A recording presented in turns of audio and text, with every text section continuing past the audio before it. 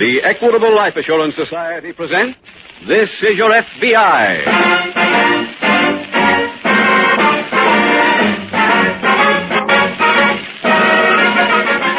This is Your FBI, the official broadcast from the files of the Federal Bureau of Investigation. Presented as a public service by the Equitable Life Assurance Society of the United States and the Equitable Society's representative in your community.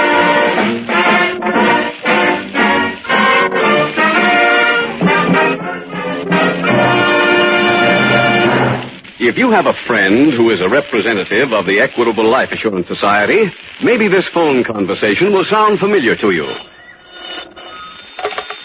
Hello? This is your Equitable Society representative. I just called up to remind you to listen to This Is Your FBI tonight. The Equitable Society has some good news for you in the middle commercial. What news is that? There's a new edition just off the press of the Equitable Society's famous fact-finding chart for fathers and mothers. That's the chart that made such a big hit with members of this audience last year. So be sure to listen to the middle commercial to learn how to get your copy of the Equitable Society's new fact-finding chart for fathers and mothers.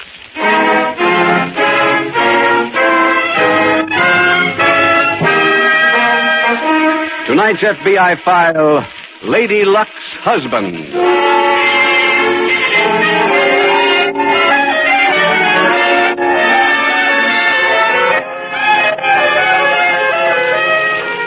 It is a regrettable but true fact that many decent, hard-working citizens hear or read about the current crime wave and regard it as something which only remotely concerns them. They are wrong. And if you believe that the crime wave does not directly affect you, then you are wrong, too.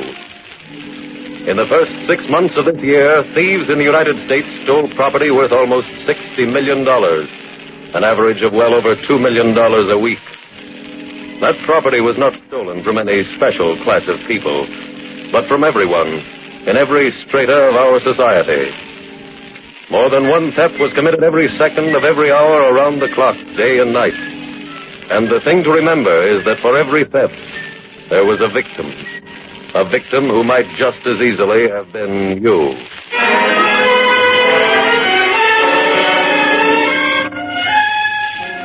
Tonight's file opens in a gambling house located in a suburb in one of our large eastern cities. The owner, a lean, hard-looking, gray-haired man, is standing near the entrance and watching the various tables as a woman approaches. Where have you been? At the bar. I told you to lay off the grog, didn't I? I only had 2 drinks. Our, boy is here. I know. I got the office from Charlie. Which one is he? The guy in the gray suit standing next to Harry. I see him. You remember everything I told you? Don't worry about it. Here. Here's some chips. Go over and bet with him, whatever he bets. There's only 200 here. You won't need any more. He's going to win tonight. Okay. See you later. Yeah. Good luck. 5 and a 2. Pay the come and take the line. Next shooter. I'll shoot 50. 50 is right. And make your plays. Here he comes. 6 and a 1. Natural. Pay the line. Now let it ride. I'll stay with him. Keep lucky, mister. Coming out. Key 11. Pay the line. Keep those dice hot. I'm shooting 100. And another 100 with him. 2 and a 4. 6 is the point. 20 on a hard 6. Bet me 20 the same way. Here he comes. It's a 3 and a 3. Hard 6. Pay the line. Pay the hard 6. Make your bet. Same man shooting. You're my lucky man. Yeah, you ain't doing bad for me either. Make your bet. All right, make your bet. Shoot another 100. How about you, honey? I'll go. Uh-oh. I've got to quit. What's the matter? Have to duck somebody. Still your duck? Wait a minute. I don't want to lose you. You're too lucky. Well, then cash in my chips for me and meet me later at the bar.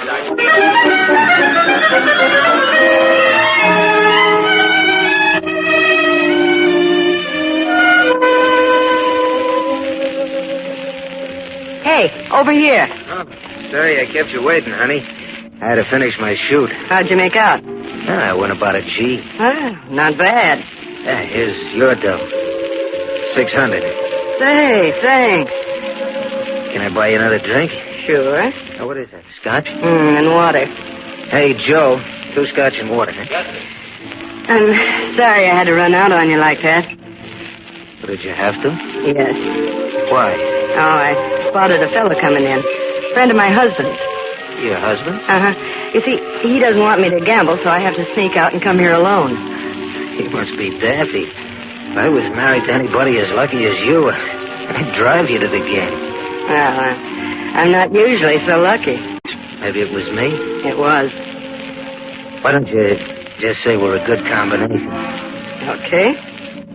One that ought to stay in business. Is that an invitation? Well, now that you bring it up. Yeah. But I'm a married woman. Well, you're with me now. Well, big, strong type fellow. Now, it's like rolling dice. I pick my spots. I see. Hey, I don't even know your name. Hazel. Oh, I'm Bill. Hiya, Bill. Hi. Hey, look, I got an idea. What? Where'd you tell your husband you were going tonight? To the theater with a girlfriend. You got any more excuses like that? That depends. What do you mean? I'm like you. I pick my spots. Well, how about picking a spot to meet me tomorrow night? Now, We'll look. listen to music instead of dice. What do you say? Well, okay.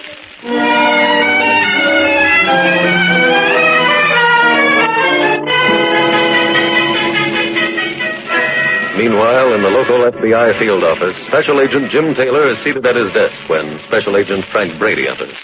Oh, Frank, pull up a chair. Thanks, Jim. Hey, congratulations on the baby. Oh, that's right. I haven't seen you since then. Oh, how's Evelyn? Fine, Jim. She and the baby came home from the hospital this morning. Oh, no sleep at night for you for the next couple of months. I've been thinking about that. I hope there isn't too much night work on this new case. Well, maybe yes, maybe no. So what's it about, Jim? All I know is that the boss assigned me to work with you. It's a bond job, Frank. Huh? $88,000 worth of negotiable securities was stolen 2 weeks ago in Los Angeles. And they think the bandits are back here? No, the Los Angeles office arrested the bandits the day after the job. Well, I don't get it. What are we supposed to do? Find the bonds. Oh, I see. The L.A. office got a tip that the bonds were sent east right after the robbery. They don't know how, do they? No, but my guess is they were sent by messenger. Now, have we got the records on the 2 bandits who were arrested? Yes, I've gone over them 3 times now, but I haven't been able to find any link that they had with anybody here in the east. Well, did either one of them have any family back here? No, not according to the records. What do you think our first move ought to be, Jim? Well, I guess the only thing we can do right now is send out an alarm on the bonds, Frank. I've got all the serial numbers right here. I'll get up a list of security officers here in the city. Fine. And we'll follow up the circular with some phone calls. Check with me as soon as your list is ready, Frank, and we'll go to work.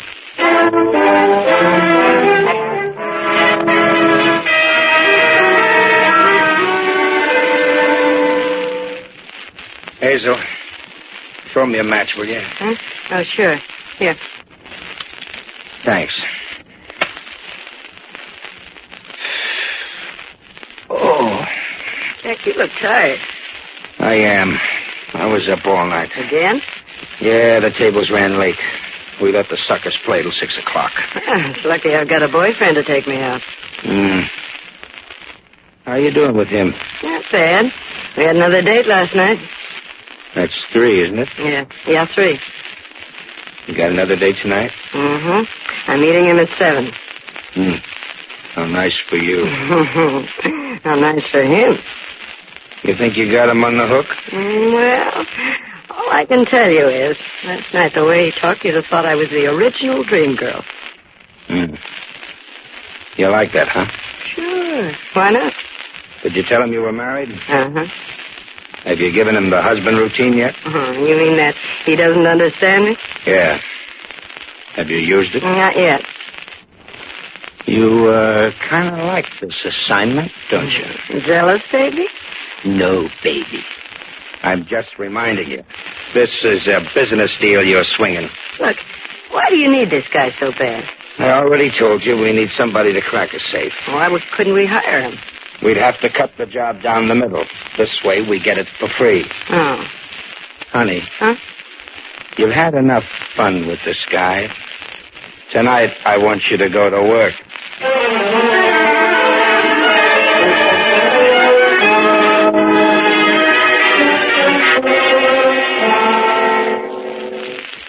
Sorry, Jim. I was on the phone with Evelyn. The baby's been sick. Oh, really? What's wrong? Doctor says it's nothing serious. Oh, well, that's good. Yeah, it's quite a relief. He cried all night. Oh, well, you'll get used to that. So I understand. Has anything come in on the alarm, Jim? No, not a word so far. But we did get a teletype this morning from the Los Angeles office. About the bonds? Yes. One of the men who committed the robbery decided to change his plea to guilty. Well, that's good. Did you tell the whole story? Yeah, just about. Including the location of the bonds? He says they sent the bonds back here with a messenger. Well, that's what you guessed, Jim. Who was the messenger? A young hoodlum they gave $50 in expenses to. Pretty cheap for transporting that kind of loot. Well, it seems the messenger didn't know what he was carrying. I see. Who'd he bring the bonds to? A fence named Tom Reynolds. Tom Reynolds? Don't I know that name? Sure you do. You got a record that runs 2 pages long. Big, heavy-set man with a small mustache? That's the guy.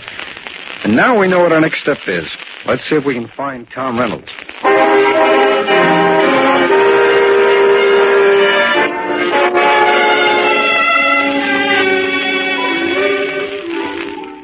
Hazel? Yes, honey? Now, what's the matter with you tonight? What do you mean, Bill? No chatter, no smile. You want to dance? No, baby. I got other things on my mind. Trouble? Well, Look, spill it. Maybe I can help you. Come on, talk. Well, I left my husband. Oh? I couldn't stand his nagging another day. That kind of a guy, huh? Yeah. Now, what was the final roof about? Well, it's a long story. The main thing was he always complaining about my spending too much money. I understand. That's a pretty common beef with husbands. He had no right to use it. It's my own money I was spending. You mean really yours? Yes. Oh, you should feel happy to be rid of the guy. I would, but for one thing. Oh, what's that? Oh, it's a personal matter. Oh, what is it? Maybe I can straighten it out for you. Well, I had $88,000 worth of bonds, my bonds, in my husband's safe at home. And when I left, he wouldn't let me take them. Why not? He said if he kept them, it would make me come back. Are you going back? Not if I get the bonds away from him. And if you don't? Well, then I'll have to go back. I haven't got anything else to live on. How do you feel about the guy? How do you think? You think you'd like to stay away from him? You're so right. How do you feel about me? You should know by now, Bill. I'm really hooked. Honest? Honest. Look, baby, you never did tell me where you live. I'm staying at the Central Hotel. I don't mean now. Where did you live before with your husband? 28 Mapleton Drive. Honey, we're getting out of here. Why? I'm taking you back to your hotel. Then I got a little trip to make. Where to? Your house, honey. To get those bonds.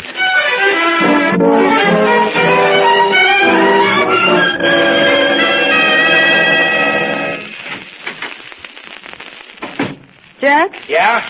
You all through work? Yeah.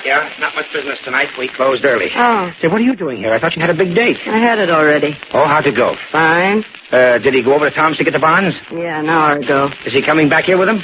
Just as soon as he gets them. Ha-ha, swell. It worked out real good. You know something, Jack? What? I almost hated to do it. What? What are you talking about? Well, the boy really had a big yen for me. So? It's going to be real disillusion. No, ain't that too bad? I mean it. Look, you ain't running a Lonely Hearts Club. This guy's coming up here any minute with $88,000 worth of bonds, and we're getting them free. Yes, Forget it. Now, you know what to do when he gets here. Yeah. Just have him leave the bonds and say you'll see him tomorrow. I know. Oh, that must be him now. Get in the other room. Yeah, okay. Oh, just a minute. Hello. Is this apartment 407? That's right. The man said to bring this package here. You sign it, please? Oh, surely. There you are. Thanks. Jack. Yeah. Who was it? Delivery boy. He brought this. Looks like flowers. Who are they from? Well, wait till I get it open. There. Hey, there's a note. Wait a minute. I'll read it. What's it say? Dear Hazel, many thanks, sweetheart, to you and your real husband for tipping me off where the bonds were. Your loving sucker, Bill.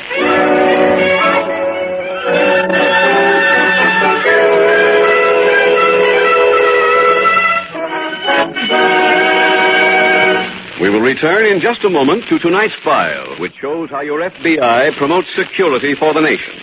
Now let's bring this question of security closer to home.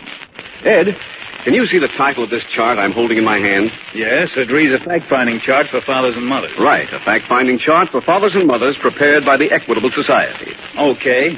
Facts don't scare me. What's this chart all about, anyway? Ed, it's designed to open your eyes to your family's financial needs if you should die. Fill in this fact-finding chart, and you'll know how much money it would take to keep your wife and children well-fed, well-housed, and well-clothed. Have you ever faced that fact, Ed? I'm ashamed to say I haven't. It'd be quite a job to figure all that out. Ed, with this Equitable Society chart, you'll have the answer in 5 minutes flat. Look, you're guided every step of the way by easy-to-understand pictures, which illustrate the rock-bottom expenses your family will have to meet. And when you're finished, you'll have a clear, accurate, and complete picture of just what income your family would need during the critical years. Critical years? What are they? The years before your youngest child finishes high school. Years during which the home must have a minimum income to keep it together. I see your point. Where do I get one of these fact-finding charts? And how much does it cost? Why, it doesn't cost a cent. The Equitable Society representative in your community will be glad to bring you a copy. Sit down with him, you and your wife together. There's no obligation, and get a true picture of where you stand. Phone him tomorrow to bring you an Equitable fact-finding chart for fathers and mothers. Or send a postcard care of this ABC station to the Equitable Society. That's EQUITABLE. The Equitable Life Assurance Society of the United States.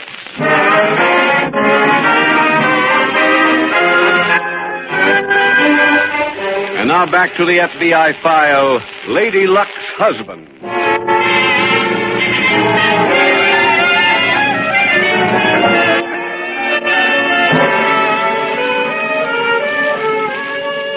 The history of the world since time began is studded with crimes. For even in the very earliest days, some men were so overcome with greed and lust that they became the first criminals. From that day on, up to and including this very minute, some men have devoted their time and their very lives to planning and committing the perfect crime. In tonight's case from the files of your FBI, you see another example of a pair of criminals who tried the same thing with the same inevitable result. Someday, man will give up that evil dream of committing that perfect crime. But from all appearances, that day will not come soon.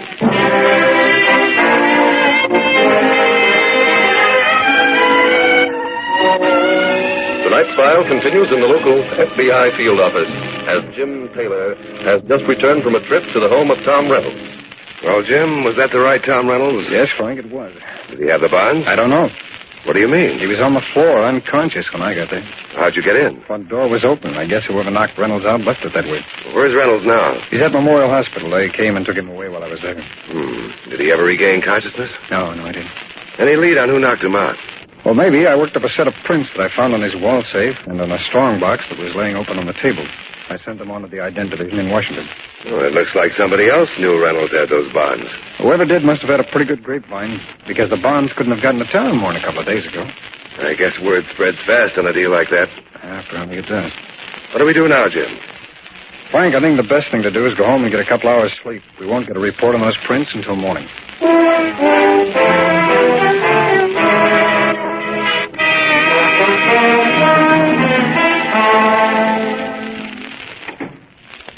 Is that you, Jack? It ain't your boyfriend with the bonds. Oh, stop beefing, will you? Go out and get those bonds for me, and I'll stop. Wasn't my fault we got double-crossed. Didn't I ask you to stay right with the guy when he did the job? Didn't I? Yes, you did, but I thought it was better this way. Every time you do any thinking, we get into trouble. Did I pick him out and say he was a sucker? No, that was your idea. The whole thing was set up for you, and if you stayed with him, we'd have the bonds. Look, you once told me don't cry about losing a bet. That's right. You said just worry about winning the next one.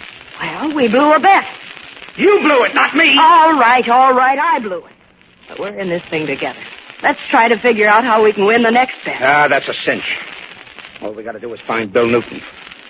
I was just over to the place where he used to live. Used to live? Yeah. The janitor told me he blew with all his bags. There must be some way to find out where he went. I called every guy in the mob. If he shows up any place, they're going to call me. Well, let's stop worrying then. He's got... Wait a minute. Huh? Do me a favor, will you? What? Throw out those flowers.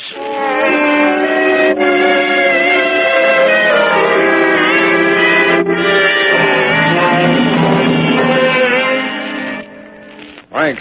Oh, Frank. Hi, Jim. I came right over as soon as I got your message. What's going on? We received a report from Washington on those fingerprints that I found at Reynolds' house. They were identified as belonging to a thief named Bill Newton. I checked, and I found that he lives in this building. Good. No, not so good. He's gone. Oh? Yeah, I checked out early this morning. See. I have a pass key here to his apartment, though. Come on. Any idea where he went? No, I talked to the superintendent. He couldn't give me anything on him. But he did have one piece of information. What's that? He said there was a thin, gray-haired man around here about 2 hours ago, also looking for Newton. Who could that be? I don't know. Oh, here's the elevator. Go ahead. Thanks. Press number 4, will you? Right. You know, whoever that gray-haired man was, it was pretty important to him to find Newton. Why did he say that? He offered the superintendent $1,000 if he could remember where Newton was headed for when he left here. Sounds like the gray-haired man knew about the bond. Yeah. No, he's up floor. Go ahead. Thanks. It's the last door on the left-hand side. You know, if we get lucky and find a lead, maybe we can catch Newton before he leaves town.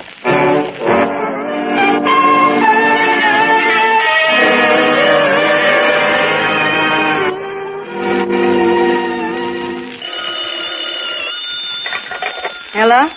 Hello, Hazel. Anybody call me? No, where are you? At the joint. Oh, you coming home? Oh, later.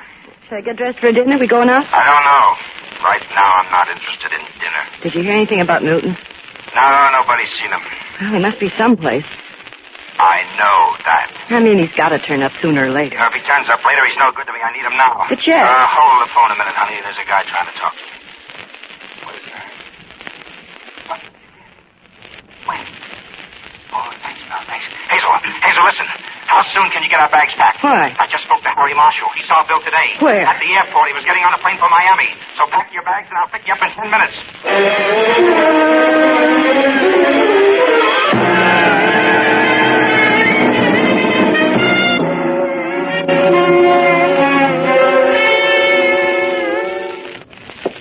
How are you doing in here, Frank? Not very well, Jim.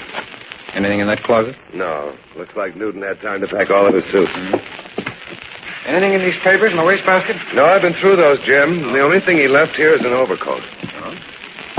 Well, that could mean he's headed someplace where he doesn't need one. Unless he left it here to throw us off. No, I don't think he's that smart. Besides, he didn't know we were looking for him. That's true. Did you find anything? No, the laundry hamper in the bathroom is full of soiled monogram shirts, handkerchiefs. There's a laundry box full of plain shirts, also monogrammed, delivered after Newton had skipped. Those monograms fit in with what it said in his record. Remember? Oh, yes. It's very fancy dresser. Well, Frank, I think we'd better go back down to the office, see if we can work up some of the lead. Okay. Nothing here except the shirts. Not a lot. Hey, wait a minute. What? I think I just thought of something. What? Let's go back in there and look over that laundry.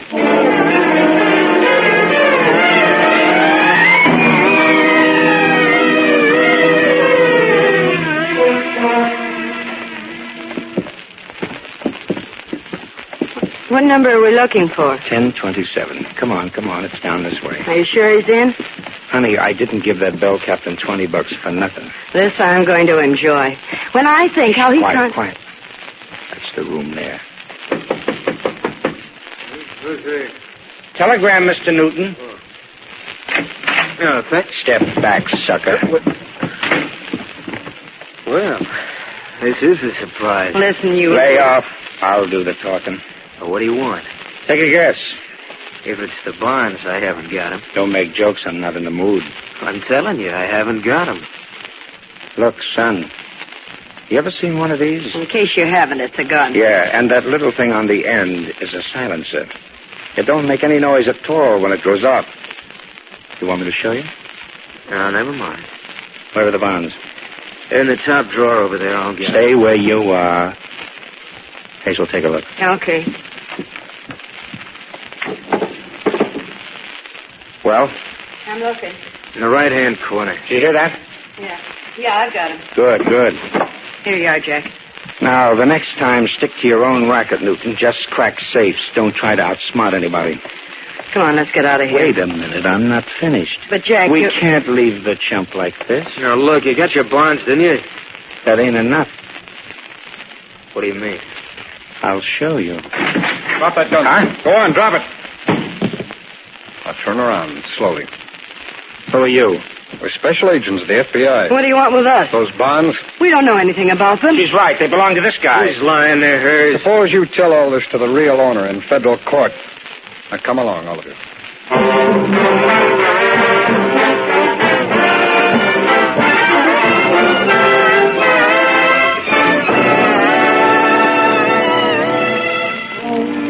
Jack Mayfield and Bill Newton were tried and given a 15-year sentence for violation of the National Stolen Property Act. Jack's wife, Hazel, received a 5-year sentence for her part in the crime.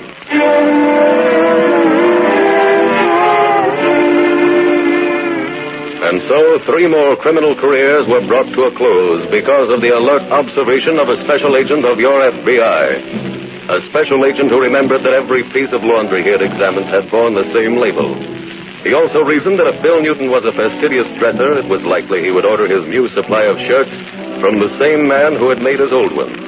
A check at the store revealed that Newton had called before taking the plane and had ordered his new shirts sent to him at the hotel in Miami. That was not a big clue, nor even a seemingly important one. But every special agent is trained to follow every clue, big or small, to its conclusion. For that reason, your FBI was able to close this case and once again to protect you, the American people.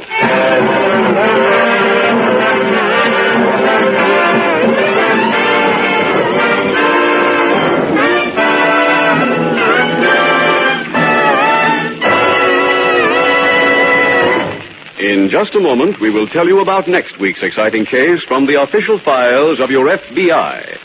Now, one last word about the Equitable Society's fact-finding chart for fathers and mothers.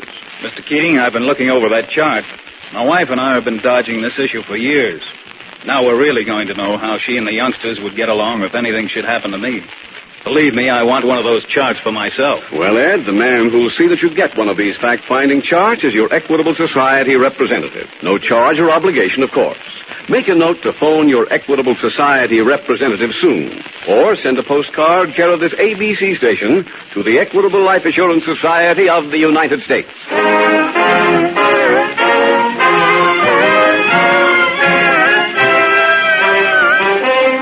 Next week, we will dramatize another case from the files of the Federal Bureau of Investigation.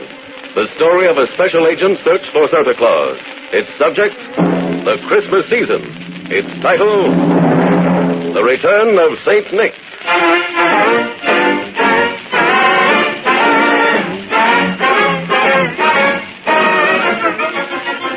The incidents used in tonight's Equitable Life Assurance Society's broadcast are adapted from the files of the Federal Bureau of Investigation. However, all names used are fictitious, and any similarity thereof to the names of persons living or dead is accidental. Tonight, the music was composed and conducted by Frederick Steiner. The author was Jerry Lewis. Your narrator was William Woodson, and Special Agent Taylor was played by Stacey Harris. This Is Your FBI is a Jerry Devine production. This is Larry Keating speaking for the Equitable Life Assurance Society of the United States and the Equitable Society's representative in your community, and inviting you to tune in again next week at the same time when the Equitable Life Assurance Society will bring you another thrilling story from the files of the Federal Bureau of Investigation. The Return of St. Nick on This Is Your FBI.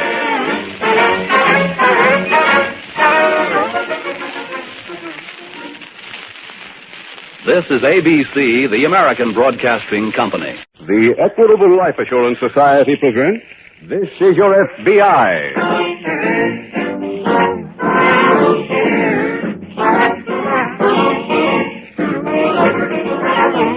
This is Your FBI, the official broadcast from the files of the Federal Bureau of Investigation. Presented as a public service by the Equitable Life Assurance Society of the United States and the Equitable Society's representative in your community.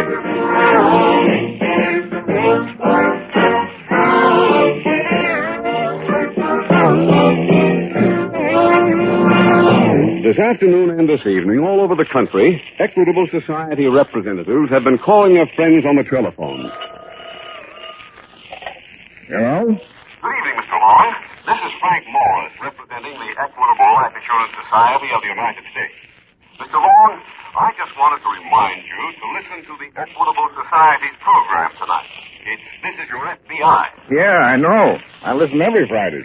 Well, tonight the Equitable Society has an announcement that is going to interest you personally. The Equitable Society has just issued a new and enlarged edition of its famous fact-finding chart for fathers and mothers. Don't miss the middle commercial. Find out how to get your copy of the Equitable Society's fact-finding chart for fathers and mothers.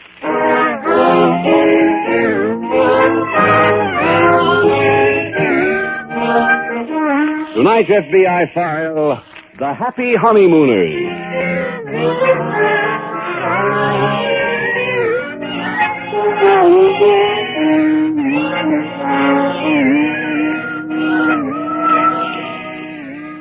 Crime in the United States today is at an all-time high.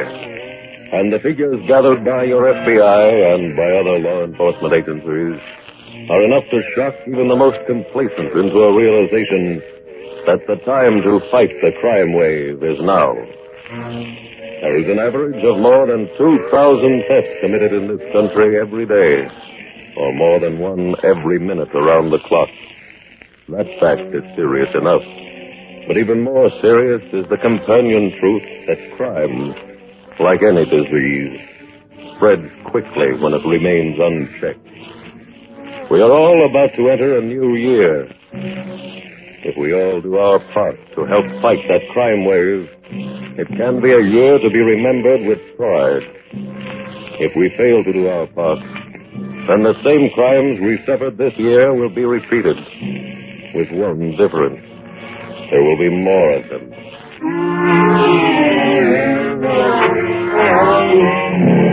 Tonight's file opens on a remote country lane in one of our Midwestern states. It is early afternoon, and a young boy and girl are riding along the river road in a brand new convertible. Isn't this nice, honey? Oh, it's lovely, Eddie. It's lovely. Happy? Very. Oh, look at that view. You can see 10 miles up the river. Oh, gee. I wish we could sometime settle down in a place like this. I hate to keep traveling all the time. Oh, I don't like it too much myself, dear. But I know. Business comes first. That's right. Well, this is where we get out. What do you mean? Look through those trees. You see that cabin? Uh-huh. It's ours. What? I rented it this morning. Oh, Eddie, you didn't. I've got the keys right here. Come on. Oh, Eddie, this is such a wonderful surprise. I hoped you'd think so. It's just what I've always dreamed about. Honest? Honest. It's perfect. I just wish now that... You wish what, honey? Well, I don't want to have to leave this. Well, you don't. You mean we're going to settle down? In one place? Yeah. But what about work? Oh, well, we'll keep working. In fact, we got a job tonight. We're sticking up a jewelry store.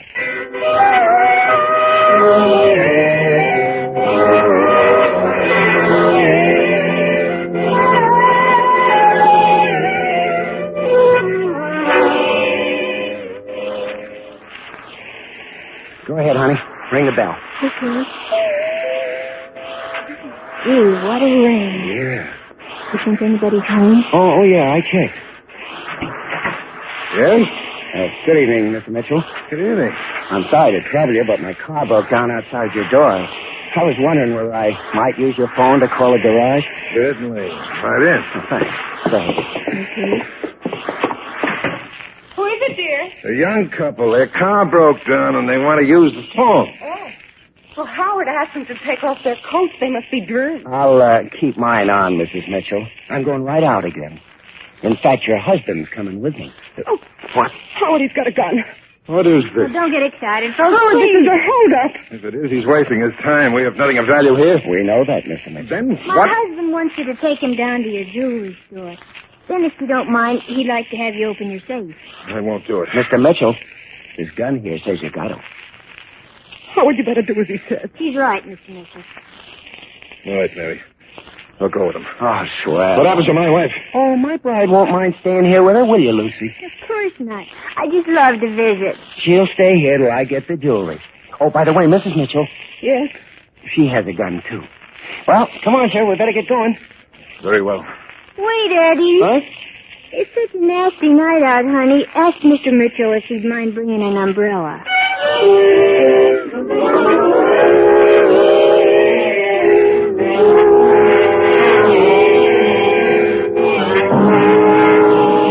That same evening in the local FBI field office, Special Agent Jim Taylor is seated at his desk just finishing a report on his lost case.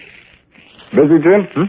Oh, hello, Doug. What are you doing around the office this late? Oh, the boss called me at home and asked me to come in. Oh, something special come up? Maybe yes, maybe no. Will you wait 1 second while I sign this report in the Fulton case, and I'll be all finished here. Well, I'm certainly glad that file is closed. So am I. I don't want any more of those tough cases. I'd like to work on a simple one for a change. We don't get any simple ones. I guess not. Well, what have you got, Doug? Well, about 2 weeks ago, 2 youngsters stuck up a jeweler in Memphis, and we just got word from the Memphis office about it. Memphis thinks they're headed this way? That's it. The switchboard is working now, covering every hotel in town. I doubt that it'll do any good. Oh, why not? Well, the descriptions aren't good enough. Too general. But all we know is that one is a girl, and that both the girl and boy are blonde. Mm-hmm. Anything unusual about the robbery? Yes. They went to the home of the jeweler at night, forced him to ride back to the store and open the safe. Well, that's a new wrinkle. You know, I wish people would pay more attention to robbers when they're held up. Not 1 in 20 can give you any kind of a description at all. Well, this jeweler in Memphis claims he was so scared he forgot everything. Hey, how'd they get into the jeweler's house? Oh, funny story about the car breaking down outside the door. I see. What do you think we ought to do first, Jim? Oh, let's see. It's 7 o'clock now. I guess all the jewelry stores are closed by now, aren't they? Oh, I imagine so. Well, we'd better get a list of the home phone numbers of every jeweler in town. You know, I think I know where I can lay my hands on that kind of a list, Jim. Fine. Get the list, and we'll split it up and make the calls ourselves. Doug, how long will it take you to get the numbers? Oh, about 15 minutes at most. Good. I'll wait right here for you. When you get back, we'll go to work.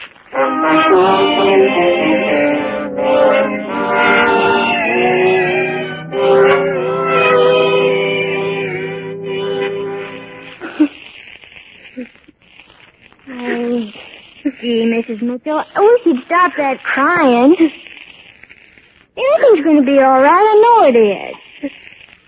Look, worrying isn't going to do you a bit of good. I know from experience. When I first started dating Eddie, he used to do jobs all by himself, and I used to just worry myself sick about him. But he always came home safe and sound. Oh, please leave me alone. Well, I'm only trying to be sociable. I'm only trying to point out that you shouldn't be so unhappy. In fact, if I was you, I'd be glad. My gosh, you've got a beautiful home here. You don't have to travel. You've got lots to be thankful for, Mrs. Mitchell. Why did you have to pick on us? Huh? There are other jewelers in this city. Why did you pick on my husband? Well, you know that's a funny thing. We went window shopping one day, and we passed her husband's store, and I saw a ring in the window that I was just nuts about. So right then and there, I said, Wait, Mrs. Mitchell, before you answer, I'll have to ask that you don't let on that anything's wrong, and make the conversation very short. Very well. Hello? Oh, hello, Mrs. Mitchell? May I speak to my wife, please? It's for you. Thank you. Hello? Hello, honey. Everything's fine down here. Mr. Mitchell was very cooperative. Oh, good. Yeah, I'll be leaving here in a few minutes. I'll see you back at the cabin. Well, how are you going to get there? Oh, in Mr. Mitchell's car. Oh, that's nice of him. All right, dear, I'll meet you in about half an hour. Oh, fine. I love you, honey. I love you, baby. Bye-bye. Bye. I'm sorry, Mrs. Mitchell, but I've got to go now. Oh, thank you. Before I leave, though, please be a lamb and let me tie you up.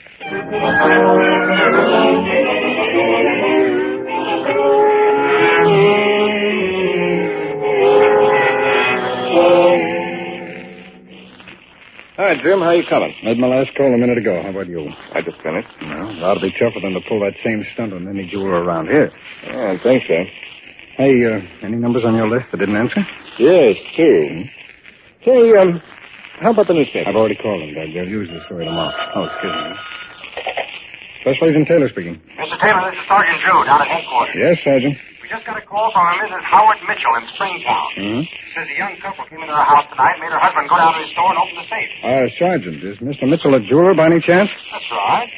How'd you know? We've been looking for that couple, Sergeant. Have you got any descriptions on them? Not very much. Mrs. Mitchell was too excited to tell me more than just the bare facts. Mm-hmm. You say this Mr. Mitchell was brought into the city from Springtown. That's right. That's across the state line, Mr. Taylor. That's why I called you. That makes it a kidnapping case. Sergeant, what's Mrs. Mitchell's address? 169 Bedford Street, Springtown. 169 Bedford. And the address of her husband's store? 1218 Fifth Avenue. 1218 Fifth. Thanks very much, Sergeant. We'll get on it right away. Doug, we've got some work to do. What's that, Jim? Our young couple has already pulled a job. That's what I gather. A local jeweler was taken from his home to his store. Here's the address of the store, Doug. You check there. I'm going out to the man's home.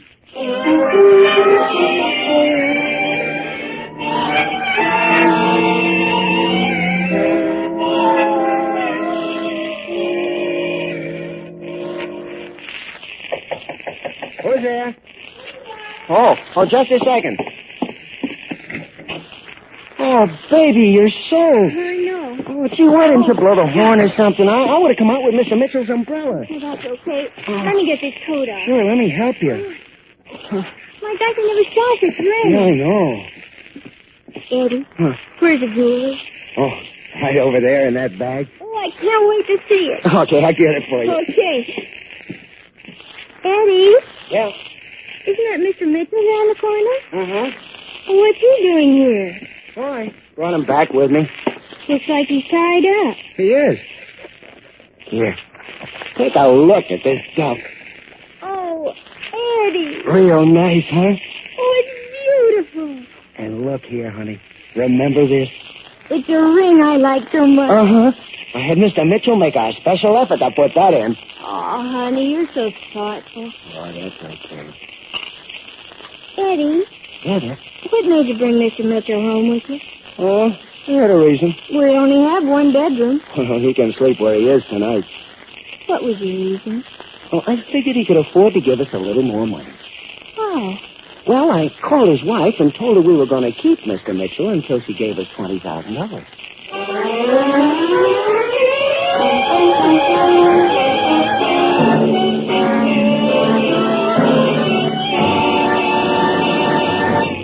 We will return in just a moment to tonight's file, which shows how your FBI promotes security for the nation. Now let's bring this question of security closer to home. Mac, you're a father. Did you ever see a chart like this before? A fact-finding chart for fathers and mothers. What's it all about, anyway? This fact-finding chart for fathers and mothers has just been published by the Equitable Society to perform a very useful service for a man like you. Go on, I'm listening, Mr. Keating. It was designed to show you how much money your family would really need to keep going if you should die. Fill in this fact-finding chart, and you'll know exactly what income will be required to keep your wife and children well-fed, well-housed, and well-clothed. Hey, that's something every man with a family ought to figure out. Well, with this Equitable Society chart, you'll have the answer in 5 minutes flat. Look, you're guided every step of the way by easy-to-understand pictures, which illustrate the rock-bottom expenses your family will have to meet. And when you're finished, you'll have a clear, accurate, and complete picture of just what income your family would need during the critical years. Critical years? What's that mean? The years before your youngest child finishes high school. Years during which the home must have a minimum income to keep it together. Okay. I'm going to buy one of these fact-finding charts tomorrow. Now, they're not for sale, Mac. They're free. The Equitable Society representative in your community will be glad to bring you a copy. Sit down with him, you and your wife together. There's no obligation, and get a true picture of where you stand. Phone him tomorrow to bring you an Equitable fact-finding chart for fathers and mothers.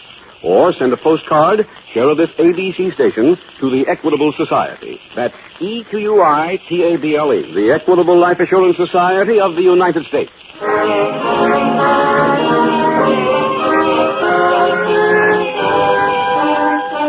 And now back to the FBI file, The Happy Honeymooners.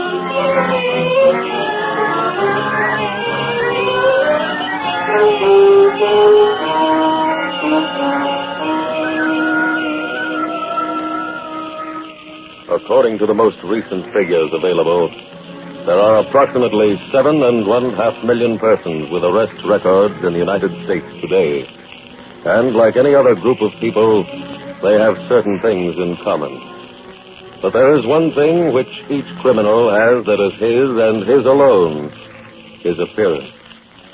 No two criminals look alike, any more than any two decent citizens look exactly alike. It has been a popular misapprehension that you can spot a criminal by watching him.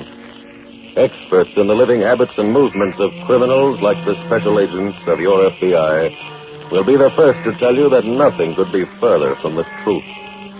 There is absolutely no way to tell a criminal from a law-abiding person until one of them commits a crime. For that reason, your FBI advises extreme caution in dealing with any strangers. Do not assume that every stranger is a thief. But by the same token, being careful may save you from becoming another victim of America's current crime wave.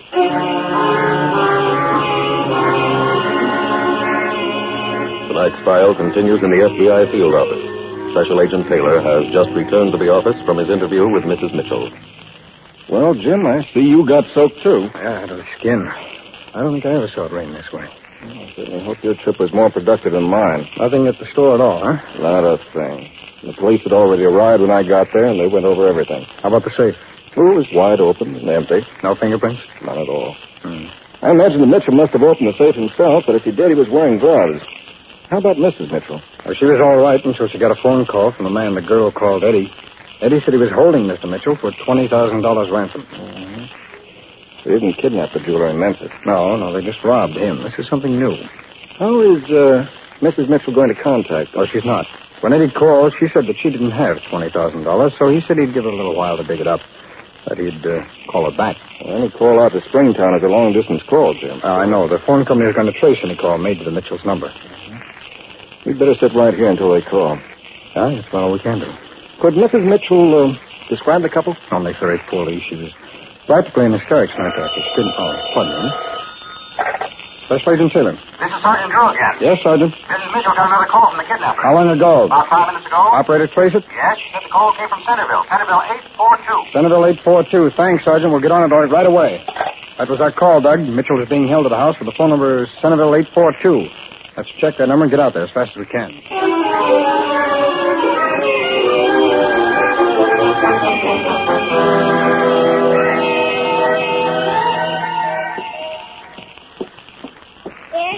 Huh? Oh, yes, honey. I was just listening to the most wonderful program on the radio. All about a woman who forgets her name and she can't remember where she lived. Look, dear. I'm trying to make a rough estimate on these jewels. Tell me later, huh? But, Eddie, the announcer broke into the middle of it. Oh? What did he say? He said that the river was rising. Okay. He said it will flood the whole valley, that everyone will be marooned here after the night. Hey, that's not so good. And what do we do, honey? We're practically next to the river. Yeah. I think maybe we'd better get out of here. Oh. Look, if we're marooned here, we'll get picked up for everything. Well, what do we do with Mr. Mitchell? We just have to leave him here. How about the $20,000 from Mrs. Mitchell? I think we better settle for the jewels.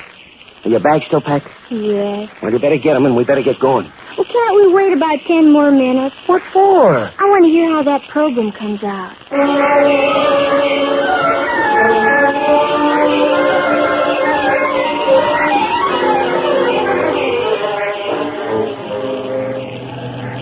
Take a look at that river, Jim. Yeah, it's really roaring. I don't think I've ever seen it that high. It's flood stage, all right. Think the bridge will still be open? All we can do is hope. Well, if it's closed, we don't get across. I know. Look, Jim. Huh? There's a man with a lantern in the road. Yeah, I see him. Coming around on my side. I'll roll my window down, Doug. Sorry, sir. The bridge is closed. We're both special agents of the FBI. Here are my credentials. Is there any chance of us getting across? Oh, I wouldn't suggest it. Huh? How bad is it? There's no telling. But you can gamble if you want to. Doug? Any way you want it, Jim. Well, let's take a chance. Okay with me? We're going to try it. Well, good luck. I sure hope you make it. Thanks. Left a little, Jim. Okay. Hold it. Huh? What is it? Railing's down. Suppose that means anything? Well, let's find out. The water looks pretty deep up ahead. If we can keep the wires dry for short short. Okay, now, this is the end of the bridge. Yeah. Now, let's go find our couple.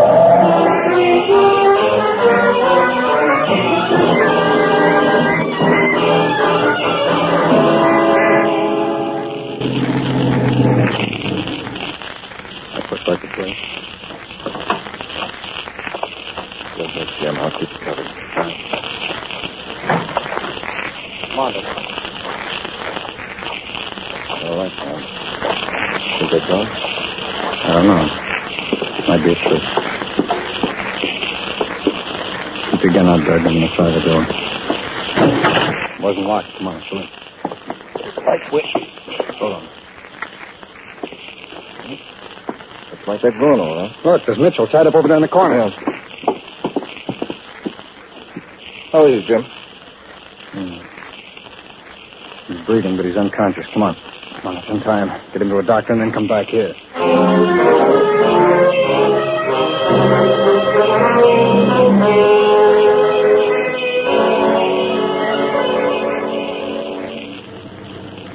Daddy. You know, I was just thinking. About what, honey? About how nice it must be to live like Mr. and Mrs. Mitchell. What do you mean? You know, with a nice home and pictures on the wall. And a place where you can have your friends over for dinner. Hey, you're not sorry you married me, are you, honey? No, Eddie, you know I'm not. Oh, it's just that I wish we weren't a traveling man. Oh, but you knew what business I was in when we got married. I know, dear. I'm not complaining, honest. What are you stopping for, honey? Well, there's a fork in the road. Take a look at the map and see which way we go, huh? Oh, Eddie, I forgot it. I left it in the cabin. Oh. Well, I'll take a chance on this right turn. Where are we going, honey? To Chicago and sell the jewelry. And then on to New York.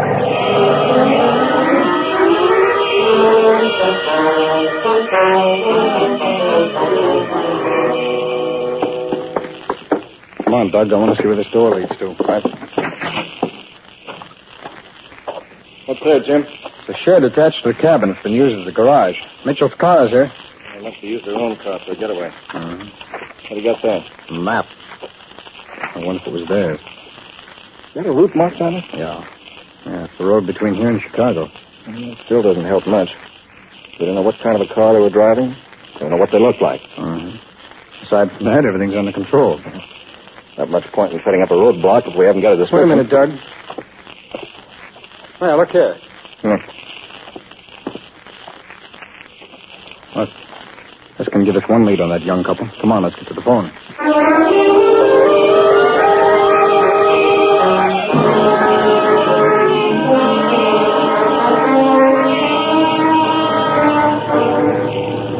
Take a right turn here, Jim. I know. Got about 5 more miles to go. Uh-huh. You spoke to Mitchell's wife. Yes, I called her from the doctor's home. I told her he'd be okay. I hope that roadblock has been set up. I just hope it was set up in time.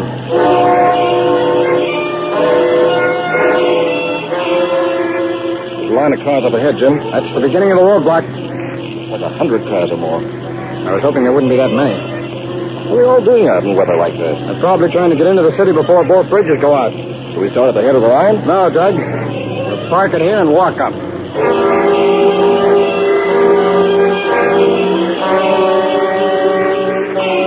Only about 20 more cars, Jim.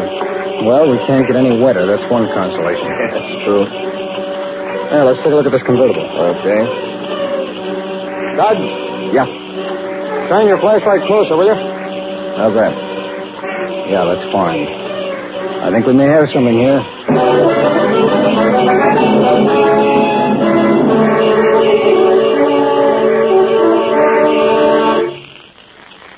I wonder how long they're going to keep us waiting here. Oh, a man said it'd be only a couple of minutes. He said they were fixing the road. Well, this is certainly a silly time to be fixing the road. That's all I can say. Well, maybe the storm washed some of the gravel away. Eddie.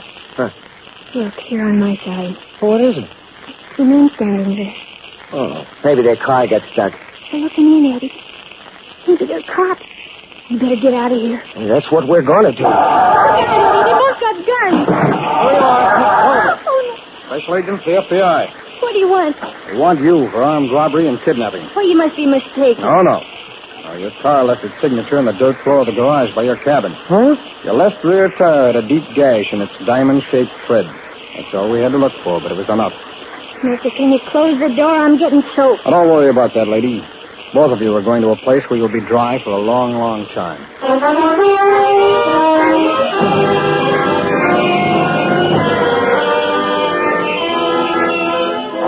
The wanton young couple was sentenced to 25 years and 15 years, respectively, for kidnapping and violation of the National Stolen Property Act. And thus, by careful investigation and hard work, your FBI thwarted the get-rich-quick scheme of another pair of criminals. A pair who proved they would stop at nothing. A pair who, though young and innocent in appearance, were as completely criminal as any murderers on record. That their well-laid plans came to nothing is a tribute to the thoroughness with which two special agents followed every clue and kept following them until they achieved the two goals of your FBI in every kidnapping case: the safe return of the victim and the capture of the criminals.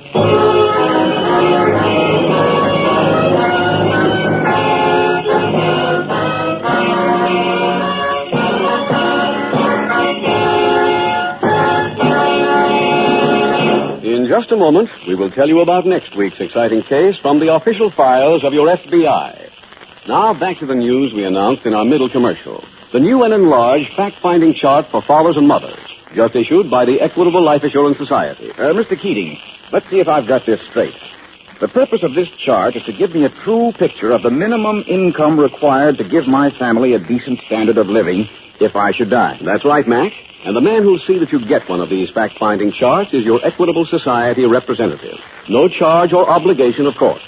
Phone your Equitable Society representative soon. Or send a postcard, care of this ABC station, to the Equitable Life Assurance Society of the United States. Meanwhile, your Equitable representative wishes you a very happy New Year.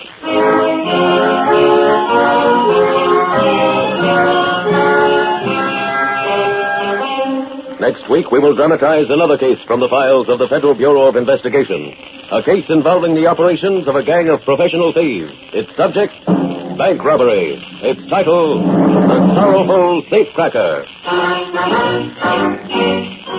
The incidents used in tonight's Equitable Life Assurance Society's broadcast are adapted from the files of the Federal Bureau of Investigation. However, all names used are fictitious, and any similarity thereof to the names of persons living or dead is accidental. Tonight, the music was composed and conducted by Frederick Steiner. The author was Jerry Lewis, your narrator was William Woodson, and Special Agent Taylor was played by Stacey Harris. This Is Your FBI is a Jerry Devine production. This is Larry Keating speaking for the Equitable Life Assurance Society of the United States and the Equitable Society's representative in your community, and inviting you to tune in again next week at the same time when the Equitable Life Assurance Society will bring you another thrilling story from the files of the Federal Bureau of Investigation. The Sorrowful Safecracker on This Is Your FBI.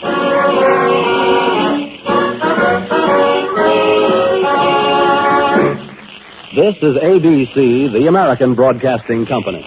The Equitable Life Assurance Society presents This Is Your FBI.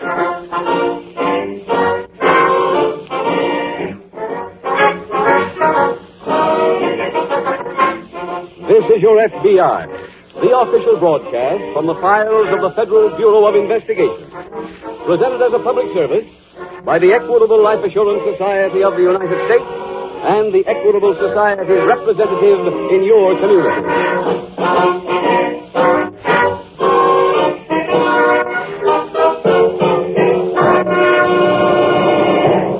Tonight, would you know what to say if your telephone should ring like this?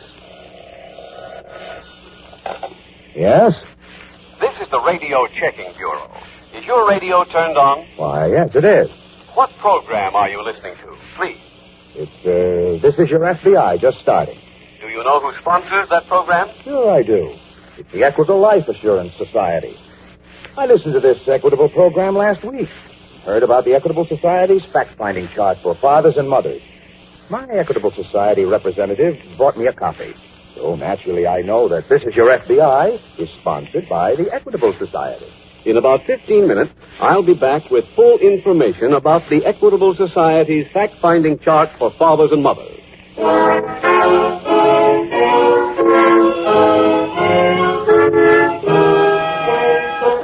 Tonight's FBI file, The Sorrowful Safecrackers.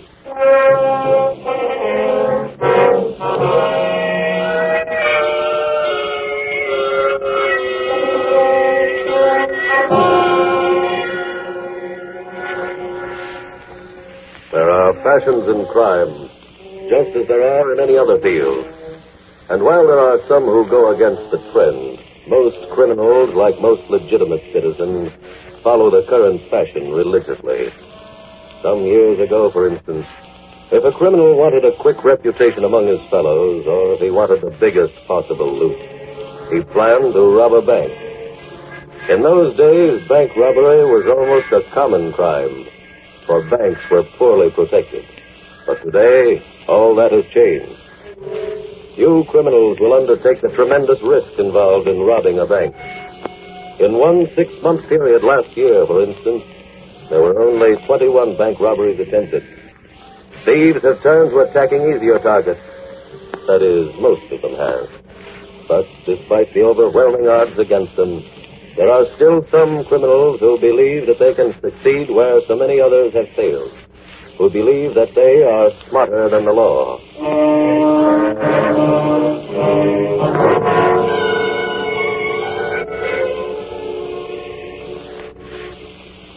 Tonight's file opens in a small furnished room located in the downtown district of a large western city. Harry Wheeler, a lean, hungry-looking young man, is reading a book when there is a knock at the door. It's open.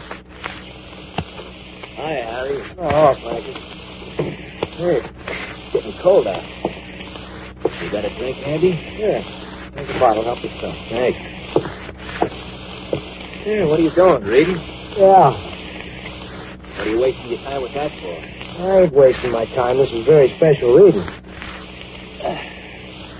Hit me with it. Well, I don't know quite now how to tell you this, Frankie, but for the last couple of months, I ain't been getting no fun out of my job. Hey, what do you want with Frank? You get money, don't you? Yeah, sure. But in the beginning, every time I cracked the safe, I got a big jolt. Now it's nothing. Yeah, that don't make sense. It don't to you, Frankie, but it does to me. That's what made me go to a psychiatrist. A what?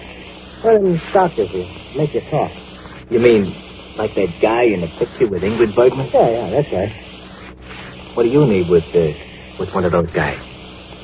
You going crazy? No, of course not. I went to him because I needed to get straightened out. I did. That's why I'm not doing any more jobs. What about tomorrow? You and Rip have to get another guy. Now, look, Harry, we got... My mind's made up. But what about tomorrow? The doc says I should never been a thief in the first place. What does he want you to do, get a job in a grocery store? No, he thinks I ought to get away from the city. So I'm gonna. You're gonna what? I'm gonna take his advice and get me chicken farm. Now, look, Harry, the job is all set for tomorrow. Where is Rip gonna get another guy that quick? The job has got to be done on a holiday when the bank is closed. You know that? Frankie, I made up my mind. No more jobs.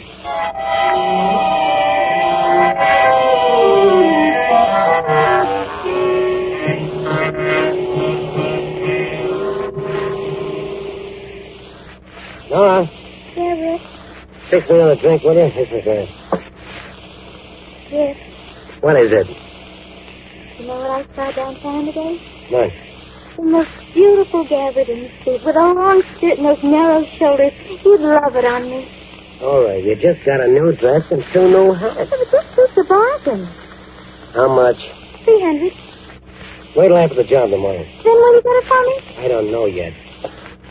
Answer that, will you? Sure. Just a minute. Hiya, Nora. Sure, Frankie. Come on in. Rip, we got trouble. What kind of trouble? Harry is pulling out of the job. What? When did that happen? Just now. I just left him. What's the matter with him? He want a bigger cut? Nah, he went to some doctor and the guy told him he shouldn't do no more jobs. What kind of a doctor is that? I don't know. He told me, but I don't remember. I better go talk to him. Talking do no good, Rip. He says he's finished. All right, don't get excited. Don't we have to do the job tomorrow? We'll do it tomorrow. And we'll do it with Harry. But I'm telling you, Rip, talk will do no good with him. His mind is... Wait a minute. Honora. Yeah? You want to get that gabardine suit? Oh, honey. Not so fast. First, you got a job to do. What kind of a job? Harry Wheeler's always been a little strong for you, hasn't he? Yes, Harry likes me. Don't con me, honey. This is important. So he has a yen for me. It's not my fault. I'm not blaming you. I just want you to throw some charm at Harry. That's all. Maybe she can do it. I know she can. Do what? What are you two talking about? Nora, Harry wants to pull out of the job tomorrow. Huh?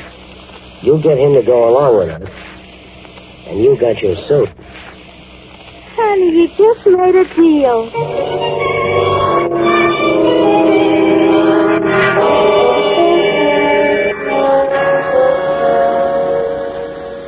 2 days later, in the local FBI field office, Special Agent Jim Taylor is seated at his desk when Agent Don Brooks approaches.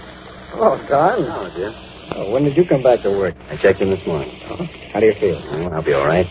3 weeks in the hospital straightened me out fine. Hey, you look great. What are you working on? Well, the boss asked me to work with you on that bank job that was pulled yesterday.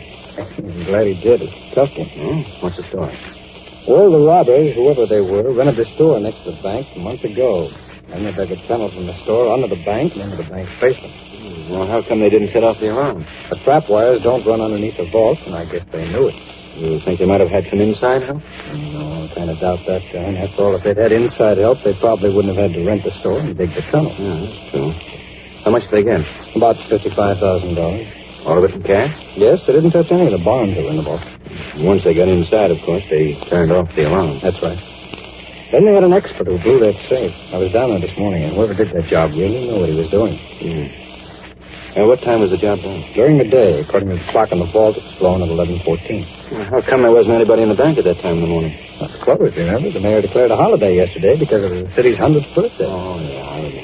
Whoever planned this job planned it to happen just as the parade was passing the bank. I spoke to some people who were standing in front of the bank. They didn't hear a thing. Well, how did they get away? Well, imagine they came back through the tunnel and out of the store. After that, they could meld into the crowd in a minute. Any fingerprints on the vault? Not only no fingerprints, but not a single clue anyplace. Who rented the store? The man who gave his name is William Adams, paid cash for the first 2 months' rent. I guess William Adams is not available. Correct. He gave the landlord a fake address, so it probably isn't his right name either. Any description on it? No. The renting agent couldn't remember much about him. Well, you were right when you said this was a tough one, Jim. Well, what do you think we ought to do for a start? Well, Don, I think the best thing to do is get out the file of known bank robbers and take their pictures out of that renting agent. If he recognizes any of them as Adams, we start to look for him. And if he doesn't? Well, if he doesn't, we'll try somewhere else. But for now, let's get those pictures and go to work.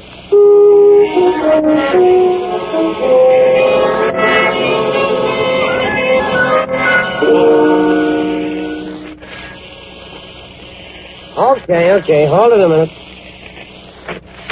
Hello, Rip. Hello, Frankie. Come on in. Hey, the job went okay, huh? Yeah, of course. I told you there wouldn't be trouble. Where's the dough? I rented a safe deposit box. Put it in there this morning. At the bank? Sure, it's safe in there. When we get ready to blow, we take it out. When do you think you want to be moving?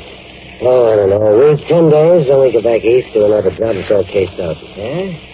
What kind of a job? Same thing. A jug. Who do we get to fill in for Harry? We don't need anybody. He'll be there.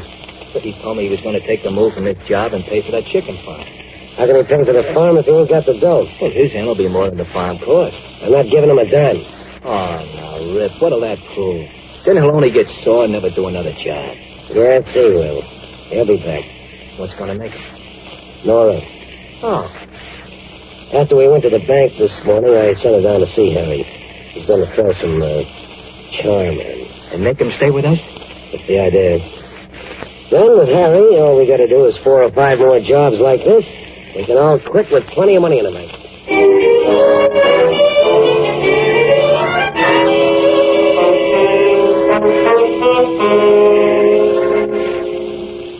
Don? Yes, Jim. While you were out, we got a break. Here, take a look at this picture. Well? The blow-up of a section of yesterday's parade. The newspaper photographer who took it just brought it in. Take a look at that background. See the bank? Mm-hmm. And the store next to the bank? Hey, there are 3 men coming out of that store. That's right. Here, take a look at this through this glass here. The funnel right there. Yeah, it must be the money. Mm-hmm. Unfortunately, only one face shows up in the picture. He's been identified, though, as a thief named Joe Stewart. Well, what are these other pictures? Oh, well, those are a gallery of everyone who was ever arrested as Stewart. They ought to come in handy. Say, did you notice the suit on the one who's holding the door open for the other two? Or the one whose back is turned to the camera? Yeah. That's pretty loud stripe to show up so clearly in a picture taken at that distance. Who took the picture, Jim? One of the regular photographers in the Morning Dispatch. He just went up to the second floor of a building to get a better angle on the parade. Has it appeared in the paper? Mm-hmm. Oh, too bad. Oh, you mean because it'll warn the bandits that we know who they are? They'll really go under. But by the same token, we also have a whole city full of helpers now. If anybody sees this man any place, they'll call the police. That's true. And if they stayed in town thinking they had done a perfect job, they'll have a tough time getting transportation out. Every bus line, railroad station, and airline ticket counter has been alerted. Good. Well, what do you think we ought to do now, Jim? First thing to do is find Joe Stewart. Let's take another look for his record and see if we can get a lead.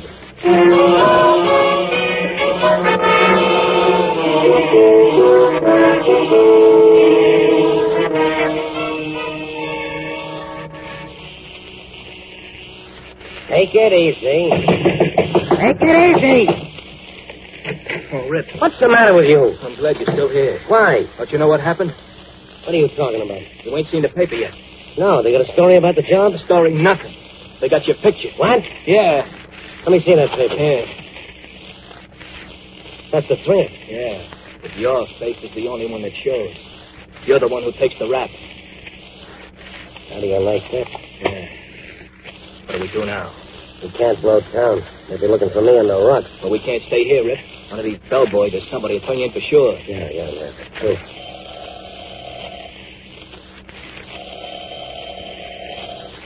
You take it, Frankie. Okay. Hello? Well, Frankie, this is Nora. Oh. It's Nora, Joe. Give me something. Yeah. Nora, Yeah? you still with Harry? Uh-huh. You better get back here right away. I can't go. Why not? Harry don't want us to. That's all off now. But you asked me to talk him out of buying that chicken farm. I know I did. Well, I did what you asked me to do. He's not going to buy the farm. I don't care about the farm now. Get up here as fast as you can. We got to make a quick move. You mean because your picture was in the paper? Have you seen it, huh? Yeah. Well, then get back here. We got to go under. Joe. What? You'll have to go by yourself. What do you mean? Instead of buying the chicken farm, Harry's going to Florida. And I just promised him that I'm going with him. Goodbye. Hello? Hello? Hello? What's the matter, Rick? Nora and Harry. They're double-crossing us, Frankie. They're going to go to Florida together. So what? What do you lose? Just another stupid dame. Just another stupid dame, huh? That stupid dame happens to have the other key to my safe deposit box. What? And all our dough is in that box.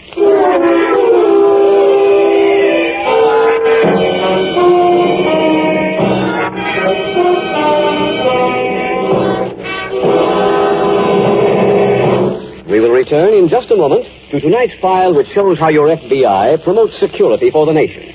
Now let's bring this question of security closer to home.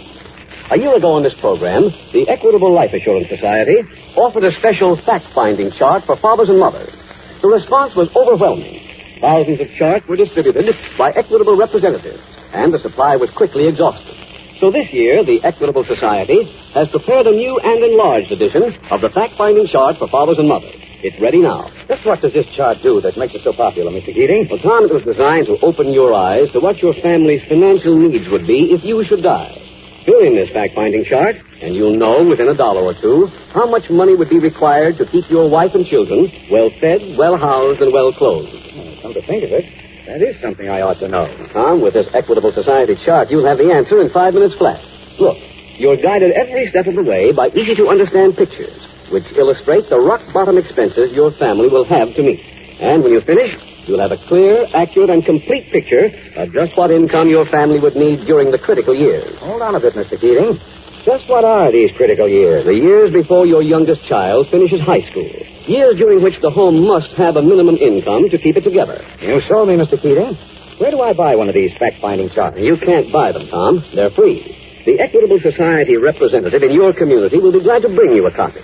Sit down with him, you and your wife together. There's no obligation, and get a true picture of where you stand.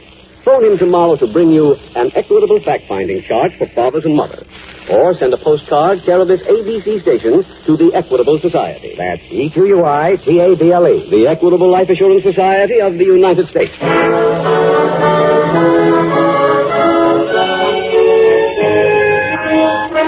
And now back to the FBI file, the Sorrowful Safecracker.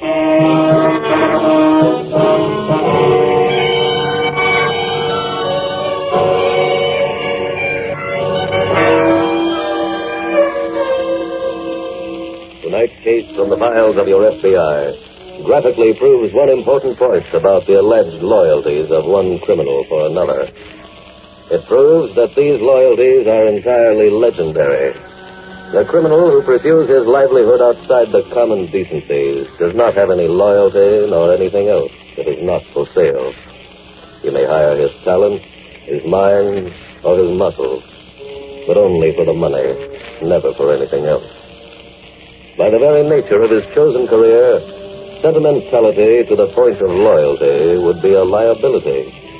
Because while it is true that a criminal may plan his every action, there is no way of his foretelling one important thing, and that is, who is going to double-cross him next. The only more important element in his plans is, who can I double-cross next myself?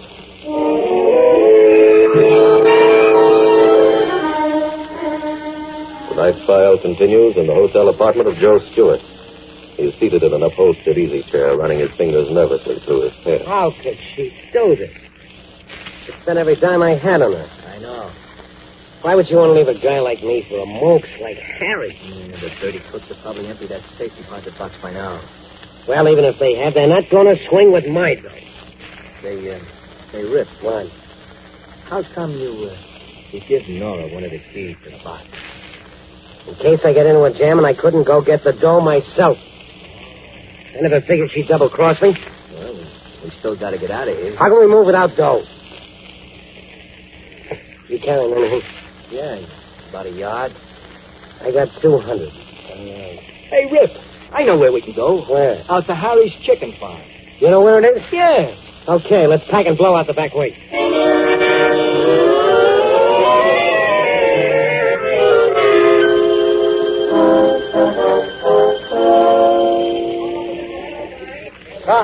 Don, here I am. Oh, fine, Jim. Clerk at this hotel recognized Stewart's picture and called the office. That's where I left that note for you. Uh-huh. Is Stewart living here? He was, but by the time the clerk called, Stewart had already sneaked out of his room. We didn't miss him by much, though. I found a cigar butt in one of the ashtrays. It was still warm. Any leads at all on where he might have gone? The manager gave me this list. Oh, what is it? A list of the phone calls Stewart made for the past 2 weeks. That might give us a lead. Was there anything at all left in Stewart's apartment? No, he cleaned it out pretty well. The only thing in the place were these 2 library books. Oh, what are they? How to Raise Chickens, and this other one is Those Golden Eggs. What was Stewart doing with books like that? I don't know, but it kind of ties into something I picked up at the switchboard. Oh? What was that? Operator told me she cut into Stewart's last phone call by mistake and heard some woman mention a chicken farm. Was that all she heard? Yeah. You know, maybe Stewart is using that farm as a hideout. Could be. Were the library books taken out in his name? I don't know. There's no card in either one of them. I don't suppose we can check with anyone from the library at this house. No, I tried from the phone up in Stewart's room. There won't be anyone there until 9 in the morning. And by that time, Stewart can be wherever he's headed for. Well, John, the only thing we can do now is go back to the office and start checking these phone numbers. Yeah. If they don't give us anything, we'll check with the library first thing in the morning.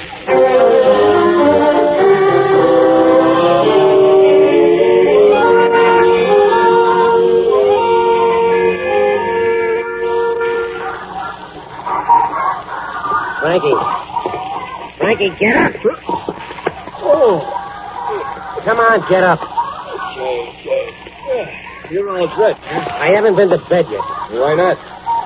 Those chickens, they drive you daffy. I kind of like it. Are you kidding? Look, I've been thinking how we can get our dough. In the safe deposit box? Yeah. I remember that when Nora called me yesterday afternoon, I looked at my watch. It was exactly 4:50. Well? Banks closed at 3 o'clock. That means they couldn't have gotten the dough yesterday. Hey, that's right. Nora will go to the bank as soon as it opens this morning. What did you say? I said Nora will go to the bank as soon as it opens this morning. Now, I want you to get dressed and meet her. Huh? Will you get dressed and get out of here?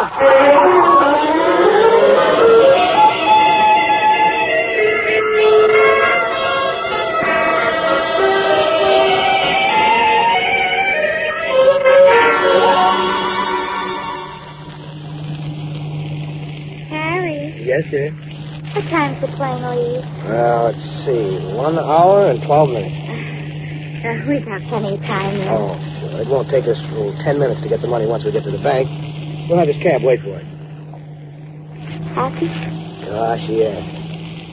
Will you miss that doctor? I should say not. You're just what the doctor ordered. Oh, Harry, that's sweet. Do we go much farther? No, the bank's right ahead. Well, that'll be open by this time. Sure. That's the building driver on the right-hand side. Come on in with me, honey. Yeah, let me help you out. Oh, thank you. Hello, Nora. Frankie. What are you doing here? Joe sent me. I'll wait for you. Where is Joe? You'll find out. Let's go in and get that dough first. Don't rumble. This gun in my pocket might go off.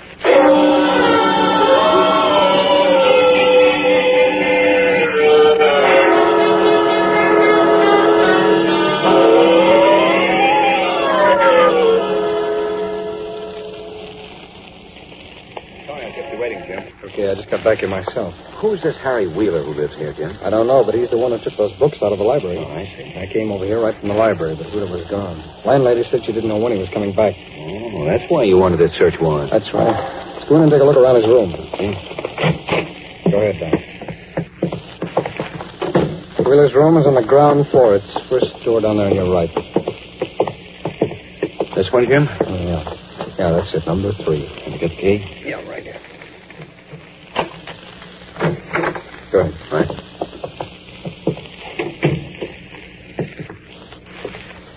Well, not much to search in here. It doesn't look that way. Jim, how does this Harry Wheeler fit in anyway? I don't know, Don. This is the only lead we've got right now. I see.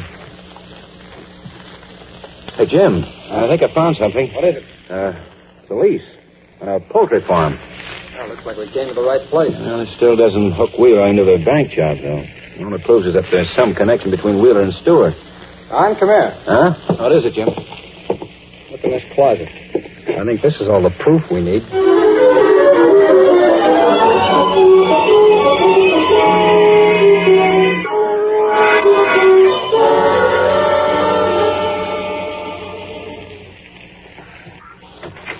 Who's that? It's me, Joe. I got company with me.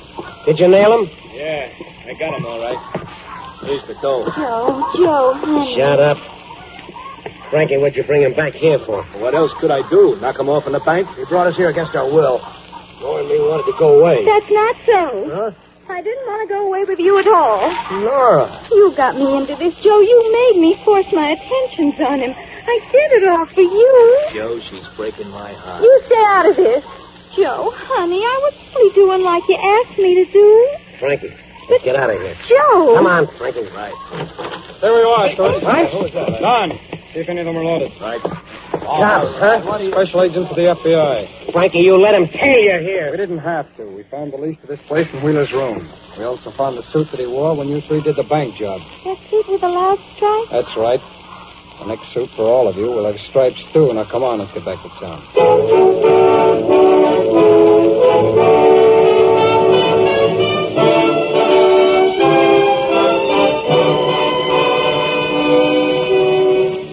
Joe Stewart was sentenced to 25 years. His confederate Frankie, 20 years. Harry and the girl, 15 years each, on charges of bank robbery. And thus, because of careful investigation and the determination to follow every clue to its logical conclusion, your FBI was able to check the careers of 4 criminals, and also was able to return the stolen money. Stolen money that forms part of an aggregate total of more than $36 million, which was returned to you, the citizens of America, after it had been stolen. That, too, is part of the protection which you receive from your local law enforcement agencies and from your FBI.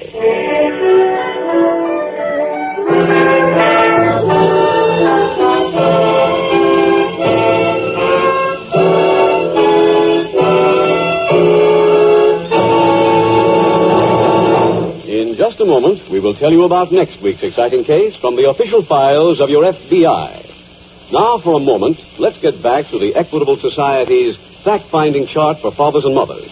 I've been looking over that chart, Mr. Keating. The way I figure it, it's going to take a load off my mind. From now on, I'm going to stop taking chances with my family's future.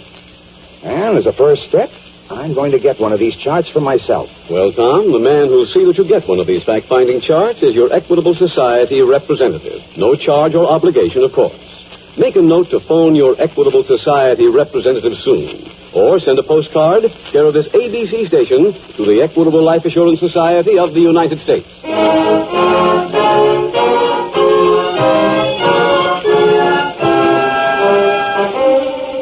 Next week, we will dramatize another story from the files of the Federal Bureau of Investigation. The dramatic story of a cunning killer's attempt to outwit the law. Its subject, extortion. Its title, The Unwilling Hostess.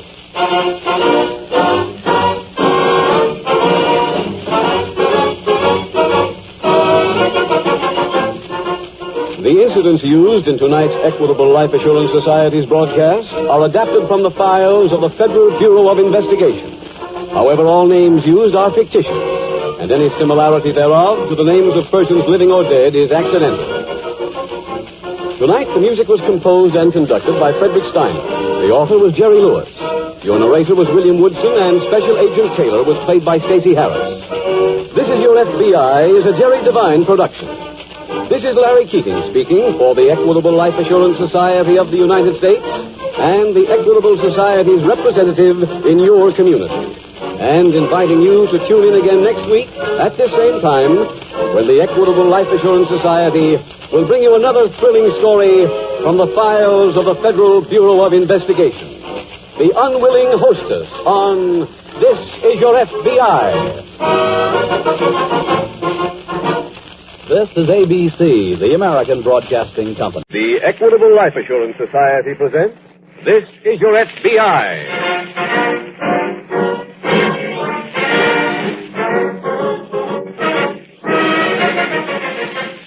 This is Your FBI, the official broadcast from the files of the Federal Bureau of Investigation. Presented as a public service by the Equitable Life Assurance Society of the United States and the Equitable Society's representative in your community.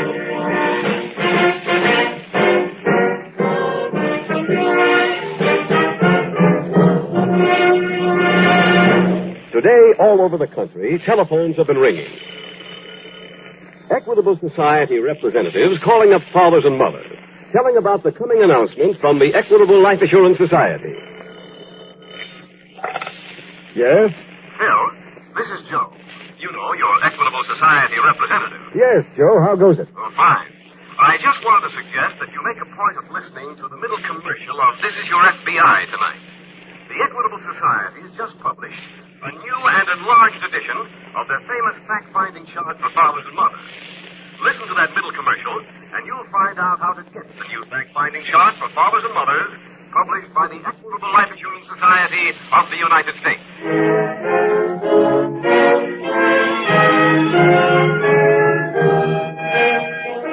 Tonight's FBI file, The Unwilling Hostess.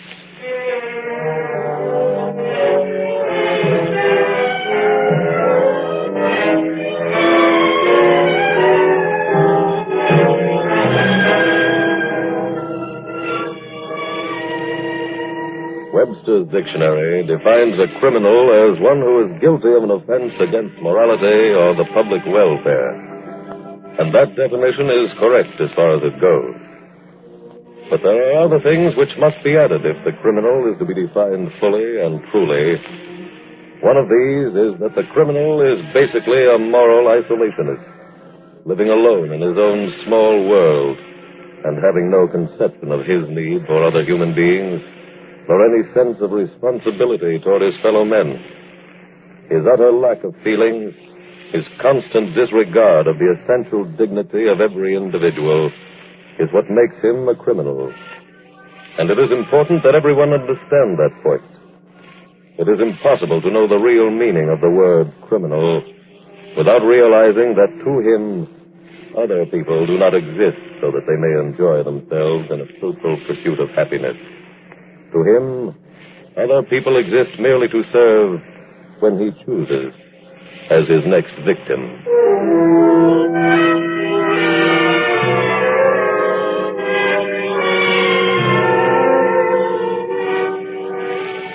Tonight's file opens in the living room of a home located in a well-to-do suburban section of a large eastern city. One of the occupants of this dwelling, a Mrs. Anderson, is just answering the front doorbell. Just a minute. Mrs. Anderson? That's right. I called you on the phone before. Oh, yes. Please come in. Thank you.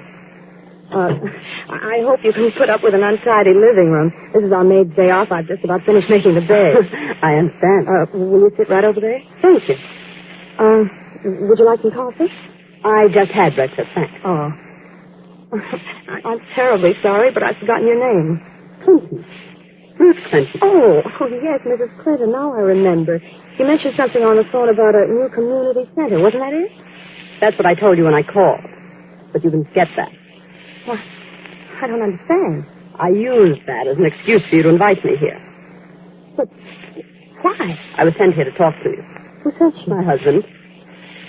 Walter Clinton. Remember him? Think hard. I don't know anybody with that name. Look, honey, quit stalling. Mrs. Clinton, I'm afraid you'll have to leave. Walter thought you might say that, so he asked me to show you these newspaper clippings. Wait. I'll hold them. You just look. See this one? Your picture? Where did you get those? I told you. Walter gave them to me. Gee, honey. You know, you haven't changed much. What do you want? Walter's in trouble. He needs some help. Walter's been in trouble all of his life. And he wants to see you right away. That's impossible. Look, you wouldn't want him to show these clippings to your husband, would you? He wouldn't dare. Honey, you know Walter better than that. All right. I'll see. Well, I'll call him and have him come right over.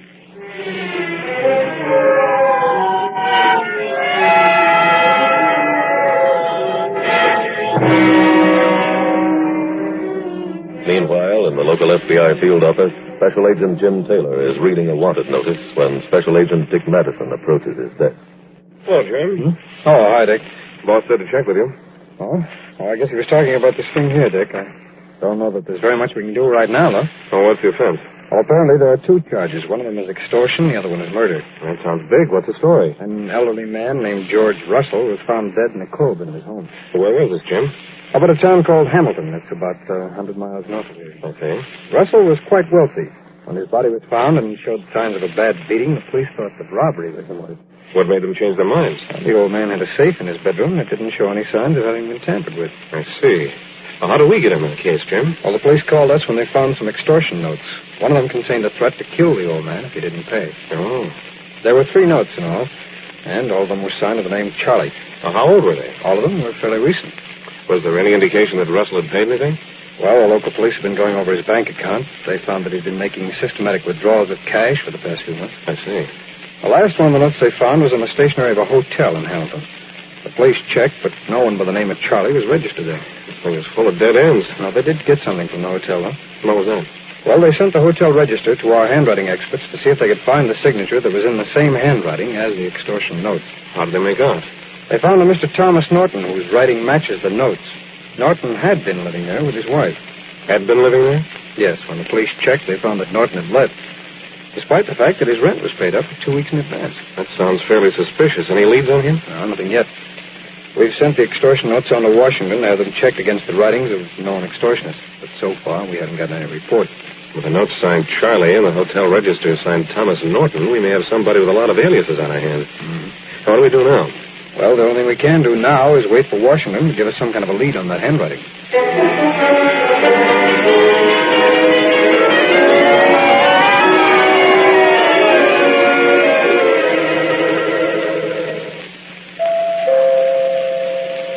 Answer the door, honey. I think it's Walter. Very well. If it's anybody else, don't let them in. Hello, Libby. It's good to see you again. Well, ain't you asking me in? Come in, Walter. Thanks, honey. Now, let me have a look at you. Oh, sugar, you ain't changed a bit. You're lovely. Just lovely. Save the tone, Walter. But, Ruthie, I'm just greeting an old friend. Whatever you call it, you're wasting your time. Look, would you mind telling me now what you both want, why you came here?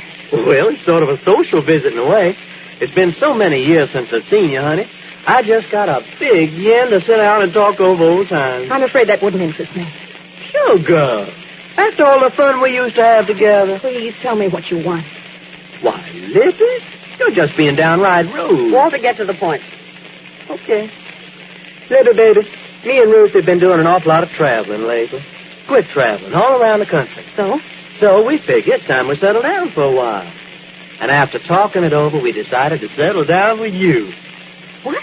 I know it sounds forward, Sugar, but we're moving in. What? You can't. Why not? Well, my husband. Your husband and your kid went away on a hunting trip. That's why we came here. How did you know that? Oh, we know all about you. You see, I made it my business to keep track of you, Sugar, no matter where I was. I knew when your husband bought this lovely house. I knew when your son was born. Everything. Why did you bother to keep up with me? Oh, it's a habit of mine. Some folks collect stamps, but I collect people. Oh, the difference is I use the people I collect. Well, you can't use me. I refuse to let you stay here. I want you both to leave at once. And what about these clippings, honey? You want your husband to see them? Well, answer, Sugar. Do you? No. Then I guess we stay. Ruthie, have you ever tasted real fried chicken? No. Well, then I'll bet you if we coax her a little, Libby will go out in the kitchen and cook us up a nice old-fashioned Southern dinner.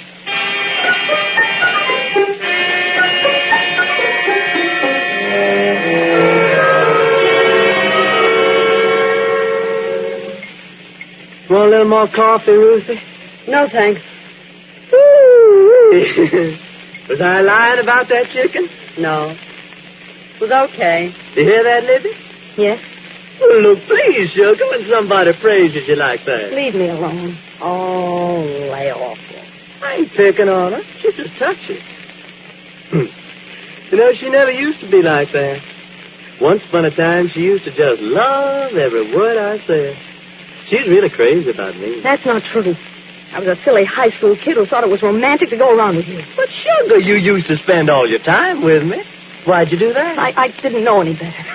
Ruthie, you know, Libby wouldn't let me go out alone, even when I was going to stick up a gas station. I didn't know you were going to hold up that man that night. Sugar, you told that same story to the judge, and even that nice old man didn't believe Well, it was true. Yeah, but we got newspaper clippings that say different. That's what got us in here, remember? Yes. How come you never told your husband about this? Ruthie, I explained that to you before we came. Libby always was quite a lady. And she always was proud. In fact, the thing she's proudest of is that she's a lady. Now, nobody like that would want her husband to know that she was once a jailbird. Right, Sugar? I'm going upstairs. Wait a minute. What is it? Where do me and Ruth sleep? Upstairs. First bedroom on the left. Okay. Good night, Libby. Sweet dreams, honey.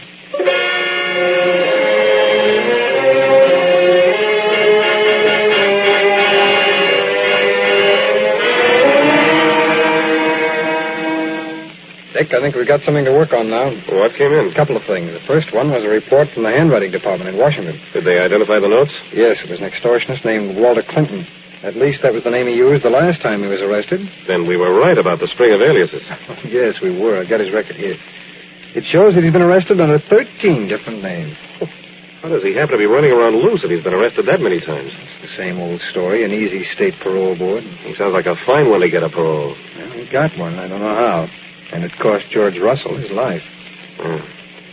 Oh, Jim, you said before that two things had come up. What's the other one? Oh, there was a car stolen in Hamilton the day that Clinton and his wife left the hotel up there. The car was parked around the corner from the hotel the last time the owner saw it.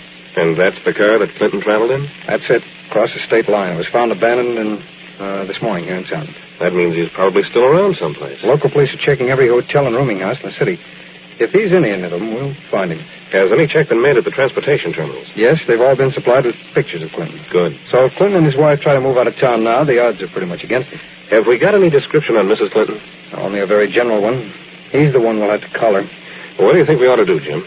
Well, I don't think there's very much we can do right now, Dick. I think maybe we ought to go home, get some sleep, so we can start fresh in the morning. I'll meet you here at 8 o'clock.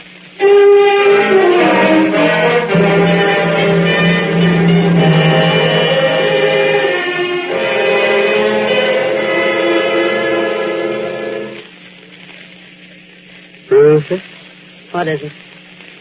Just seeing if you were sleeping yet. I'm not. Real nice here, ain't it? Look, don't worry about Libby. She'll warm up to us after a while. You just remember why we came here, will you? What do you mean? Keep your mind on your business. Honey, are you angry with Walter? Just quit trying to make character with her. Oh, sugar. Don't sugar me. I'm just trying to make the whole thing easier for you. Excuse me, please. Yeah, sugar, what is it? My husband just telephoned. You'll have to get off. Why? They're coming home. When? They started to drive back tonight. Where'd they call from? Hartsville. Where? It's about 300 miles from here, up in the mountains. Oh, well, then there's no hurry. They won't be back too quick. They'll be here tomorrow night. You'll have to go first thing in the morning. Very well. But I thought you said we were going to stay here for a while. Not when we're not bothered. You really do? Yeah. But there'll be a slight charge. What are you talking about? Well, I think maybe you'd like to have those Cliftons, wouldn't you? Oh, yes. Okay. You can have them, honey. For $10,000. $10,000? Walter, I haven't got that kind of money. Well, then go sell your jewelry. Go get it from the bank. Go any place. Just get the money. Now, honey, you go get yourself a good night's sleep. Tomorrow's going to be a big day for all of us.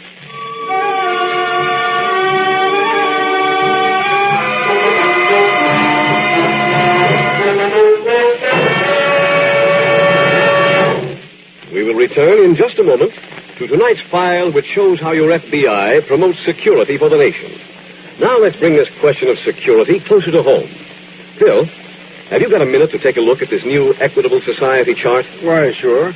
Oh, it's that fact-finding chart for fathers and mothers you were talking about last week. Right. The new and revised edition of the Equitable Society's famous fact-finding chart for fathers and mothers. I understand it's designed to show me just how much income my wife and kids would need to live on if I should die. That's it, Phil. You'll know within $1 or $2 how much money would be required to keep them well-fed, well-housed, and well-clothed. And what's more, with the help of this Equitable Society chart, you'll have the answer in 5 minutes flat. Look, you're guided every step of the way by easy-to-understand pictures, which illustrate the rock-bottom expenses your family will have to meet. And when you're finished, you'll have a clear, accurate, and complete picture of just what income your family would need during the critical years. Critical years? I'm not sure I know just what you mean by that. The years before your youngest child finishes high school. Years during which the home must have a minimum income to keep it together. You don't have to tell me any more, Mr. Keating. Just tell me where I can buy one of those fact-finding charts. Well, they're not for sale, Phil. They're free. The Equitable Society representative in your community will be glad to bring you a copy. Sit down with him, you and your wife together. There's no obligation, and get a true picture of where you stand. Phone him tomorrow to bring you an Equitable fact-finding chart for fathers and mothers. Or send a postcard care of this ABC station to the Equitable Society. That's EQUITABLE. The Equitable Life Assurance Society of the United States.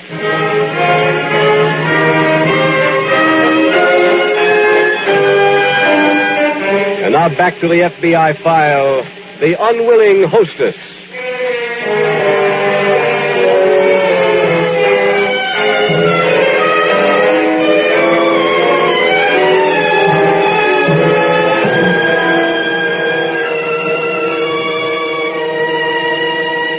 There are nearly 5,000 major crimes committed every day in the United States. Many of them fall into the category of crimes against property. Those crimes include arson and burglary and auto theft.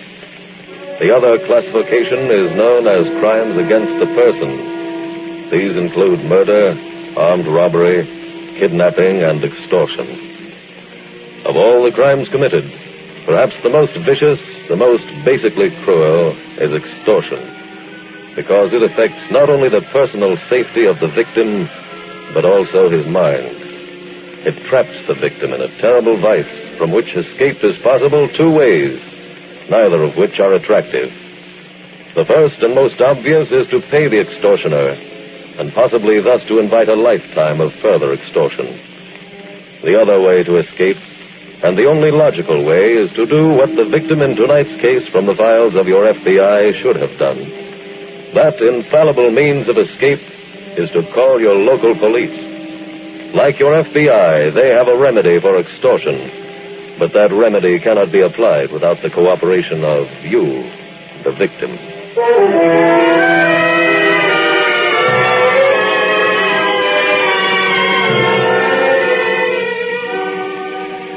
Tonight's file continues in the local FBI field office. Morning, Jim. Morning, Dick. I've been waiting for you. What's up? I got a call at home early this morning from Lieutenant Bell of the local police. What did he want? A watch belonging to George Russell turned up in a pawn shop. Here? Yeah. When? This morning. Did you talk to the pawnbroker? Yes. Who turned in the watch? Pawnbroker remembered the man, and from the description, it was Walter Clinton. But that report that came in on the missing watch said it had Russell's name on the case. How could Clinton pawn it? Well, according to the pawnbroker, Clinton identified himself as Russell and showed him an old credit card of Russell. He must have taken that when he killed the old man. I guess so. I checked on the pawn shop. It's legitimate. This is the first time any stolen goods have ever turned up there. I see. When was it pawned? Yesterday morning. Sounds like Clinton is still in town. He is. Lieutenant Bell just called again a few minutes ago. The police have located Clinton's hideout. Where is it? He and his wife have a furnished room over at 411 North Chester Street. Let's pick up a search warrant, Dick, and get over there.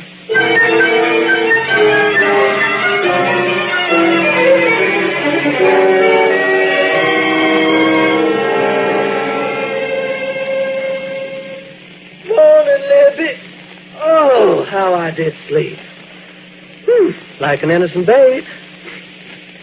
Well, Sugar, have you figured out how to get hold of that $10,000? Yes. How you going to do it? I'm selling my jewelry. Why, you sweet child. I still matter to you, don't I? The only thing that matters is getting you out of here. Now, you can't fool me, Sugar. Go away, please. You look so pretty this morning, Libby. Fresh as a dew-dip rose. Leave me alone. Now, Sugar. Break it up. Keep your hands off that dame. Ruthie, what are you so angry about? What do you think? I think you're jealous. You just tend to business. But I was. Libby's going to go downtown and sell her jewelry. Is that right? Yes. When are you going? Right now. Ruthie, you're going into town, too. What for? To get us some railroad tickets to New York. And, honey, you better get us on different trains, too. Just in case anybody's looking for the two of us together. Okay. Now, scat. Go on, scat, both of you. And as soon as you're finished, you come right home. I'll have a candle in the window.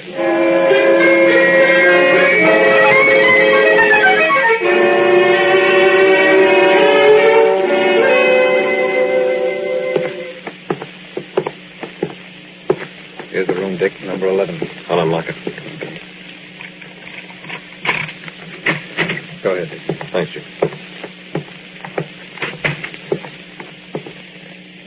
Not very big, is it? No. Shouldn't take us too long to go over it. I wonder where they stayed last night. Well, if Clinton's following his usual pattern, he's got an extortion victim here, too. It's amazing the number of people he's been able to get money from. And don't forget, we don't know about all of them. Don't forget that half of the extortion victims don't report it. Doesn't make much sense, does it? Then the kind of false pride that keeps them from reporting it doesn't make much sense either. No, I guess not. Well, nothing in this bureau. Jim, I have a hunch. Look here. This might be something. That phone book? Yes, it was laying open to this place. Take a look at those page numbers. 32 and 35. There's a page missing. Mm-hmm. Just might be that the new victim's name is on that page, Dick. We can check and see. It means going through about 800 names, Jim. I know. Let's get back to the office and start calling.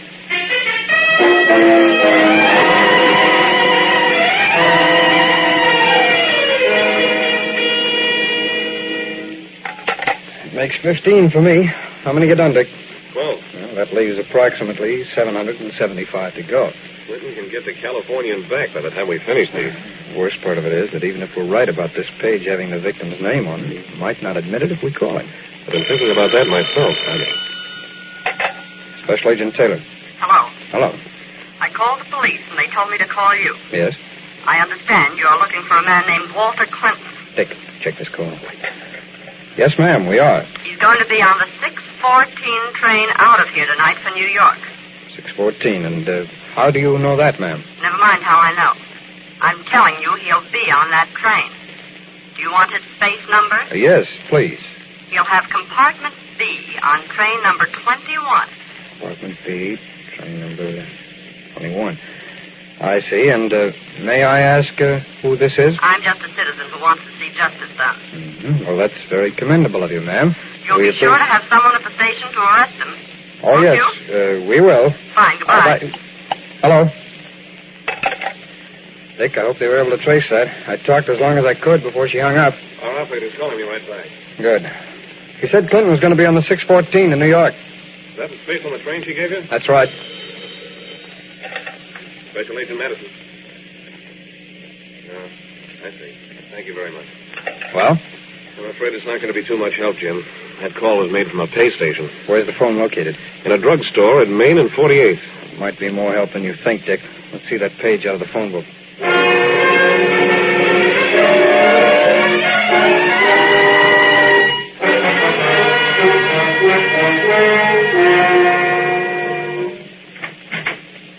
That you, Libby? Yes? I'm in the living room, sugar. Did you get the money? Yes, I have it right here. 10,000? Mm-hmm. Oh, you're an angel. Let's have it, sugar. Here you are. You know, I was beginning to worry about you. Little old Ruthie's been home for almost an hour. Where is she? She's upstairs. She had a headache. I wanted some aspirin. Call her down. I want you both to leave at once. You don't have to call. I'm here. Look here, Ruthie. We got the money. Well, I'd like those clippings. Why, sure, honey. You're entitled to them. You get what you pay for. I'll let you have them just as soon as I finish counting this green stuff. Walter, maybe you better let me carry that. The money? Yes. What for? Well, in case you get picked up. Uh-uh. Why not? I peeked in your bag while you were out. You what? Mm-hmm. I saw that you bought a ticket for me to New York and one for you for California. Looks like you were going to take the money and hang me up. Right, Ruthie? Of course not. You're lying, Ruthie. Ain't you, sugar? Ain't you? Enough of that, Clinton. What? Who are you? I'm from the FBI. The maid let me in the back way. There's another agent out in front. What are you doing here? You're supposed to be at the train. So you called the FBI? I said he called us, Clinton. We traced the call to a drugstore on the corner. But how did you know he was in this house? He tore a page out of the phone book that has your name on it. There are only 3 names on either side of that page within 2 miles of that drugstore, so we checked those 3 first. All right, come on, Clinton. And you too, Mrs. Clinton. Let's not keep my partner waiting too long.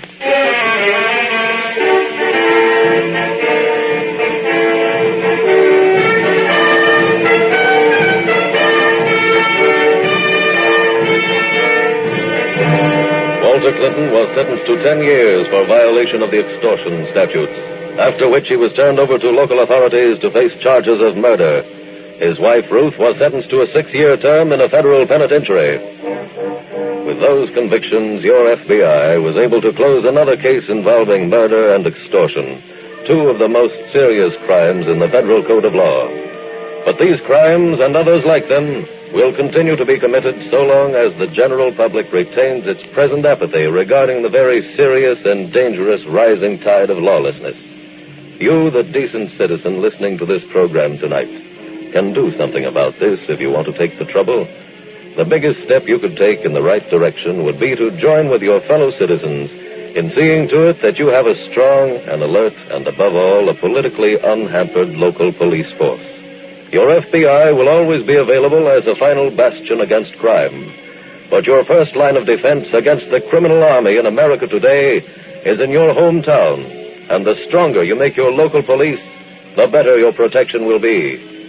That is the job you can do if you want to help in fighting America's rising tide of lawlessness.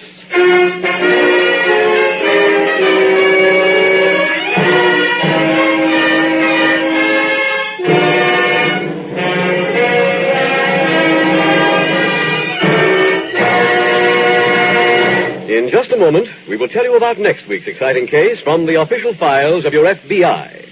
Now, one last word to all the fathers and mothers in our audience who want to get copies of the new and enlarged edition of the fact-finding chart for fathers and mothers just published by the Equitable Life Assurance Society. I believe you said that this chart is not for sale? That's right, Phil. You can't buy it. It's free. And the man who'll be glad to see that you get one of these fact-finding charts is your Equitable Society representative. No charge or obligation, of course.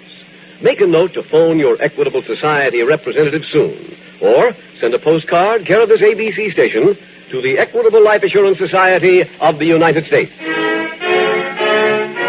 Next week, we will dramatize another case from the files of the Federal Bureau of Investigation. A case describing one of the vilest of rackets. Its subject, black market babies. Its title, The Mercenary Mother. The incidents used in tonight's Equitable Life Assurance Society's broadcast are adapted from the files of the Federal Bureau of Investigation.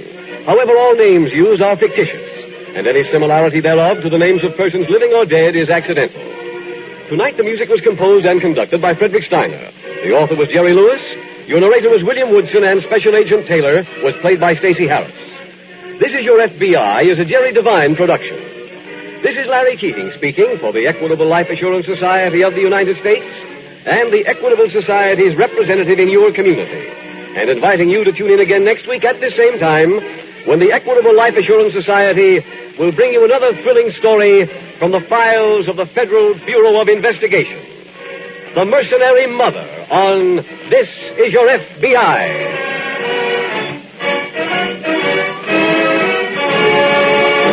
This is ABC, the American Broadcasting Company.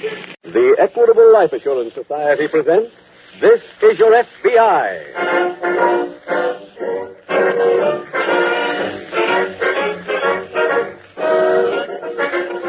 This is Your FBI, the official broadcast from the files of the Federal Bureau of Investigation. Presented as a public service by the Equitable Life Assurance Society of the United States and the Equitable Society's representative in your community.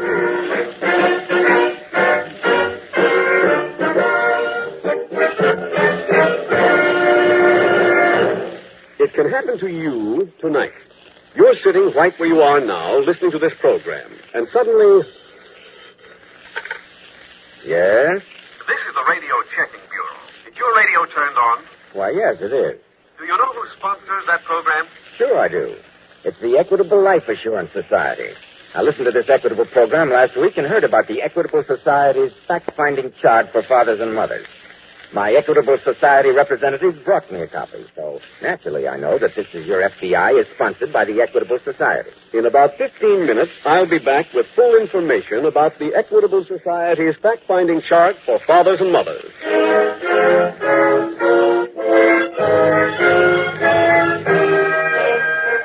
Tonight's FBI file, The Mercenary Mother.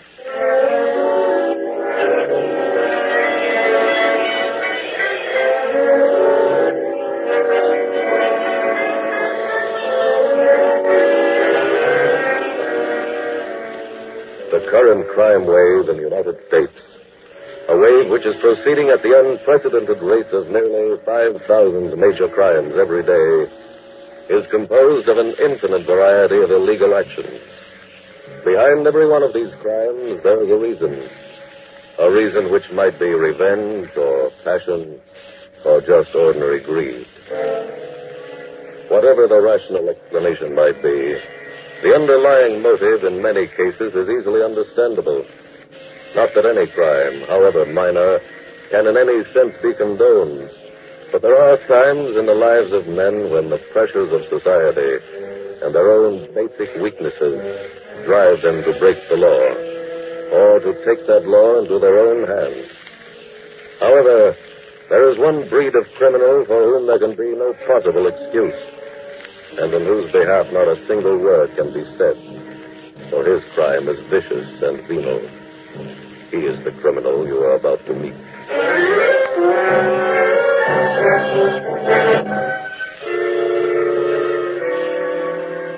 Tonight's file opens in a shabby corner saloon located in one of the poorer districts of a large Midwestern city.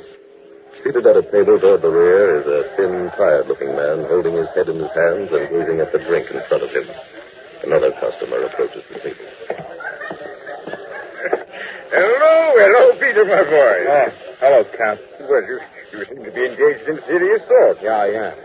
I'm in a jackpot. Perhaps we can arrive at some solution, Peter. Do you mind if I sit down? No, go ahead. Thank you.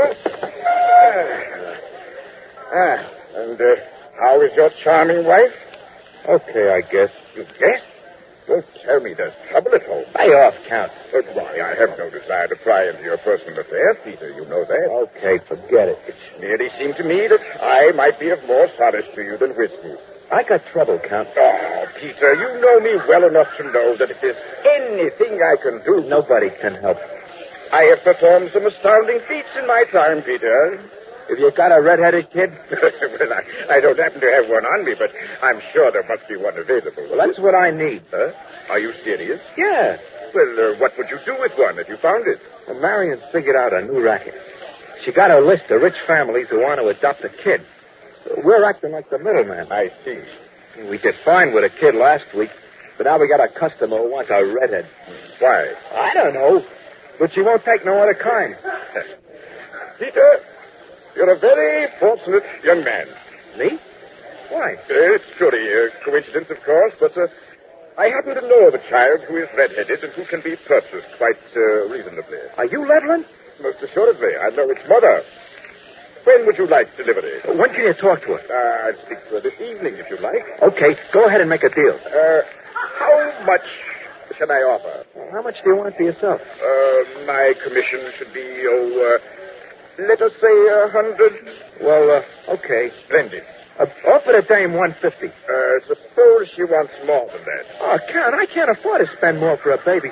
I'm not getting this kid for pleasure. Babies are my business. I understand perfectly, Peter. I shall call on you tomorrow at noon.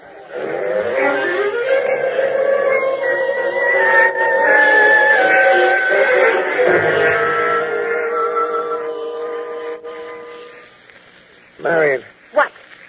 Can I have another cup of coffee? What's the matter with you? I got a terrible hangover. If you didn't get drunk last night, you wouldn't have a hangover. That's the first thing you said today that I agree with. You were supposed to be working yesterday. Well, I was working. You sent me out to find a red-headed kid, didn't you? I didn't ask you to find him in a saloon. Well, I got the kid. You what? Yeah, I hired the Count to get one for us. The Count? That old fool. He knew where he could get a red-headed kid for $150. I don't believe it. Honest. I promised him $100 for swinging the deal. Why did we have to cut him in? Marion, we're going to get $1,000 for the kid. Answer the door. Okay. Good morning, Peter. Hi, Count. Come on in. Good morning, Marion. How'd you make out, Count? Splendidly. I closed the transaction within an hour after you had commissioned me. Where's the kid? Upon 78th Street. When can you get him? Immediately. I could have gotten a little tyke last night if I'd wanted to. Well, why didn't you? Peter said that I could spend as much as $150 for the child. Wasn't that enough? Yes. Well, then why didn't you get the kid and bring him down here? Unfortunately, I didn't happen to have $150. Can you get the kid now if I give you the dough? I shall deliver the child to you within an hour after the money is deposited with me. Okay. Wait till I get my purse. Have you seen a kid? No, but Mrs. Price, that's the child's mother, has assured me that he's a splendid physical specimen. Good work, Count. Oh, it was nothing, really. Okay, Count. Here's $150. I hate to bring this matter up, Marion, but... But what? I have something coming, you know. He means it's $100. You get that when we get the kid. That's very fair of you. I'll be back in a jiffy with a bouncing baby boy.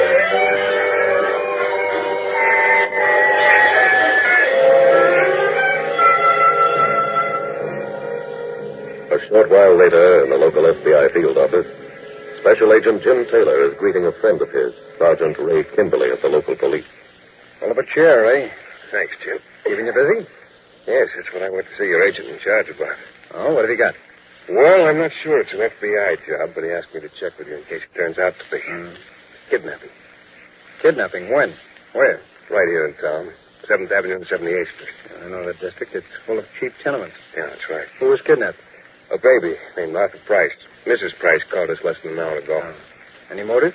Well, it couldn't have been ransom. Most of the families up there can barely buy enough food.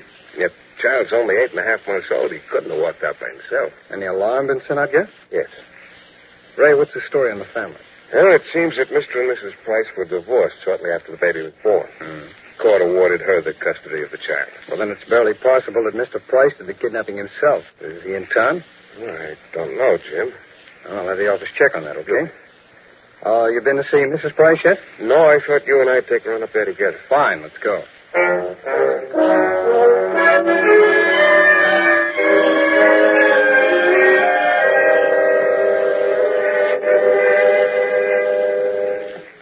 Hey, What do you want? who are you talking to? When? On the phone. Oh, that was Joe Green. What did he want? He located some kids, and he thought we might want to buy them. How does he know we're in the market for kids? I saw him last night. Oh, I guess I told him. Why didn't you take an ad in the papers? Oh, lay off, will you? What time is it? It's 3:20. Why? Your friend, the Count, has been gone over an hour. Well, maybe the kid's old lady wasn't home. I got $150 invested in this deal. I ain't interested in maybe. Relax. Let him come up with a red-headed kid and I'll relax. Open the door! Okay. Hiya, Cat. You got the kid, huh? Yes, I have him. He's apparently wired for sound. Well, come on. Bring him in. Thank you. Hey, look, Marion, he's got the kid. Let me take a look at him. Hey, he ain't got no blankets on him. He must be cold. No, he's a hearty little fellow. Hey, wait, we got a baby blanket around here. I'll get it for him. Get something that will make him stop crying. I'll take care of that. How? I'll give him some of this medicine we've used before on other kids. That should keep him quiet. Here's the blanket. Wait a minute. I'm giving him some medicine. Okay. There. That's it. Now, look at that.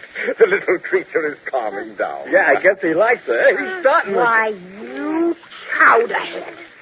You stupid, broken-down has-been. My good lady, are you addressing me? I am. What's the matter, Marion? Look under the baby's cap. Take a look at the kid's hair. It's as black as your mustache. Oh, dear, so it is. I had no idea the little fellow's hair was black. I told you, Count. You remember I said we needed a red-headed kid? Well, I thought this little chap's hair would be red. Why? Well, I've seen his mother at the saloon on the west side on frequent occasions, and she has red hair. Oh. I assumed the child would have red hair, too. Count, didn't you ever think maybe the old lady dyed her hair? Hardly. Look, you go back to that dame and get us back our $150. Wait. Before I resort to such a drastic measure, I have a suggestion. What? Assuming that the child's mother did dye her hair, what is there to prevent us from doing the same to the child? Hey, that's a good idea. Great. Brilliant. Look, you stupid idiot.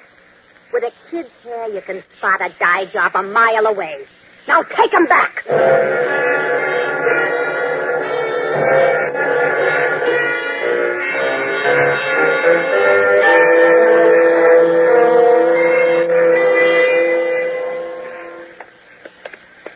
Here's the car, Ray. Go ahead, Jim. Slide in this way. Okay, thanks.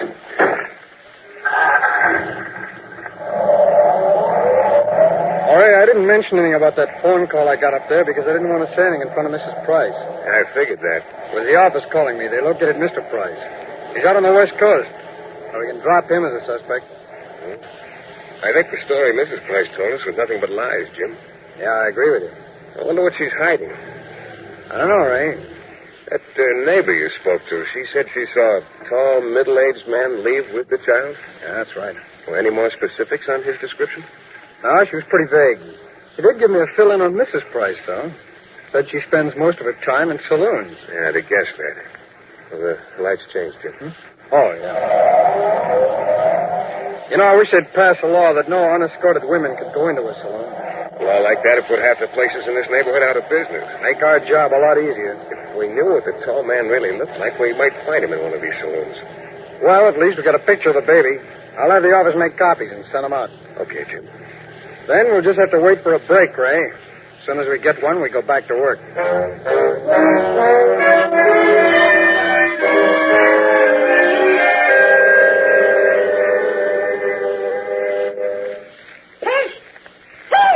What is it? What do you want? That kid the Count brought down here. Didn't he say his name was Price? That he was from 78th Street? That's right. What about it? He never bought that kid. Huh? He snatched him. What? It was just on the radio. The cops are out looking for the kid and for a tall man one of the neighbors saw leaving with the kid. Well, what are you worried about? The Count's on his way back up there. Don't nail him. That's what I'm afraid of. Marion, I don't get it. First you wrapped the Count. Now you're worried about him getting nailed. I don't care about him. I care about me. You don't think I trust that old stew bum, do you? All they got to do is take away his bottle for 5 hours and he'll tell him everything. Answer the phone! Okay. Hello? Yeah, hello, Count. Yeah, I know. Marion heard it on the radio. Well, that's fine. Don't worry about it, Count. It's the best news I had all day. So long. There, I told you. You had nothing to worry about. That was the Count. Yeah. Well, where was he? I don't know, but he wasn't with no cops. We got no trouble. Why not? He ain't got the kid anymore. He lost him.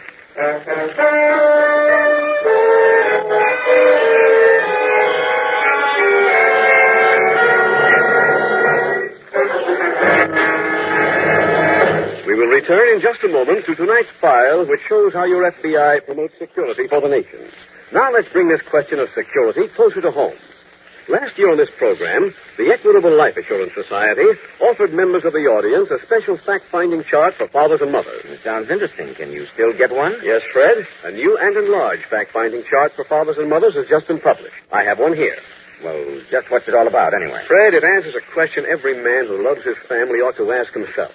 That question is, if I should die, how much money would it take to keep my family well-fed, well-housed, and well-clothed? You know, that thought has worried me for years. Well, that worry is over now, Fred. With this Equitable Society chart, you'll have the answer in 5 minutes flat. Look, you're guided every step of the way by easy-to-understand pictures, which illustrate the rock-bottom expenses your family will have to meet. And when you're finished, you'll have a clear, accurate, and complete picture of just what income your family would need during the critical years. Now, just a second, Mr. Keating. What do you mean, critical years? The years before your youngest child finishes high school. Years during which the home must have a minimum income to keep it together. Okay, I don't need to know any more. Where do I get one of these fact-finding charts, and how much does it cost? Why, it doesn't cost a cent. The Equitable Society representative in your community will be glad to bring you a copy. Sit down with him, you and your wife together. There's no obligation, and get a true picture of where you stand. Phone him tomorrow to bring you an Equitable fact-finding chart for fathers and mothers. Or send a postcard care of this ABC station to the Equitable Society. That's EQUITABLE. The Equitable Life Assurance Society of the United States.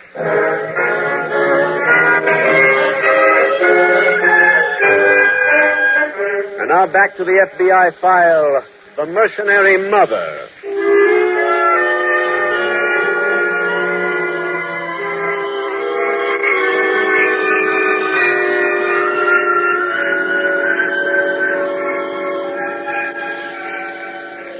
There are no readily available statistics on the number of decent families in the United States who, for one reason or another, would like to adopt a child and to accept the many responsibilities that go with the raising of that child. Such an adoption is possible today through the offices of many reputable organizations. Organizations which take great care to see that the new parents are fit people financially, physically, and morally. But sometimes that procedure takes a period of many months. Months of waiting and hoping and waiting again. Not every family is willing to go through that period. And so they seek their relief through one of many unmoral baby brokers and buy their child over the counter. Buy him as if he were a puppy in a window. Buy him in one of the last remnants of wartime life. The baby black market.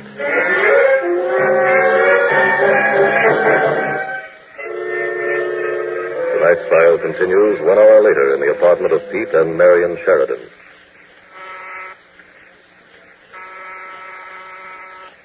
Ain't you going to tell me to answer the door? Go ahead. Okay. Hello, Peter? Count, what are you doing here? I just naturally gravitated. May I come in? Yeah, come ahead. It's a Count, Marion. What do you want? Just returning to home base. This ain't home base. What happened to the kid? I told Peter on the phone I lost him. Where? In a saloon. Naturally. How could you lose a kid in a saloon? Well, I was standing at the bar when I saw a friend passing by outside. I left the little tyke by a pretzel bowl. When I returned, he was gone. You mean the kid's met a friend, too? Don't be absurd. The cops are looking all over town for you both. Yes, I've heard. That's why I came here. I need your assistance. Since you are the cause of my present troubles, I feel it no more than right that you should finance a trip out of town. What? It might prove awkward for both of you if I were to be arrested. What are you driving at? I need about $1,000. You won't get it here. Get out the way you got in. Hey, wait, Marion. I think we ought to give the Count some dough. Where you going to get it? Well, Joe Green told me he could get 3 kids. I'll go get them, and you sell them.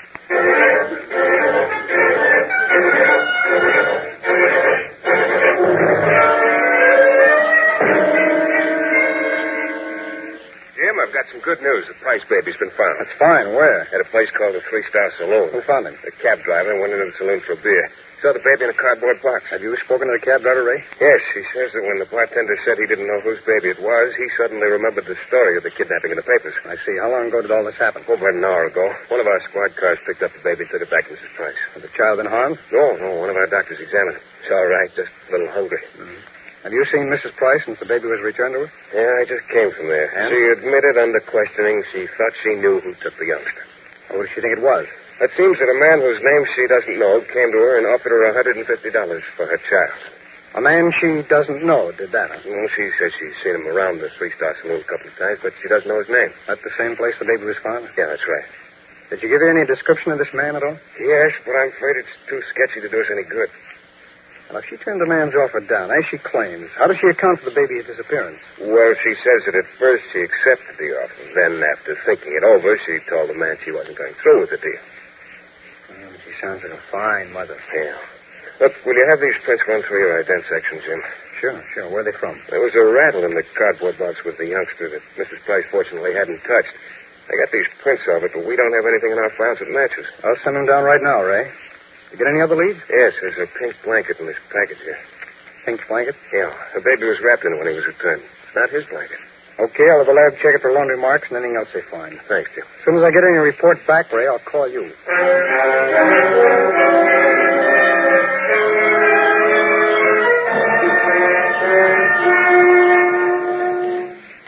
Do you mind if I have another drink, Marion? Go ahead. Thank you. Should I mix one for you? No, thanks. I do hope Peter is able to do business with his friends. He shouldn't have too much trouble.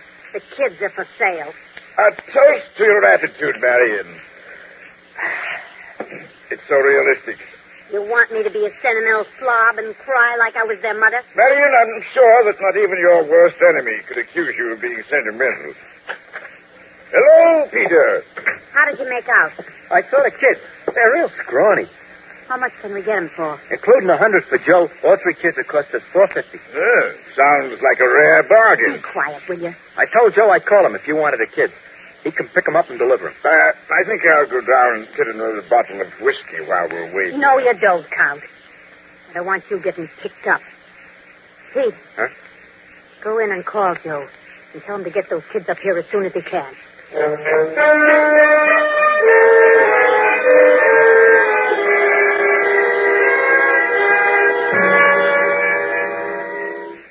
I got your message when I came back from dinner. What's up? I have a report from the ident section on that rattle. Oh, good. What did it show? Those prints belong to a woman named Marion Sheridan. Marion Sheridan? I don't think I know that name. Well, there's no reason why you should, Ray. I don't think she's ever worked around here before. I see. But we've been looking for her and her husband, Pete Sheridan, for some time now. Oh, what for? A swindling charge down south. I guess Pete Sheridan was the one who made the offer to the infant's mother. No, Ray, he's not. I got his picture out of our files and went up to show it to Mrs. Price. She claims that the tall man she told us about doesn't look anything like Sheridan. You think she's telling the truth? Well, I don't know why she should start telling the truth now, but somehow I think she is. The odd thing about all this is that a study of Marion and Peter Sheridan's records show that they never worked with anyone else. It's always been just the two of them. There's nothing at all in either record that would supply a clue on the tall man? Nothing that I could find. Oh, how about the blanket, Jim? Any report on that? Yeah, that came in, too. There's no laundry marks of any kind on it. Oh, that's too bad. And it's such an ordinary type of blanket. I checked, and it's sold in over 150 stores right here in town. That takes care of the blanket, then. Yeah, except for one thing. What's that? Well, the blanket was rather liberally stained. The lab is analyzing the stains now. Well, have you sent out any alarm on the Sheridans yet? No, Ray, I'd rather not send one out if we can help it. So far as we know now, they don't have the slightest idea that we're looking for them. Oh, excuse me. Special Agent Taylor. Yeah, just a minute, will you? I want to get a pencil. Okay, go ahead. Potassium citrate, aspirin, acacia, and all it. Syrup of orange? Yeah. Right. Thanks very much. Bye. That was the lab, Ray. Here's a breakdown on the stains that are on the blanket. Take a look. That's quick work, Jim. Oh, those fellows in the lab are wonderful. They break open more cases than they get credit for. I think maybe they're giving us the lead we want on this one, too. Let's make some phone calls and find out.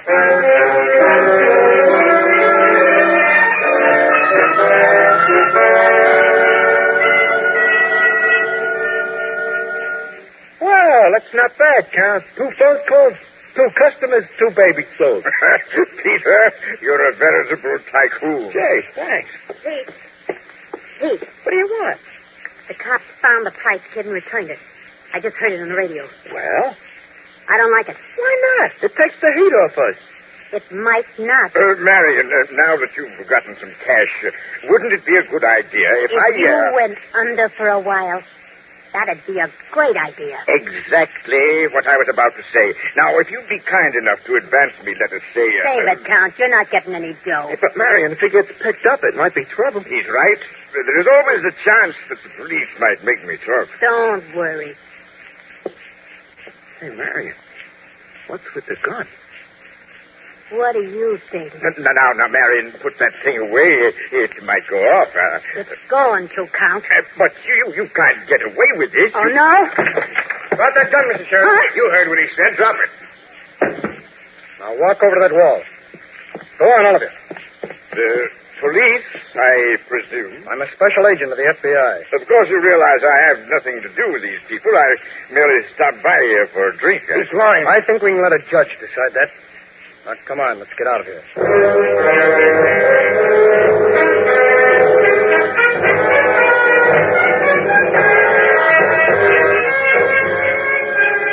The Count, whose real name was George Bedford, together with Peter and Marion Sheridan, were turned over to local authorities for prosecution on charges of obtaining under false pretenses and conspiracy to violate the state kidnapping laws. They were each sentenced to 10 years in the state penitentiary. And thus, another evil combination of criminals was broken up by the combined efforts of a local police department and your FBI. Special Agent Taylor was able to find these criminals because the pink baby blanket had a number of stains on it. Stains which the FBI laboratory analyzed and found to be a prescribed baby remedy. All drugstores in the neighborhood where the baby was found were checked, and the records of one revealed that such a prescription had been filled for Mrs. Sheridan. And so, with such a slender lead as the stains on a baby's blanket, your FBI was able to close another case, and to close it with one word written across the file. The word, convicted.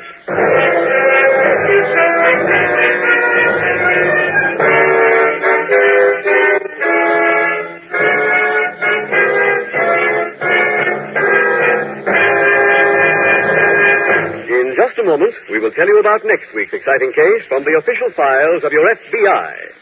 Now, one more point about the Equitable Society's fact-finding chart for fathers and mothers. Believe me, Mr. Keating, that chart is just what the doctor ordered for a man like me. From now on, I'm through guessing. I'll know what my wife and kids will need, and once I really know, I'll do something about it. So just let me get my hand on one of these charts. Well, Fred, the man who'll see that you get one of these fact-finding charts is your Equitable Society representative. No charge or obligation, of course. Make a note to phone your Equitable Society representative soon. Or send a postcard, care of this ABC station, to the Equitable Life Assurance Society of the United States.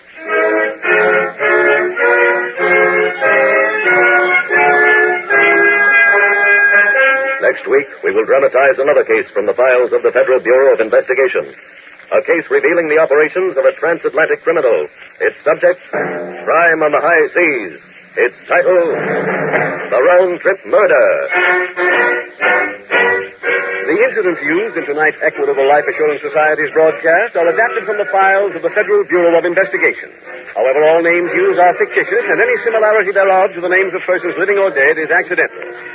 Tonight, the music was composed and conducted by Frederick Steiner. The author was Jerry Lewis, your narrator was William Woodson, and Special Agent Taylor was played by Stacey Harris. This Is Your FBI is a Jerry Devine production. This is Larry Keating speaking for the Equitable Life Assurance Society of the United States and the Equitable Society's representative in your community, and inviting you to tune in again next week at this same time when the Equitable Life Assurance Society will bring you another thrilling story from the files of the Federal Bureau of Investigation. The round-trip murder on This Is Your FBI. This is ABC, the American Broadcasting Company. The Equitable Life Assurance Society presents This Is Your FBI.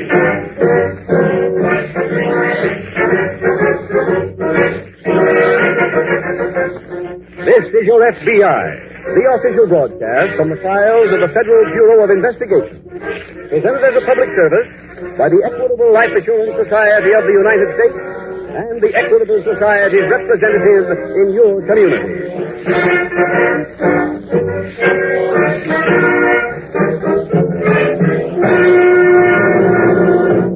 Today, representatives of the Equitable Life Assurance Society have been busy ringing people on the phone, telling their friends about the important announcement that is coming on this program tonight. Oh, Sweeney speaking. How are you tonight, Earl? Why, hello, I'm fine. Well, Earl, I just called up to tell you that the Equitable Society has some good news in the middle commercial of This Is Your FBI. Equitable has just put out a new and enlarged edition of their famous fact-finding charts for fathers and mothers. If you listen to that middle commercial, you'll find out how to get a copy of the new fact-finding chart for fathers and mothers, published by the Equitable Life Assurance Society of the United States.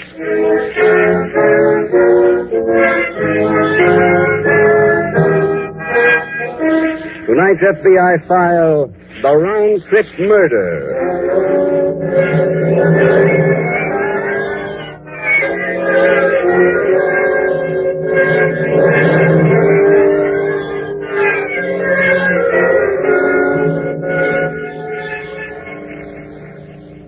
To the decent, law-abiding citizen, all criminals fall into the same category. A contemptible, greed-infested mob of corrupt, immoral thieves about whom the police should do something. But to the criminal, other criminals are divided into sharp and distinct classes. For some, he has only the loathing disdain that everyone else feels. They are the dregs of that distorted social order people used to call the underworld. For others, he has some regard, because they make their illicit living in the same manner he does, and he watches them to see whether there is anything he can learn about the business of crime. His regard for them ends when they are apprehended by the police, for that to him indicates that they were clumsy, and he cannot forgive clumsiness. But there is one criminal to whom all others look with respect, even after he is caught and convicted, because he is the white-collar worker among the criminals. His is the crime they aspire to commit. He is the swindler.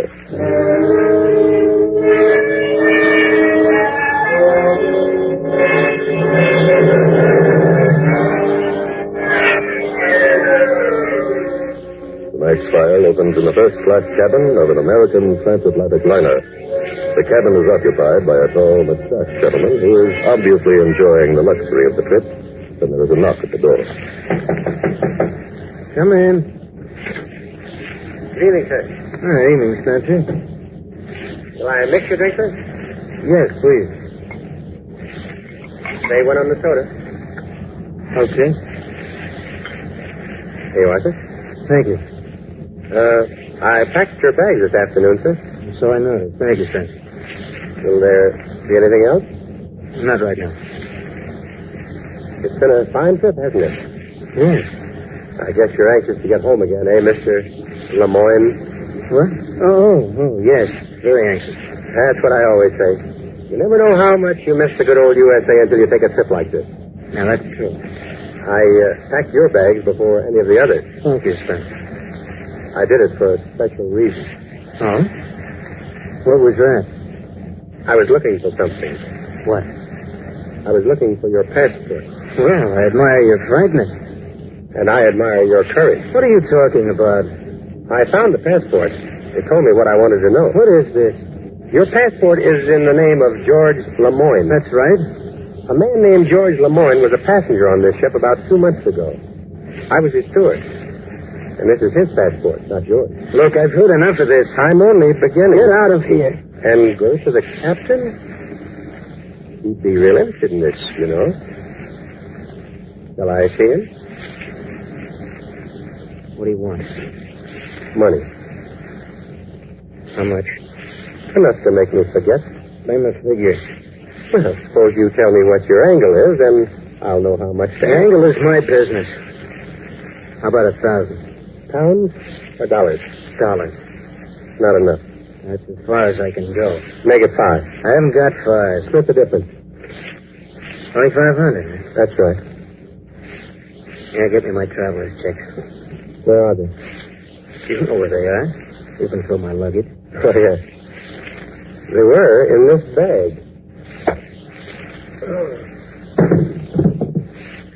And that's where they're going to stay.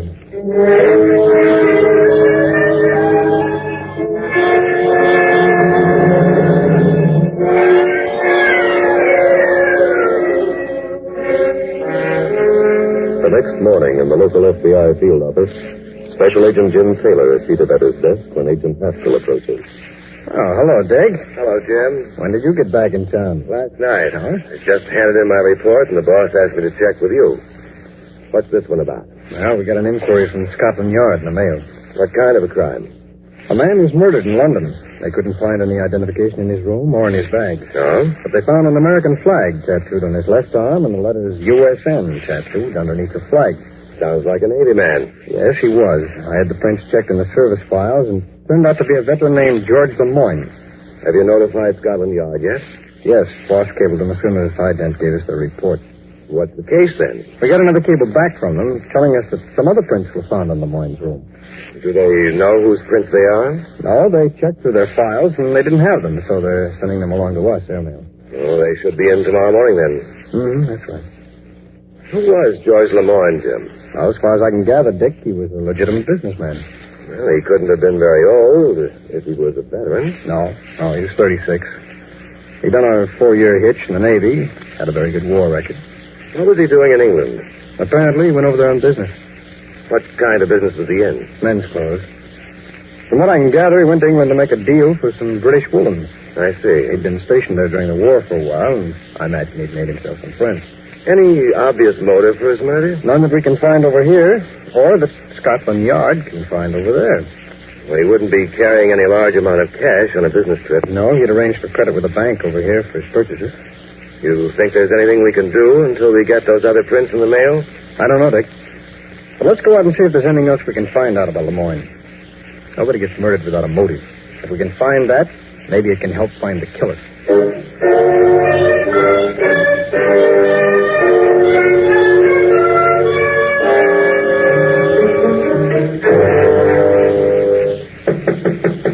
Come in. Oh, Danny. Charlie. Charlie Norwood. Yeah, that's right. Well, I'll be... Well, what are you doing here? Came to see you. I mean, what are you doing in this country? When'd you get back? I just got off the boat this morning. No, but I thought... I heard you were in a jug in Paris for a real long stretch. I was. But there are ways of getting out of those places, Danny. Oh, sure. Well, you look like you've been doing fine. I've been breaking even. Well, that's fair enough. Why'd you come back, Johnny? I want to see somebody. Oh, Eloise. Have you seen her? No, I can't find her. Have you seen her, Danny? No, Johnny, no. I haven't laid eyes on her since she went away. She's got all my dough. She was supposed to send it to me. You sure you ain't seen her? Oh, Charlie. Would I lie to you? I didn't say you were lying. I'll try someplace else. Come on, Danny.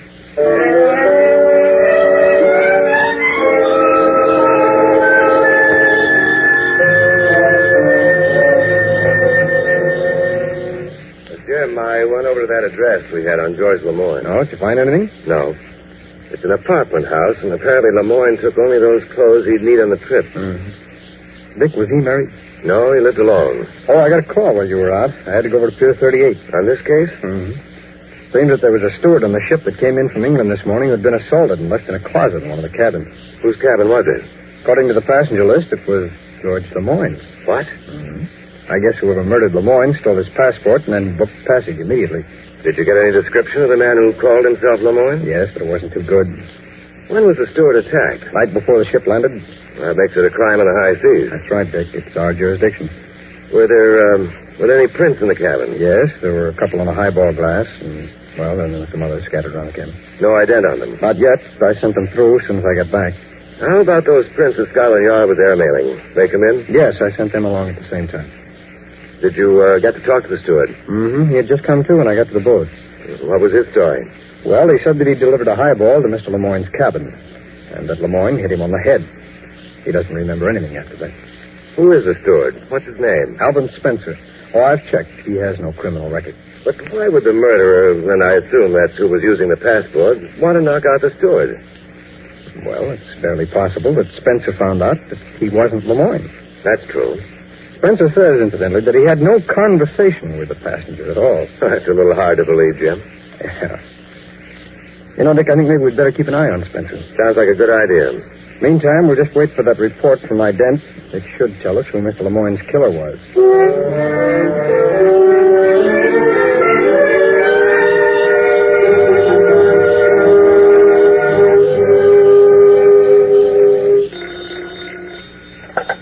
Hello? Eloise, this is Danny. Oh, hello, honey. I got some bad news. Oh, what's the matter? Charlie just left here. Charlie. Charlie Norwood? What other Charlie would be bad news? But he's supposed to be in Paris. Yeah, he's right here. His boat docked this morning. But I thought he was in jail over there. He must have busted out. Oh. Do you think he knows anything? Not sure. He didn't say anything. He just asked me where you were. What did you tell him? Told him I didn't know. Look, are you all packed? No, I sent for my bags about 10 minutes ago, but I didn't think we were going to go away until tonight. That was when we were going for a weekend. This time we better go for good. Where'll we go? I don't know, but any place will do. Any place but here. Whatever you say. Okay. Get your stuff packed. I'll pick you up in about an hour. I'll come up when I... hold it a second, honey. Just a minute. The boy's at the door in the other room with my bags. I'll see you in an hour. Okay. Goodbye, baby. Goodbye. Come in, it's open. Is that the boy with the bags? Oh, well, thanks. Just put them down. And is it still raining out? Think I'll be able to get a cab? I'll need one in about an hour. Where you going? Charlie.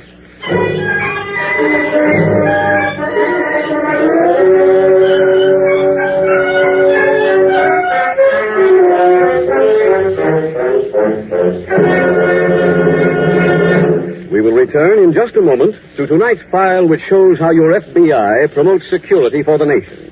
Now let's bring this question of security closer to home. Earl, you're a regular listener to this program. You've heard me mention the Equitable Society's new fact-finding chart for fathers and mothers. Why, yes. Just last week I was telling my wife we ought to get one of those fact-finding charts for fathers and mothers and see what it's all about. Well, Earl, it's made to order for a man in your situation. Like millions of other fathers, you've probably worried over the thought of what would happen to your wife and children if you should die. What income would they need to keep well fed, well housed, and well clothed? Where's that income coming from? Mr. Keating, there's many a night I've lain awake thinking just that. Well, after you get this Equitable Society chart, you can forget those worries. In 5 minutes flat, this fact-finding chart shows you how much money your family would need. Look, you're guided every step of the way by easy-to-understand pictures, which illustrate the rock-bottom expenses your family will have to meet. And when you're finished, you'll have a clear, accurate, and complete picture of just what income your family would need during the critical years. What years are they, Mr. Keating? The critical years are the ones before your youngest child finishes high school. Years during which the home must have a minimum income to keep it together. Yes, I get you. Where can I buy one of these fact-finding charts? You don't buy it. It's free. The Equitable Society representative in your community will be glad to bring you a copy. Sit down with him, you and your wife together. There's no obligation, and get a true picture of where you stand. Phone him tomorrow to bring you an Equitable fact-finding chart for fathers and mothers. Or send a postcard, care of this ABC station, to the Equitable Society. That's EQUITABLE. The Equitable Life Assurance Society of the United States.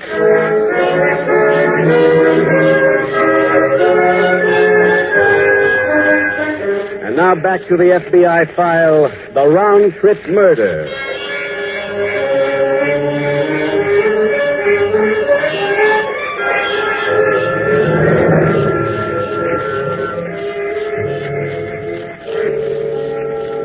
Tonight's case from the files of your FBI amply illustrates one important fact about the behavior of criminals, and that is that they are prepared, once they have committed their first crime, to stop at nothing in their effort to live the easy life.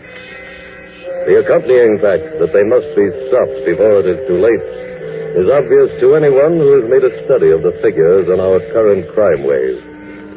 A large western city, in a period of 1 week this month, January 1948, saw 976 crimes committed.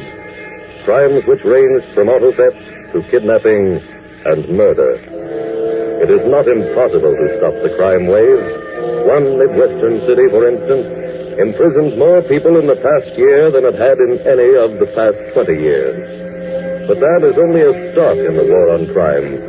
A war which cannot be fought exclusively by your local police or by your FBI.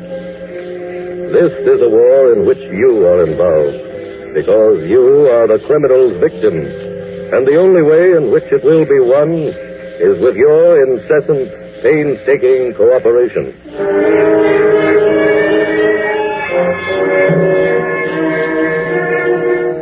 Tonight's file continues in the FBI field office. Here are some reports for you, Jim. Oh, thanks, Dick. I think these are just what we've been waiting for. Let's hope so. Let's see. Yeah, here, Dick, take a look at this. What? The prints I found on the cabin on the boat and the prints that Scotland Yard sent us match up. Whose are they? Charles Norwood. I remember him. Yeah, they sent his record along with the prints, too. He's received quite a lot of publicity in the course of his career. He should have. Here, look at the jobs he's done. See. He's just about the cleverest swindler in the business. 40,000, 60,000. He certainly doesn't swindle anyone for peanuts. No. But somehow I thought he was still in jail. Yeah, so did I. But according to this record, he was released several months ago. And he immediately went to Europe. Oh? And there's a notice here from the French police that he was picked up on a swindling charge in Paris, sentenced to a long prison term there.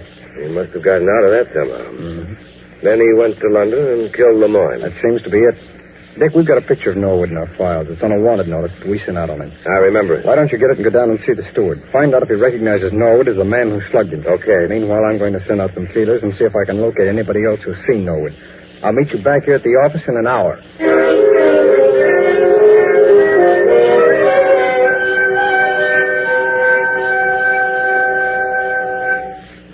Surprised to see me, Eloise?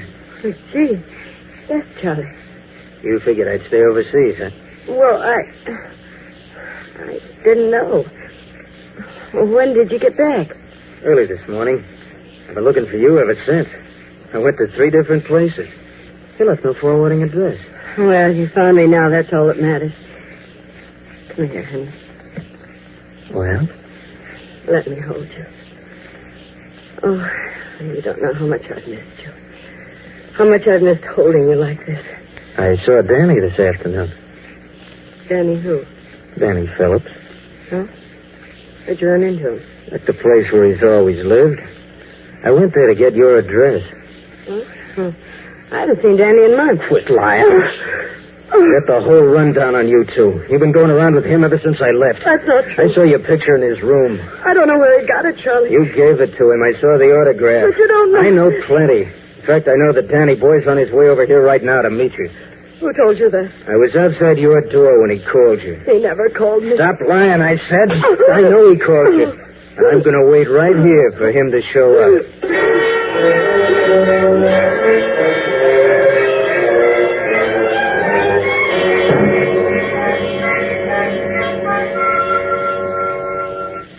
What's the matter, Dick? You look kind of down. I am, Jim. I can't make any theory stand up in this case. Why? What's wrong now? I just came back from seeing the steward, and he positively identified the picture of Norwood as being the man who slugged him. Well, at least we know that much for certain now. Yes, but I also checked on the steward, and he's in the clear. If he's hiding anything, he's hiding it very well. I think our job in this case is clear enough, though, Dick. All we've got to do is find a girl named Eloise. How does she fit in? Well, I've been doing some work myself while you were checking on the steward.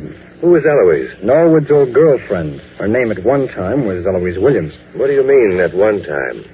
Well, I found the cab driver Norwood used when he left the pier after the boat landed. Where did he take him? 2 or 3 different rooming houses. Norwood isn't the kind to stop at a rooming house, is he, Jim? No, he was looking for this Eloise. She used a different last name at each place. But he had a picture of her, and the landlady at each of the 3 places said that she had lived there, but had moved. What happened to the 3rd place? Why did he stop there? He came to a dead end. The 3rd landlady had no forwarding address. She's probably using still another last name now. Yeah, I would assume so. You know, I'm afraid it's going to be difficult to find her. Have you sent out any alarms? Yes, I asked the local police to check rooming houses and hotels. But I'm afraid we won't have time enough for them to check all of them. Why? Dick Norwood committed that murder because he wanted to get back here for something. And I don't think he's going to wait too long to get what he came for. Where did the cab driver take him after the third rooming house, Jim? Let's see, where is it? Oh, here it is. To 73rd Street and 2nd Avenue. He says he drove away without saying which building he entered. Oh, there are a lot of apartment houses around there. I know, but I found one on 73rd Street that might do us some good. Which one is that? Well, according to his record, the last time Norwood was arrested, the arrest was made at the apartment of a friend of his named Danny Phillips. I called the superintendent of the building, but he was out. He'll be back in about 15 minutes. Well, why don't we run up there and talk to him? Fine. But first, let's pick up a search warrant for Phillips' apartment.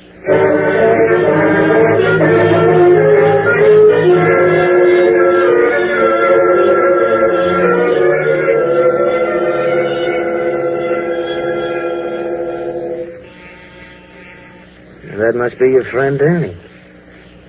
Well, go let him in. Charlie, you're not going Let him in, I said. Very well. Hello, honey. Come in, Danny. I got here as soon as Hi, Danny. Charlie, we've been waiting for you. You found her, huh? Stop the routines. I know the score. Look, Charlie, I can explain. You don't have to. You're welcome to her. I don't want any part of it. You mean you're not sure? I just came here for one thing. Eloise, I gave you 45 G's when I left. Where is it? Haven't got it. Don't give me that. I spent it, Charlie. I didn't think you'd come back, so I spent it. You didn't spend 45 G's. Not living in cheap rooming houses. Yes, I did, Charlie, honest. Danny, if I were you, I'd advise her to tell the truth. It'd come out a lot better for both of you. But, Charlie, I got a gun here, kid. Wouldn't bother me a bit to use it. Eloise, you better level with her. How much you got left? About 25,000. Where is it? In the hotel safe downstairs. Call and have him send it up. All of it? Do like he says, honey. Danny, we won't have any money to get married on. Just get that dough up here.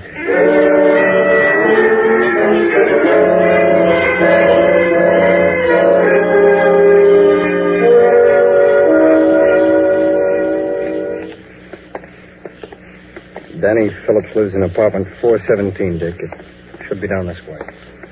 Did you get the key from the superintendent, Jim? By the way, I learned just before we left the office that the loot on Norwood's last job never turned up. What? Obviously, that's what he came back to this country for. Yes, must be. Oh, here we are.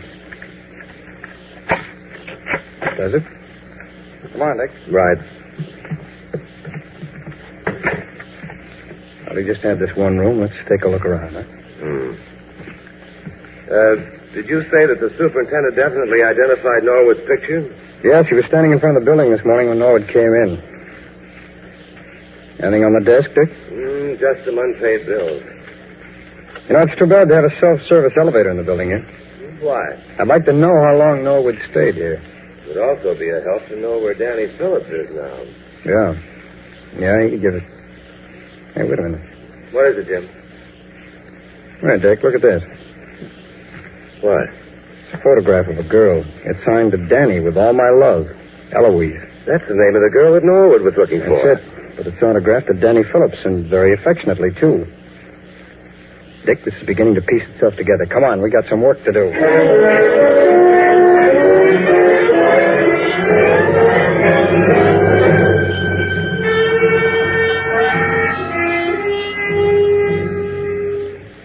How long does it take in this hotel for somebody to come up here with a package? How do I know? You heard her make the call, Charlie. What more do you want? I want that dough. They said they were going to send it up. Oh, that must be someone with the money. Wait a minute. Well? I'm putting this gun away. Remember, it's right here in my pocket. Now open the door. Miss West? Yes? They asked me today to bring this package up to you. Oh, come in. Thank you. Let me have that package. I was told to deliver it to Miss West. I have something else for you, Norwood. He's got a gun. Who is this guy? I never saw him before in my life. She's telling the truth, Norwood. I'm a special agent of the FBI. Huh? I came here to bring you all back to our office. Now, come on. I think we have a good many things to talk over.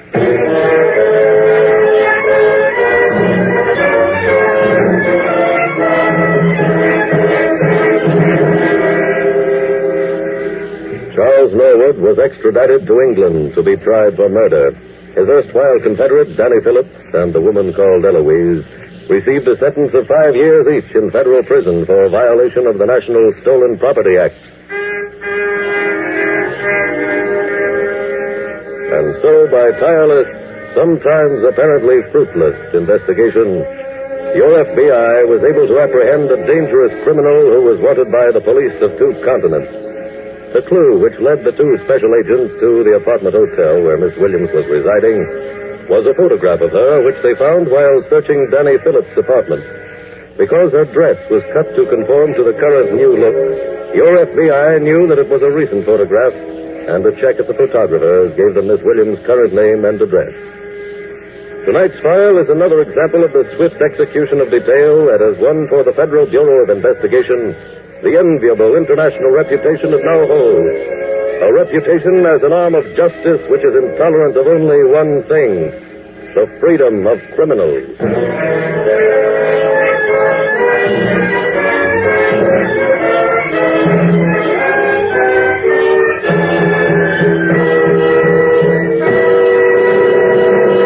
In just a moment, we will tell you about next week's exciting case from the official files of your FBI.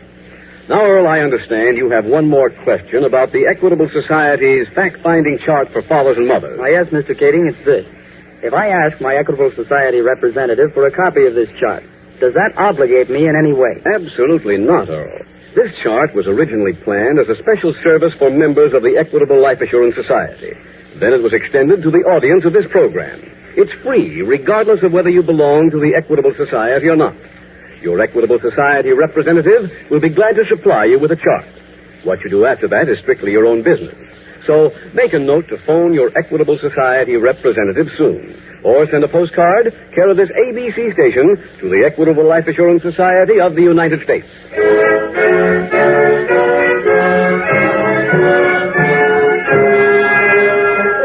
Next week, we will dramatize another case from the files of the Federal Bureau of Investigation. A factual account of a criminal who sought escape by means of altering his appearance. Its subject, flight to avoid prosecution. Its title, The Plastic Profile. The incidents used in tonight's Equitable Life Assurance Society's broadcast are adapted from the files of the Federal Bureau of Investigation. However, all names used are fictitious, and any similarity thereof to the names of persons living or dead is accidental. Tonight, the music was composed and conducted by Frederick Steiner. The author was Jerry Lewis. Your narrator was William Woodson, and Special Agent Taylor was played by Stacey Harris.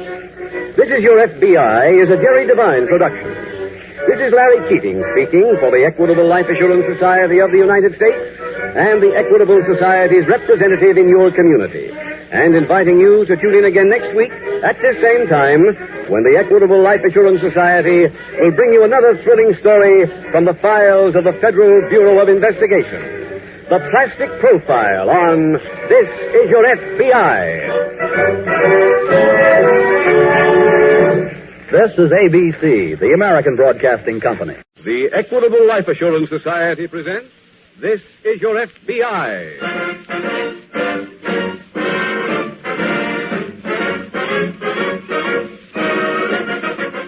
This is Your FBI, the official broadcast from the files of the Federal Bureau of Investigation. Presented as a public service by the Equitable Life Assurance Society of the United States and the Equitable Society's representative in your community.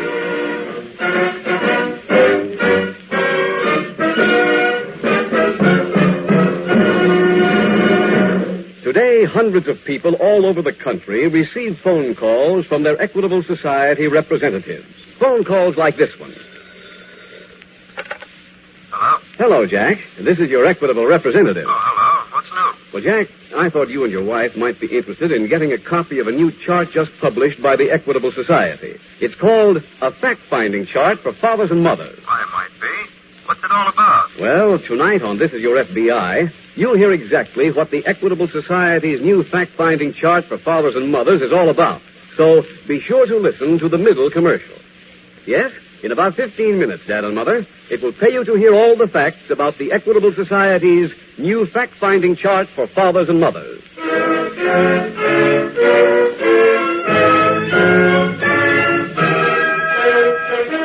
Tonight's FBI file, The Plastic Profile.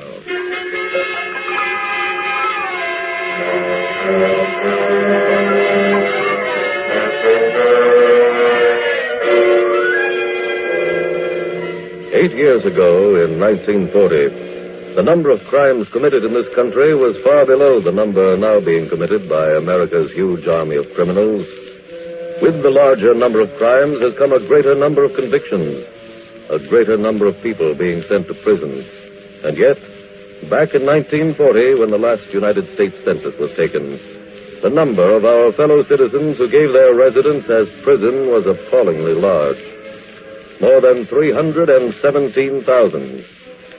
If that number does not sufficiently impress you, then perhaps you should consider that in these 48 states, with a population of more than 130 million, there were only 25 cities housing more people than are currently held in our prisons.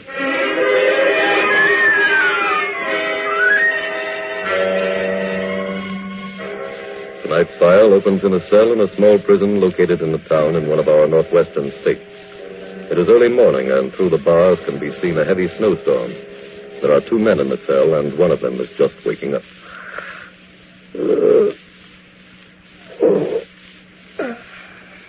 Hello there. Well, when did you come in? Last night. Must have been after I went to sleep. It was. Say, don't I know you from someplace? I don't believe so. You live around here? No, just passing through. Somehow I know I've seen your kisser before. Hey, wait a minute. Huh? Now I know.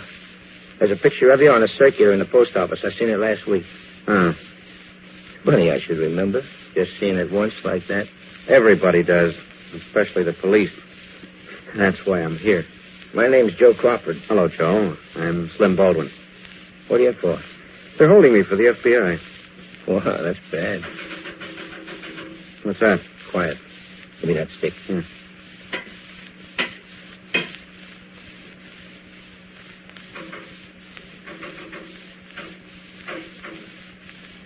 Who are you talking to?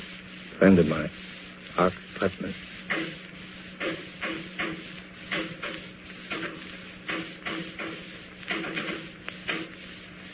He sends very well.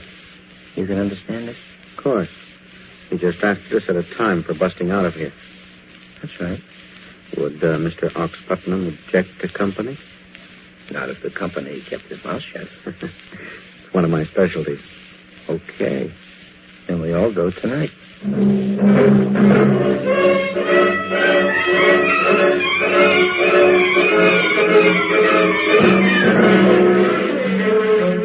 next morning, at the local railroad station, Special Agent Jim Taylor is met by Sergeant Roberts of the local police.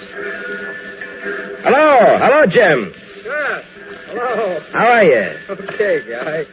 Well, looks like you've had some typical weather. Yeah, as a matter of fact, the weatherman says it really hasn't stopped snowing yet. He thinks it'll start again in about an hour. Well, I'll be gone by then, I hope. Well, I don't think so, Jim. I got some bad news. Oh, what's wrong, Jeff? Well, the man you came up to get broke out of jail last night. What? He broke out with 2 others. One of them was caught here at the railroad station. The other, a man named Joe Crawford, still missing. Then he and Baldwin might be together, huh? Yeah, maybe. Let's get going, huh? Okay. Jeff, how'd they get out? Well, Crawford told the guard he wanted to see the warden. When the guard opened the door, Crawford grabbed his arm, knocked him down, took his keys. Once they got those, they were as good as out. Yeah, I think I know what you mean. I remember that cracker box jail you have here. Hey, I thought they were going to build you a new jailhouse. Well, there was a referendum at the last election. People voted against it. Doesn't make much sense to have a good police force and a bad jail. That's what we tried to tell everybody. Now, here we are, Jim. This is the car. Thank you. Let's head back to the office and see if there's been any word.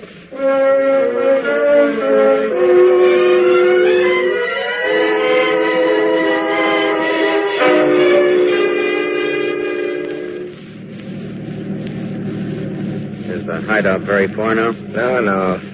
It's that cabin down at the end of the road. See the smoke coming out of the chimney? Someone there? Yeah. Aunt Mary. Your aunt? No. She runs the hideaway. Oh. You can hold up there as long as you want. Well, I won't be staying long. I've got to get back to Seattle. Got a dame there? No.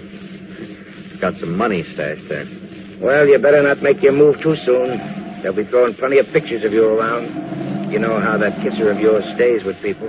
That's true. Hey. What is it? Yeah, I got a great idea for you, Slim. Why don't you get a new face? Well, I've considered that, but I never had the time. Well, you'll have the time now. And Aunt Mary knows a guy who does the best plastic work in the whole state.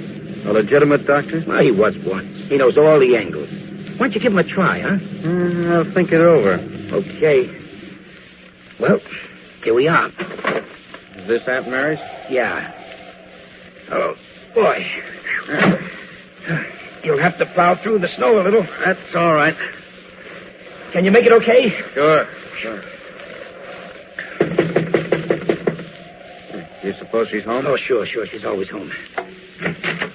Hello, Aunt Mary. You, Crawford.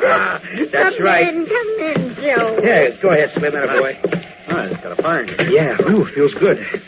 Aunt Mary, this is Slim Baldwin. Well, how do you do, Slim? Hello, Aunt Mary. We just busted out of jail. You did? Yeah. Well, bless you both. Let me fix you a nice hot meal.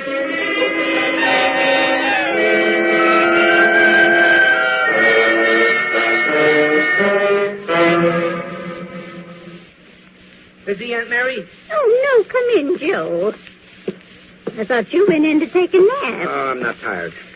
Oh, where's your friend, Slim? Oh, he's sleeping. He was knocked out. Oh, poor boy. Is he an old friend, Joe? No, I never seen him till yesterday. He was being held for the FBI. They had circulars on him all over town. Well, I'm flattered to have a celebrity in the house. He's too much celebrity. That's his trouble. What do you mean? Everybody knows his kisser. That's why he got picked up. Oh, what a shame. Say, Aunt Mary, is that plastic doc that you used to know still around? Oh, you mean Doc Smith? Yeah, that's the guy. No, he died a few months ago. Oh, that's too bad. I had a chance for us to make a real good commission. How's that? Well, I talked to Slim on the way out about having his kisser fixed. And a few minutes ago, I started on him again. Yes? He finally decided to have it done. I said you could get Doc Smith for the job. I said it would cost him 5 G's. What did he say to that? He said he'd pay it. He did? Yeah, he's got some dough stashed up in Seattle. Well, Joseph, we can't let money like that slip through our fingers. Oh, what can you do? I know another doctor. Huh? I'll have him here tonight.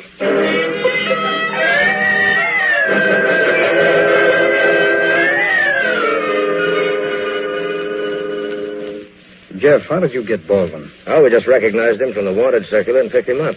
What was his specialty, anyway? Jewel theft. A lot of women thought he was attractive. That's the way he earned his money. Oh, I see. On his last job, he picked up a woman on the train. She was a maid. He talked her into lifting her boss's jewelry. On the train? That's right. Who was this Joe Crawford that he escaped with? Well, he's wanted for murder. He shot a cashier in a local factory. Got about $30,000 in cash. But fortunately, he had it all on him when he was arrested. Oh, excuse me. Certainly. Robert speaking. Yes? They did? Well, when? Oh, I see. Well, thank you, Mr. Gordon. What was that number again? Uh-huh.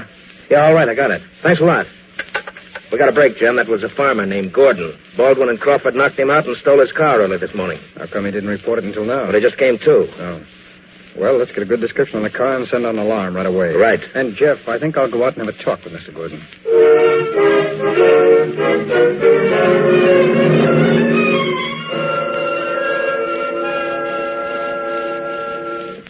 Here's some more wood for the fire, Aunt Mary. Oh, aren't you the good boy, Joe?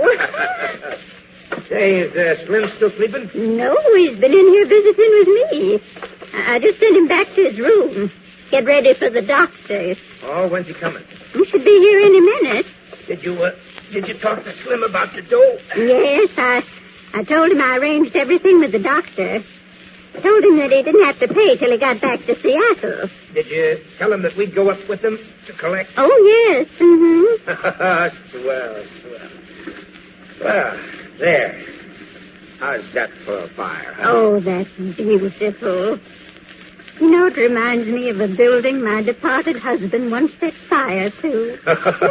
Aunt Mary, you killed me. Oh, it's best probably the doctor now. I'll let him in. Well, hello, Doctor. Hello, Mary. Well, come in, won't you? Yeah, thank you. Joe, this is Dr. Montgomery. Oh? Doc, this is Joe Crawford. Hiya, Doc. Fine. Let me have your coat. Sure. Goodness, where are your rubbers? Huh? Must have forgot them. This the patient? No, he's in his bedroom. You think you can do the job tonight, Doc? Sure, no trouble at all. Got all the instruments in my little black bag. What kind of a face you going to give the guy? What kind would he like? What kind you got? All kinds. He can look like he ate Southern, Robert Mendel. Oh, glamorous.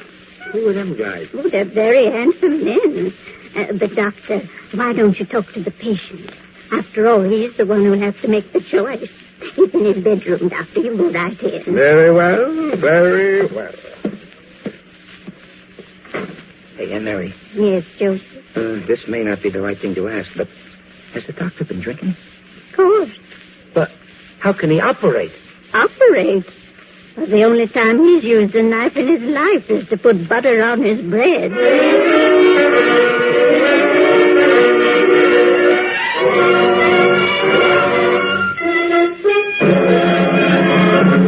We will return in just a moment to tonight's file, which shows how your FBI promotes security for the nation. Now let's bring this question of security closer to home. Jack, with those youngsters of yours growing as fast as they are, here's something you'll want to see. It's called a fact-finding chart for fathers and mothers. Fact-finding chart? How's that going to help me? It'll help you, Jack, because you're the kind of man who isn't afraid to face facts squarely. For example, what would happen to your wife and children if you should die unexpectedly? Would they be able to make out all right? Would they have enough money to keep well fed, well housed, and well clothed? When you put it that way, Mr. Keating, I couldn't say. But that fact-finding chart sounds kind of complicated. Not a bit, Jack. It's the simplest thing in the world. With the Equitable Society's fact-finding chart, you'll have your answer in 5 minutes flat. Look, you're guided every step of the way by easy-to-understand pictures, which illustrate the rock-bottom expenses your family will have to meet. And when you're finished, you'll have a clear, accurate, and complete picture of just what income your family would need during the critical years. Hold your horses, Mr. Keating. What do you mean, critical years? The years before your youngest child finishes high school. Years during which the home must have a minimum income to keep it together. I see what you mean, Mr. Keating. Guess I ought to get this fact-finding chart. Now, how much do they charge for it? Well, Jack, it doesn't cost you a single cent. The Equitable Society representative in your community will be glad to bring you a copy. Sit down with them, you and your wife together. There's no obligation, and get a true picture of where you stand. Phone him tomorrow to bring you an equitable fact-finding chart for fathers and mothers. Or send a postcard care of this ABC station to the Equitable Society. That's EQUITABLE. The Equitable Life Assurance Society of the United States.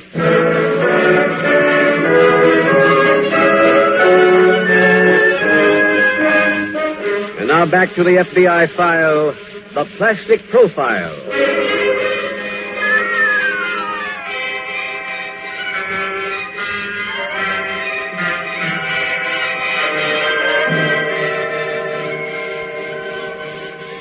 Tonight's case from the files of your FBI lays bare the primary emotion of every criminal, the desire to get his hands on what belongs to someone else, no matter what the cost in physical pain or mental torture might be to the victim. When we in this nation reach a point where every person in every section is truly a civilized human being, then there will be no more crime waves, nor any criminals. Because the true stamp of civilization is a deep compassion for your fellow human beings. But until we reach that utopian day, it is our bounden duty to cooperate at every turn with our local police and with every other law enforcement agency to see to it that the war against crime is waged successfully.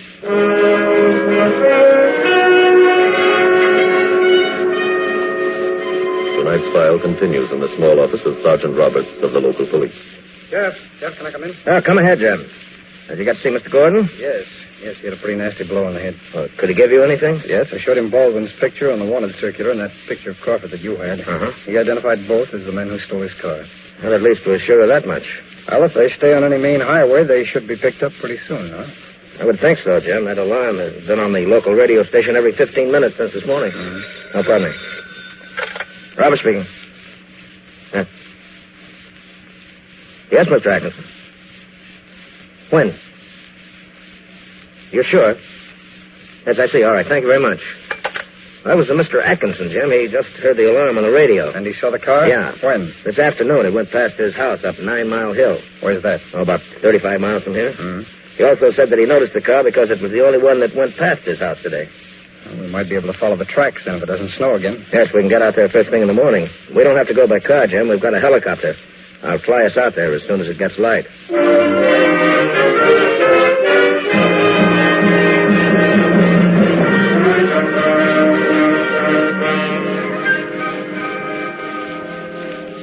Hey, Aunt Mary. What is it, Joe? Slim ain't dead, is he?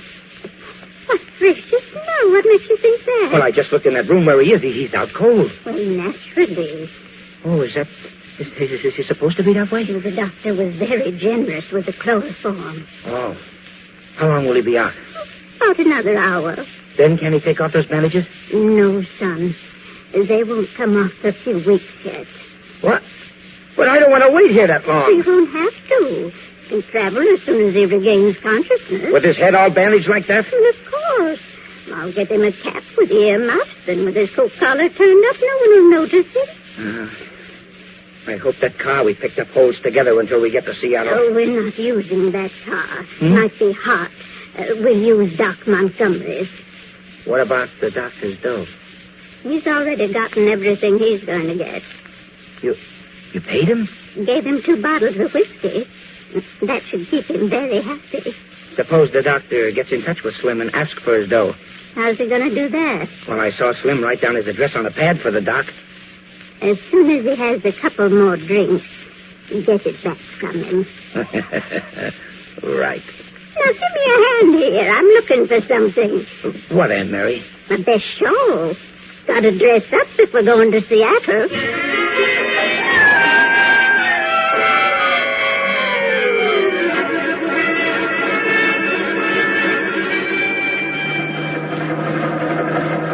Now, Jim, we should be over 9 Mile Hill in a couple of minutes now. How low can we fly this thing? Oh, fly it as low as we have to. We can land any place. I've never been in one of these before. They're great for up in this country, Jim. Things certainly do look beautiful from up here. Looks like a Christmas card. Yeah. Jeff, is that 9 Mile Hill straight ahead there? Yeah, that's it. Be over it in a few seconds now. Atkinson was right. There's only one set of tire tracks going up it. Well, let's follow the road. Well, there's still only one set of tracks. Well, like it didn't start to snow again. Jeff, look. The tracks are turning off the road. Where? On the left there, the trees. Oh, yes, I see it. There's a car down there, right next to that cabin. Yeah. I'll drop down. Sedan, Jeff. Yeah. Looks like a Buick.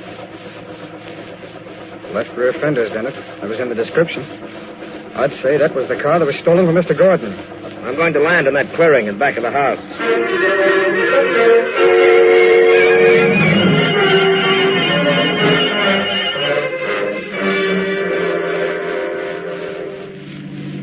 You warming up, Aunt Mary?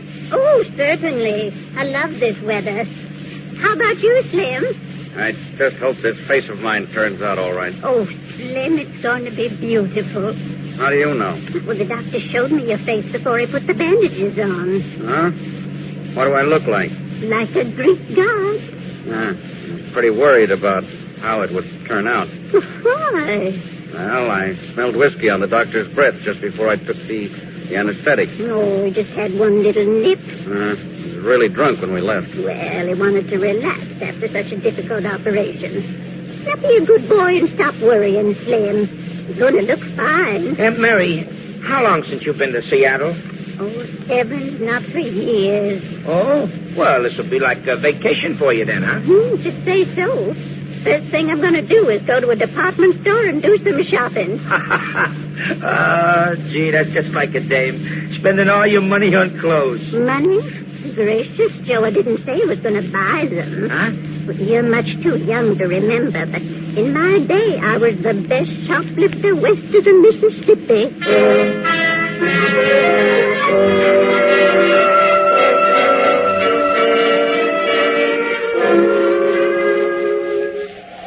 Jeff, keep your gun drawn. Cover me. I'll throw open the front door. Okay. Here we go. I'm going in, Jeff. I'm right with you. Someone in the next room. Come on, Jeff. Let's take a look. I have here a little bottle of wonder syrup. It's nectar of the gods. Hello, Doc. Huh? Come on, Doc, get with it. What are you doing here? I know you from someplace.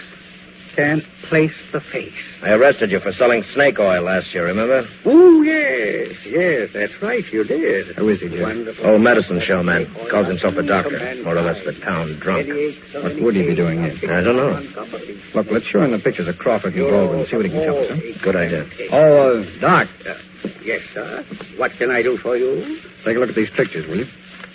Fine pictures. Fine pictures. Yes, we know they're fine pictures. These men were here. Where are they now? Gone. Gone. Oh, gone. They were very rude. I don't think he's going to be much help to us, Jim. Goodbye. We'd better look around the rest of the place and see if we can get a lead. But I know where they went. You do? Where? Yes. Come on, Montgomery. Make some sense. They went to Seattle. Fellow gave me his address. You want it? Yes, of course I want it. Huh? Oh, it's on a little pad. Must be in the other room. Hey, Jim, I noticed that pad on the table in there. Come on. All right. Here it is, Jim. Yeah, but there's nothing on the pad. Wait a minute, Jeff. Just some indentations. Yeah, but they're not deep enough to read. You got a flashlight? Uh-huh. Turn it on. Hold it parallel to the sheet of paper, will you? Okay. This way? That's it. There. See how that accents the indentation? Yeah. Looks like an address there, Jeff. Uh-huh. So you can make it out. 4411 Canal Street, Seattle. You know, the doc could be telling the truth, Jim. Yeah, I know. I wish I could go with you, but that's across the state line and out of my territory. Well, let's fly back to the airport. I'll catch the first plane to Seattle.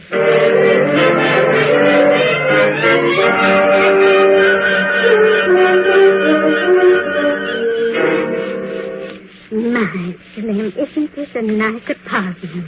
Thank you, Aunt Mary. See now, can I get you anything? Well, if it wouldn't seem too rude, you could get us the money. Money? Yeah, the 5 G's. For the doc. Oh, of course. I'll get it right now. Gee, you keep that much cash here? This wall safe is pretty well concealed. Mercy, I'd be afraid to see. I think they extend professional courtesy. Here we are. He's got a gun. That's right, Joe. Slim, you put that away. You'll hurt somebody now. I will if you two don't get out of here. What is this? Pretty apparent, isn't it? I'm saving myself $5,000. Young man, this is most unethical. It's just good business, that's all. Look, Slim, what are we going to tell the doc? Don't give me that. You had no intention of paying. But you got a new kisser. You're wrong, Joe. What? He's still got the same face under those bandages. What are you talking about? That man wasn't a doctor. He didn't touch your face. If you're lying, I can feel it. What you feel is plain plaster. If you don't believe me, take off the bandages, see for yourself. Go ahead, take them off. I will. Is that the truth, Aunt Mary? Yes, Joe. He'll find out when he looks at himself in that mirror. Wait. You dirty... Get his gun, Joe. Right. Let it go. Oh, no. Now we take over. Good work, Joe. Now take a look and see what Mr. Baldwin really has in that wall safe. There you are, Older. Huh? A cop. I'm a special agent of the FBI. Well, you just arrived in time, young man. That fella there with his face half covered with bandages is a criminal. I want you too, Mrs. Dawson. And I'm taking these two to a jail they won't break out of.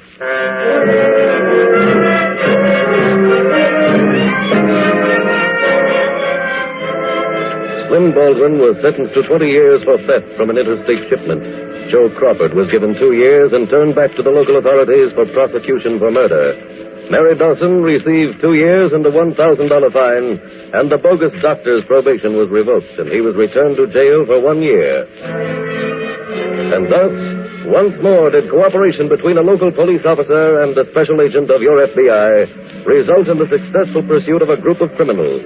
The method of reading indented writing, which led Special Agent Taylor to the address in Seattle, is only one of many skills in scientific crime investigation which form a part of the training given to every special agent before he becomes a duly authorized and qualified member of your national law enforcement agency, your FBI.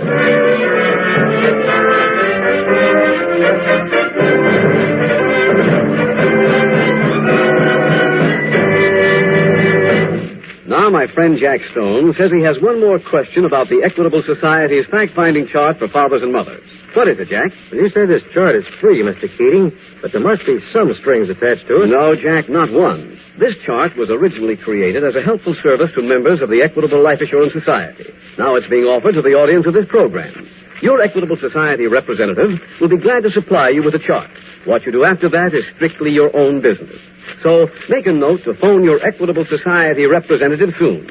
Or send a postcard, care of this ABC station, to the Equitable Life Assurance Society of the United States. Next week, we will dramatize another case from the files of the Federal Bureau of Investigation. A revealing account of the activities of two teenage lawbreakers. Its subject, juvenile delinquency. Its title, The Eager Ensign. The incidents used in tonight's Equitable Life Assurance Society's broadcast are adapted from the files of the Federal Bureau of Investigation. However, all names used are fictitious, and any similarity thereof to the names of persons living or dead is accidental. Tonight, the music was composed and conducted by Frederick Steiner. The author was Jerry Lewis. Your narrator was William Woodson, and Special Agent Taylor was played by Stacey Harris. This Is Your FBI is a Jerry Devine production. This is Larry Keating speaking for the Equitable Life Assurance Society of the United States and the Equitable Society's representative in your community, and inviting you to tune in again next week at the same time for The Eager Ensigns on This Is Your FBI. This is ABC, the American Broadcasting Company. The Equitable Life Assurance Society presents This Is Your FBI.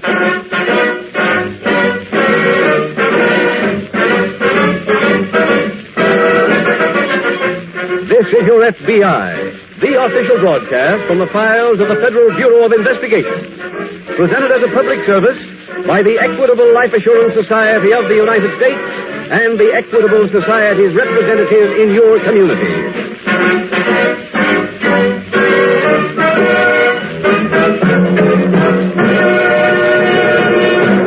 Are you covered by Social Security? Then please listen carefully. Public opinion polls by the Equitable Life Assurance Society show that millions of Americans know little or nothing about their Social Security. Yes, according to these Equitable Society surveys, you may be failing to safeguard rights worth thousands of dollars to you and your family. Therefore, as a public service, the Equitable Life Assurance Society will devote this program's entire middle commercial, due in just 14 minutes, to information on Social Security. Information that may mean money in your pocket.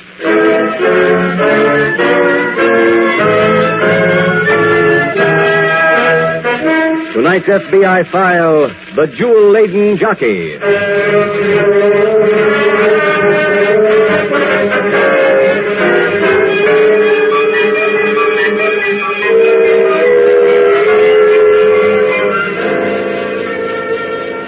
There are those among us who see stories in their daily newspapers about new crimes which have just been committed, and who conveniently skip over those items because crime is unpleasant and affords them no escape from reality. It is not important that you read every article about every criminal, but it is important that you, as a citizen, be cognizant of the current situation, that you be acquainted with some of the shocking facts about the crime wave.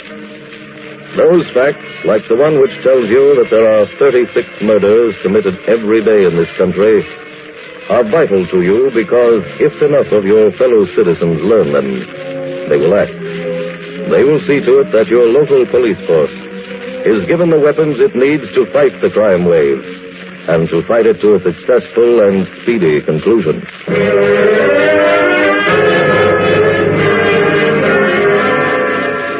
Tonight's file opens at a small half-mile racetrack in a Midwestern state. Pop Campbell, one of the trainers, is standing at the rail with his daughter Betty. It is 6:30 in the morning, just getting light, but already there are horses on the track getting their morning workout. That's Jupiter's boy, isn't it, Pop? Yeah? I caught him in 52 flat. He's the one to beat this afternoon. Nah, we can beat him if Scotty gets his ride. Wonder what happened to Scotty. He's never done this before. He knew Black World was going today. Pop. Whitey's waiting for you. Oh, yeah. Okay, Whitey. Let him run! He's letting him out.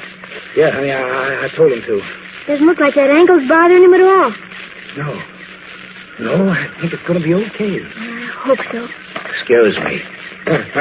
Yeah? You Pop Campbell? Uh-huh. I'm a friend of Scotty's. Well, he ain't around. Yeah, I know. You brought his tack bag here, didn't you? Oh, yeah, that's right. He wants me to pick it up. What for? I don't know what for. He just said he wanted me to pick up his tack bag from Pop Campbell. Where is Scotty? In town. Did he give you a note? He said I wouldn't need a note. You do before you get the bag from me. Now, look, Pop. Go away, mister. Go away. I'm busy. Okay. I'll go. But I'll be back. Pop! He did it in 51-4. Pop, did you hear me? He just worked in 51-4 breezing. Yeah. Well, aren't you pleased? Oh, yeah, sure, honey. I've just been thinking about something else. That man who wanted Scotty's bag? Yeah. I was just wondering what could be in that bag that made him want it so much.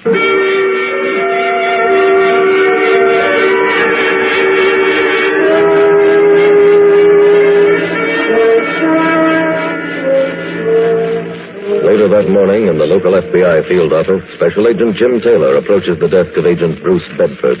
Hi, Bruce. Oh, hello, Jim. Boss just called, said I should check with you. Yeah, he wants us to work together on this case that just came in. What is it? Well, so far as we know, it's murder. Where did it happen? On the train from Chicago sometime last night. How much do we know?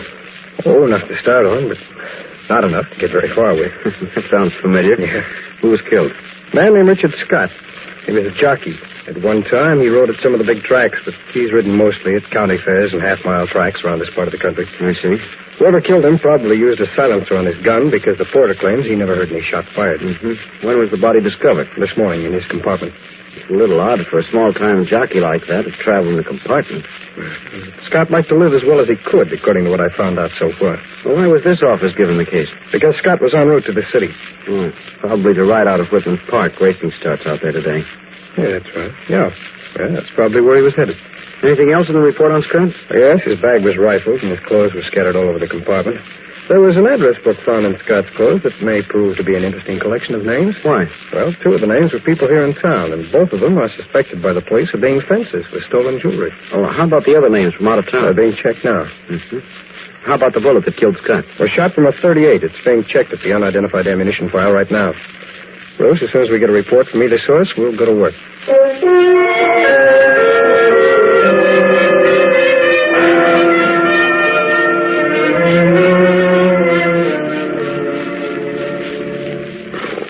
Whoa, quiet, boy, quiet now. Come on, stand still. He hates to be combed. If he only knew how pretty it made him. Well, I hope he looks this pretty this afternoon. He will, Pop. He's going to win us a nice purse, aren't you, boy? Golden Image goes tomorrow. How far? 6. She don't seem to like to win at 6. Oh, I think maybe against these horses down here, she'll do better. If we win a purse, maybe we can claim another horse, huh? Well, honey, we can't carry more than 2 in the van unless we move our stuff out. I'd like to claim Jupiter's boy. I think we could do something with that horse. Well, Radford knows his business, honey. If he's dropping his horse in that kind of a race, he... Say, that's Golden Image. What's the matter with her? It sounds like there's somebody in her stall. Somebody she don't know. I'll go see. Oh, wait, I'll come with you. Pop, did you see a man run out the back way? Yeah. I'm going after him. No, Betty, come back here. But, Pop, maybe he stole something. I don't care if he did. I don't want you getting hurt. Now, come on back here. Steady. Come on. Steady now. Steady. Come on. Steady, boy. Well, don't look like he harmed Golden Image. None anyway. Oh, take it easy. Pop, look. Huh? In the corner. Scotty's tax bag. Yeah. Stuff spread all over the floor. Let's tell the police about this. Yeah, I think I will.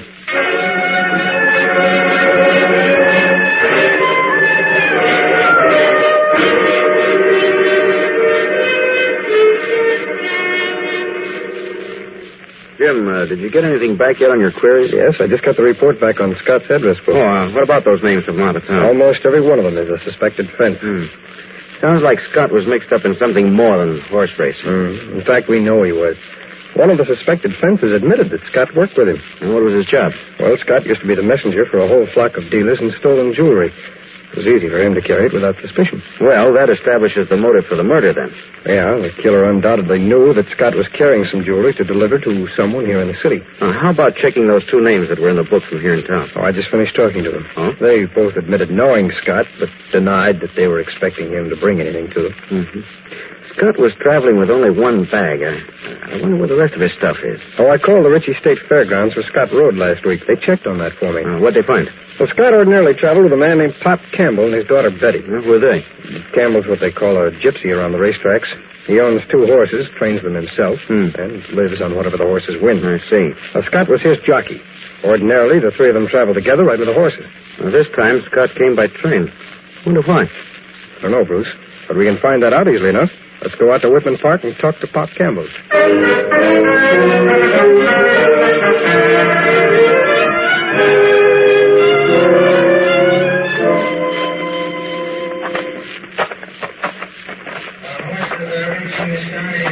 This is pretty interesting back here. I've never been behind the scenes at a racetrack. See those horses they're walking around over there? Yeah. They're cooling them off. They've already raced this afternoon. Kind of like unwinding them? Yeah, that's about it. Oh, that's stable 423 over there, Jim, where that girl is standing. Oh, yeah. Hello there.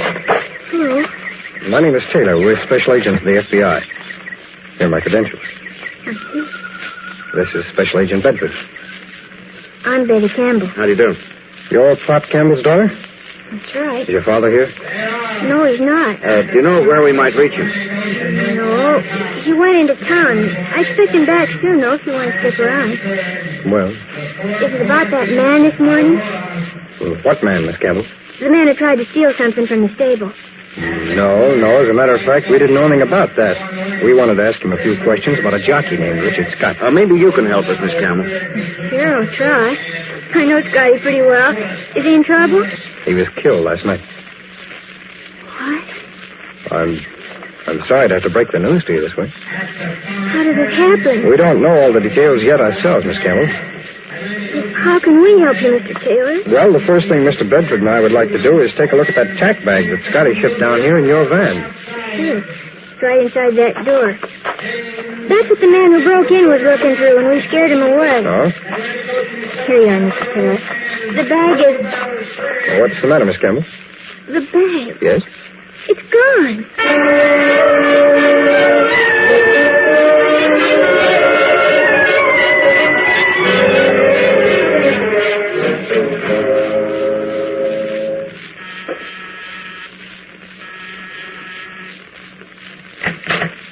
Is Scotty here? You Pop Campbell? Yeah, that's right. I got his message asking me to come by here. Come on in. Thanks.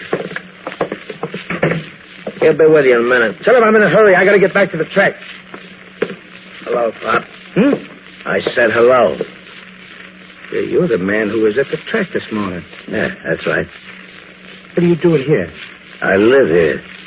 But I got a message from Scotty to bring his tack bag here. Me and my partner here left that message for you. Oh, I get it. Well, I still ain't giving you this bag. We don't want it anymore. We've already gone through the bag, Pop. So you're the one who was at the stable this morning? Yeah. We didn't find what we wanted. That's why we had you come here. What were you looking for? Scotty had a package in that bag, and we think you know where it is. I never looked in Scotty's tack bag in my life. How would I know? Look, Pop, take my advice, huh?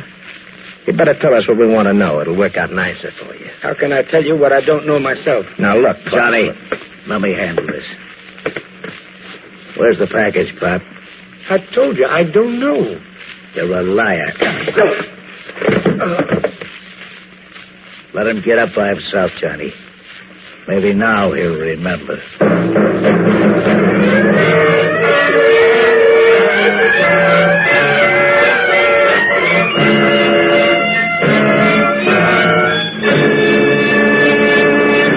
We will return in just a moment to tonight's file, which shows how your FBI provides national security. Now an important message about Social Security, your Social Security. Do you know how to get the most out of it? Do you know what steps you should take to safeguard your rights? A great many people don't. That's why the Equitable Society offers all listeners to this program without charge a special service on Social Security consisting of 3 steps. First step, full information. When you have a question about Social Security, put it up to your Equitable Society representative. He knows the answer. For instance, you may be surprised to learn that a person doesn't have to be 65 to be eligible for benefits, or that your rights under Social Security may be worth from $12,000 to $18,000, depending on your age, salary, and other factors. Why be ill-informed or misinformed about such a valuable asset? Get all the facts. See your Equitable representative. Second step, an immediate checkup on your position under Social Security. In any account, there's always danger of mistakes being made, and some of them cannot be corrected after 4 years. To protect your rights, the Social Security Administration advises you to make regular checkups on your account. The simple way to do this is to get a special form from your Equitable representative, a form approved by the Social Security Administration. This checkup is doubly important because after you've made it, you're ready to profit from the final step of this service offered by the Equitable Life Assurance Society. That step is to help you build Social Security into full security. After you've found out where you stand in Social Security, your Equitable Society representative will show you how a comparatively modest investment in life insurance will build Social Security into full security. He'll show you how life insurance and Social Security, working as a team, can give you and your family a future free from money worries. There's no charge for this service, so see your Equitable Society representative. Or write care of this station to the Equitable Life Assurance Society. That's EQUITABLE. The Equitable Life Assurance Society of the United States.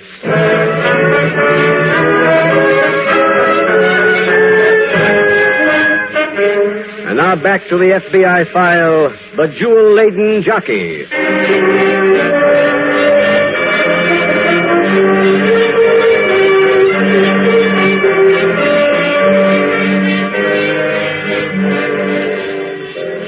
With a murder taking place every half hour, day and night, throughout the year, there are of necessity a variety of motives which lead to the crime. Some murders are committed because of an overwhelming desire for revenge, or a temporary emotional instability, or sheer unadulterated hatred of people. None of those murders can be condoned.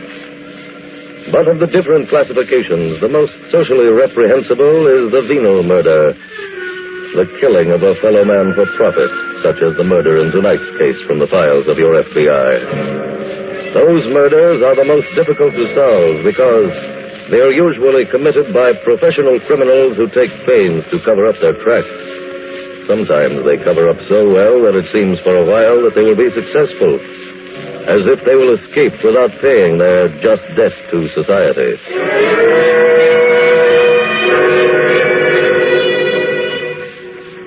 Tonight's file continues in the local FBI field office.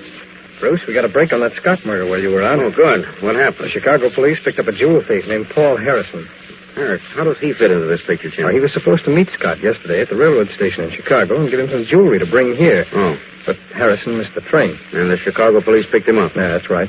Now, Scott stayed on the train when it left the station, undoubtedly thinking that Harrison was aboard. Mm-hmm. Then, when he heard a knock on his compartment door, he probably opened it, thinking that it was Harrison. Yes, that sounds like what happened, Jim. Whoever it was who killed Scott certainly knew in advance that he was supposed to be carrying those jewels. Yeah, this was a double cross of some kind, I think. That was all the jewelry recovered with Harrison's arrest. Yes, every bit of it. But that doesn't end our job in this case, Bruce. Even though Scott was mixed up in crime, we've still got to find his killer.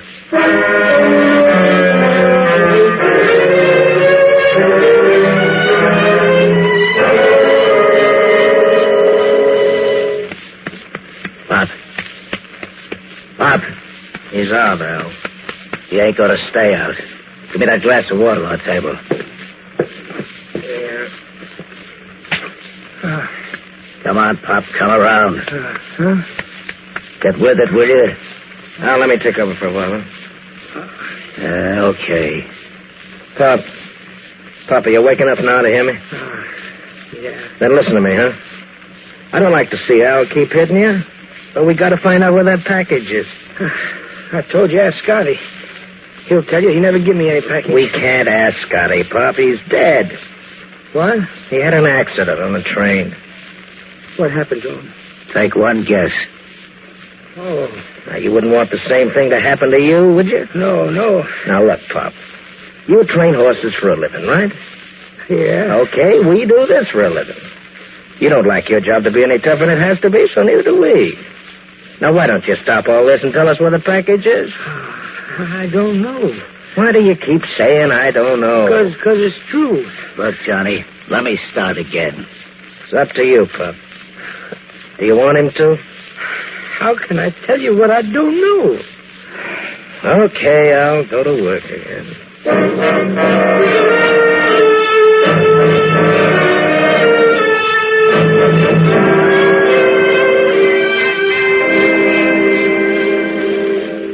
Jim, I just finished making half a dozen phone calls trying to find some of Scott's close friends. Good. Maybe we can get a lead from one of them. Oh, Miss Campbell's on her way in here. Maybe she got some news. What's she doing here? I don't know, Bruce. The receptionist just called in, asked if it was all right to send her in. I think we ought to go back to the track, Jim. Why? You got some kind of a lead out there? No, but maybe some of those jockeys can give us some dope on Scott, huh? Yeah. I don't seem to be able to locate anybody who knows much about him. May I Well, come in, Mr. Taylor? Oh, yes, Miss Campbell, please. Hello there. Hi. Mr. Taylor, I think Pop's in trouble. Why? What's happened? Black World, one of our horses, was in the 4th race and Pop didn't show up. Oh. After the race, I went looking for him. Does he always stay at the track during the races? Sure, when we have a horse running, he does. I looked all over for him. Finally, in the kitchen where all the horse people eat, I got Pop's message. What message was that? He told the man behind the counter to tell me that he'd be back in time for the race. That was after we spoke to you, wasn't it? That's right. Well, he might have just been delayed someplace. I wouldn't be too concerned. But the counter man told me that Pop said he was going to meet Scotty. He what? You see? He didn't know that Scotty'd been killed. Bruce, it sounds like a trap to get him into town. Yeah. Miss Campbell, do you have any idea where he might have gone when he left the track? Yes, he got a lift with George Barrow. Who? He's a trainer. He's got a public stable. Oh, I see. And did Barrow return to the track? Yes. I asked him where Pop was, and he said that he let him out at Main and 7th, and that Pop said he was going to catch a streetcar from there. Seventh, but Barrow didn't see what streetcar your father took, did he? No. Seems to me the first thing we've got to do is find out who we're looking for. Bruce, suppose you take Miss Campbell with you and go on down to police headquarters. Right. What for, Mr. Taylor? Oh, Mr. Bedford will help you look through their file of pictures and see if you can pick out the man who came to see you. I'm going out to the track, Bruce. I'll meet the two of you out there.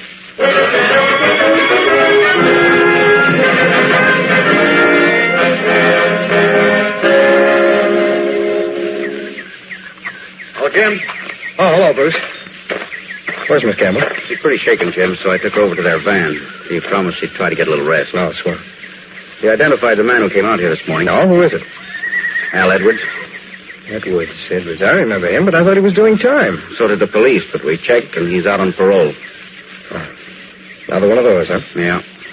How did you make out? Well, I'm waiting now to talk to that counterman that Miss Campbell told us about. The one who knew Pop was going to meet Scotty. Yeah, that's him. He's coming down to see me as soon as they can locate him. Bruce. Miss Campbell made a positive identification on Edwards, didn't she? I mean, there's no chance of her being wrong. None at all, Jim. Mr. Taylor? Yes, that's right. I'm the counterman that Pop Campbell talked to. Oh, good. Did you hear him say where he was going by any chance? Well, he said he was going to meet Scotty. Where? Well, I think I heard him say 711 Wyoming. 711 Wyoming. I remember the number because it's so easy. Yeah, or you wouldn't remember whether that was Wyoming Avenue or Wyoming Street, would you? No, sir, that's all I remember. There's also a Wyoming place up on the north side, Jim. That's right, there is. Well, the only thing we can do is check all three. Oh, thanks very much, sir. You're welcome. Come on, Bruce, let's go.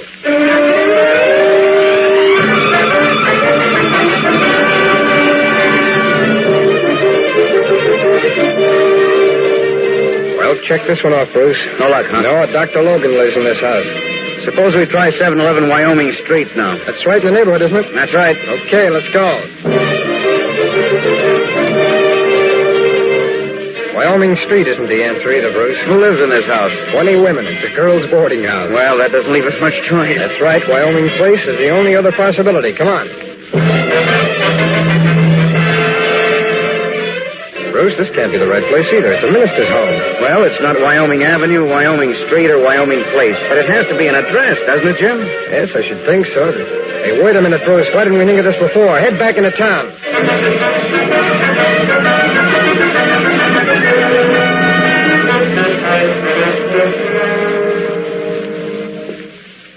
Suppose I should bring the old guy around again, Johnny? Just let him stay where he is. But he can't tell us nothing while he's out. I don't think he knows, Al. I think he's leveling with us. If he knew, he'd have talked by now.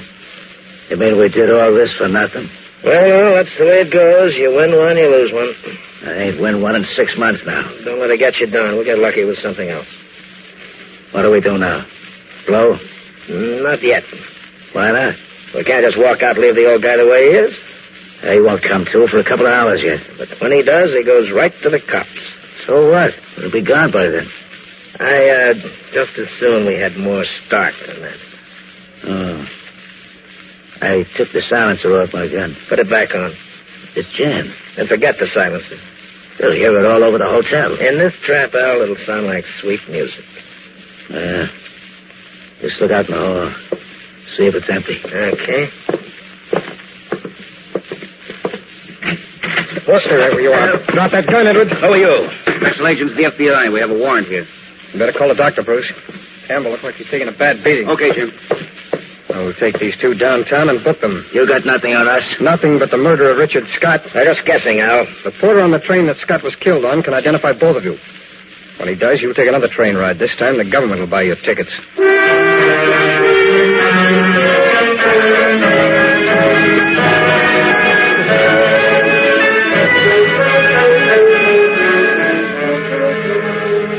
Al Edwards and his companion Johnny Russell were convicted in federal court for theft from interstate shipment.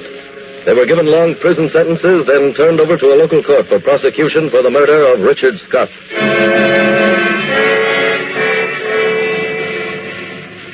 The idea which came to Special Agent Taylor after he and Agent Bedford had failed to locate the wanted criminals at Wyoming Avenue, Wyoming Street, and Wyoming Place was that there was a Wyoming hotel, and that 711 Wyoming could mean room 711. When that proved to be correct, the case was closed, and thus another murder was prevented by the quick, thorough work of your FBI. This case was opened and closed within a period of 15 hours, from 9 o'clock one morning to midnight that evening. Some cases work out that way. Others drag on, and the development of clues sometimes takes months and even years. But no matter how long a period elapses, your FBI stays on the job until a clerk in the records section takes a rubber stamp and marks the file. Marks it convicted.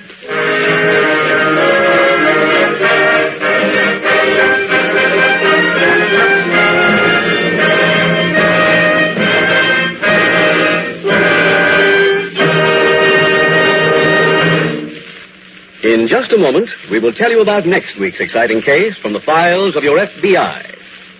Now, a quick review of the special 3-point service offered by your Equitable Society representative to help you get the most out of Social Security.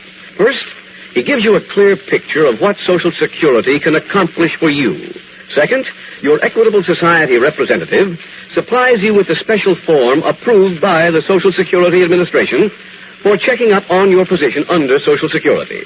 Third, he shows you how easy and inexpensive it is to build Social Security into full security.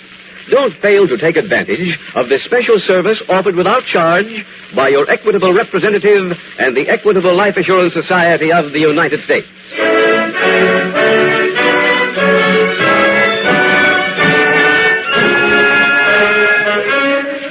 Next week, we will dramatize another case from the files of the Federal Bureau of Investigation. A behind-the-scenes glimpse into the home life of a hold-up man. Its subject, impersonation. Its title, The Henpecked Hijacker.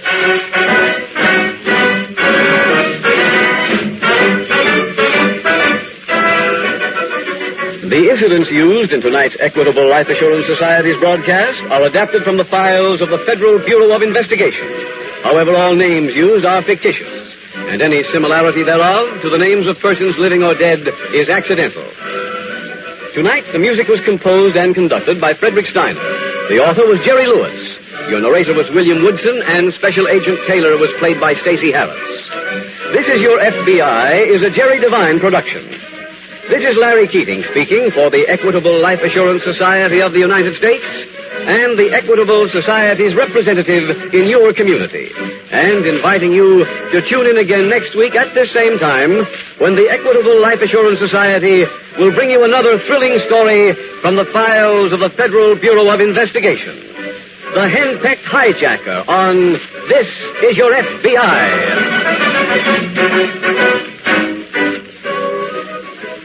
This is ABC, the American Broadcasting Company. The Equitable Life Assurance Society presents This Is Your FBI.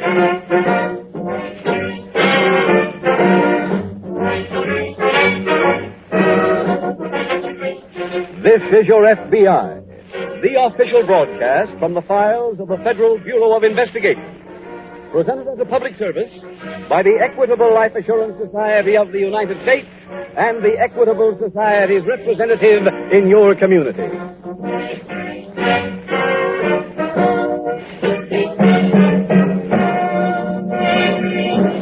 Are you covered by Social Security? Then please listen carefully. Public opinion polls by the Equitable Life Assurance Society show that millions of Americans know little about their Social Security. Yes, according to these Equitable Society surveys, you may be failing to safeguard rights worth thousands of dollars. Therefore, as a public service, the Equitable Life Assurance Society will devote this program's entire middle commercial, due in just 14 minutes, to information on Social Security. Information that may mean money in your pocket.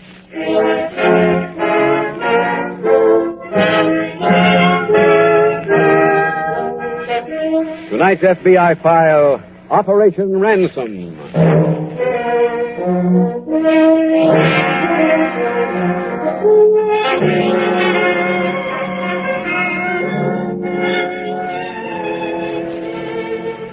The motives which lie behind the more than 1.5 million major crimes committed every year in this country are as varied as the types of crimes themselves. Some criminals engage in illegal activities because of the temptation for so-called easy money. Others commit crimes out of passion or because of a craving for revenge. But whatever the motive, every criminal believes that he will succeed without paying for his crime.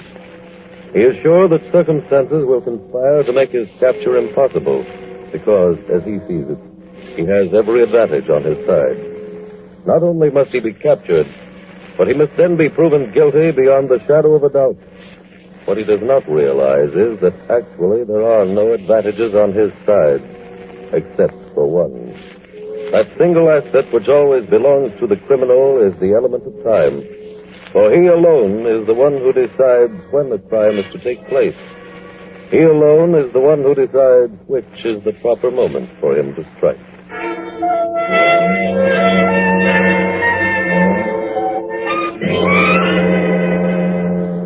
Tonight's file opens near a bridle path in a large park in a Midwestern city. Two men are strolling along a gravel path. Take it easy, Harry. Huh? Don't walk so fast. We're not going anyplace. Yeah, okay. Oh, it's a lovely spring morning, Harry. Mm-hmm. Man doesn't get enough of these. Yeah. Look around you, Harry. Isn't it glorious? George, we didn't come out to admire the scenery. I know, Harry. We got work to do. Still enjoy nature. Just look at that grass sprouting up. The tiny green buds in the trees. Why, man... George, there she goes. I see. Yeah, right on time again. She's been on time every day now for a week. So she has, Harry. Well, it's about time we made our move. We're not ready yet. That's what you've been saying all week. You ain't ready now, we'll never be. Harry, I've told you before, the success of any venture rests on the planning. We got plans. But we haven't insured them yet. When will that be? When we know everything there is to know about Alice Woods. Every habit she has, every friend she has, even every hat she wears. Those things take time, Harry, but they reduce the risk. That's the important thing. I know. We'll be ready soon. And when we are, the young lady will be kidnapped.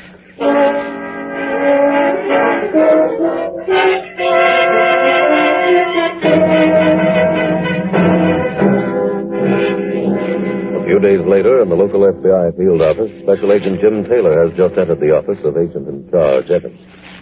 Good morning, sir. Good morning, Jim. Sit down. Thank you. Here's the name and address of a woman who just called me. I'd like you to go over and see her. All right, sir. Mrs. Martha Woods, 720 North 50th Street. Huh? Mrs. Woods said that her daughter is missing. How did she happen to call here? She called the local police, and they suggested that she get in touch with us. Oh, I see. There's a suspicion of kidnapping, and that's why we're in it. Oh? Now, it may not be the reason she's missing, but we're better off playing it safe and getting in at the start. Oh, I see, sir. Did Mrs. Woods tell you anything? Yeah, she said that you got a phone call from a girl named Rosemary Rice, who's a friend of her daughter's. What's her daughter's name? Alice Woods. Mm-hmm. The girlfriend said that she was riding a horse in the park this morning, some 100 yards or so behind Miss Woods, and she saw the missing girl stop and dismount. Where was that, sir?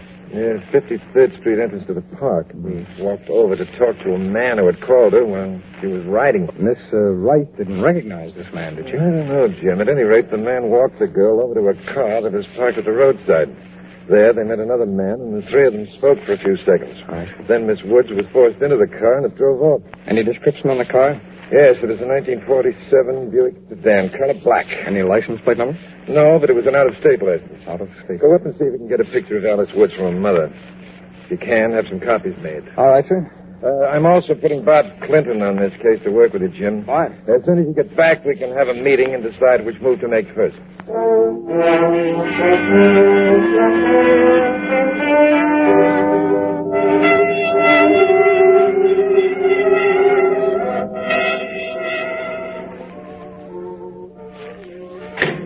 Yes? Who's that? Me? Oh. How is everything? Yeah, girl's asleep. He's just in there. Did she wake up at all? No. Bill's there to put her away. I wish I'd taken some. What do you mean? Well, I couldn't hear that music. What are they playing on, washboard? Harry, you just aren't a music lover. That's music? Customers think so. You ought to go downstairs and see the business the joint's doing. No, thanks. Bad enough up here. I just sent the note to Jocko. Oh? What'd you ask for? 25,000. I wonder if he'll go for it. Got to. This is his daughter. He loves the kid. 25,000's a lot of moolah. Not to Jocko. Hey, suppose he goes to the cops. Harry, bookmaker can't go to the cops. That's why we picked the guy. Uh-huh. That's one of the things I was trying to explain to you when I told you about calculated risk. I know. I remember. And what's our next move? Well, we wait for Jocko to answer the note with the ad in the paper. Then we tell him where to plant the dough. Now, how long do you figure that'll take? If all goes well, about another day. How many times a day do they play that music down there? From 9 to closing, about 6 hours. I'll just about make it.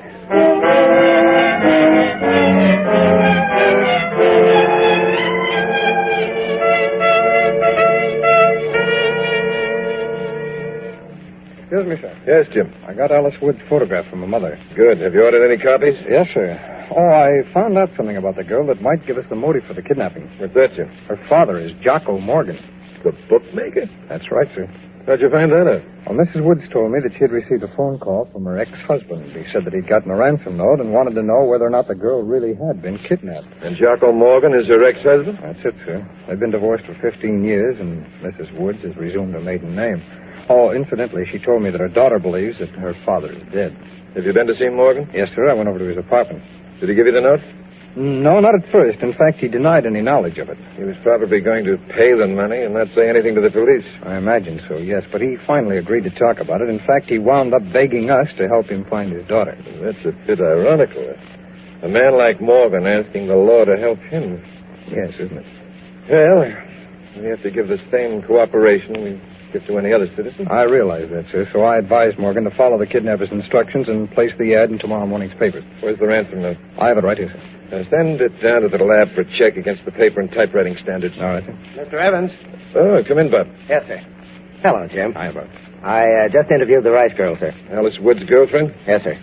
She told me she could recognize one of the men if she saw him again. Did she describe him to you? Oh, no, not very well. But I'm going to meet her tomorrow morning at police headquarters and have her go over some pictures for us. Jim, you take Bob out to your desk and bring him up to date on the new elements in this case. And when you finish, check back here with me.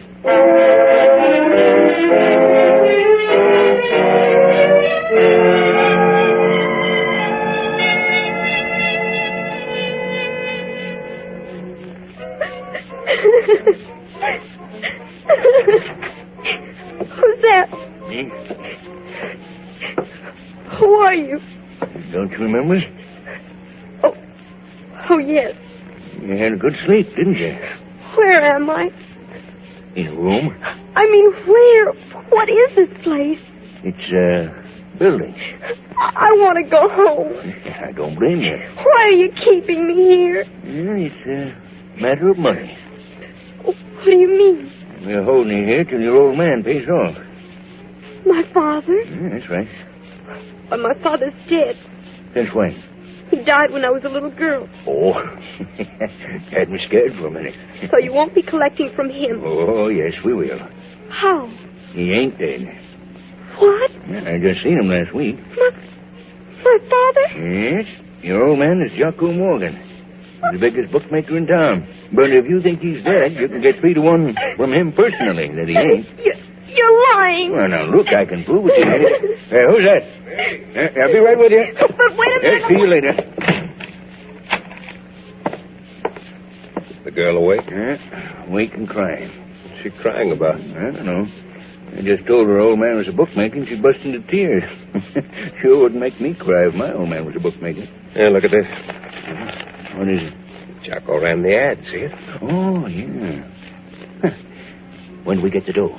You go in for it tonight.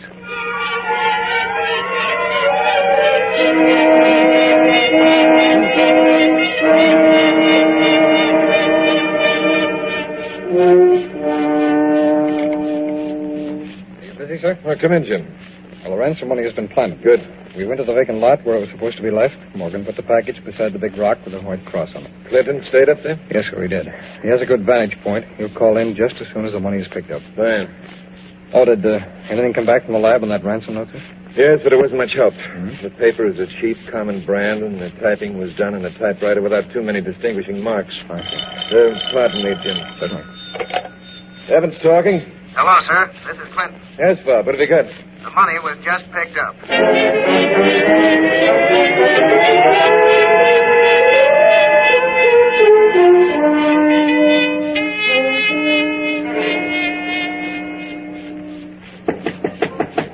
Who is it? Me. Open up. Right. Did you get it? Yeah. Swell. Any trouble? No. All right, let's have the package. Sure. Yeah. It's torn open. I just took a peek at stuff. Make sure it was real. You sure nobody tailed you? Nope. Nobody tailed me. Last 5 miles, I was the only car on the road. Want me to help you? How? Count the money. I can do it. All that green stuff. And it's real. And it's ours. It's beautiful, beautiful. Now all we got to do is return the girl and the job's over. Oh, I forgot to tell you, we're not returning them. Why not? Well, I had a talk with her. It seems she's not willing just to go home and forget all about this. Oh. She says she's going to the police and tell them that we did the job. Well, she don't know who we are. No, she knows what we look like. Oh, yeah, that's true. Well, what are we going to do with it? You're going to take her part way back to town to the Smith Park Bridge. Then what?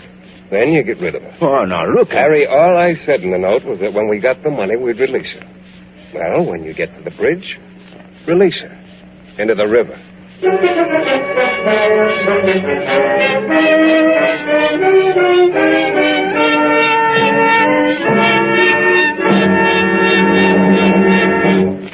We will return in just a moment to tonight's file, which shows how your FBI provides national security.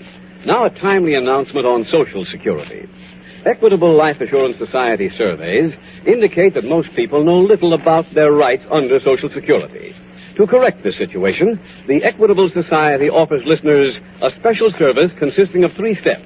First step, full information. Your Equitable Society representative is an expert on Social Security. He's qualified to answer such puzzling questions as, suppose a widow waits 3 years after her husband's death before making a claim for Social Security. Can she collect all the back payments she might have received? The answer is no. Your Equitable representative will explain why. Does a man automatically start to receive Social Security benefits on his 65th birthday? Again, the answer is no. Your Equitable representative will explain why. The second step in this Equitable service is an immediate checkup on your position under Social Security. Since some errors cannot be corrected after 4 years, the Social Security Administration advises you to protect yourself by checking up regularly.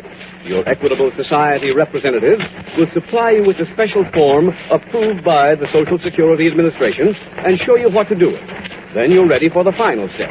That step is to help you build Social Security into full security. After you've found out where you stand in Social Security, your Equitable Society representative will show you how a comparatively modest investment in life insurance will build Social Security into full security. He'll show you how life insurance and Social Security, working as a team, can give you and your family a future free from money worries. There's no obligation whatsoever. So, see your Equitable Society representative. Or, write care of this station to the Equitable Life Assurance Society. That's EQUITABLE. The Equitable Life Assurance Society of the United States.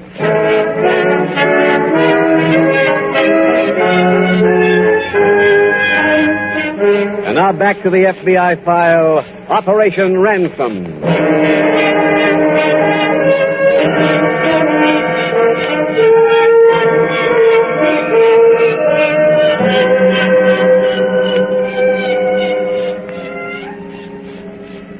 Those who have made the field of crime their life work, who study constantly in an effort to understand the mind of the criminal and the forces which impel him to break the law, have agreed that there is no common prototype among the 7.5 million persons with arrest records in the United States. Some dress well, some dress badly. Some are well educated, some are totally unschooled. Some are tall, some are short. The various discrepancies between any two criminals can be as wide as those between any two law-abiding citizens. And yet, they do have their common bond, the things which make every criminal kin to every other criminal. One of those things, and this applies to those who commit crimes against property or crimes against a person, is that he is insulated against any feeling of compassion for his fellow man. To him, to the true criminal, the world exists so that he may live. And the easier that living comes, the better he likes it.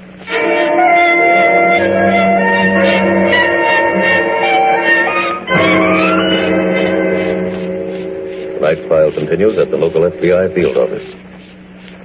What time is it, Jim? I have 12:23, sir. So have I. Just let my watch set. I hope nothing has gone wrong. So do I, sir. The girl should have been released by now, unless they've been holding her an awful long way from town. Yes, I know. How long do you think we ought to wait, sir, before we start searching? If we don't hear anything by 1 o'clock, we'll go into action. We got the serial numbers on the bills that Morgan used to pay the ransomers? Yes, the stenographic section is making copies of the list now. As soon as it's prepared, we'll start printing the ransom list for distribution. Okay. At 1 o'clock, we'll send a copy to each of the newspapers, ask them to print it. You know, it's too bad we can't mark the money in cases like this. Yes, it is, but we don't dare gamble with the victim's life. I know, sir. Mr. Evans, can I come in? Yes, Bob. What do you got? Alice Woods has been found. Where? When? She ran up to the toll gate at the Smith Park Bridge a few minutes ago. Is she all right, Bob? Well, she was exhausted and suffering from shock. Where's she now? At the Memorial Hospital, sir. Jim, you and Bob get over there at once.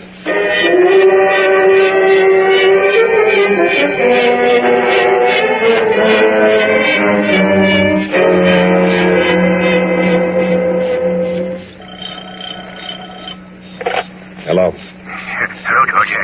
This is Harry. What are you calling up for? We got trouble, George. Why, what happened?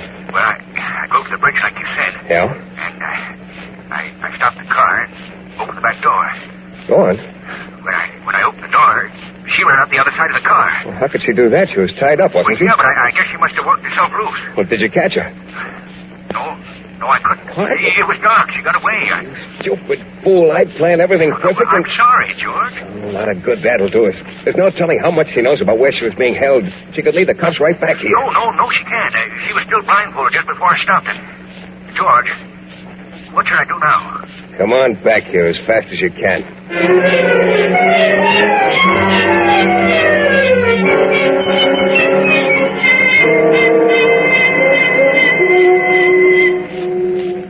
Miss Woods, do you feel up to talking about your experience now? Yes, Mr. Taylor. I'll tell you whatever I can remember. That's fine, thanks. Now, first, we'd like to know how the kidnappers approached you. Well, I was riding in the park when a man standing on the side of the bridle path called after me. Did he know your name, Miss Woods? Yes, Mr. Clinton, he did. That's why I stopped. I see. I rode back to where he was standing and said that I had to come with him right away. My mother had been in a serious accident. I didn't say where, did you? No, sir, he didn't. What happened then? I dismounted, and the man led me to a car. When I got there, I saw another man. This second man, was he behind the driver's wheel? Yes, that's right. I asked what kind of an accident Mother had, and the man said she'd been driving a car down Oak Avenue and been hit by a truck. I see. Go on. I knew then that they were lying to me because Mother doesn't drive. Oh? I started to scream, but the man who called me clapped his hand over my mouth and threw me into the car. And that's when they drove away with you? Yes, sir. What did they do once they had you in the car, Miss Woods? The man in back with me blindfolded me and put a gag in my mouth. Then he covered me with a blanket. I see. And did both men drive you back to the Smith Park Bridge tonight? No, sir, only one of them. That's how I was able to escape. I heard them planning to kill me, so when I got in the car, I used all my strength, and finally I got my hands loose. Were you gagged and blindfolded on the return trip, too? Yes, sir, until I got my hands loose, and that wasn't until just before we got to the cliff, by the bridge. Miss Wood, you don't know where you were held, do you? No, sir. I haven't the faintest idea. Well, is there anything you can tell us about the ride after you got in the car in the park? Did you hear any odd sounds or any conversation between the men? Well, let me think. Sure.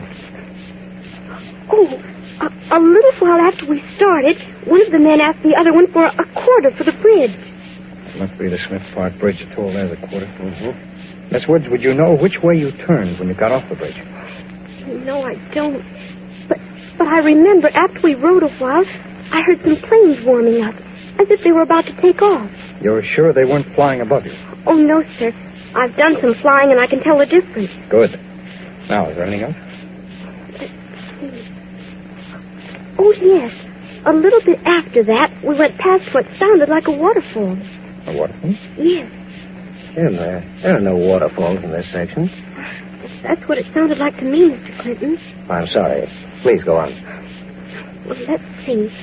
We rode for a little while more, and then we got on a bumpy road. Do you remember which way you turned to get onto this bumpy road? I don't remember turning. Oh? We only went a very short way on it, though, before we stopped, and I was carried into a building and taken upstairs. Still blindfolded? Yes. Now, did you hear anything in this building? Well, not then, but later on, after they fed me my dinner, I heard some music. You remember where it came from, Miss Woods? It seemed to come from underneath where I was. First, I thought it was just a radio, but they played so badly, I decided it was real music. Miss Woods, can you describe these two men to us?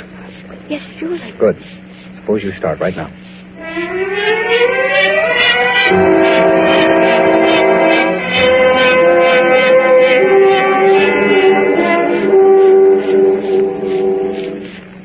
Yes, Jim. Alice Woods identified the two pictures I brought her as the men who kidnapped her. Oh, good. Who are they? One of them is George Payne. The other is Harry Rawlins. Here's some copies of the pictures. Oh, fine. Now our job is to find out where they took the girl. Oh, I picked up that map you wanted. Swell. That's it? Mm-hmm. Now, here's where the trip started. And this is the exit they used to leave the park. Right. And they went up the drive to the Smith Park Bridge. Now, the problem is, which way did they turn when they got off the bridge? Well, we know they went past an airport very soon after they left the bridge.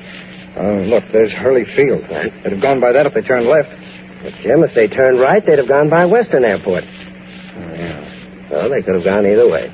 Yeah, that's right. Now, the next thing Miss Woods remembered was that waterfall. That's a real baffler. I know that section. There is no waterfall. The only... Bob, I know what it was. What? It was the Barrel Point Dam. I remember seeing a story in the paper this week that they opened the sluice gates on the dam because the water got too high. Well, then they must have turned right off the bridge. Check. And the next thing is that bumpy road. If we find that, we can find out where she was held. Let's see. She said they only went a short way on it. Mm-hmm. Bob, I know that highway. There are no side roads on it. And I drove it last summer. It's as smooth as glass. Hey, wait a minute. What is it? Got an idea, Bob. Let's get to a phone.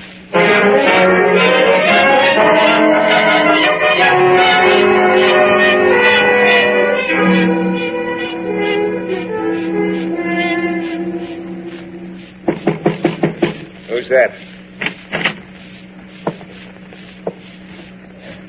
Hello, George. Hello, genius. Look, I told you I was sorry, didn't I? It doesn't make up for your mistake. There was nothing I could do. You could have seen to it that you didn't get away. You need brains in this business, Harry. I've Look, told you. George, I know how smart you are, but I'm kind of tired of hearing about it.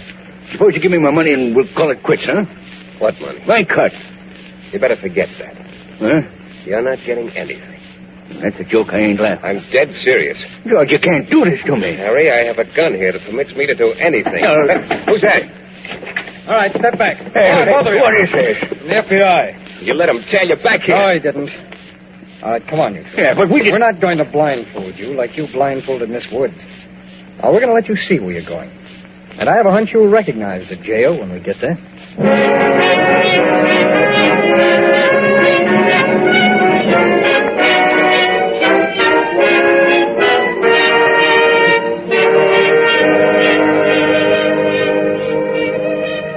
George Payne and Harry Rollins were tried, convicted, and sentenced to serve 50-year terms in a federal prison for kidnapping. Your FBI was led to the roadhouse where Miss Woods had been held captive because every clue, no matter how slim it appeared, was followed to its conclusion. One of those clues was that Miss Woods remembered that she had been driven by the kidnappers over a bumpy road, and that the car had stopped shortly afterwards. A check with the State Highway Commission showed that there was a part of the highway under repair, but open to traffic. The roadhouse was situated beside that section of the highway. And so your FBI was able to close another file, to close it the way almost every kidnapping file has been closed, with the word convicted stamped across it.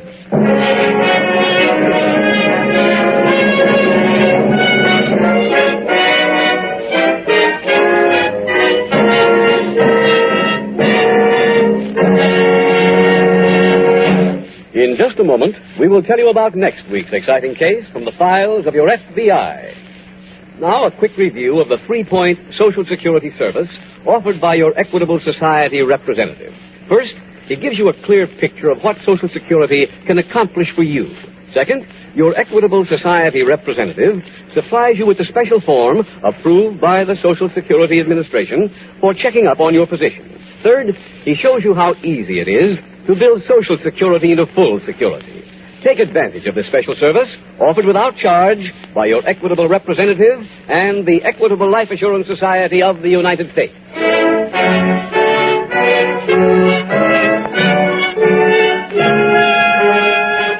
Next week, we will dramatize another case from the files of the Federal Bureau of Investigation. A factual account of the operation of a stolen car ring. Its subject, interstate theft. Its title, The Unwilling Partner. The incidents used in tonight's Equitable Life Assurance Society's broadcast are adapted from the files of the Federal Bureau of Investigation. However, all names used are fictitious, and any similarity thereof to the names of persons living or dead is accidental. Tonight, the music was composed and conducted by Frederick Steiner. The author was Jerry Lewis. Your narrator was William Woodson, and Special Agent Taylor was played by Stacey Harris. This Is Your FBI is a Jerry Devine production. This is Larry Keating speaking for the Equitable Life Assurance Society of the United States and the Equitable Society's representative in your community, and inviting you to tune in again next week at this same time when the Equitable Life Assurance Society will bring you another thrilling story from the files of the Federal Bureau of Investigation. The Unwilling Partner on This Is Your FBI. This is ABC, the American Broadcasting Company. The Equitable Life Assurance Society presents This Is Your FBI.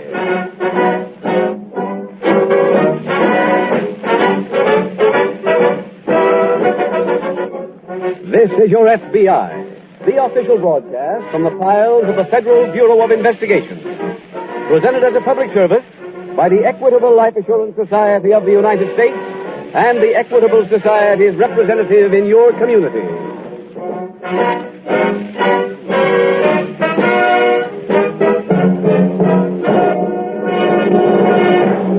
Are you covered by Social Security? Then please listen carefully. Public opinion polls by the Equitable Life Assurance Society show that millions of Americans know little or nothing about their Social Security. Yes, according to these Equitable Society surveys, you may be failing to safeguard rights worth thousands of dollars. Therefore, as a public service, the Equitable Life Assurance Society will devote this program's entire middle commercial, due in just 14 minutes, to information on Social Security. Information that may mean money in your pocket.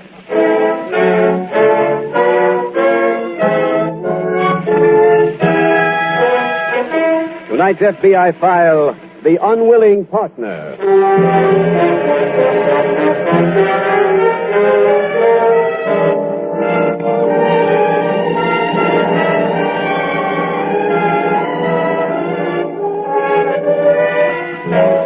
J. Edgar Hoover, director of the Federal Bureau of Investigation, today made available the latest figures on America's current crime wave. This study contains the newest facts known to your FBI about the substance and the quantity of crimes committed in the United States in the past 12 months. The truly shocking news about the war against crime is that instead of progress, it must be reported more persons were arrested in the past year than in any other year on record. The arrests of men increased 14%, and the arrests of women rose almost 10%. Nowhere in the land is there a community which does not know crime, and in very few places is any ground being gained in the constant battle against our army of criminals. A battle which must be won, and won soon, unless we wish to leave the generations which follow a heritage of lawlessness.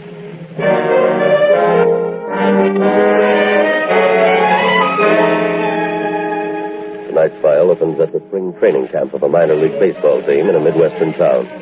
It is early afternoon, and scattered around the ballpark are several dozen players. Some of them are shagging flies in the outfield, some are having pepper practice, and a few of the pitchers, like Red Martin, are warming up with a catcher.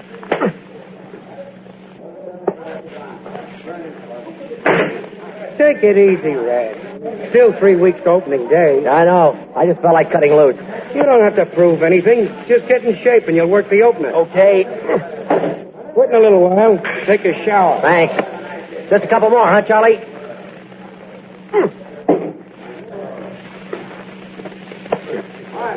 Hello, Red.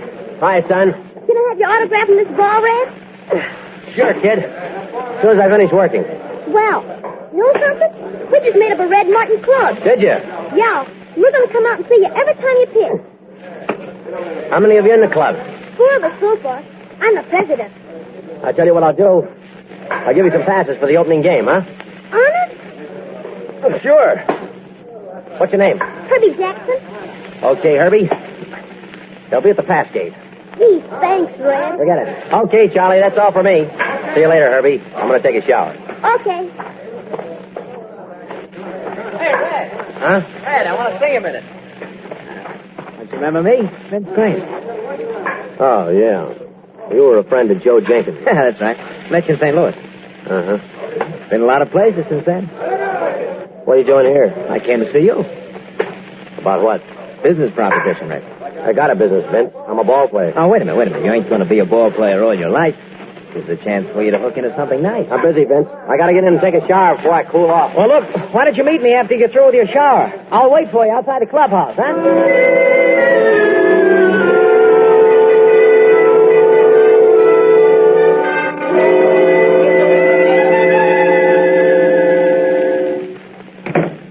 Is that you, Red? Mm-hmm. Well, where have you been this long? That's a ballpark. Until 7 o'clock? Yeah. Red, you knew I was going to have dinner ready early. Honey, I'm sorry. I met some guy who wanted to talk to me. That's why I'm late. Oh. Well, who was he? A guy named Vince Green. Do I know him? No. He was a friend of Joe Jenkins. I met him when I used to room with Joe. Oh. Whenever the ball club got to Joe's hometown, this guy used to throw a party for us. Mm-hmm. Well, what's he doing here? Now he wants to go in business with me. What kind of a business? Used car lot, using my name on it. What do you put up? Nothing. What do you get out of it? Well, he wants to give me 25% of the business. Oh. Well, that sounds wonderful, honey. I told him I wasn't interested. What? I turned the deal down. Are you out of your mind? I don't like it. Well, why not? Helen, why should he cut me in like that? Because you're a big name in this town, that's why. This is a good move on his part. And it would be a good move for you. I don't know. Well, I do. You call him up right now and tell him you've thought it over and you want to take up his proposition. But, Helen... Look, do you think I want to go on for the rest of my life worrying about whether you'll get a sore arm or whether some kid is going to get a lucky base hit off you and win a ball game? This way, you're in business. If your arm goes bad, the business keeps going. Don't you understand? Okay, I'll call him after dinner.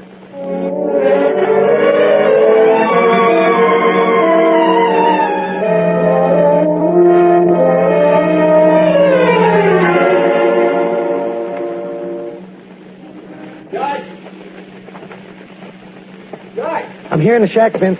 Oh. Sign looks good. Yeah. Any sales today? 3 sedans and a convertible. Not bad. We're open a week, and that makes 38 customers. Yeah, that Red Martin's name really hustles business. I told you it would. They only got 6 cars left. I want to call Pete. Tell him to send down other shipments. Okay. Oh, by the way, Red was in here this morning. What did he want? I just wanted to see how things were going. He asked me where we got all the cars. What'd you tell him? I said we had contacts back east that bought the cars for us and shipped here. Good. He'll pull out if he ever knows those cars are hot. Well, what would his beef be? The poor sucker happens to be honest. Yeah, but he gets 25% of all this. For nothing. For your information, he only gets 25% of the profit. Well, even that runs into a real good chunk. George, with me keeping the books, there is no profit.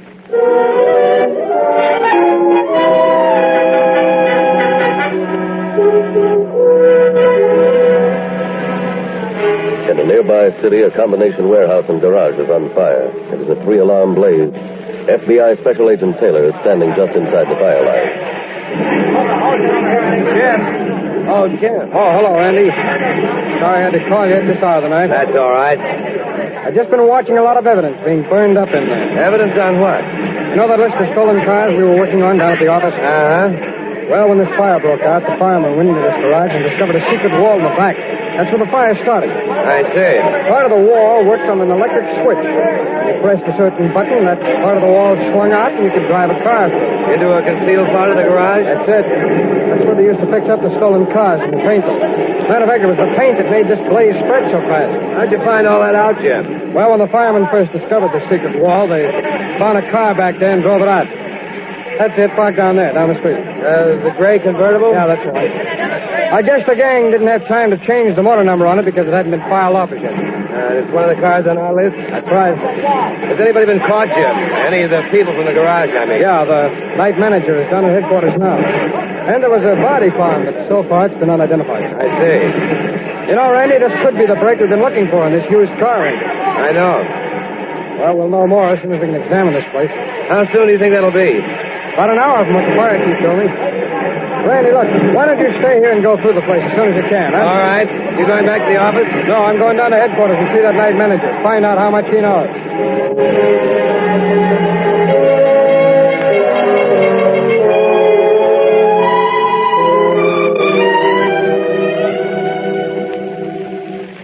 You home, Red? In the living room. Well, I didn't see any lights on. Well, why are you sitting here in the dark? I've been thinking. Well, suppose you try thinking with the lights on. Okay. What's the matter with you? When I got home here this afternoon, there was a letter for me. Who from? Joe Jenkins. Well, what do you want? I wrote to him about this new partner of mine, Vince Green. Well? Joe says in his letter that Green is no good. That he once tried to get Joe to throw a ball game for him so he could win a bet. Joe never reported it because he couldn't prove it. Oh, well, honey, that might be just a story. You know the way Joe used to make up things. Oh, it ain't a story. Joe also says he checked on Green after that. Found he was mixed up in a lot of racket. Oh. I told you I never liked this deal, Helen. Right from the very beginning. Now I'm going to get out of it. Red, wait. Find more out about him first. Oh, I know enough right now. Well, what about the money you're making? Helen, for all we know, those cars may even be stolen. I don't want that kind of money. But, Red... I'm going down to see Green and call off this whole deal.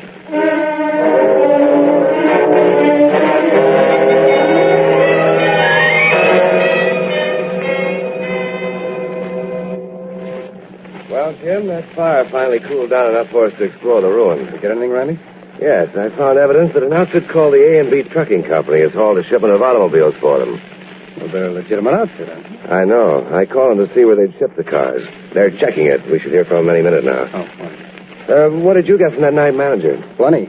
He told me there were 3 accomplices. Police picked them all up, questioned them.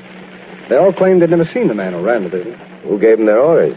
A man named Tom Chase. At least he paid them. He was the only one who dealt directly with the boss. It seems this boss traveled around quite a bit, setting up used car lots in different cities. Did you find out where to pick this Tom Chase up? He was the unidentified body in the garage. Oh, fine. The only one who can lead us. Oh, excuse me. Special Agent Taylor speaking. Oh, yes. Yes. Just a moment, please, while I copy that down. Okay, go ahead. 4418 Main Street, Bay City. Got it. Yes, thanks very much. Bye. That was the A&B Trucking Company, Randy. Is that the address they shipped those cars to? Yes. I think the best thing to do is call the Bay City Police. This might tie in with something they're working on.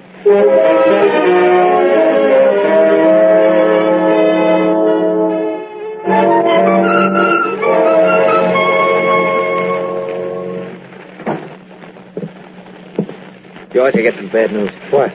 The garage burned down last night. The whole thing? Yeah. Tommy burned to death, and the others got nailed by the cop. Gee, that ain't good. This could be real trouble, especially if anybody talks. Well, they don't know much. They know enough to make it hot. What are we going to do? Low. What? Leave this? This is a gold mine. There'll be others. How many cards we got left? 2. Close our bank account this afternoon. Get all that dough right here in my kit. Good. Now, look, as soon as we get organized... Who's that? Hello, fellas.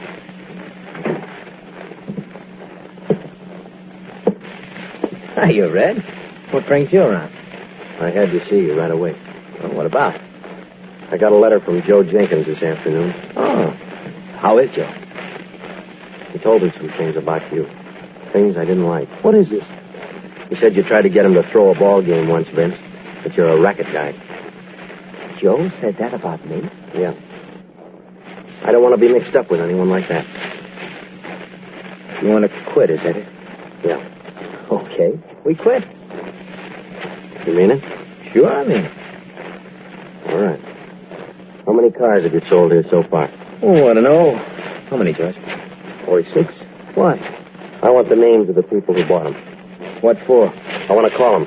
Check the motor numbers on their cars. So what's the idea then? I want to make sure that none of those cars were stolen. Wait a minute. Let me have those names. We ain't got them. What? We lost them. Don't give me that. Look, Red, my advice to you is to forget all about this. Oh, no. I've got a reputation in this town. Oh! Him and his reputation. You think we didn't have one ourselves?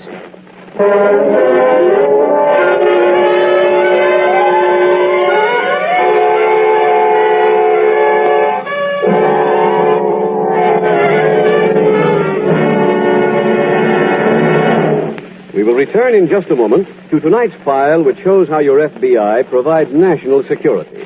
Now a word about Social Security. Mr. Williams, I understand you have a question. Oh, yes, Mr. Keating, I have.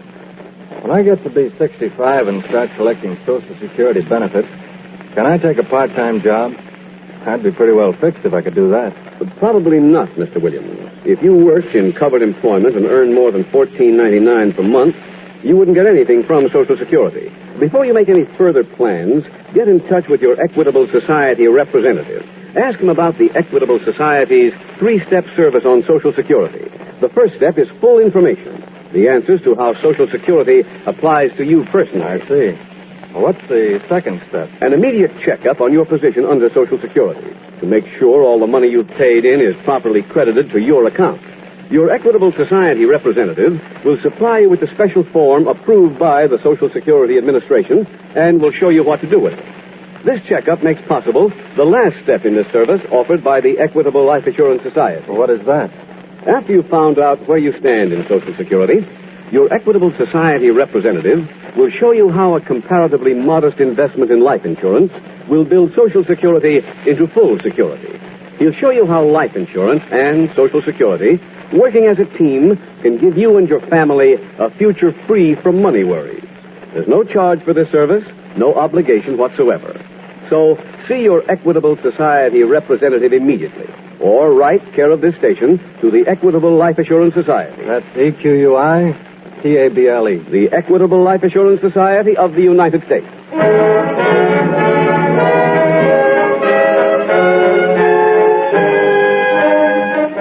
Now back to the FBI file, The Unwilling Partner.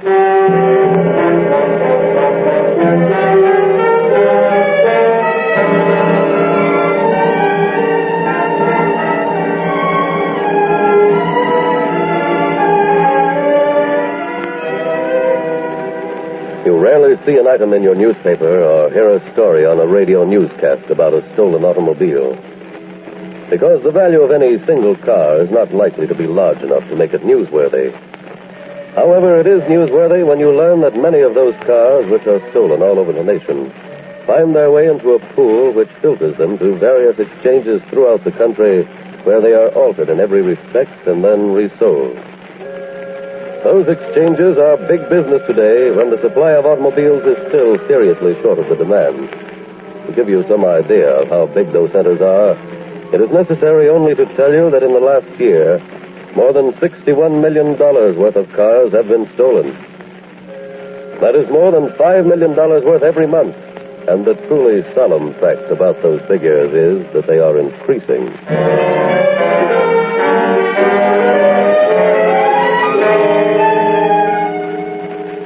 Tonight's file continues at the local FBI field office. Randy, I've just come in to see the boss. About this used car ring? Yes, I told him what had happened so far, and he agreed that we might be getting pretty close to the core of it. He said that we were to work on this case exclusively for the next few days. Well, that's fine. Oh, excuse me.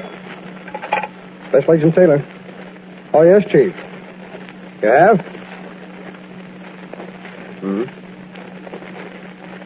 Closed out, huh? Yeah, I remember him.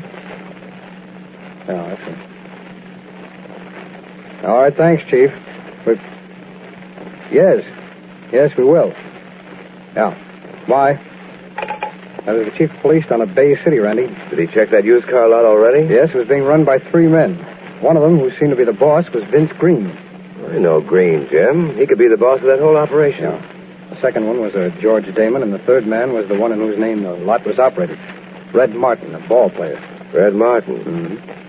I saw him pitch a 2-hitter a couple of years ago, Jim. I met him after the game. No? He didn't seem to be the kind who'd get mixed up in this sort of racket. The lot was deserted when the chief checked. There were no cars there, and everybody had vanished. Did he know where they all lived? Yes, Green and Damon lived at a hotel. They'd already checked out. Green had also withdrawn all his money from the Bay City Bank. How about Red Martin? Well, his wife claims that she hadn't seen him since early evening. Randy, I think we ought to get down to Bay City right away.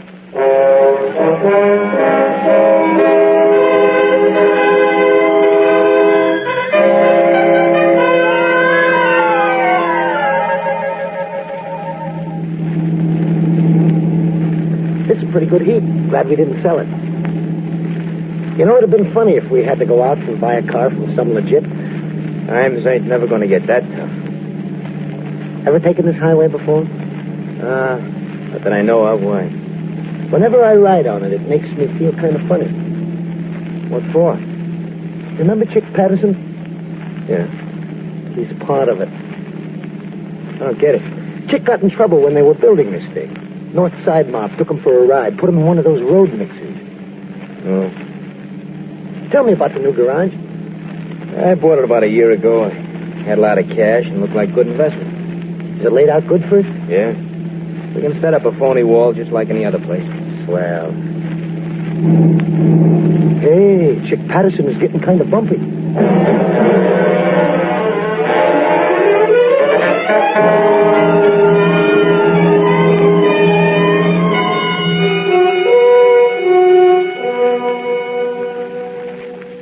Oh, Jim, Mrs. Red Martin is outside. Oh, fine, Randy. Ask her to come in, will you? Joey. Please come in. Thank you. This is Special Agent Taylor, Mrs. Martin. How do you do, Mr. Taylor? Hello, Mrs. Martin. Won't you sit down, please? Thank you. Jim, I'm going in to talk with the chief of police. Right, Randy. See you later. Mr. Taylor, have you heard anything about my husband? No, not yet. We've got an alarm out on his car, and that's about all we can do at the moment. You're sure you have no idea where he is? No, but I'm certain he's not hiding from the police. He's looking for those 2 men. Well, Mrs. Martin, tell me, what made him go into a deal like this in the first place? Well, I'm afraid I made him do it. I wanted things he couldn't afford to buy me anymore. And I saw this chance to get some money, so I made him take it. I see. You said over the telephone before that he decided last night that he didn't want to be in business with him any longer. Yes, that's right, Mr. Taylor. He got a letter from a man who used to be his roommate. The letter said that Vince Green was a crook. And your husband told you that he was going down to the used car lot and break up the partnership. That's right. Mr. Taylor, Red is an honest man. Oh, he may not be young anymore, and he may not be able to pitch as good, but he's still dead honest. Mrs. Martin, he didn't phone you or get in touch with you in any way after he left the house, did he? No, he didn't. Pardon me, Jim, but we may have a break. About my husband? What is it, Randy? A youngster in one of the city schools went to his teacher and told her that he saw Red Martin last night at the used car lot. I told you he went there. Where's the youngster now? He's on his way over here. Oh, good. Mr. Martin. Yes? You may go home now, and as soon as we have anything, we'll call you.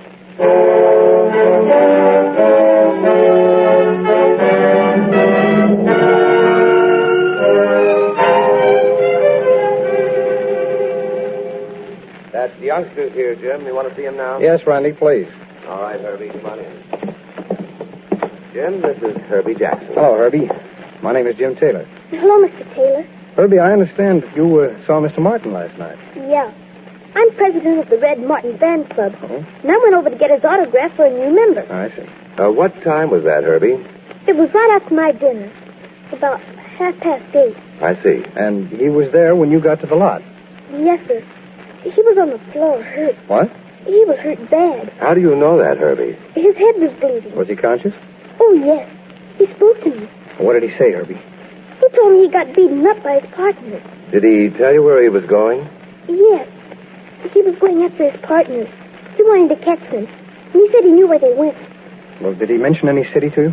No, sir, he didn't. You sure? No, sir. I know he didn't. I remember if he did. Well, tell me, Herbie, did he say anything else to you? Yes. He said for me not to worry, that he wouldn't get in any trouble. I wonder why he was so sure of that. He said because he had a lot of relatives at one place he was going. A lot of his relatives? Yes, sir. He said it was always a cousin town for him. Jim, let's get hold of Mrs. Martin and see where his cousins live. I don't think we have to do that, Randy. Let's call the office of the ball club. I think they'll be more help.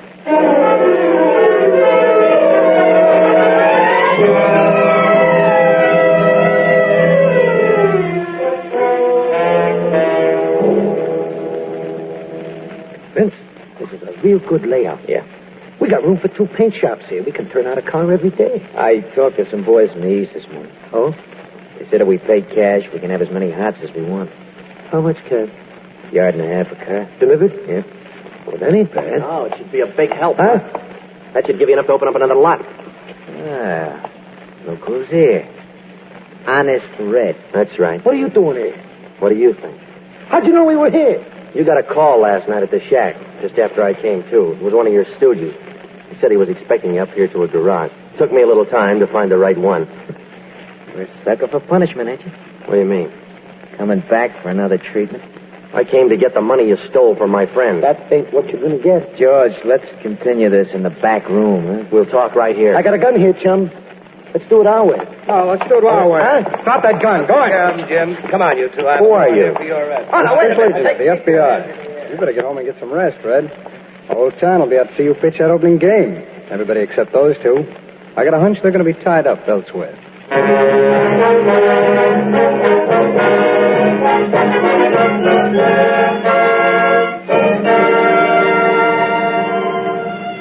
Vince Green and George Damon were tried, convicted, and sentenced to 20 years imprisonment for a violation of the National Motor Vehicle Theft Act.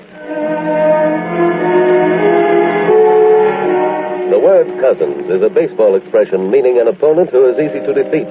And a check at the baseball team's office showed which club had never beaten Red Martin. On the same phone call, Special Agent Taylor learned the name of the hotel at which the ball club stopped when they visited that city. It proved a simple matter to learn that Martin had checked in at the hotel and to trail him until he led the 2 agents to the men who had attacked him. Men who were engaged in operating a stolen car ring and a string of used car lots. The fact that these men were thieves and in the used car business is not a reflection on this business as a whole. The overwhelming majority of used car dealers are capable, honest businessmen. The only important thing for you, the law-abiding citizen, to remember is to check on every stranger with whom you do business. In that way, you protect yourself and you do your part in fighting America's incessant battle, the war against crime.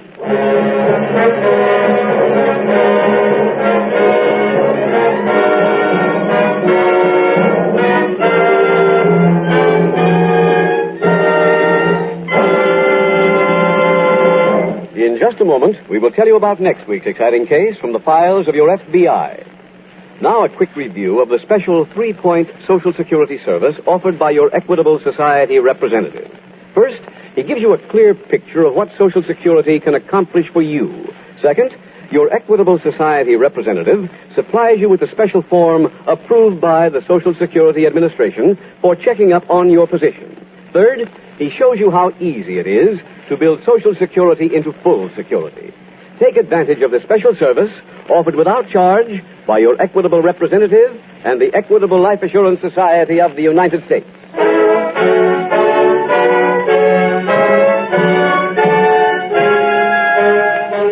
Next week, in addition to presenting another dramatic case, you will hear J. Edgar Hoover, Director of the Federal Bureau of Investigation, with a message of importance to all of you.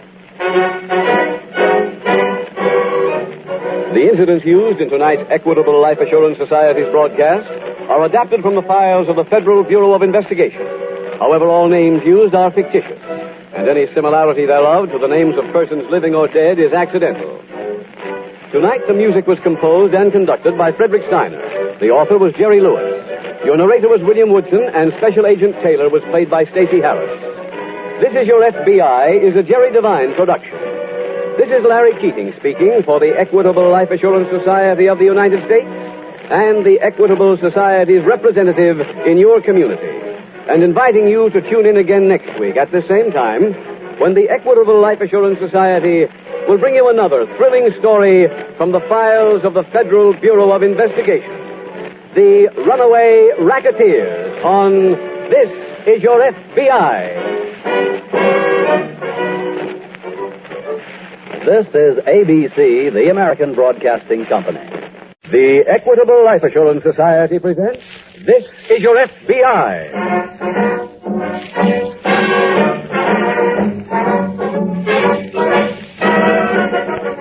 This is Your FBI, the official broadcast from the files of the Federal Bureau of Investigation. Presented as a public service by the Equitable Life Assurance Society of the United States and the Equitable Society's representative in your community. Later on in tonight's program, it will be our pleasure to present Mr. J. Edgar Hoover, Director of the Federal Bureau of Investigation, speaking to you from Washington, D.C.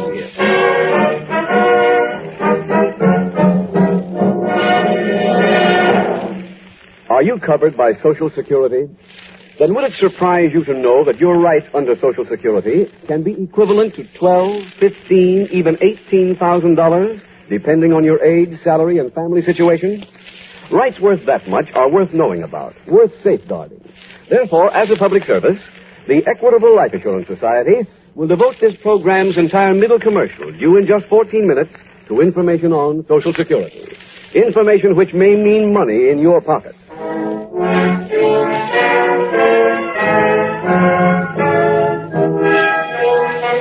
Tonight's FBI file, The Runaway Racketeers.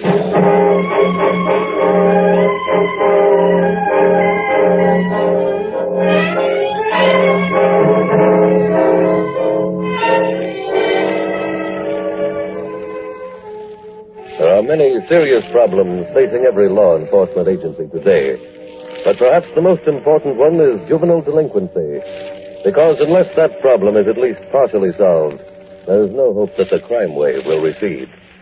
If the juvenile delinquency problem is attacked intelligently, then the constant flow of recruits to the army of criminals will be impeded, and then progress can be made in stifling the activities of our adult criminals.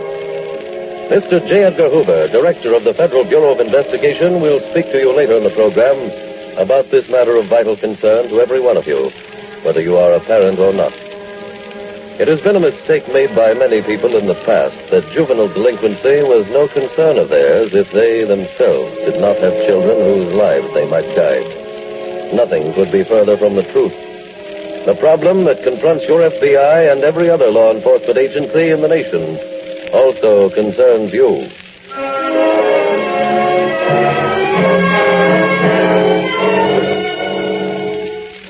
Tonight's file opens late one afternoon on the edge of a river which flows through a large eastern city. A boy is walking along a dock that juts into the stream. He nears a group of youngsters who are swimming below. Hey, Vinny! Hey, swim over the ladder, will you? Will. Come on up. I want to talk to you. What do you want? Well, I ain't going to yell down there. Come on up. Okay.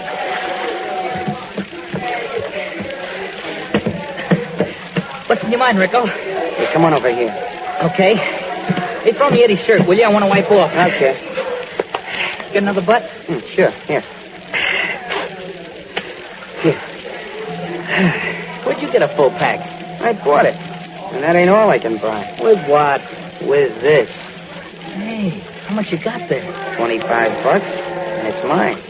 Where'd you get it? Yeah, me and Charlie did a job. What'd you do, roll a drunk? Nah. Pull a stick-up? I figured out something that's better than a stick-up. Now I can't work it no more. Why not? Charlie got sick. What's the matter with him? I don't know. He's in a hospital. That's what I want to talk to you. Why? I want to work the same thing over again. I need another guy. You want to work with me? Yeah. What kind of a job is it? First you tell me if you're in or not, huh? Do I get that kind of dough? Maybe more. Charlie gonna be sore at me? I told you, it's my idea. I'll take care of it, Charlie. Okay, I'm in. Swell. Get your clothes and let's get back to the club. Right now? Yeah. We gotta find a doctor to call. What's the matter? You sick too? No, I ain't sick. That's part of the job. The first thing we gotta do is call a doctor.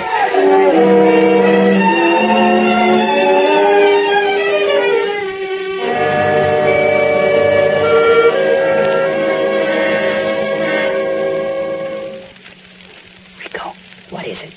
Shouldn't the doc be here by now? He'll show.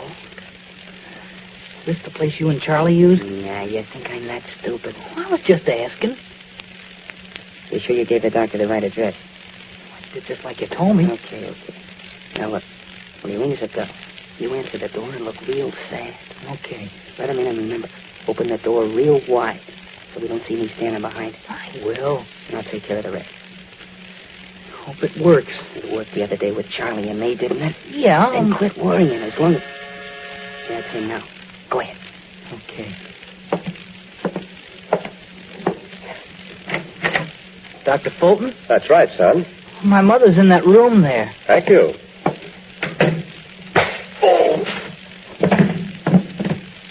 Okay, Vinny, let's roll him and get out of here.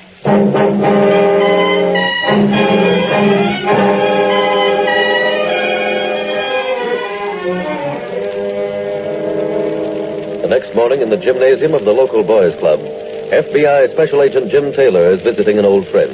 All right, now let's watch your man there play heads up ball, right? You watch your man. Paul. Right? Hey, Paul. Oh, hi there, Jim. Right with you. Okay. Go ahead, keep playing, boy. Well, Jim, what are you doing in this neighborhood? Working. Uh-oh. Hope none of my boys are in trouble with the FBI. I hope not by myself, Paul. That's what I came here to check on, though. Oh? Yes, a doctor named Fulton paid a professional call to a flat around the corner last night and was knocked out by two youngsters. Yes? They robbed him after they knocked him out. Oh, Jim, I'm certain none of my boys would do a thing like that. Well, Paul, maybe you can help me find the two who did, huh? How much do you know so far? Well, early this morning, Dr. Fulton's wife called the police. I see. She said the doctor hadn't been home all night. His nurse reported that he'd made his last call last evening at an address in this neighborhood. The police checked and found him there. He wasn't dead, was he? No, but he'd received a very nasty skull wound. He regained consciousness for a few minutes and told the police he'd been assaulted by two youngsters. Then he passed out again. Well, how does the FBI get into the case, Jim? Well, after the doctor was robbed, the youngsters took his car up to Playland Park. One of the tires went flat, so they abandoned it. Well, Playland Park, as you know, is just across the state line. Yes, I know. Well, what can I do to help, Jim? When Dr. Fulton comes to at the hospital, I'm going to get a full description of the boys, Paul. Then, if they're from this neighborhood, maybe you can tell me who they are. I'll certainly try. Fine. I'm going back up to the hospital now. I'll see you later.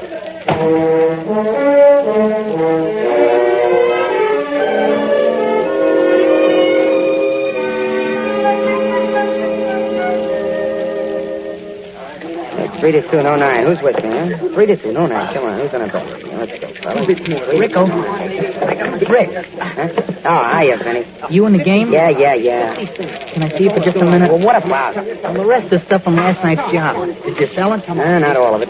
Why not? Look, stupid, this is no place to talk business. But I thought you said Come on over here. They sold everything except this ring and a wristwatch. Couldn't you get nothing for him? I'm keeping the watch, you get the ring. Oh, let's have it, huh? Yeah, sure. Here. It's got my initial on it. Hey, look, Vinny, I gotta get back to the game, okay? Hey, wait, I forgot to tell you something. Well? I seen Pete Paxton today. He said hello to me. So what? I guess the big guy's got the word how we've been operating. Maybe Pete could use us, huh? Look, if we keep going like this, Pete will be working for us. Some joke. Yeah, I mean it. When do we do another job, Rick? Tomorrow night. On who? I don't know yet. The phone book is full of doctors.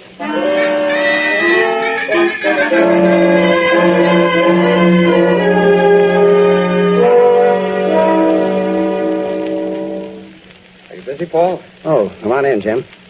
Pull up a chair. Oh, thanks. I'm trying to lay out the strongest possible batting order for a game we're playing tomorrow. No? Need a good left-handed second baseman? Need a whole infield. No. Oh, by the way, did you talk to the doctor? Yes, he couldn't give us much of a description on either one of the boys, but he guessed them to be around 16 years old. I see. However, he did give me a list of possessions which were taken from him and a description of each article. Here, Paul, take a look at this. Right. That list also contains the things that were stolen from another doctor who was assaulted last week. By the same boy? Well, we don't know that yet. Well, I guess the doctor couldn't give much of a description either. No, he couldn't. But because both assaults took place in this neighborhood, I was hoping maybe you'd spot some of the things on some of the boys who come in here. Well, Jim, we're not getting many boys here these days. Kids want stuff to play with when they come here, and they've learned that we just don't have it. We got one pair of boxing gloves, for instance. What? Yes, and the baseball season is getting started, and we got one bat, 2 old baseballs, and both of them taped up. I don't understand, Paul. How come you haven't got more equipment than that? Well, it takes money, Jim, and people aren't contributing it. They'll spend $50,000 to build a statue of a man on a horse, but they won't spend a dime for a kid on a sidewalk. Now, where do the kids go if they don't come here? Well, this time of the year, they go swimming off the docks down by the river. A couple of them get drowned every season, but they're poor kids, so no one cares except their families. That's about it. Paul, what can be done? A place like this ought to be a big help in fighting delinquency. Well, it can't be, Jim, unless we get kids to come in. If we had some equipment and a swimming pool, why, I could break up half the gangs in the neighborhood. Are there many of them? Dozens. And every one of them has rented a cellar. Running their own clubs, you can imagine what they are. Yeah. But I'm still trying, Jim. In fact, I'm going out this afternoon to make the rounds of the cellar clubs and talk to every boy I find and see if I can't get them to come here. Paul, if you spot any of the items on that list I gave you, let me know.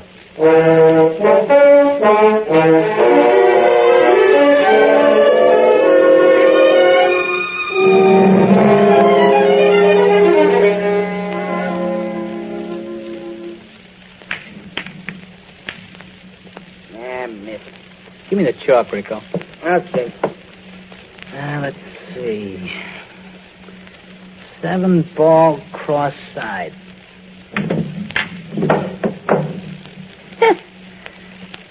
No, I didn't leave myself in no good position. Let's see what I can do now. Hey, I forgot to tell you, I picked out a doctor for tonight. Who is he? That guy over on Walton Avenue. Oh. Think I can make that combo? Try it and see. Well, I wonder if... Hey, see who that is. Okay. Hello, Vinny. Oh, hello. Can I come in? Well, okay. Hello, Rocco. Hi. I came to see if I could get you boys to come over to the club and play on our ball team. That's for kids. Well, we're playing a team from the North End tomorrow, and we sure could use you. How much a man are you playing for? We don't play for money. Then we ain't interested. Hey, make a shot, will you, Vinny? Yeah, okay. Let's see now. I think I will try that combo. Vinny. What? Where'd you get that ring? Huh? The ring you're wearing. Where'd you get it? Hey, sister bought it for him. Yeah, for my birthday. May I see it? What for?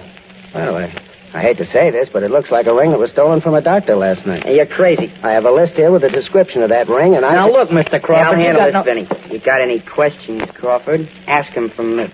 Very well. Where'd you get that watch you're wearing? If I'm not mistaken, that's one of the stolen articles. This is my old man's watch. He lets me wear it. Sorry, but I don't believe either one of you. Now, look, I'm afraid I'm going to have to report you both to the police. Rico, what do we do? I'll show you. Oh. Rico, you shouldn't have done that. Well, he was going to the cops. What do we do now? Well, as long as he's out, let's roll him.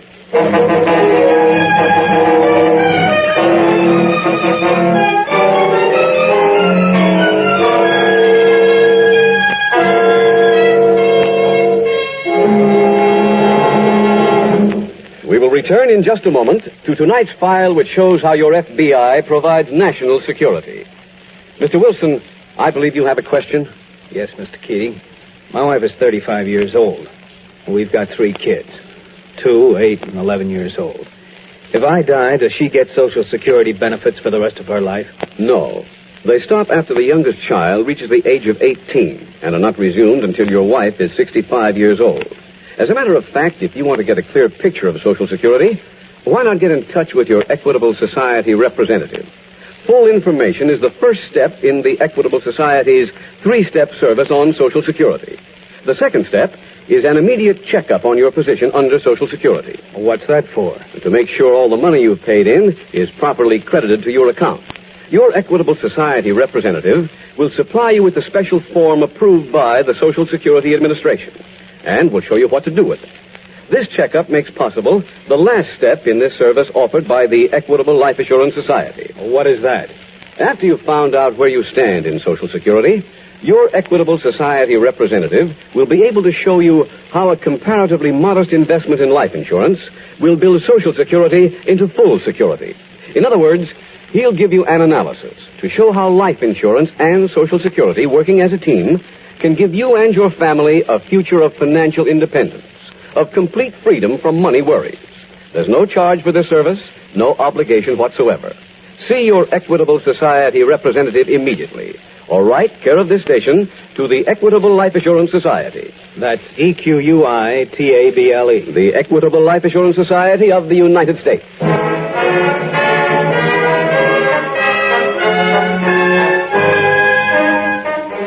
And now back to the FBI file, The Runaway Racketeers.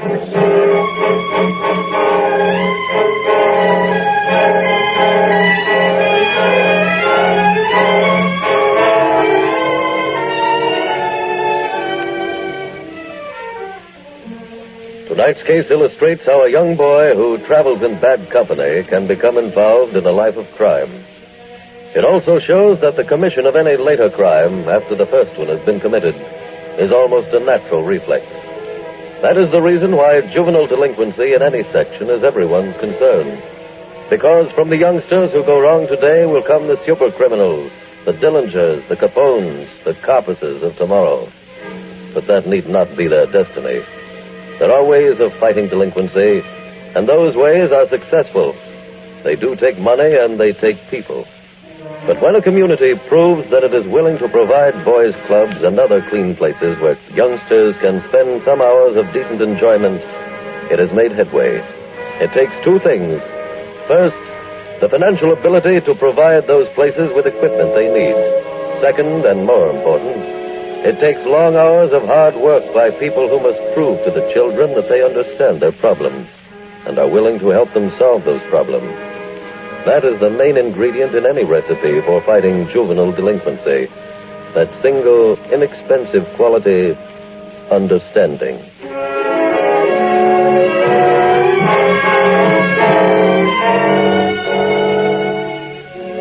Tonight's file continues shortly after the attack on Paul Crawford. Rico and Vinny are walking along a neighborhood street.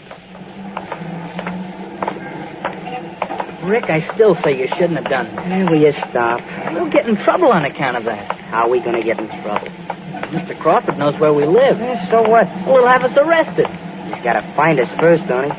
Well, that's easy. All he does is go to my house and to your place. We ain't going to be there. Why not? Where are we going to be? I don't know yet, but we're blowing. Where are we going to go? I told you, I don't know yet. I don't want to run away, Rick. You want to wait for the cops? No, but... All right, then you better come along with me. But you don't know where you're going. We go to the bus station and we grab the first bus out.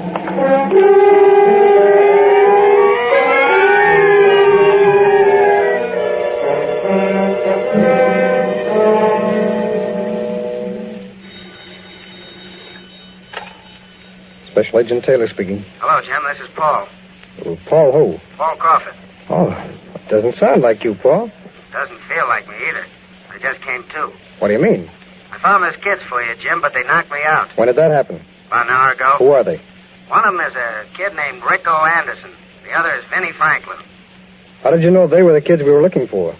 Franklin has the ring with the big letter F on it. The other one was wearing Dr. Fulton's wristwatch. Mm-hmm. You know where they live, Paul? Yes.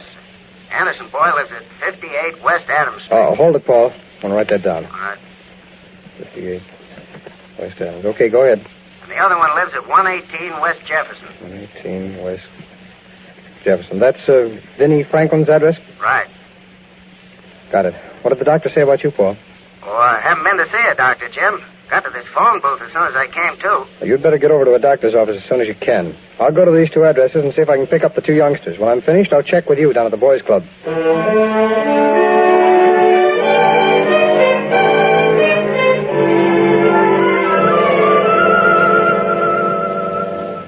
Can I come in, Paul? Oh, yes, Jim. Fellow, what'd the doctor say? I just have a new bump on my head, that's all. Oh, have you been to see those kids? Yes, I went by before I came down here. Neither one of them were home for dinner. Well, if they ran away, they can't get too far. I only had about $1.50 on them. Oh, I got pictures of each of them. Yeah. Take a look at these, will you, Paul? Sure. Which ones are the good likenesses? Oh, this one's pretty good of Rico, Jim. I'd say, yes. This is the best picture you've got of Vinny. That's swell. Thanks. What are you going to do with them? Well, my hunch is they left town. I see. And if they did, maybe whoever sold them their tickets will remember where they went. I'm going to make the rounds of all the transportation terminals and show everybody these pictures. Mind if I come along? No, if you feel well enough, come on.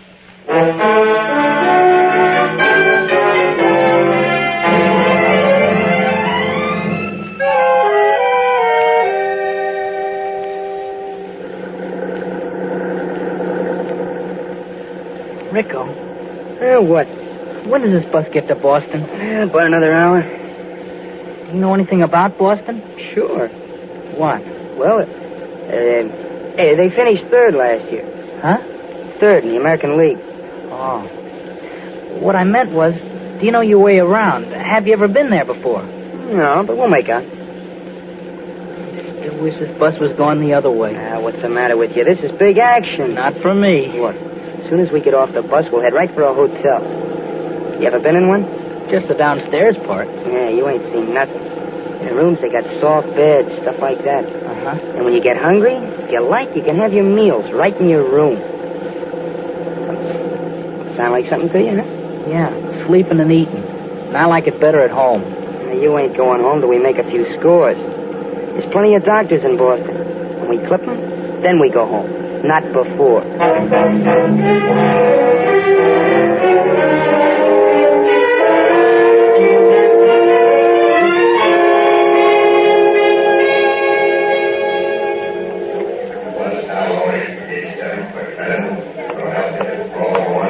Any luck here, Jim? Yes, Paul. Oh, where'd they go? They were sold 2 tickets on a bus for Boston. Ticket agent just gave you that? Yeah, the boys walked in, and Rico asked him for 2 tickets on the first bus that was going out. I'm surprised he didn't call the police seeing 2 kids act like that. Oh, I checked that. He said the bus company was sued last year for aiding in a false arrest. Since then, he's been instructed not to do anything but sell tickets. Jim, is there any chance of stopping that bus before it gets to Boston? No, it arrived there a couple of hours ago. That's too bad. What are you going to do now? Call the Boston office and have them send out an alarm on the boys. I see. I've got to go up there tomorrow on another case. While I'm there, I'll see what I can do. Boston's a big city, Jim. Yeah, I know, Paul. But if they're still there, I've got an idea on how I might find them.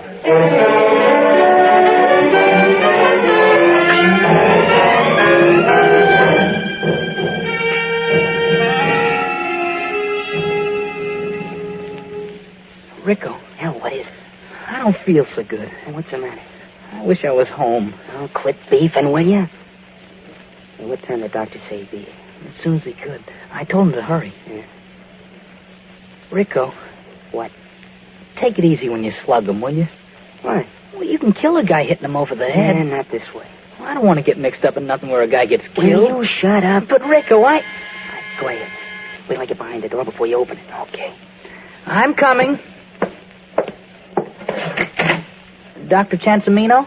No, I'm not Dr. Chancimino, Vinny. Huh? How do you know my name? Because I've been looking for you. For your friend, too.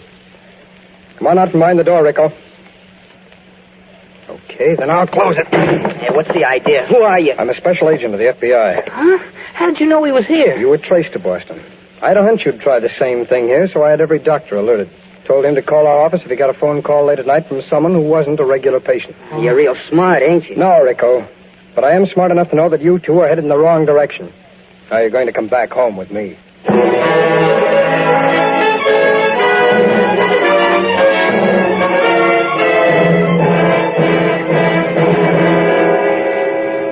Rico Anderson was sentenced to a reformatory to remain there until he is 21 years old. Because his companion, Vinnie Franklin, was greatly influenced in participating in the crime, he was paroled in the custody of his parents.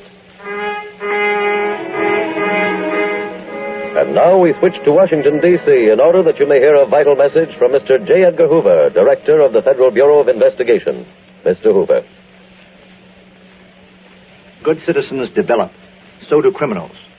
Each is the product of training, opportunity, and surroundings. Both have one thing in common. Their early years foretell their future. Youth is a time to prepare for the full life in the future. Study, work, and recreation, with the aid of a good home, which earnestly seeks spiritual as well as mental and physical development of its children, leads to good citizenship. These are the forces that create a feeling of personal responsibility and equip youth to face the future with confidence and courage. This nation's responsibility to its youth is increasing. It must, because of the facts that are stark and revealing. The crime problem in this nation almost exceeds imagination, as 190 major offenses occur somewhere in our country every hour, day and night. Its toll in monetary terms, if diverted, could retire our national debt in less than a generation. Add to that another great menace, the failure of citizenship, and we have a major domestic problem. The call of citizenship today has never before been so clear. Criminals who would rob us of our lives and property, and godless communists who would rob us of liberty and freedom by their deception, present a challenge that calls for action. I know of no better way to prepare for the future of America than to provide now for the future of our youth. The Boys Clubs of America have accepted this challenge. 300 boys clubs throughout the nation are providing wholesome recreation and constructive activities for boys who are learning and practicing self-reliance, tolerance, and fair play. America needs young people like these. It needs youthful viewpoints and youthful hopes. It needs boys who will bring vitality to the homes, the schools, the churches, and in short, to every arena of human endeavor. It needs future citizens who believe in God and who recognize the need for moral stability. It wants clean, healthy boys who are ready at all times to fight, if need be, for American principles. These ideals are the foundation of the spirit of the Boys Clubs of America. If this splendid organization is to expand and continue to help build the citizens of tomorrow, it merits the wholehearted support of serious-minded Americans today. Thank you, Mr. Hoover. In just a moment, we will tell you about next week's exciting case from the files of your FBI. Now, a quick review of the special 3-point service offered by your Equitable Society representative to help you get the most out of Social Security. First, it gives you a clear picture of what Social Security can accomplish for you. Second, your Equitable Society representative supplies you with a special form approved by the Social Security Administration for checking up on your position under Social Security. Third, he shows you how easy and inexpensive it is to build Social Security into full security.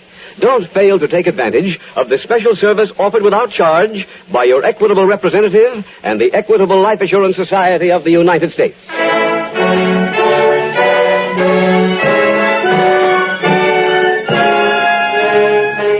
Next week, we will dramatize another case from the files of the Federal Bureau of Investigation. A factual account of the manipulations of a hardened hijacker. Its subject, theft from interstate shipment. Its title, The Easy Marksman. The incidents used in tonight's Equitable Life Assurance Society's broadcast are adapted from the files of the Federal Bureau of Investigation. However, all names used are fictitious, and any similarity thereof to the names of persons living or dead is accidental. Tonight, the music was composed and conducted by Frederick Steiner. The author was Jerry Lewis. Your narrator was William Woodson, and Special Agent Taylor was played by Stacey Harris. This Is Your FBI is a Jerry Devine production. This is Larry Keating speaking for the Equitable Life Assurance Society of the United States and the Equitable Society's representative in your community.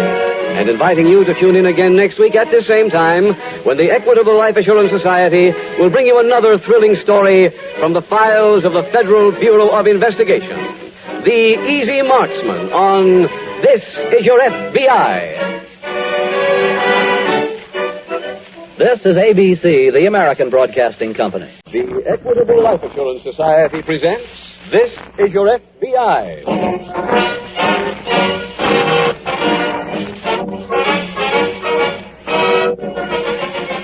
This is Your FBI, the official broadcast from the files of the Federal Bureau of Investigation.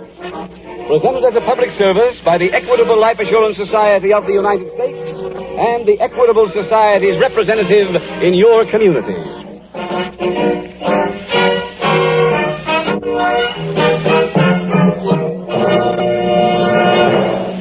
Tonight you have a chance to do one of your friends a real favor. If you know someone who needs an ideal home mortgage, why not phone him and tell him to listen to this program for an important message coming in about 14 minutes. The Equitable Society will give complete details on their assured home ownership plan. This famous Equitable plan is a money saver, a worry saver, a home saver, because it combines a low interest rate mortgage with special life insurance protection, all in one package. It's America's finest plan for home ownership, offered by the Equitable Life Assurance Society of the United States.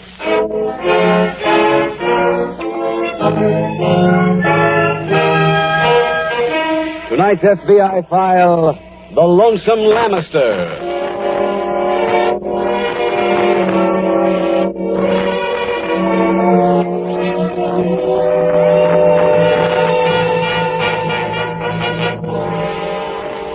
Tonight's case from the files of your FBI demonstrates that for the most part, criminals are primarily opportunists. Not many of them plan carefully to commit their first crime. That happens because circumstances present them with an opportunity for illegal gain.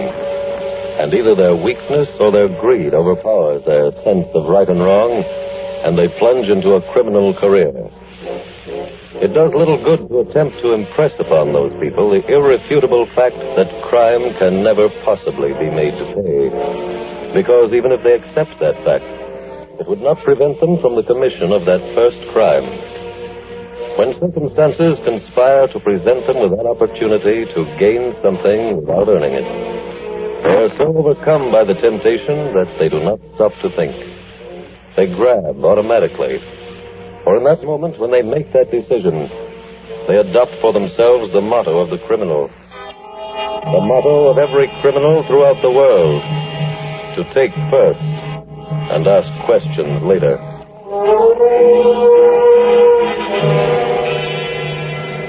Tonight's file opens in the dimly lit hallway of a walk-up tenement in a large Midwestern city. A man and woman are standing outside an apartment door. Well, thanks for bringing me home, Mr. Snyder. That's all right. I'd ask you in, but the place is a mess. Oh. Well, I have some errands to do anyway. Okay. Wait. Yeah? Are you going to be busy later on? I don't know. Why? I don't want you to think I'm being pressed or anything. I thought maybe we could go to a movie. Well, then you'll go? Sure. Where do you want me to meet you? Well, will here be all right? Sure. I'll pick you up then in about an hour. Fine. See you later. All right. Sally? Oh, you're home, huh? Who's the guy? His name is Snyder. I mean, where'd he come from? He's a customer at the restaurant. She's got a pretty nice car. How do you know? They made you out the window. Oh, well.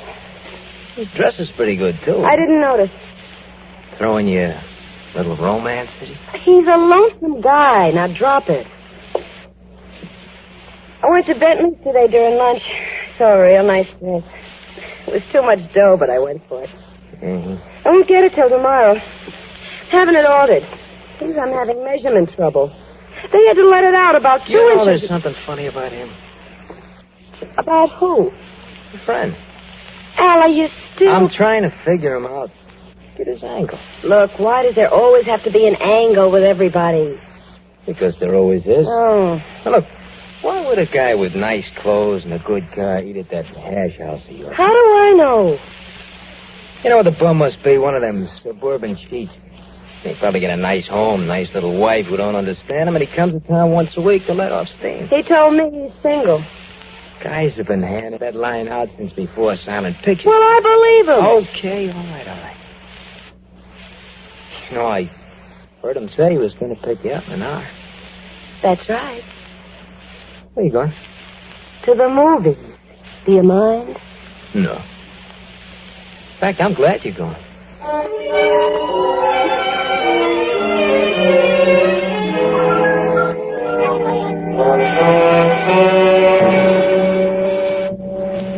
The next morning at the local FBI field office, Special Agent Jim Taylor is working on a file as Agent Vince Cameron approaches. Jim? Oh, yes, Vince. I came over to say goodbye for a couple of days. I'm off to the hospital. Why, what's wrong? I gotta have my tonsils out. Hey, it's too bad. I wish you were going to be with me on the Stevens case. He was the teller at the National Security Bank who disappeared suddenly last May. Oh, I wasn't with this office then. Oh? Well, the story is, when the bank examiners came in to check the books, they found that Stevens was $62,000 short. He got quite a bit of publicity. I imagine. And as I say, he just disappeared, but completely. How come we're suddenly getting active on the case again? There's been a new development. Mr. Woods at the bank called and said he had some information about Stevens. I see. It seems that a depositor has a friend who took a cruise to South America some 6 months ago. He showed some movies that he took on the trip. Oh? And the depositor recognized a man who was standing in the background. It was Stevens. Oh. So he called Mr. Woods at the bank, and he definitely identified Stevens. That was 6 months ago, Jim. He could have covered a lot of territory in that time. Maybe he has, Vince, but at least we're 6 months closer to him. Have you spoken to the man with the pictures yet? I'm going over to meet him now. Hey, when do you do at the hospital? In an hour. Well, I'll take care of the legwork on the Stevens case. You just worry about taking care of yourself.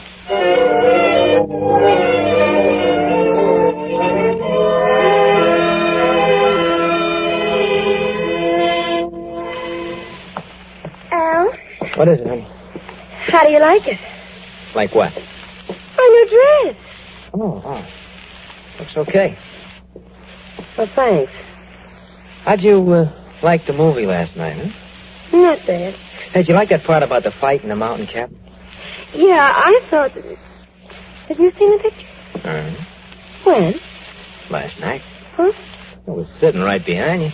Oh, now, look. I wanted to follow your friend, find out where he lives. Al, I wish you'd... He lives alone at the Kenmore Apartments. I went back to the place this morning. He was out, so I let myself in. To his apartment? I got a passkey. Al, why? Told you I wanted to find out about him. I cased the whole joint. All I could find was a Social Security card and a driver's license. You know, there's something phony about that guy. What do you mean? Well, according to the license and the Social Security, his name ain't Snyder. They were made out in the name of Harold Stevens from Cleveland. Maybe they belong to a friend. The description on the driver's license fits him too good. Well, what do you make of it, then?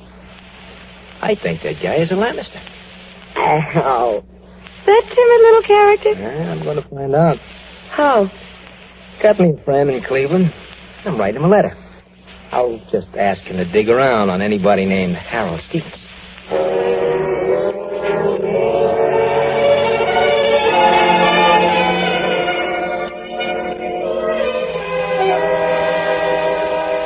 Hi, Jim. Hey, Vince, good to see you. Thanks. How come they let you out of the hospital so soon? I was too healthy. Well, you look fine. I feel good.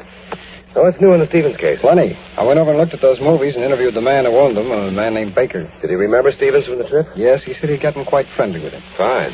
Stevens boarded the boat in Rio and went all the way to New Orleans. He said he was going to stay there for a couple of weeks and invited Baker to have dinner with him. I don't know of a better place to get a dinner invitation. Yes, but Baker wasn't sticking around New Orleans that long, so he had to pass it up. I wired the New Orleans office, asked them to check the hotels and see if they could get any lead on Stevens. Any luck?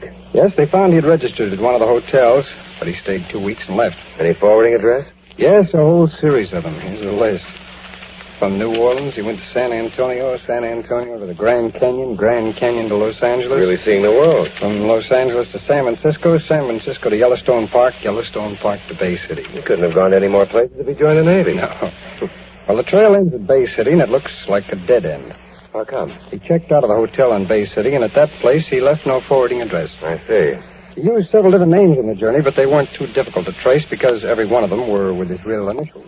Have the Bay City police been notified? Yeah, they're making a check on him now. You know, Vince, I've got an idea he's still up there. Why? Every place that he did leave, he left a forwarding address. Now, he had the transportation desk get his tickets, too. In Bay City, he just checked out. No forwarding address, no tickets, no nothing. Vince, tell me, do you feel well enough to do some traveling? Sure. Then let's take a trip to Bay City.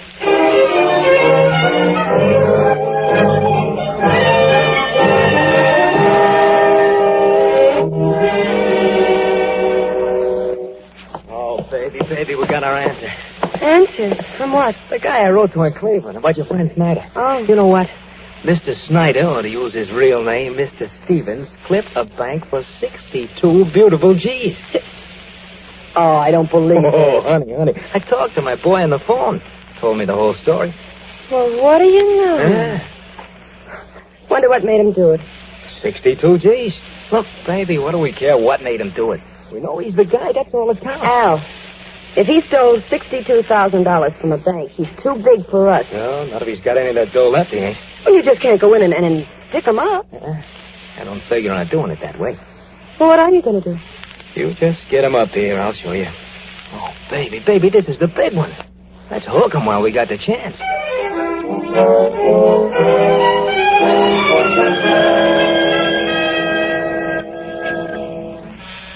Coming.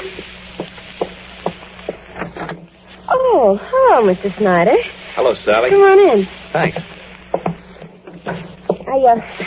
I'd like you to meet a friend of mine. Oh, I didn't mean to break in while you had company. That's all right. Mr. Snyder, this is Mr. Adams. It's very nice to meet you. Same here. I'm sorry to be late, Sally. I'd have been here sooner, but there was such a crowd at the station. What station? The railroad station. I went down to check my bags. You going someplace? Yes. I wanted to come by here before I left. I'd have come down even if you hadn't called me. You see, I wanted to thank you. Thank you? For what? For being such pleasant company and for being nice to me like you have. Where are you going, Mr. Snyder? Well, I'm going east. Oh, and I guess we better get right down to business, huh? What do you mean? Well, I done something a few days ago which wasn't exactly ethical, Mr. Snyder. I busted into your apartment. What? You don't leave much around for a guy to look at, but I did find a Social Security card and a driver's license. They were made out to a Harold Stevens. Look, mister, you had no right... Let me finish, huh? The description on the license fits you real good. The hometown on it was Cleveland, so I wrote to a friend of mine there. I don't want to hear any more about this. Just stay put, brother. I heard from my friend in Cleveland today. Now I know why you changed your name. That's quite a job you did. 62 thou is a real good score. Mr. Snyder, are you really that guy? Yes, sir. Well, that saves us time. Mr. Snyder, we got a deal all figured out, do you? What are you talking about? Well, we think you're a nice guy, so we ain't gonna blow a whistle. All you gotta do is cut us in. I don't understand. Give us a piece of the 62 G's, and we say nothing to the cops. I'm afraid you're too late with that, Mr. Adams. What? I've already decided to give myself up to the police. What? I'm on my way back to Cleveland now. You must be off your rocker. No. But I was when I stole the money. I've been miserable ever since. Knowing that they were looking for me, afraid of every stranger, every knock on the door. You're really going to turn yourself in? Yes. I've got $40,000 left. I'm going to give that much back to them and ask for mercy. So, you see, Mr. Adams, whatever your idea was, it won't work. Sit down. What? I said sit down. You got 40 G's, mister. You ain't going no place.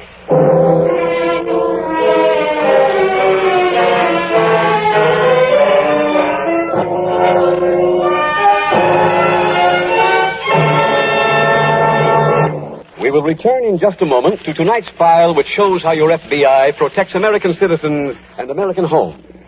Now a word about another type of home protection. Protection to make sure that some sad day you won't have to turn to your wife and say, "It's no use, dear. I can't borrow another cent. All those doctor and hospital bills last winter and losing my job this spring. Now they're going to foreclose the mortgage. We're going to lose our home." When a man has worked and saved for a home of his own, it's pretty hard to lose it. And that's why the Equitable Society created its Assured Home Ownership Plan. This money-saving, home-saving plan combines a low-cost first mortgage with life insurance to give you twofold protection against the two greatest dangers in home mortgages. The first danger is hard times. In the Equitable Society's Assured Home Ownership Plan, a special cash fund is built up during the owner's lifetime. It's always ready for use if sickness or unemployment threaten home security. As the mortgage shrinks, this cash fund increases. For example, it can be used to pay off a 20-year mortgage in approximately 15 years. The second hazard in home mortgages is the death of the breadwinner. In the Assured Home Ownership Plan, the Equitable Society cancels the mortgage if the owner dies. It's paid off in full. And what's more, every dollar previously paid under the plan to reduce the principal is returned to the widow along with the canceled mortgage. Last but not least, the mortgage interest is only 4%. And there's a liberal allowance to cover title search, lawyer's fees, and other closing costs. So, all in all, a man is very fortunate if his health, age, income, his home, and his location qualify him for an Equitable Assured Home Ownership Plan. To find out if you qualify, get in touch with your Equitable Society representative. Look in the phone book or write care of this station to the Equitable Society. That's EQUITABLE. The Equitable Life Assurance Society of the United States.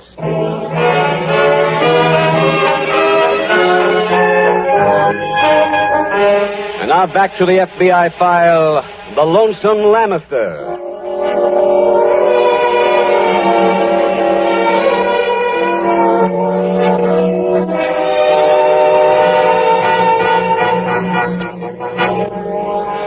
The world is a large planet.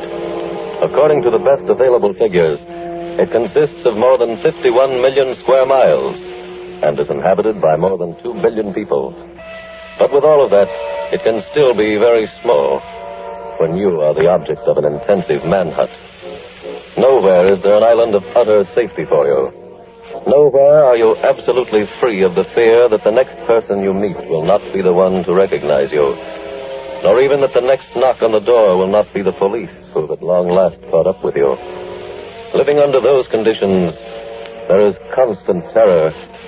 Sleep becomes a terrible memory. You stay awake night after night, planning your next move, finding which retreat to use, until finally you weary of the constant pressure. You weary because you are sure of one thing. You are not sleeping. And you know there are others who are not sleeping. Others who are searching for you. Others like your FBI.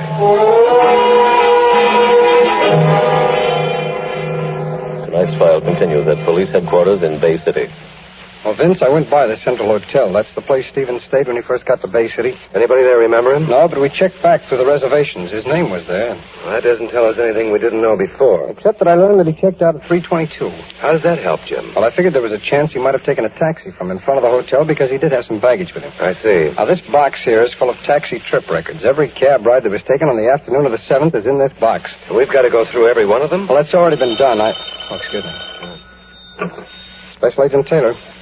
Yes. You have? That's fine. Just a moment, please. Okay, go ahead. 814 West Jefferson Street. I've got it. Yes, thanks very much, Captain. Vince, that was Captain Lane up at the 2nd Precinct. A taxi trip record led one of his men to Stevens' apartment. Let's get a search warrant and get up there.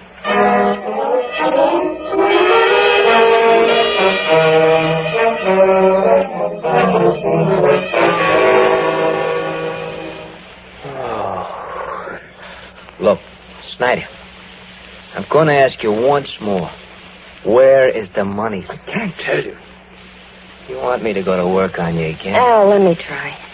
Mr. Snyder, or whatever your name is, please tell him where you got the money. I can't, Sally. It's the bank's money, and I'm going to return it to them. Your friend here can hit me all at once. Wait a minute. I got an idea. What is it? Look, he told us he checked his bags. He's probably got the dough in one of those bags. Yeah. Well, frisk him. Stand up, you. No, I said so. Leave me alone. Oh, you've no right to see what we... Easy. Leave me alone.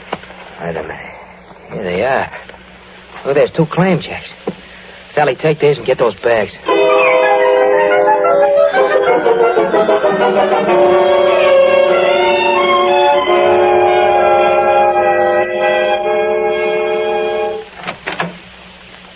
Go ahead, Vince. Thanks. Well, this is the closest we've been to Stevens. This place looks like it's been cleaned out, Jim. Yeah, the superintendent said it was bare. Any point now looking around? I want to examine that wastebasket. Super said it was full of torn letters, all kinds of papers. I wonder what made Stevens leave. No telling. I doubt that he could have known we were closing in. No? Hey, Vince. What? Here, look at this. Is it from the basket? Yeah, it's part of a letter. Look at what's written on this piece here. W-O-O, and then here on this one, D-S. Woods. Mm-hmm. Isn't that the president of that bank? That's right. Vince, will you take Stevens' picture down to the railroad station? Sure. See if anybody can recognize him. All right, where'll I meet you? Back at headquarters. I haven't worked on a jigsaw puzzle in years, but I'm going to try to piece this letter together. It might help us.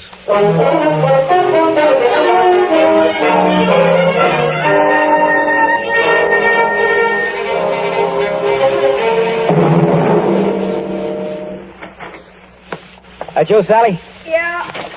Thought you were never coming back. These things are heavy. Take some, will you? All right. Come on, clear that table up, will you, honey? I'll throw this one right up there. Right. Oh. You tied him up, huh? Yeah. Oh, the bag's locked. Yeah, let me try this key. Head in his pocket.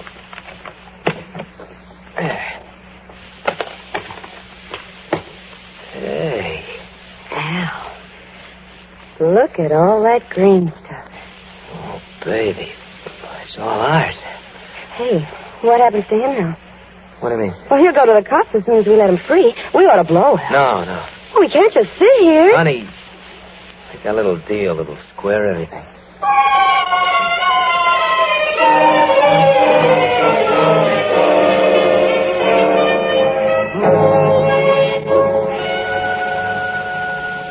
How'd you make out at the railroad station, Vince? Nobody recognized the picture, but that doesn't make any difference now. Oh, why not? Stevens is in a cell down the hall. He's what? He was brought in about 15 minutes ago by a young girl and her boyfriend. The girl works in a restaurant as a cashier, and Stevens came in for dinner. She recognized him from a picture in a detective magazine. One of those wanted pictures? Yes. Mm-hmm. Said she called her boyfriend because she was afraid she wouldn't be able to handle Stevens alone. Vince, have you seen Stevens? Yes, I went down and had a talk with him. He's got a story. Oh, what kind? He stated that this young couple stole $40,000 from him. He also claimed he was about to make partial restitution when they took the money. I see. Oh, I couldn't piece those bits of that letter together, so I sent them over to the lab. We shouldn't need them now, Jim. Well, I'll see what the report is on it anyway. Vince, I think I'll go down and talk to Stevens.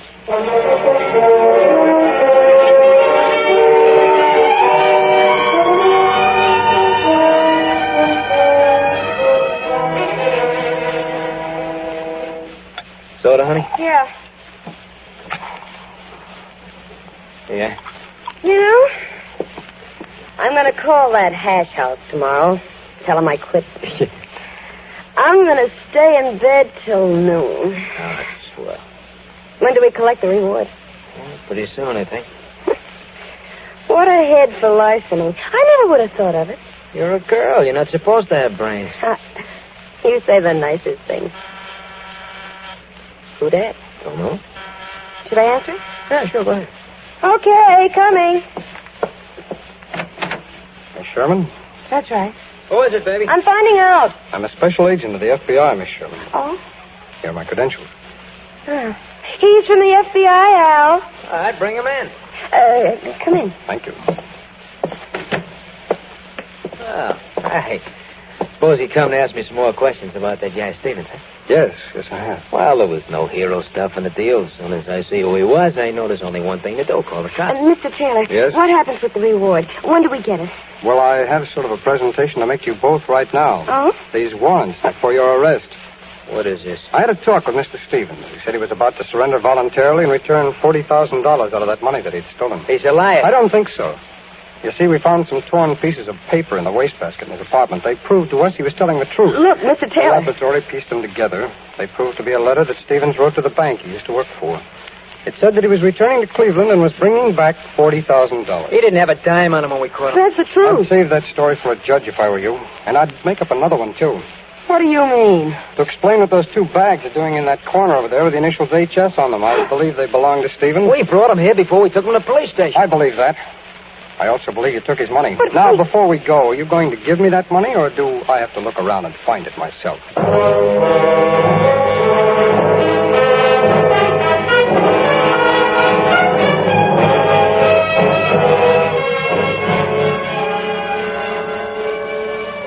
Herbert Snyder was sentenced to 10 years for bank embezzlement. Al Adams and his girlfriend Sally also received 10-year sentences for receiving stolen property.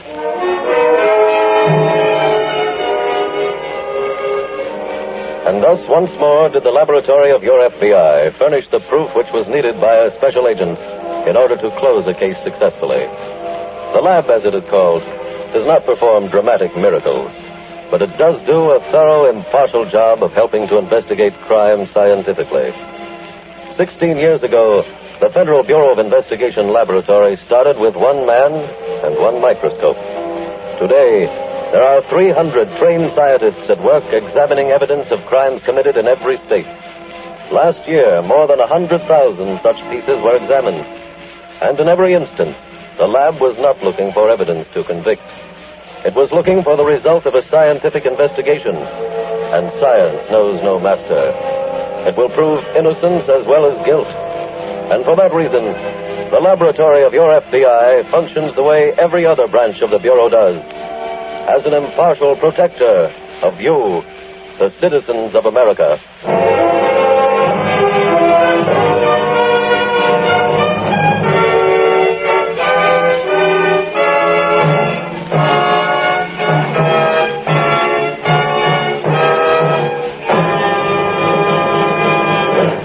In just a moment, we will tell you about next week's exciting case from the files of your FBI. Friends, if you were impressed a few minutes ago by what I told you about the Equitable Society's assured home ownership plan, if the idea appeals to you of a low-interest rate first mortgage combined with life insurance to protect your home against death and hard times, then I suggest that you get in touch with your Equitable representative soon. He'll show you exactly what this plan will do for you personally, how much money it can save you, how much added security it will give you. So contact your Equitable Society representative without delay, or write care of this station to the Equitable Life Assurance Society of the United States.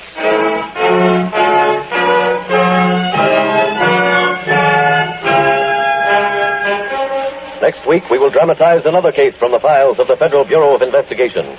The case that describes the callous operations of a hired assassin. Its subject, parole violation. Its title, The Big Guy.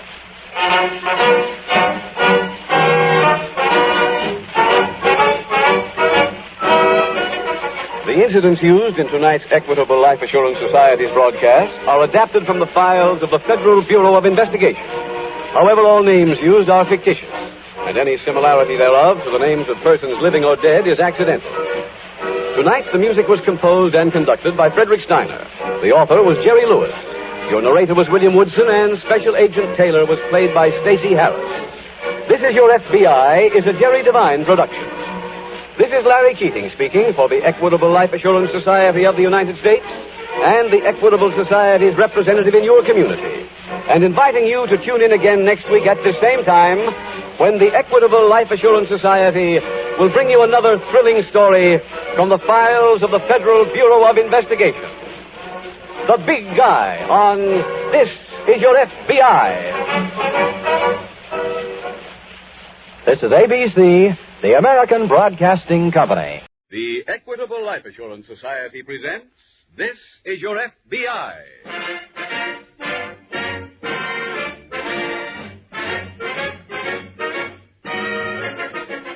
This is Your FBI, the official broadcast from the files of the Federal Bureau of Investigation. Presented as a public service by the Equitable Life Assurance Society of the United States and the Equitable Society's representative in your community.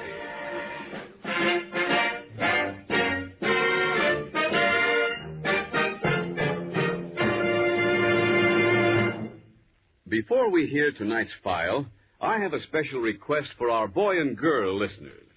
If your dad or mother is not near the radio now, please tell them that in just 14 minutes, the Equitable Life Assurance Society has an important announcement about home mortgages. Yes, the Equitable Society is going to give full details on their assured home ownership plan. It's a money saver, a worry saver, a home saver. So, will you do that, boys and girls? Tell Dad and Mother to listen 14 minutes from now for the important information on the Equitable Society's assured home ownership plan.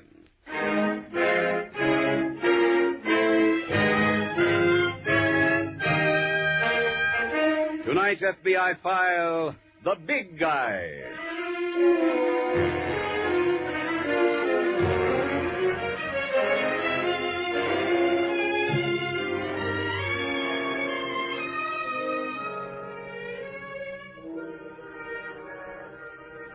History has a way of repeating itself, of forming a pattern which recurs at almost regular intervals.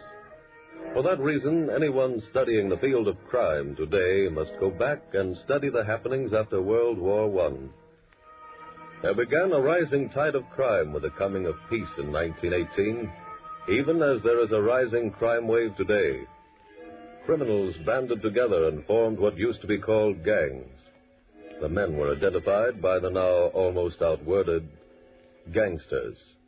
But if the word is outmoded, the methods of operation are not. And today, one of the biggest problems facing every law enforcement agency like your FBI is the potential return of the mobs. The crime wave can be fought, and fought successfully if the formation of new interlocking groups of criminals can be prevented.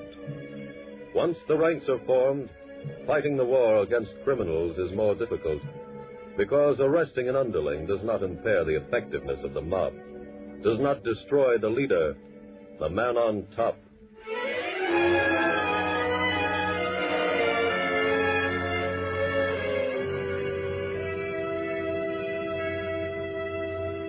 Tonight's file opens in a small apartment in the midtown section of a large eastern city. A short, stubby man is removing his shirt as he talks to a newly arrived visitor. Sorry you had to wait for me, Charlie. I had to go down to the drugstore to get this stuff. What is it? Some mosquito bites. I'm covered with them. Yeah, I could see them. You want to rub some of the stuff on my back, Charlie? Sure. Oh, I hope it works. This itch is driving me crazy. How's that feel? Oh, great. Get some on my neck, will you? Okay. How'd the trip go? Can't you see the condition I'm in? What a trip. Brother, that's the last time I leave this town. Yeah, here. Little right here? Yeah, right there. The first thing is the train. It's old, it's hot, and it's dirty. Then to make it worse, I draw an old guy sitting next to me who beefs with the conductor when I light a cigar. Can't smoke all the way up. Oh, fine. Then I get up there, walk 3 miles to the river. I find a spot behind some weeds in a little clearing. Mm-hmm. For 3.5 hours I wait, just sitting there. I was chewed by mosquitoes, bees, and every other bug in the book. Yeah. I guess that does it. Oh. Thanks. Lou show up? Yeah, finally. What happened? Came down the river in a canoe. He was maybe 15 feet away. I let go with both barrels. He's dead? Natch. I'll tell George. He'll be glad Mr. Lou Dillon is out of the way. Look, when you see George, tell him any time he wants somebody else knocked off, he should please make it indoors.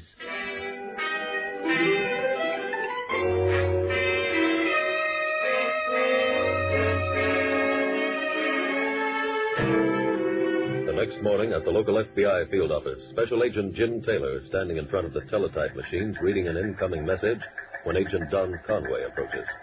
Jim? Oh, hello, Don. And you come up. There's a girl named Ann Whitman waiting for you at your desk. You talked to her? No, she said she wanted to see you. I called her the other day about Lou Dillon. He's the fellow who violated his federal parole. Oh? She's his girl. Did she know where Dillon was? No, not specifically. She said that he'd gone hunting someplace upstate. How long ago? Last week. She said she'd get in touch with us if she heard from him. Maybe she has some information now. Could be. Come on. Dillon's the man who was sent away for being a lookout on a bank robbery, isn't he? Yeah, that's right. With his first conviction, and from what he said, his first crime. Yeah. You made the arrest, didn't you? Yes, I did. I thought at the time that Dillon was a nice young fellow who had gone wrong because of circumstances. I remember your report. He had a good record in prison. Still in all, after his good record, he's run away.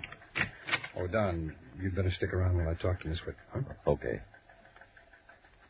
Miss Whitman, sorry to keep you waiting. Oh, that's all right, Mr. Taylor. This is Mr. Conway. We met unofficially a few minutes ago. Oh, yes, hello. Have you heard from Lou Dillon, Miss Whitman? No, sir. But I had a call about an hour ago from the chief of police of a town upstate named Centerville. What did he want? Well, he said that one of his men found a canoe in an upstate park. There was a hole in the bottom of it that looked like a shotgun hole. They identified the canoe as one that Lou had been using on his hunting trip. And was there any trace of Dillon? No, sir. They're afraid something's happened. Something serious.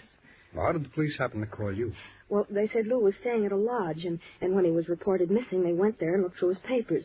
They found my name on a letter. I thought you told me you didn't know where Dillon went. Well, this wasn't a letter I wrote to him, Mr. Taylor. This was one he was going to send to me. Oh, I see. I'm sorry. Do you think that something serious has happened to him, Mr. Taylor? Well, Miss Whitman, that's difficult to judge. Tell me, do you know of any enemies he had? Anyone who might want to harm him? Well, no. It might be one of the men he was in prison with, Jim. That's possible, Don. Miss Whitman, did the police tell you where the canoe was found? Yes, I think they said Franklin National Park. If they did, then that's our case, Jim. That's right. Don, I think we'd better start an investigation on this right away.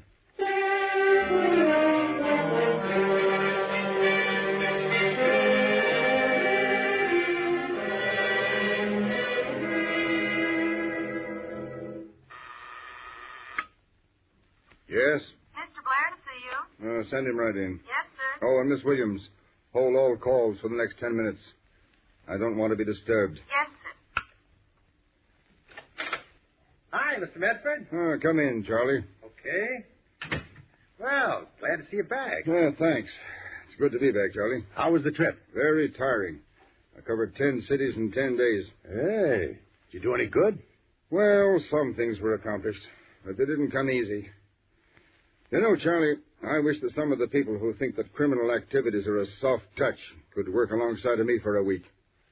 I think that they'd have found out that those of us who deal in larceny have to work twice as hard for our illicit dollars. You can say that again. I've been tempted many times myself to turn legit. Yeah. Freddie get back? Yeah, he came in yesterday, covered with mosquito bites. He was really steamed about being sent to the country. Was he successful? Oh, yeah. Everything went fine. I'm almost sorry to hear that. Yeah. Well, you're the one who wanted Lou Dillon knocked off. Yes, I know. But I was rather fond of that young man. Then why did you want to see him get it? For business reasons. He could have gotten us in trouble. How? Well, when he was released from prison, he decided to go straight. That made him too big a risk. He knew too much about us. Oh. Didn't I hear that he planned to get married? Yeah, next month. Probably be quite a blow to the girl. You know her, Charlie? No. Freddie does. Well, have Freddie pay a call on her and, bring her some cash. That might make things a bit easier. Okay. Oh, and tell Freddie that he's got a bonus coming for killing Dillon. A bonus? Yeah. 2 weeks in the country.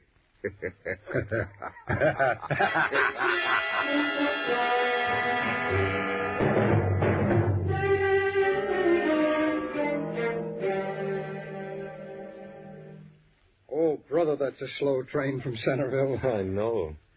Did you see the chief of police? Yes, by the time I got there, he'd already had part of the river drag. Find anything? Well, no trace of Dillon's body, if that's what you mean. How about anything else? Oh, they found Dillon's rifle, and it hadn't been fired. Well, that removes any question of suicide. Well, we knew before we found the rifle that it wasn't suicide, Don. How? Well, the canoe was found downstream. So? An examination of it showed that the blast which ripped a hole through it had been fired from the outside. It still could have been an accident. Oh, this wasn't any accident, Don. Well, how do you know? Well, we've got evidence. Along the bank of the river, at approximately the same place Dillon's gun was picked up, there were indications that someone may have been lying in wait for him. There was a small area of beaten-down grass where someone had been sitting, and sitting quite a long time, too. There were 17 cigarette butts strewn around. We also found footprints leading to the spot and away from it. I hope they were good enough for impressions. Yes, they were. The lab ought to be able to give us some help on this one. Well, I sent in the cigarette butts and the footprint data on the way up here. Any idea when we'll get a report? Well, we went right to work on it. Jim, does Lou Dillon's girl know about these latest developments? Yes, I notified her. You know, this case started out to be a simple federal parole violation, Don. Yeah. And the way it looks now, it's murder.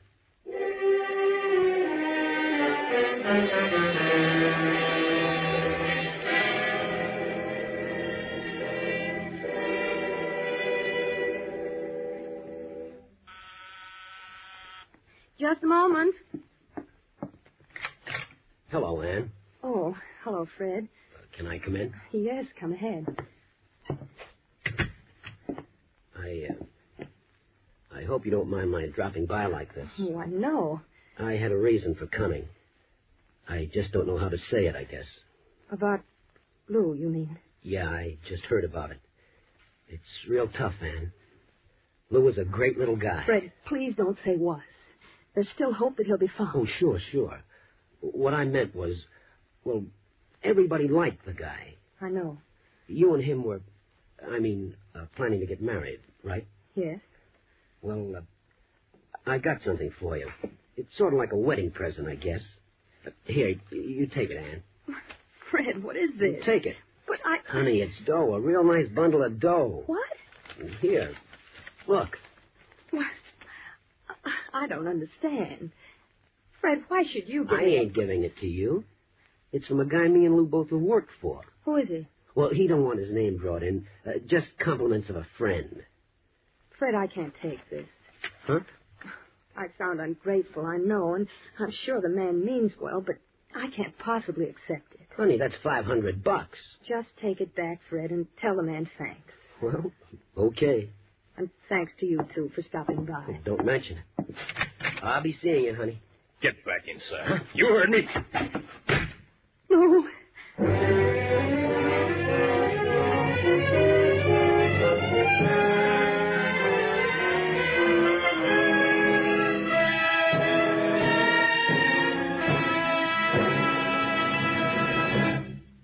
We will return in just a moment to tonight's file, which shows how your FBI protects American citizens in American homes.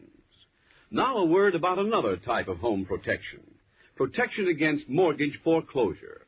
A plan which not only safeguards the homeowner during his lifetime, but also continues to protect his widow if he should die. Here is what happens. It's the Equitable Society representative holding an envelope in his hand. He says, "Good morning, Mrs. Rogers. I thought I'd bring these over personally. Here's the canceled mortgage on your home, all paid up. And here's a check from the Equitable Society. It covers all the payments your husband made to reduce the principal of the mortgage during his lifetime." Sounds almost too good to be true, doesn't it? But this is exactly what happens in the Equitable Society's Assured Home Ownership Plan, which combines a low-cost first mortgage with special life insurance protection. Under this plan, the widow doesn't inherit a mortgage. She inherits a home that's hers free and clear. What's more, every dollar previously paid under the plan to reduce the mortgage is returned to her.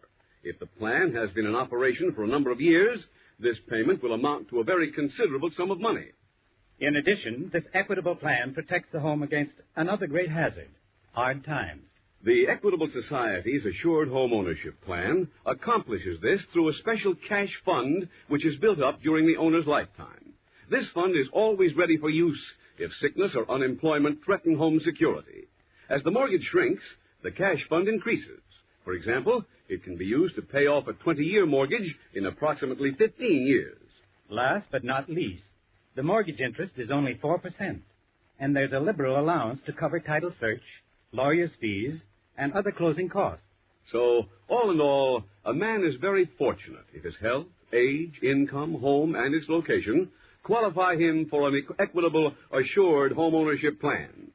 The way to find out if you qualify is to get in touch with your Equitable Society representative. Look in the phone book or write care of this station to the Equitable Society. That's EQUITABLE. The Equitable Life Assurance Society of the United States.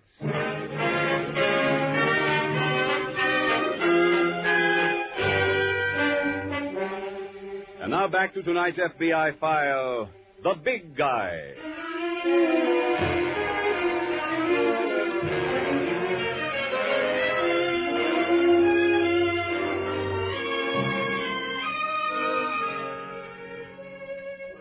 One of the many shocking things about the tremendous segment of our population confined in the prisons of the nation is that more than 50% of those persons are in prison for at least the second time. Some of them have been returned more than a dozen times. Somewhere there is an answer to why there is more than an even chance that anyone who is sentenced to prison for the first time will ultimately be returned to prison after his release. Possibly part of the answer lies in the fact that the public will not accept an ex-convict into its midst. There are many firms which will not hire a man who has done time. There are some communities which will not allow him to live within their confines. Not every ex-convict wants to lead a perfectly law-abiding life after his release from prison. Some of them are bitter at their treatment by society and want only to inflict revenge. But there are some who honestly want to lead a normal, useful life and to forget the past. It is our duty, the duty of every one of us, to make those men welcome in our ranks and to give them a chance to prove themselves useful members of society.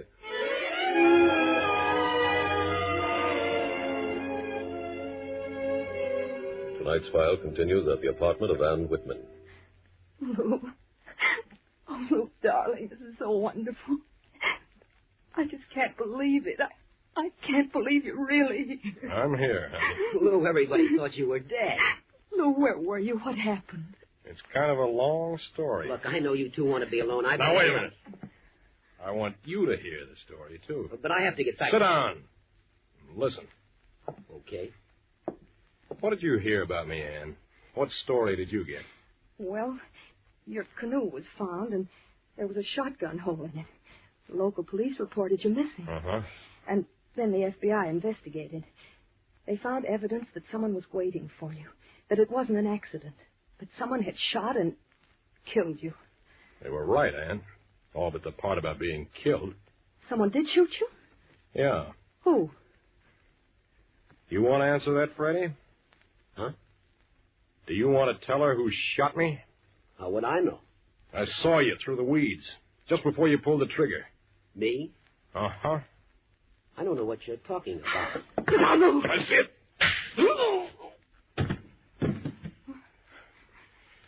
Did you pick up his gun, honey? Yes, sure. You got anything we can use to tie him up? Well, I don't have any rope. Can I use that extension cord? Oh, sure. I want to be sure we keep him here after he comes to. Lou, did Freddie really try to kill you? Yeah. But why? You were friends. He was just taking orders. From who? The big guy. Who's he? The guy I used to work for. But why should he I'm want to... playing it straight, honey. I guess the big guy didn't like that. So he tried to take care of me. How awful. He almost did it, too. What did happen, Lou? Well, I saw Fred just as he was going to shoot, and I ducked away a little. Only got hit in the shoulder. Oh. The canoe went over, and I went underwater and came up some distance downstream. I guess Fred figured he'd really finished me. Well, why didn't you go back to your lodge? I knew they'd come after me again. I went to a cabin downstream. An old trapper lived in it. He took care of me until I felt well enough to leave. There, that ought to hold him. You better keep that gun on him anyway, though, just in case. Lou, where are you going? I got a call to make. To the police? No, not yet. I've got to see the big guy first. When I see the police, I want him to be with me.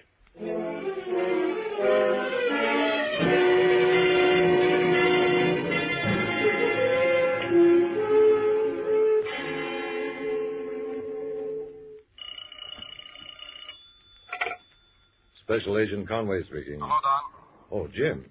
Where are you? I'm up in Centerville. I've got some good news, Don. Lou Dillon is still alive. What?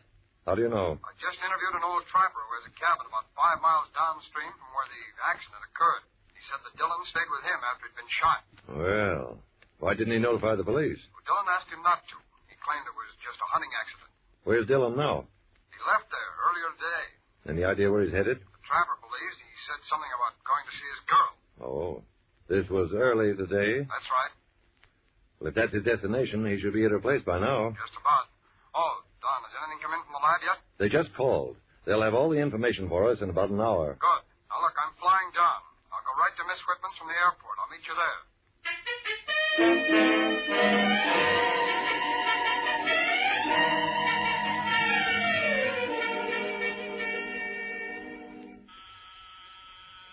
Just a minute. Oh, hello, Mr. Taylor. Come in. Thanks. Mr. Conway just got here. He's with Fred Hall. Fred Hall? Hello, Jim. Oh, hi, Don. This is Fred Hall, Jim. And according to Miss Whitman, Hall is the one who shot Dillon. Lou got here just in time to catch him and tie him up. I see. And where is Dillon? Miss Whitman said he went to see someone called the Big Guy. He believes he's the person who ordered Hall to shoot him. Who is the Big Guy, Hall? I don't know what she's talking about. You don't know anybody called the Big Guy? Never heard of him. Lou said he wanted to get him and bring him into the police. Well, that was foolish. Don, let's take Hall down to the office. We'll question him there.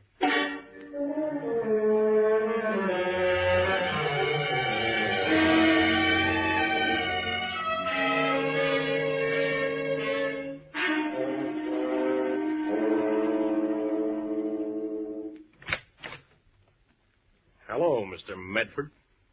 Lou Dillon. That's right. I didn't bother to announce myself. Do you mind? Well, where did you come from? I thought... I know. You thought I was dead. I'm afraid Fred gave you a bum steer. Fred? Well, what do you mean? Oh, look, don't go into any act. I know the whole deal. Lou, I don't know what you're talking about. Fred Hall tried to kill me, Mr. Medford, and you ordered the job. I know this because I just left Fred. But I haven't seen Fred Hall in 6 months, Lou. Suppose you tell that to the cops, huh? Cops? That's what I came here for, to bring you to headquarters. Lou, I honestly don't know what this is all about. Obviously, you're under a strain of some sort. It appears to have stimulated your imagination.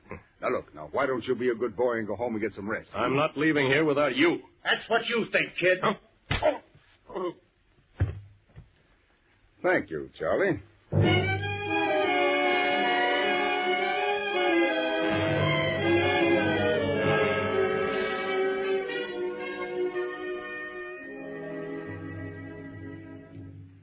Hall, the last time you were arrested, you were picked up with a man named Charlie Blair.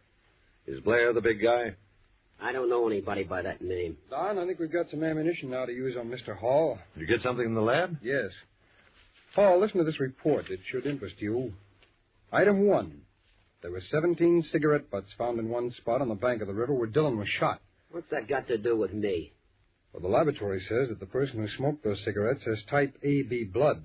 They determined this by analyzing the saliva. The blood test you took a little while ago showed your type matches this. What does that prove? AB is a reasonably rare type of blood. Still don't prove I shot Dillon, does it? No, it doesn't. Item 2. The lab states that footprints found at this ambush were made by a man approximately 5 feet 8 inches tall, weighing about 170 pounds. You get that kind of stuff from a footprint? That's right. Once the laboratory knows how long a stride that person takes and how deep his footprint went. That still don't prove I did it. Granted. Item 3. Item 3 was a sample of ground at the scene of the crime. This was analyzed by the lab. From it, they could tell you were there. How? Recognize these shoes, huh? Yeah, they're mine. Where'd you get them? We got a search warrant. We found them in your apartment. Have they been to the lab yet, Jim? Yes. And the report shows that the sample of earth I brought in matches the mud on these shoes. So what? A lot of guys have shoes with mud on them. Not that mud, Hall. There isn't another place in the country where you'd find dirt of this exact composition. I'd say that report proves that you were by the river. Hall, we've got enough here to have a federal attorney get a conviction. And attempted murder is the same as actual murder. Now, do you want to take this all alone? Do you want to go to jail for life? Do you want to let the man who gave you the orders go free? Start talking.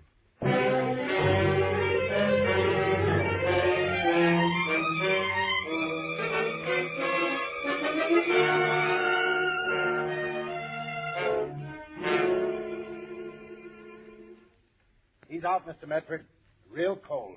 Good. What are we going to do with him? That's pretty obvious, isn't it? Yeah. And this time you'd better take care of him yourself. Okay. But not in here. It's too messy. How about the garage? Well, I'd just as soon he didn't turn up for a while, Charlie. Suppose I drop him in the river. Fine. Shall I move him now? Yes, take him away. I've got some work to finish. Okay. Use your freight elevator, huh? Yes. It's kind of heavy. Would you open the door? Sure.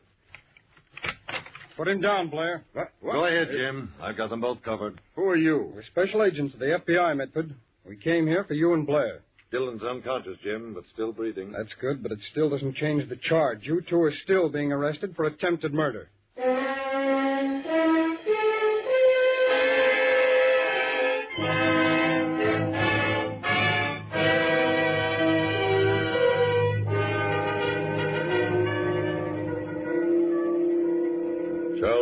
Meyer, George Medford, and Fred Hall were tried in a federal court for attempted murder on government reservation.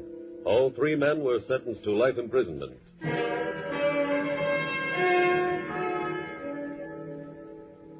And thus, a vicious machine of crime and corruption was broken up by your FBI. It is true that 2 special agents made the actual arrests in tonight's case. But the evidence from which the convictions were obtained came from the laboratory of your FBI, the laboratory which serves as the unsung hero in a great percentage of cases. As recently as 1932, there was 1 man in the FBI lab, and he had 1 microscope with which to work. Today, there are more than 300 trained scientists who examine evidence, who last year examined more than 104,000 pieces of evidence. Those reports helped your FBI to prove the guilt of a great many criminals, and thus helped the Federal Bureau of Investigation protect its employer, you, the American people.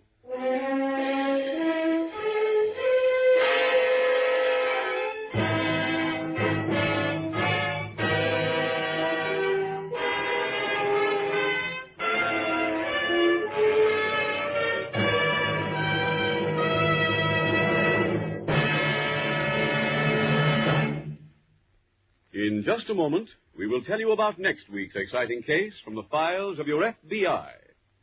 Friends, if you were impressed a few minutes ago by what I told you about the Equitable Society's Assured Home Ownership Plan, if the idea appeals to you of a low-interest rate first mortgage combined with life insurance to protect your home against death and hard times, then I suggest that you get in touch with your Equitable representative soon.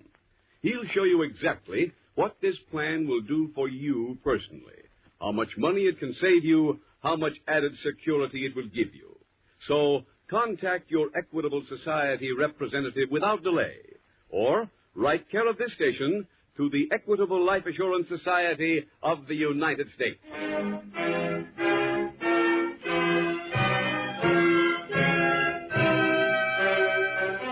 Next week, we will dramatize another exciting case from the files of the Federal Bureau of Investigation. The dramatic story of a manhunt through a flaming forest. Its subject, a prison break. Its title, The Curious Prospectors. The incidents used in tonight's Equitable Life Assurance Society's broadcast are adapted from the files of the Federal Bureau of Investigation. However, all names used are fictitious, and any similarity thereof to the names of persons living or dead is accidental. Tonight, the music was composed and conducted by Frederick Steiner. The author was Jerry Lewis. Your narrator was William Woodson, and Special Agent Taylor was played by Stacey Harris. This Is Your FBI is a Jerry Devine production. This is Larry Keating speaking for the Equitable Life Assurance Society of the United States and the Equitable Society's representative in your community, and inviting you to tune in again next week at this same time, when the Equitable Life Assurance Society will bring you another thrilling story from the files of the Federal Bureau of Investigation, The Curious Prospectors, on This Is Your FBI. This is ABC, the American Broadcasting Company. The Equitable Life Assurance Society presents This Is Your FBI.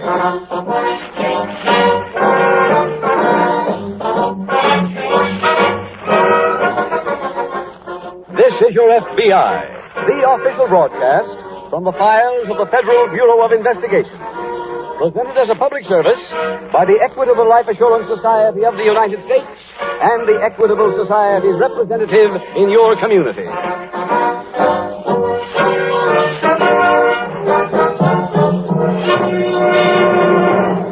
If you are a homeowner or a prospective home buyer, tonight may be an important night. Tonight, the Equitable Society has an interesting message for you about America's finest plan for home ownership, the Equitable Assured Home Ownership Plan.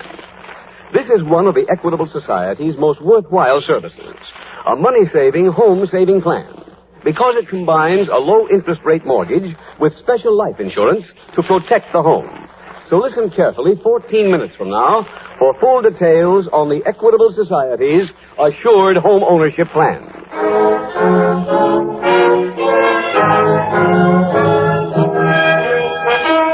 Tonight's FBI file, The Curious Prospectors.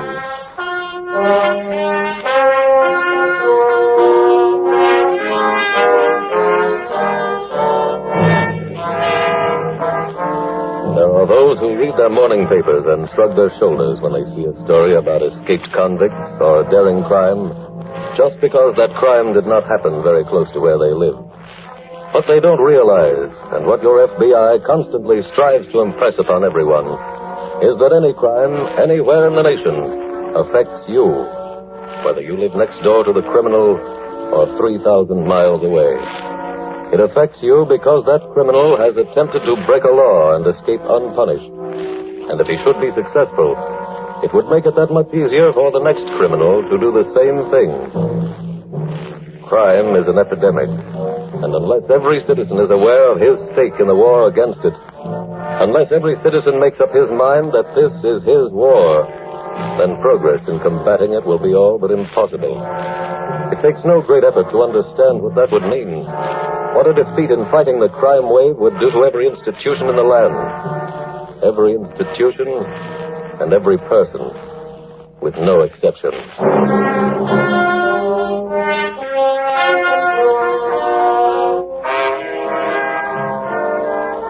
Tonight's file opens in a general store in a small town in one of our western states. Two men, unshaven and dust-covered, have just entered. The proprietor greets them. Something I can do for you, gents? Yeah, we want some help. What kind? Well, we got a map here, and we'd like to find out how to get up into this section. Oh, up on Tomorrow Hill, eh? That's not what it's marked on the map. No, but we call it Tomorrow Hill because the flowers bloom up there a day before they do any place else. Oh. You men strangers around here? Uh-huh. Just got into town. We're not going to be staying very long. Now, look. This map don't show any road up to that place. The map's right. You see, this line goes halfway up? Mm-hmm. Well, that's as far as the road goes. From that roadhead, it's about 6 miles to where you got marked. How do we get up there? Horses. If you're going hunting, I suggest a spot over here. Get more We're not quail. going hunting, mister. We're looking for gold. Oh. We'll need some supplies and horses. You need a guide if you're strangers. We don't need no guide. All we want is for you to tell us the way. When do you figure on going up there? Today. Well, if you can wait, I'd advise it. Why? There's a bad brush fire on the other side of Tomorrow Hill. They're just about getting it under control. We'll take our chances. Okay. How long you figure on staying up there? Why? Just want to make sure you take along enough supplies. Oh, fix us up about 10 days' worth. You figure on finding that gold real quick? Maybe we will. Well, you fellas run along and come back here in an hour. I'll have your packs all made up at that time and on horses. Okay. Come on. Let's go get some coffee in that diner. I'm hungry. Everybody looks for gold.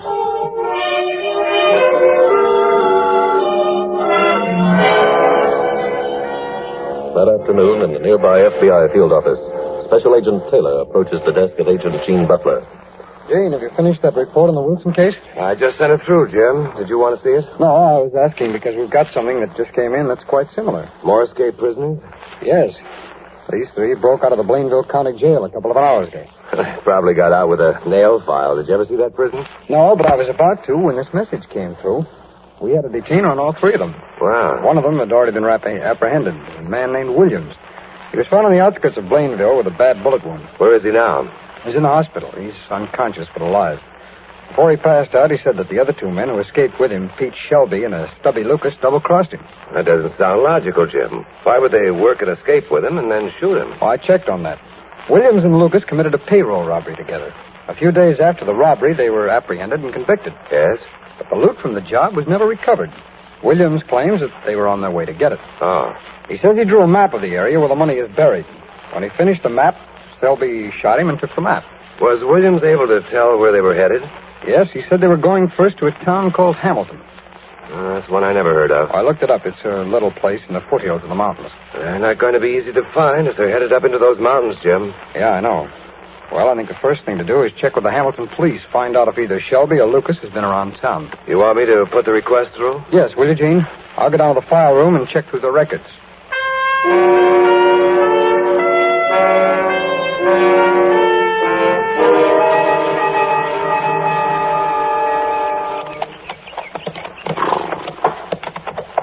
Pete.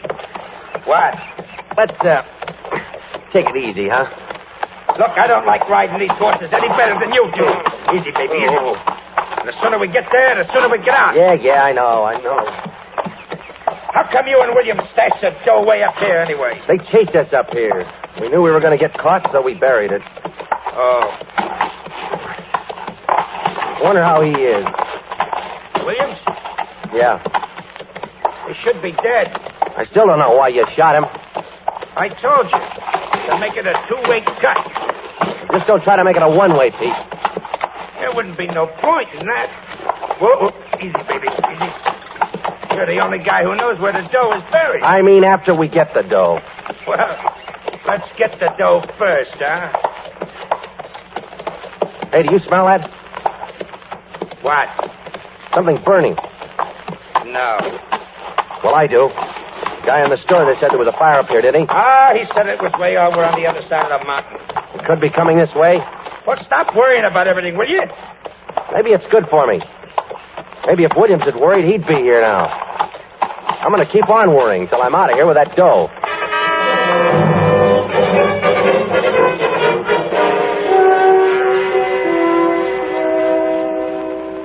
Gene, I just got a call from the marshal at Hamilton. Shelby and Lucas put in an appearance up there right on schedule. Did he make the arrest? No, by the time he checked, they'd been there and gone. Oh. I've been studying a map of that section, Jim, just in case we had to go up there. Brother, that's a rugged country. Yeah, I know. They're going to be tough to flesh out. Oh, the marshal said they went into a general store and asked for directions to a place called Tomorrow Hill. Let's see that map of yours, huh? Okay, here. Let's see, from the marshal's description, it should be about... Yeah, right here, see? Uh-huh. The forest is thick through there. Now, we've got one break, though. At least we know how they're going up the mountain. Why? Is there only one trail? No, but the marshal told me that the man in the general store marked their map for them, and he told the marshal which route he marked. Well, that's a break. I also asked the marshal whether there was any chance of heading them off. He said there was. How? Well, there's a clearing up near the top of Tomorrow Hill, and we can land up there with an auto gyro. Then work our way down the trail and meet them coming up. That's it. Well, come on. We can't catch them staying here. Let's get to Hamilton.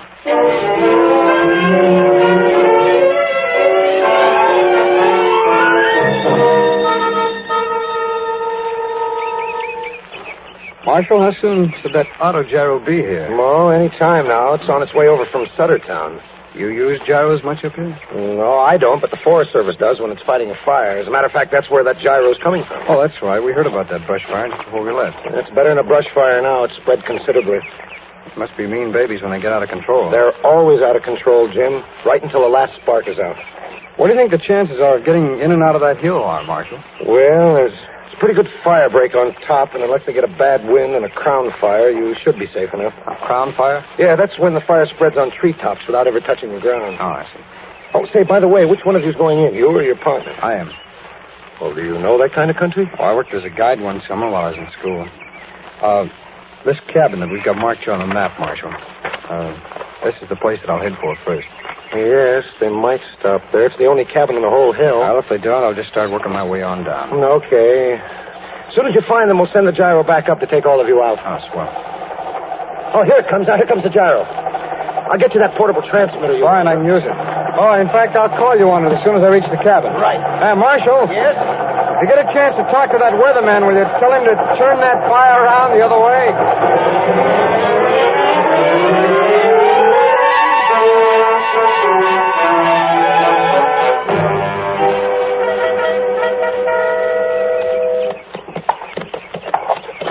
Hey, Stubby. Yeah? Do you remember any of this? Does it look like anything you've seen before? No. What'd you do? Come up here blindfolded? All I remember is trees. Ah, that's a help. According to this map, you should be right by the cabin. Well, we better be. It's really getting smoky around here. Fire's getting closer, Pete. Look, forget about the fire. We got more important things. Hey, look. What? There's a cabin in through them trees. Yeah. Does it look like the place where you stashed the dough? Uh-huh. It is the place. Come on. Come on, let's go. Come, baby, come. Here. Come on. What a break, huh, Pete? Yeah. I never thought we'd find it this easy. Where's the stuff buried? Inside the cabin. You remember exactly where? Sure. Okay. Let's get off here. Whoa. Well, looks like we got here just in time. Why, what do you mean? Well, the smoke's really moving in. Oh, we won't be here long enough to have trouble with that. Here we are. Come on. Okay. Now, where's the stuff? It's in a tin box under that floorboard. All we need to... Put your hands up, you two. Do as I say. Go on, get them up. That's better. What is this? A stick-up? No. I'm a special agent of the FBI. Where'd you come from? Never mind that. Just stand still. I ain't carrying a gun. Oh, but your friend is. This should prove to be the weapon was used to shoot Williams. They found Williams? Yes. Still alive. That's how you got here, huh? That's right. Now, you two just stand where you are while I arrange some transportation. Station X47 to X193. Station X47 to X193. Come in, X47. Gene? Yes, Jim? I've got Shelby and Lucas up here at the cabin. You can send the gyro back. Jim, your zone is ceiling 0. Huh? There's no chance of a gyro coming in for you.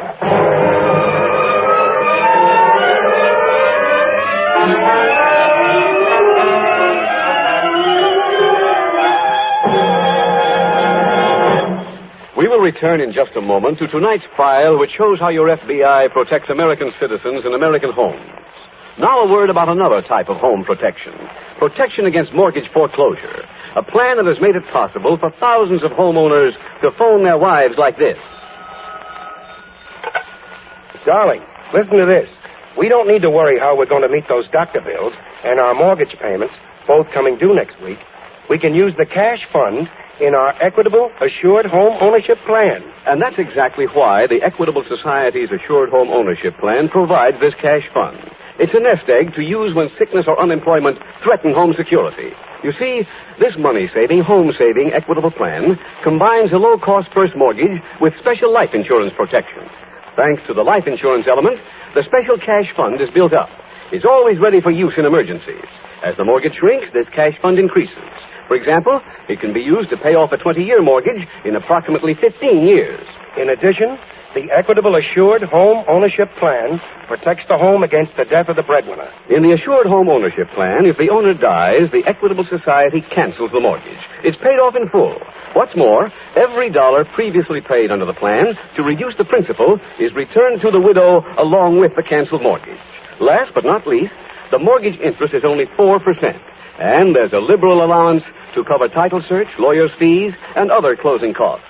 So all in all, a man is very fortunate if his health, age, income, home, and its location qualify him for an Equitable Assured Home Ownership Plan.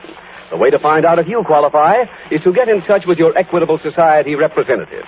Look in the phone book, or write care of this station to the Equitable Society.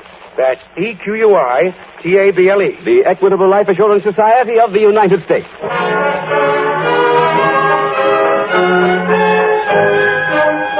And now back to tonight's file, The Curious Prospectors.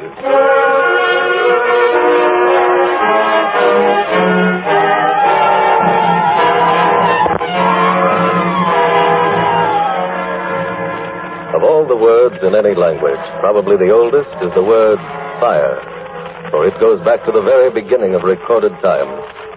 Down through the ages, man has come to know something about fire, has come to put it to his own uses in many instances, and yet has also come to realize that there are times when fire is his master.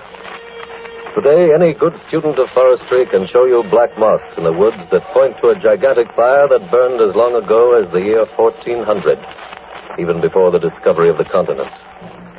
And yet, despite all that experience in fighting fires, despite the experience of generation after generation, man today still tastes defeat in his battle against the blazing forest.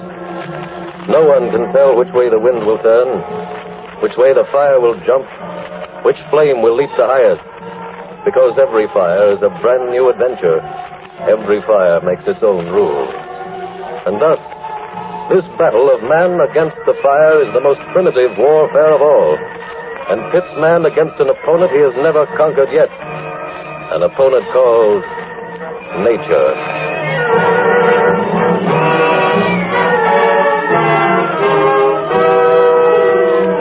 Tonight's file continues at the cabin on Tomorrow Hill. Jim, did you hear my report on the gyro, that it can't come in? Yes, Gene, but I don't understand it. Visibility was fine when I landed here less than an hour ago. I know it was, but there was a down canyon wind on the other side of the hill then. It shifted, and that clearing you landed in is covered with smoke from the fire. Oh, I see. You'll just have to make it out the best way you can, Jim. Well, Shelby and Lucas have a couple of horses. I can use one and put both of them on the other one. That cabin is 6.5 miles from the nearest roadhead, so we'll drive up as far as we can and wait for you. Okay. We'll start immediately. I'll take that trail that Shelby and Lucas used. That's closed off by now, Jim. The only trail open is the one marked number 38 on your map.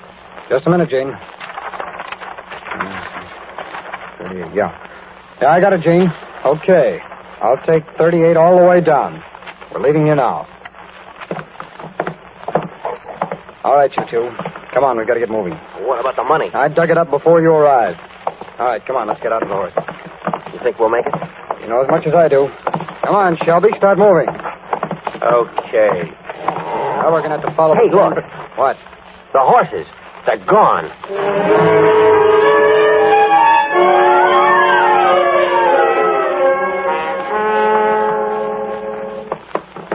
Any news, Gene?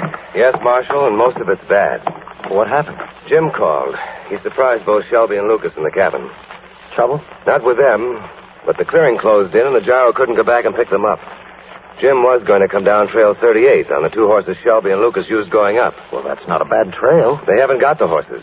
Jim called back and said they'd run away. This is bad, Gene. If that fire starts jumping, they might not be able to use 38 for the last 2 miles. Is there any other way down to the roadhead? No trail, but if Jim uses his compass, he might be able to beat the fire. You don't sound very optimistic. Well, there's a weatherman over at the Forest Service, Gene, and by his figures, the wind that's driving the fire down Tomorrow Hill is going to get stronger. If it does, they might not have time to get out of there on foot. That part of the forest is thick with Douglas firs, and they're all dry. Is there any chance at all of getting in there any place with a gyro? No, not a prayer. There's a blanket of smoke over the ridge now so thick you can't see the sun through it. Is the road still open? It was when I left the Forest Service, but that won't get us within 5 miles of Taylor. Well, let's drive up there and get as close as we possibly can.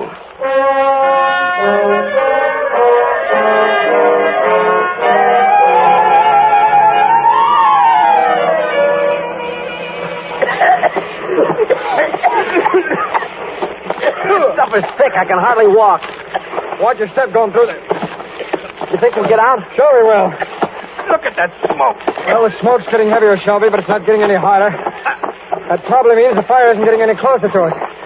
Keep going. We can make it if we just keep up this pace. You know where we are? Approximately. Keep going, will you?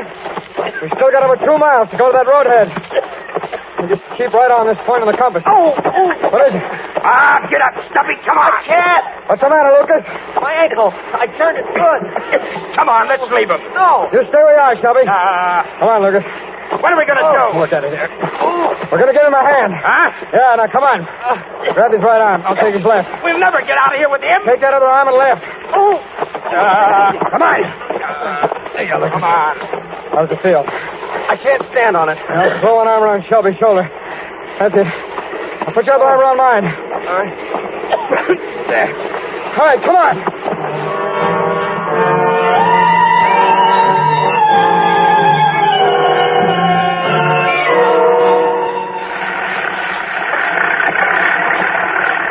Well, this is where they're setting up the new fire line, Gene. Can't get any closer than this. What do they want with a tractor way up here? Well, they can clear a fire line 10 times as fast with a tractor as they can with men alone. Those cats dig in. I see. Look at that tree flare up out there. That flame must have shot up 50 feet. Well, let's hope we don't see a crown fire. If we do, you'll really see some high flames. Is there much danger of one? There's always danger of a crown fire. Oh, with these fir trees. Well, I hope they don't have to light those back fires. What do you mean? When they build a fire line like this, they light this end and try to make it burn back and meet the oncoming fire. That way it burns itself out because it's got no place to go. But Jim is in there with his 2 prisoners. Well, they're not going to light the backfire unless they absolutely have to. But if the flame gets past this line, it'll probably go right through the whole town of Hamilton. Ah. Look at that crown fire. Look at it go.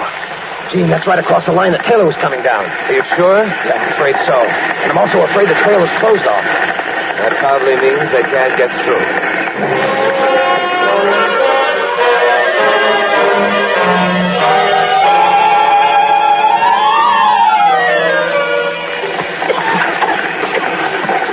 That fire's right behind us. Stay your breath. We're going to need it. Come on, Lucas, come on. See if he can get up again, will you? I'll try. Come on. Look, let's run for We it. can't leave him here. He'll be burned to death. What do I care about him? I'm worrying about myself. I'm going back up the hill. There isn't a chance up that way. I'm going to try it. Come back here, you fool. You'll never get through. Yes, I will. Shelby, come back here. Help me up, will you? Yeah, come on. Oh, give me a hand. Why didn't you shoot him? I threw my bullets away back up the trail. Live ammunition isn't safe to carry in a fire. Anyway, he won't go far. Come on. Put your arm on my shoulder. All right, we'll start moving again. But there's a fire all around it. That fire in front just started. Maybe it's still got some holes in it. Come on. We can't walk right into the fire. I'm not walking into it. I'm looking for something. I think I see it. What? That black spot in there, beyond the flames. It's been burned already. If we can get there, we've got a chance. Hang on. Come on, let's go. Okay.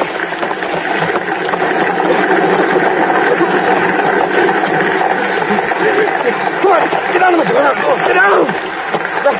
Slap those bullets out. I can't breathe. Get down as close to the ground as you can. There's a little air in the smoke. It's hot. Well, it's hotter out in those flames. Stop talking, will you? If we get lucky, we've got a chance to live.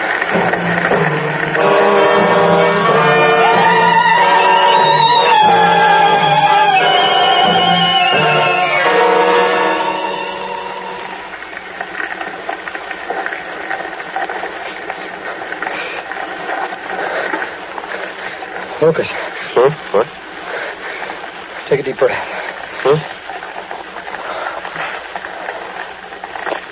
That's cool air.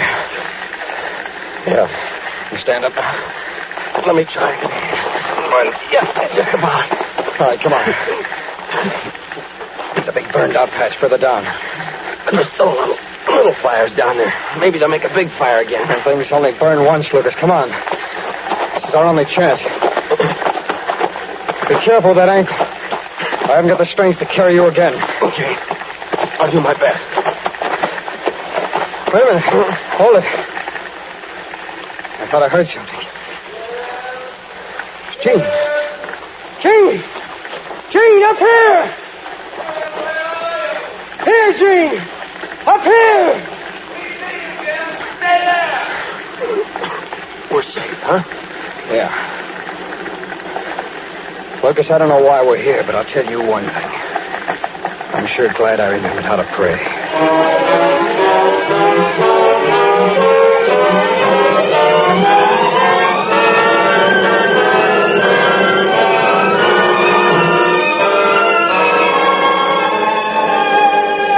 Bert Stubby Lucas was returned to prison and served out the remainder of his sentence. With the finding of the body of Pete Shelby, this case from the files of your FBI was closed. But there is more to this evening's case than the moral that crime does not pay. Further investigation by the Forest Service showed that this fire began when an unthinking camper neglected to put his fire out. The terrible toll taken by fire in this country last year reached the staggering sum of $700 million in money and the irreplaceable total of 11,000 lives. There's a fire started in the United States every 20 seconds throughout the day and night. And the indicting fact is that more than 85% of those fires are started because of one thing: carelessness. This is the beginning of the outdoor season throughout the nation. Some of you soon will be starting on camping trips, on picnics, or on vacation jaunts that will take you outdoors. To you, we address this message. 100% of the fires started because of carelessness could have been prevented. Be careful with lighted cigarettes. Don't leave picnic fires unattended. Use fires if you wish, but never forget, that while fire can be an important friend, while it can keep you warm and help supply you with a hot meal, it is also a treacherous enemy, and it can be deadly.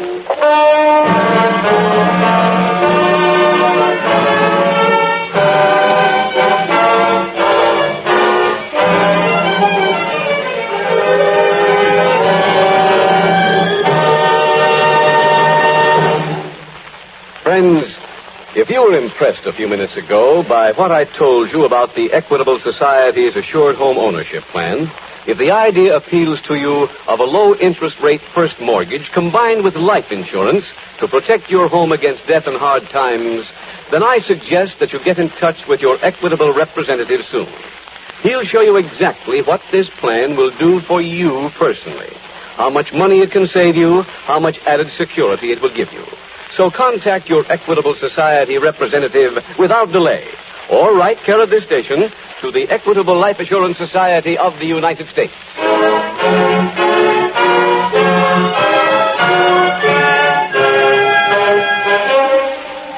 Next week, we will dramatize another case from the files of the Federal Bureau of Investigation. A story concerning America's #1 crime problem. Its subject, juvenile delinquency. Its title, Little Tough Guy.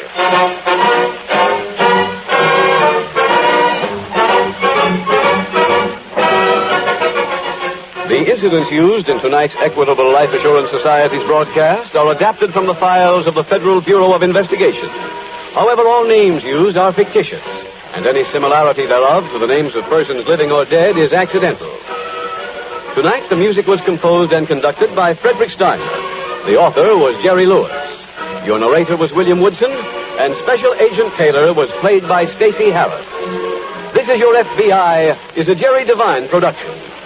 This is Larry Keating speaking for the Equitable Life Assurance Society of the United States and the Equitable Society's representative in your community, and inviting you to tune in again next week at the same time when the Equitable Life Assurance Society will bring you another thrilling story from the files of the Federal Bureau of Investigation. Little Tough Guy on This Is Your FBI. This is ABC, the American Broadcasting Company. The Equitable Life Assurance Society presents This Is Your FBI.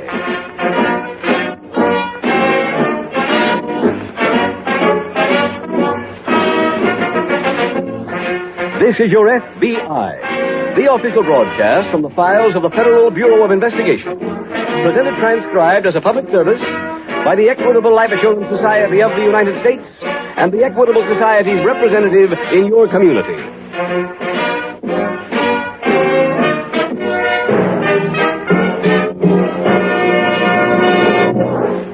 Attention all homeowners. Please have pencil and paper handy to make notes. In about 13 minutes, the Equitable Society will give full information on its Assured Home Ownership Plan.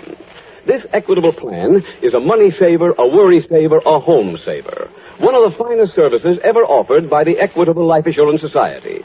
So be ready with a pencil, for you'll surely want to jot down the address for getting further information on the Equitable Assured Home Ownership Plan.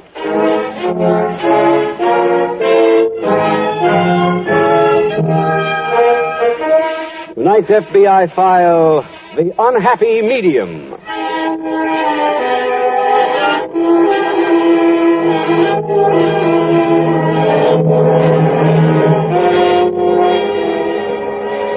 There is no telling how much money is mulcted from the general public throughout the year. But it is safe to say that the figure is well over $1 million a week. That is a stunning fact. And as if to make the situation worse, it is an accompanying fact that for the most part, the victims chosen by the swindlers are those who can least afford the loss. They prey on the old, the weak, the confused, and they ransack as completely as any set of victorious Nazis looted the shops and homes of conquered countries. There is no geographical center for swindlers, because they are, by reason of their business, nomadic people. They wander, they stop, they swindle, and then they wander again. Their base of operations is in their unusually facile minds. and their swindles range from the ludicrous to the brilliant.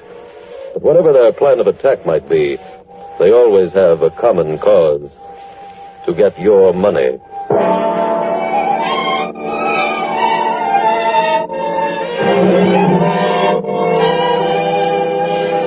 Tonight's file opens in the large living room of a house located in a western city. A stern-faced woman sits on one of the many wooden camp stools scattered around the room. The door opens, and her husband enters. Where have you been? Working. With a racing form in your pocket? I just bought it on the way home. Did you put that ad in the papers? Sure, it's on the streets already. What'd you say in it? Yeah, got a copy of it right here. Let me see it. Sure. Lays out nice, huh? Madam Roberto, reader and advisor. Are you in trouble or doubt, worried about business, about health, or family affairs, or anything pertaining to the welfare of your life? How do you like that pertaining to? No matter what class, your problems may be, I can help you. Call and consult me for reliable advice. Well, that's it? Not bad. Where is Madam Roberto? I'm in here trying on a new costume. Oh. Hey, Elsie, do you want to fix the top hook? I can't reach it. Now, turn around. How's it look? Very good. Let's put the turban on, see how the whole thing looks. Oh, wait a minute. Don't put that turban on yet. The earphone's gone underneath. Oh, yeah. Al, would you move the crystal ball closer to the closet? The other night the wire was so tight I couldn't turn my head. I wouldn't mention the other night if I were you. Elsie, it wasn't my fault if the earphones went out of order and I couldn't hear you. Besides, why didn't Al cue me when the phones went out? How did I know they weren't working? She's got the mic in that closet and you got the phones on your head. I can't hear anybody but myself. That must be pretty dull. Very funny. Elsie, when are we going to leave this town? Leave? Well, we just barely got here. You've been promising me we'd go to Hollywood. Oh, stop with that Hollywood all the time. But what about my career? How am I ever going to get to be a star if I don't get to Hollywood? Look, Peggy, we can't quit here. I got 12 prospects lined up. Maybe we get some new ones from this ad. You got anything on the prospect? Yeah. Here's all the dope I could get on them. Hey, do I have to remember all of that? No, Elsie will have it in the closet. You just listen. Come on, we better start rehearsing this stuff. Well, when are they coming? Post time is 8:30 tonight. It'll be a semi-private meeting like the last one. Now put on those earphones. Let's get to work.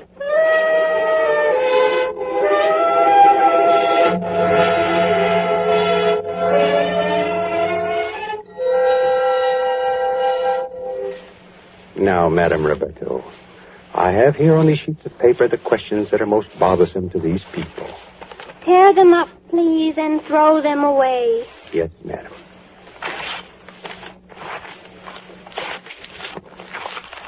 Now, through the powers she alone possesses, Madam Roberta will peer into the mysterious crystal ball and answer your question. I am studying, but it is difficult. Keep talking, kid. I hear voices, but they are far away. Some of you people are not holding hands in a chain the way the madam instructed you. I'm going over the questions. They're all stiff so far. I must have help from you if you want me to answer your problems. Here's a good one. Mrs. H.L. I see some letters forming. They are spelling out Mrs. H.L. That's me. Has the madam any message from Mrs. H.L.? Have her stay after the meeting. I have a message for Mrs. H.L. Will Mrs. H.L. please come up to the front of the room? Oh, yes, sure. She's ready to be taken. Hook her good. I am Mrs. H.L. What is your message, Madam Roberto? I cannot reveal it here. It is too personal. Oh. Please remain after the others have gone. Oh, thank you, madam. Bless you. And now, ladies and gentlemen, take the hand of the person seated next to you and form the chain again. Madam Roberto, do you have any further messages? Peggy, brush the rest of them off fast. Let's get to work on the sucker.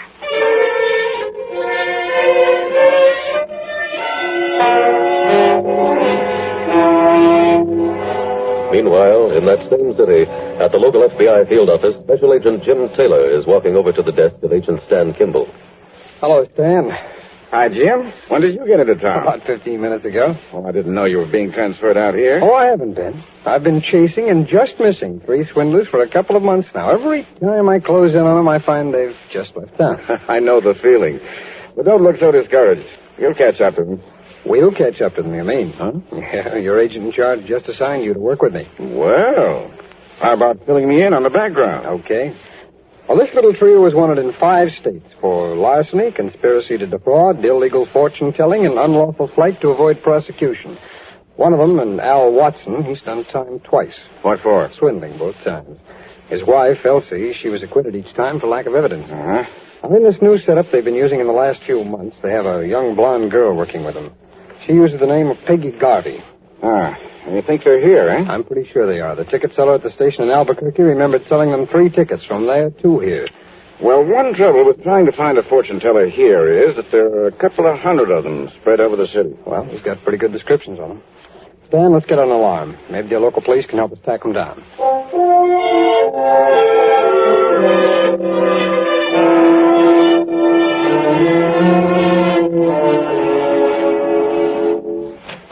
Al? Yeah. Well, where have you been? Out doing some checking up. You've been gone long enough. A thing like this takes time. I found out what I wanted, though. This Mrs. Lincoln has a hefty gob of dough. Good. Let's get back to work then. We can't keep the old slob waiting too long. Peggy. Yeah. Look, I want you to play this like you're already in Hollywood. And this is your screen test. Oh, well. Now, do you remember everything I told you? I think so. All you gotta do is remember. It's like Hollywood. Okay. I'll be in the next room. Al, you go get Mrs. Lincoln. I'll see you later. Okay, Peggy? All right. Mrs. Lincoln? Yes. Come right this way. Madame Roberta will see you now. Oh, thank you. We're sorry to have made you wait this long, but Madame Roberta has been concentrating. I understand. Madame Roberta, do you have any message for this troubled person? I am listening to the voices in the air. Queen of the occult, what do those voices tell you? They say that this troubled person has suffered some terrible misfortunes. Oh, that's true. So true. They tell me that there is someone who wishes you great evil. Yes. Yes, I know who that is. They say this person who wishes you great evil has put a hex on you and your possessions. I knew it. Madame Roberto, is there any way in which this troubled one can be delivered from the curse of her hex? I am listening. The voices say that if you will bring all your possessions to me, I will be able to deliver you from the hex. Oh, thank you. Thank you. But this must be done within the single turning of the earth. The madam means that if the hex is to be taken off, it must be done by tomorrow, at the latest. Yes, I see. The voices say you are to bring to me all of your cash, because that, too, is hex. Oh, I will. I have spoken. Mrs. Lincoln, you can go home and sleep tight. By tomorrow night this time, you'll have no more money trouble.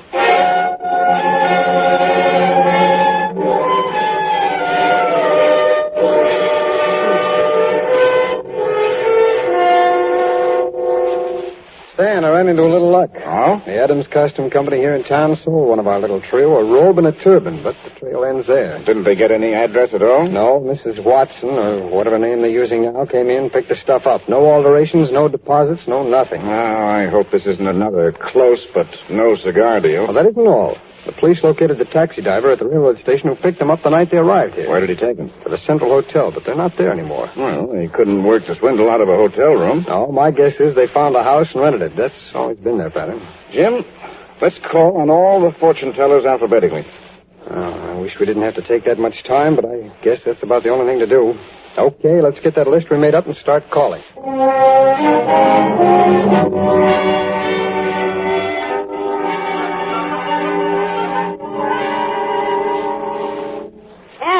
Al, where are you? Shh, I'm right here. Oh.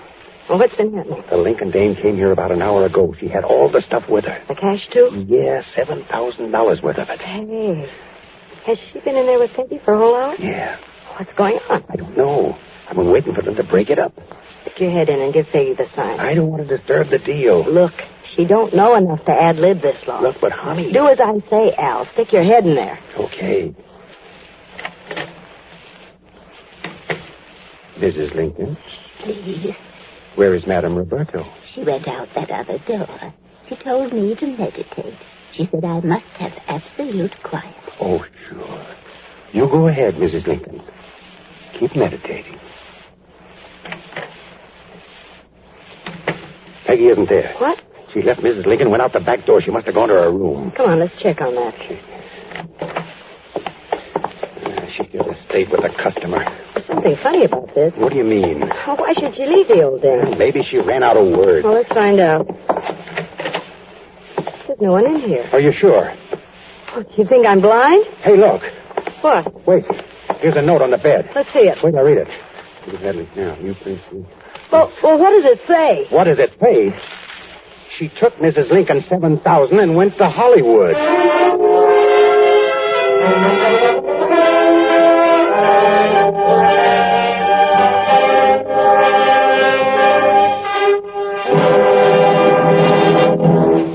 We will return in just a moment to tonight's file, which shows how your FBI protects American citizens and American homes. Now a word about another type of home protection.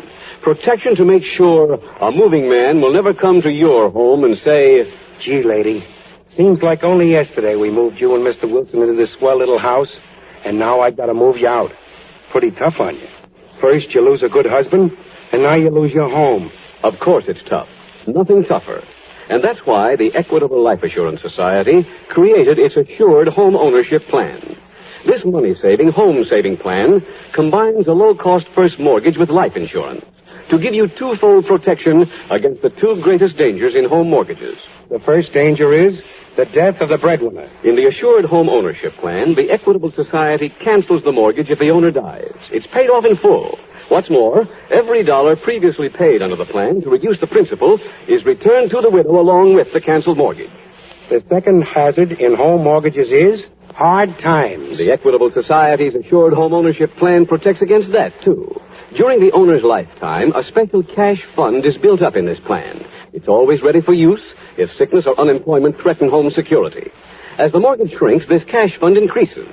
For example, it can be used to pay off a 20-year mortgage in approximately 15 years. Last but not least, the mortgage interest is only 4%, and there's a liberal allowance to cover title search, lawyer's fees, and other closing costs. So all in all, a man is very fortunate if his health, age, income, his home, and its location qualify him for an Equitable Assured Home Ownership Plan. The way to find out if you qualify is to get in touch with your Equitable Society representative. Look in the phone book or write care of this station to the Equitable Society. That's EQUITABLE. The Equitable Life Assurance Society of the United States.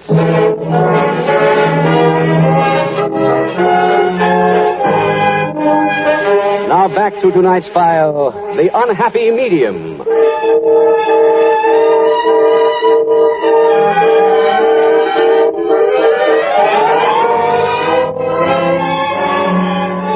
It is an axiom among those who do not know the habits or characteristics of criminals that there is honor among thieves.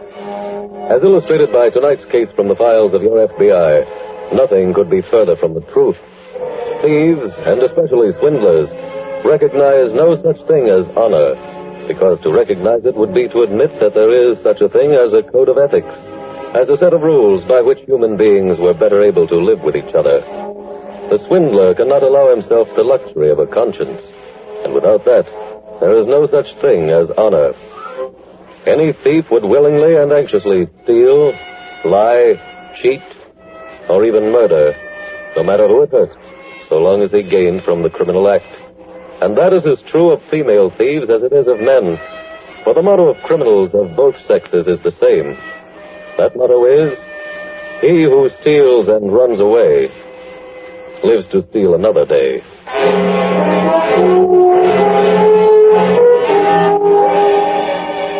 Tonight's file continues as the two FBI special agents get out of their car in front of the swindler's house. This is the place, all right, Stan. Look, they even have a sign on the front lawn. Well, all this occult hokum is perfectly legal in this town. Hope they're still here. Oh, they probably will be. I don't think they suspect we're this close to them. You never know about this trio. They make their score quick and then move on. Hey, look. Front door's open. Yeah. Have you got the warrant? Yeah. Come on, let's walk in.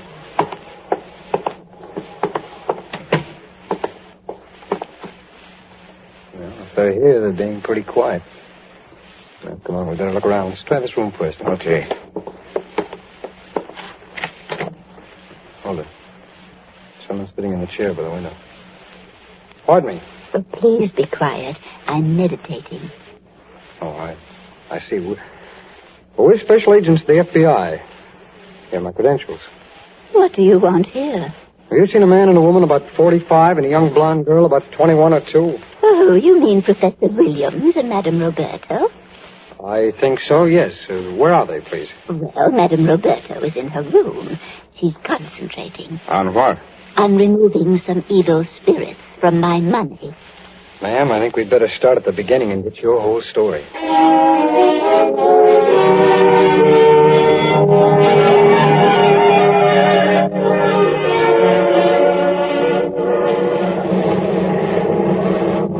Al, where have you been? I just went back to talk to the hostess.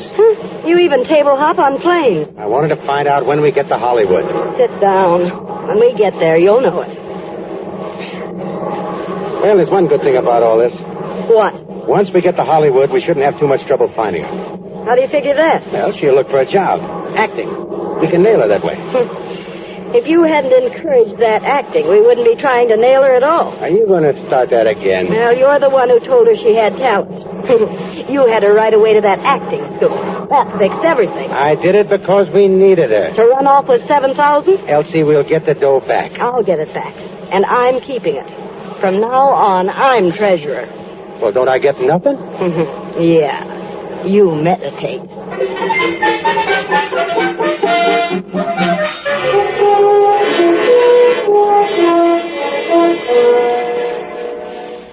Mrs. Lincoln, when did you first hear of this Madame Roberto? There was an ad in the newspaper. I see. What did this ad say? It said that Madame Roberto would help people to solve their problems. And you answered it? That's right.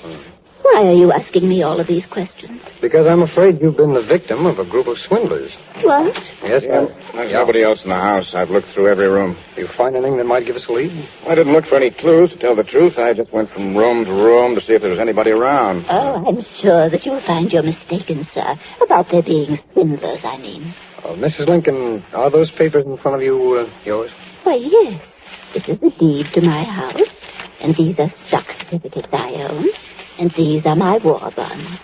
Well, why did you bring them here? Madame Roberto was freeing them from evil spirits. Oh.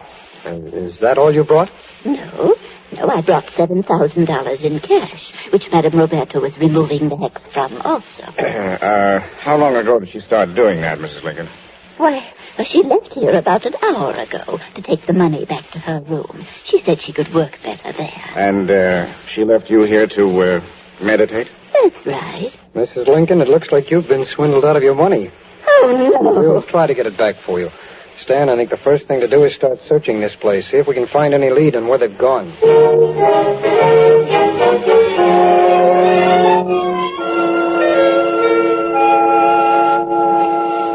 Elsie! Well, where have you been now? Down in the lobby. What were you doing down there? Did you think Peggy was going to come over and meet you? We'll find her. We'd better. If we don't, this hotel don't get paid. Look, I know just what to do. This doll wants to be an actress, right? Right. Okay, then. She's got to sign with this central casting place or with an agent if she wants a job. Mm-hmm. And if she's not there, we'll check on some of those hotels for actresses. She'd be likely to live in one of them places. So why don't you get on the phone and call up? I did. Any luck? No, but I don't think she'd be stupid enough to use her own name. Oh, yeah, that's true. Well, what are you going to do then? Go to every place in person? We'll have to. We'll make up a list of places to check. We'll each take half. Come on.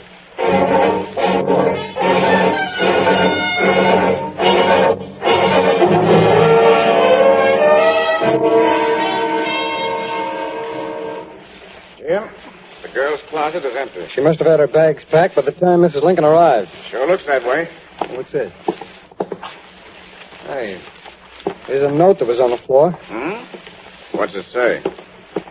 Dear Elsie and Al, I'm sorry to do this to both of you, but I have taken Mrs. Lincoln's money for myself. I know you will both be mad, but my career comes first. I'm off to Hollywood. Sounds like a double cross. Yeah. This can only mean one thing. If she's gone to Hollywood for a career, Stan, she must want to be an actress. Yeah. Look, the wastebasket's pretty full. Let's see if we can find anything else in here, huh? Just dump it on the bed. Ah. Looks like correspondence of some sort here, Jim. Just circulars, though. Here's a batch of envelopes. Oh, wait a minute. These are addressed to the girl. Peggy Garvey? Yeah. Stan, look at these addresses. Albuquerque, Denver, Kansas City. Hey, these are all the places they've been before. Places where I've just missed them. Anything in the envelopes? No.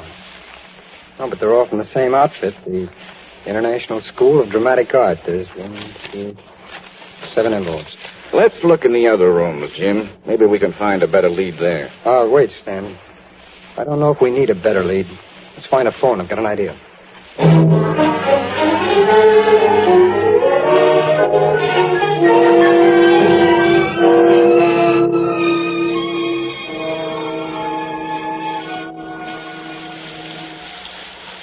Elsie! Well, where have you been this time? I'm sorry, honey. I thought you said meet you on the other corner. I said in front of the drugstore. Well, come on.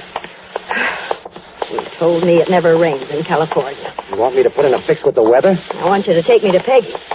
Where'd you find her? Where does she live? Right in that apartment house. I didn't even have enough money to buy an umbrella. You'll have enough in a couple of minutes. Look, are you taking bows? It took you 2 weeks to find her. This is a big place, you know. Here, this is one. Go ahead. You know what apartment she lives in? Yeah, right here on the ground floor, 117. Down this way. 11, 13. Here it is, 117. Just a minute. Out of the way, you little crook. Out of the way. Didn't think we'd find you, huh? Al, we didn't come here for conversation. We want our money. Come on, Peggy, get it up. I don't know to what you are referring. Huh? I said, I don't know to what you are referring. Look, whatever you're eating, swallow it. We can't understand you. That's diction. Diction? We don't care what you call it.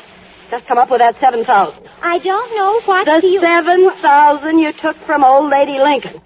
Now, where is it? I'm using it. I need it for my career. Al, case those dresser drawers. Okay. Get away from them drawers. That shook the diction out of her. Hey, look, keep away from there. That's my money, and Hey, here it is, right on top. Look, looks like most of it's here, too. Hey, don't you touch that money. Don't bother counting it. We'll do that back at the hotel. Let's get out of here. Okay. Hey, wait, you can't leave me without any... Step back inside. What? Come on, both of you. Who are you, mister? I'm a special agent of the FBI. I've got warrants here for the arrest of all 3 of you. You got nothing on us. My guess is we've got enough for you to serve long terms in a federal penitentiary. Well, honey, now you'll know where I've been.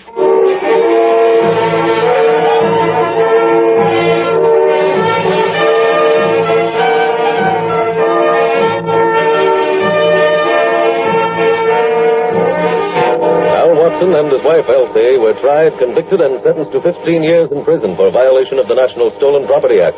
Their young Confederate, Peggy Garvey, was given a 5-year sentence and then placed on probation. And thus your FBI ended the careers of 3 greedy swindlers. The clue which led the 2 special agents to the apartment in Hollywood came from the International School of Dramatic Art. Special Agent Taylor reasoned that since the young blonde had gone to the trouble of notifying the school of her previous changes of address, she might do the same thing again. Within a week, the school received the change of address and notified the local FBI field office, which relayed the information. And so, once again, it was not a brilliant stroke of inspiration which closed a file successfully for your FBI, because those inspirations come far apart. And the reputation of the Federal Bureau of Investigation is too solid to have been based on hunches. It was hard work which closed this case. Hard work in searching diligently and then following every clue to the logical conclusion. A conclusion which ultimately led to the stamping of a word across this particular file.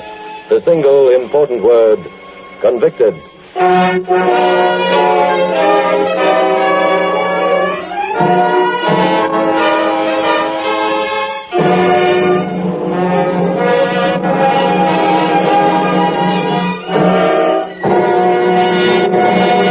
In just a moment, we will tell you about next week's case from the files of your FBI. Friends, if you were impressed a few minutes ago by what I told you about the Equitable Society's Assured Home Ownership Plan, if the idea appeals to you of a low-interest rate first mortgage combined with life insurance to protect your home against death and hard times, then I suggest that you get in touch with your Equitable representative. He'll show you exactly what this plan will do for you personally, how much money it can save you, how much added security it will give you. So contact your Equitable Society representative without delay, or write care of this station to the Equitable Life Assurance Society of the United States.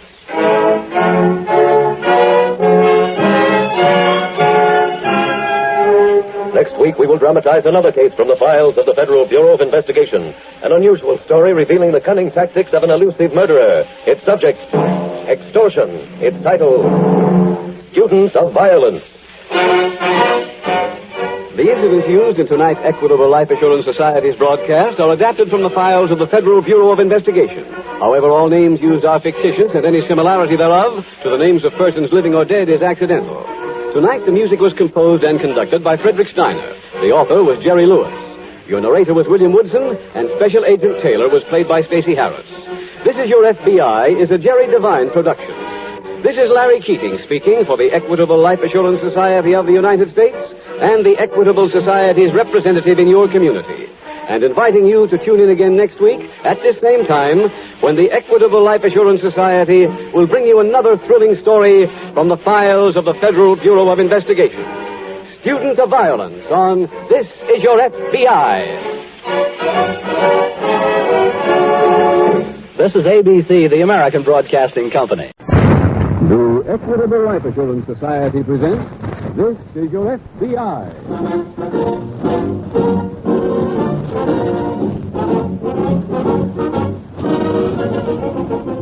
This is Your FBI, the official broadcast from the files of the Federal Bureau of Investigation. Presented as a public service by the Equitable Life Assurance Society of the United States and the Equitable Society's representative in your community.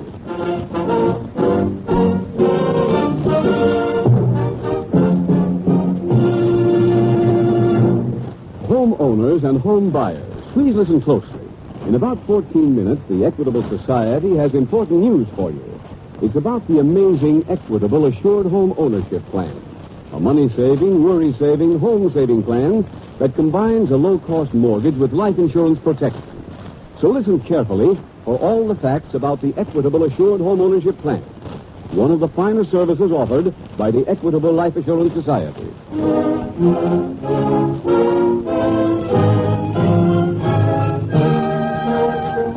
Tonight's FBI file, The Students of Violence.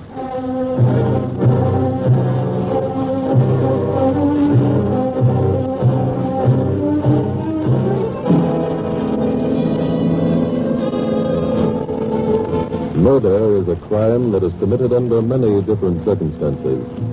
Sometimes because of passion, other times for profit. Still other killings are perpetrated because of a desire for revenge. But whatever the reason might be, it is always a crime committed by a person with an inflated ego, because no one but an egomaniac could possibly believe that he had the right to take the life of another human being. That there are too many such egomaniacs in the United States is a matter of official record. For the files of your FBI revealed that in the past year, there has been an average of more than 37 homicides every day. A figure which, when broken down, reveals that there is a criminal homicide committed every 38 and 8/10 minutes throughout the day and night. That figure presents a genuine menace to you, the law-abiding citizen, because, as you will see from tonight's case from the files of your FBI, not every criminal homicide finds another criminal as the victim. Very often it is a decent, unsuspecting citizen who meets death. Someone like you.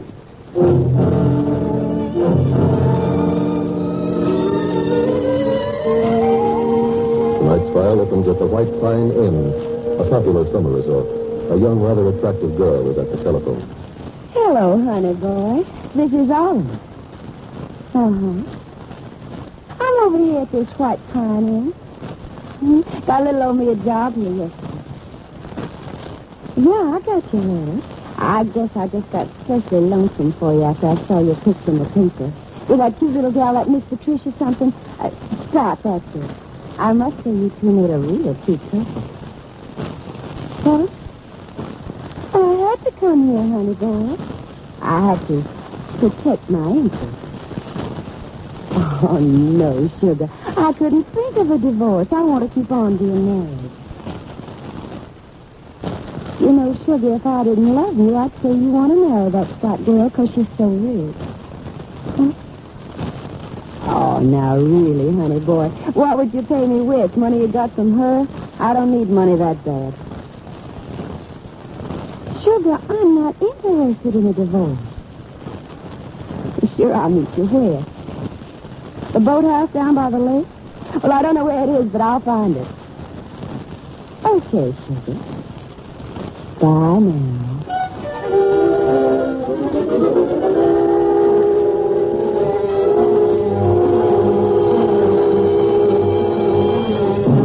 2 days later, in a nearby city, Sergeant Montgomery, a state trooper, approaches the desk of Special Agent Jim Taylor at the FBI field office. Jim, your agent in charge says that you might be able to help me on a case I'm working on. He said you know Greene County pretty well. That's right. Well, this thing happened at Lake Beaver. Huh? What's the story on it, Sergeant? Well, I was called in this morning by the manager at the White Pine Inn. He told me one of his waitresses was missing, a girl named Olive Ward.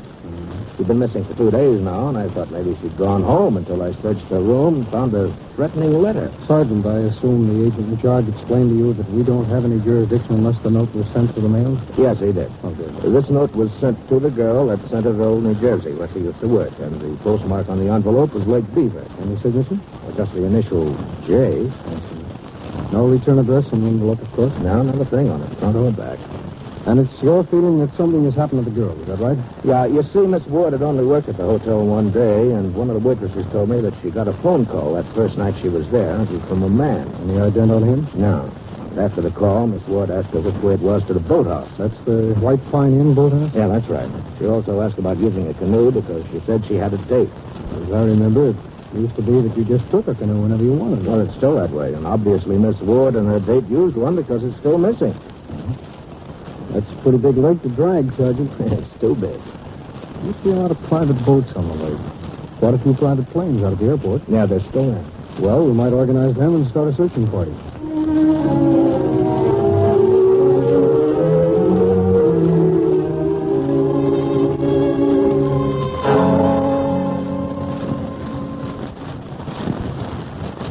Come on in. The water's wonderful.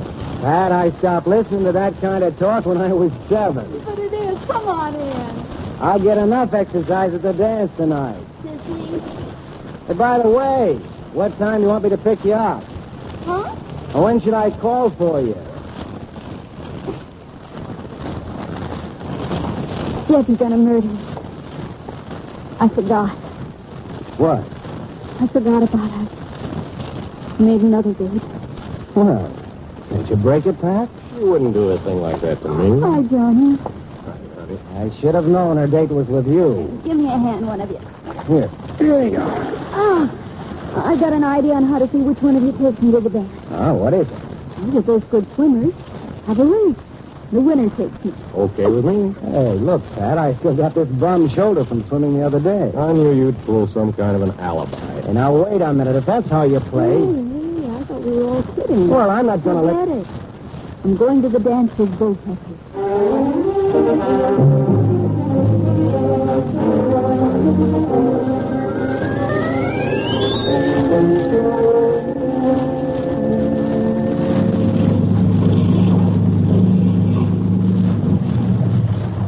Hi, Bud. I'll give a hand there. Thanks, Jim. Here the coroner came out here. Yeah. They made a preliminary examination. Said that Miss Ward had been dead for 2 days. Where'd you find her? In a small cove the other side of this island. Looked like drowning, but the coroner said she was dead when she hit the water. Marks on her head indicate that she was beaten. Any idea what the weapon was? Not yet. Maybe the lab can tell us, though. Any footprints? Well, some that looked like they belonged to a man and a woman, but they were too indistinct to furnish any impression. Oh, is that the missing canoe over there? Yeah, no, that's it. Looks like the murderer swam back to shore. Anything else? Yeah, there was a rather clumsy attempt to remove the labels from Miss Ward's clothes. Leads me to believe this was done by an amateur. Well, I'd say the most likely suspect is the person who wrote her that threatening note. Yeah, I'll go along with that. And as much as the note was postmarked Lake Beaver, Jim, I think the killer might still be here. Maybe yes, maybe no. We know the Stewart came out here from Centerville to see somebody. And we know she was here only 1 day. Therefore, it's my assumption that whoever wrote the letter knew her and sent it to her. I see. And it's probable that while the actual murder took place here at Lake Beaver, the motive is back in Centerville, too. That sounds good to me. Sergeant, I think I'll fly back there and see what I can find out.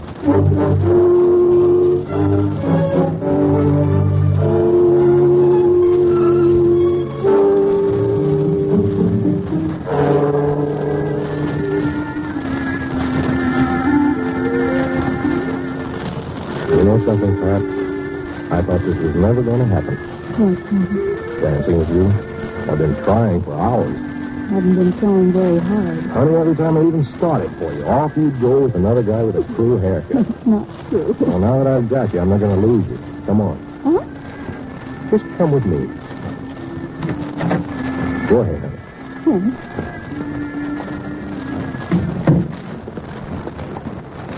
A little less competition out here on the terrace. See, the lake's beautiful. Mm-hmm. Can I have a cigarette? Sure, honey. Yes.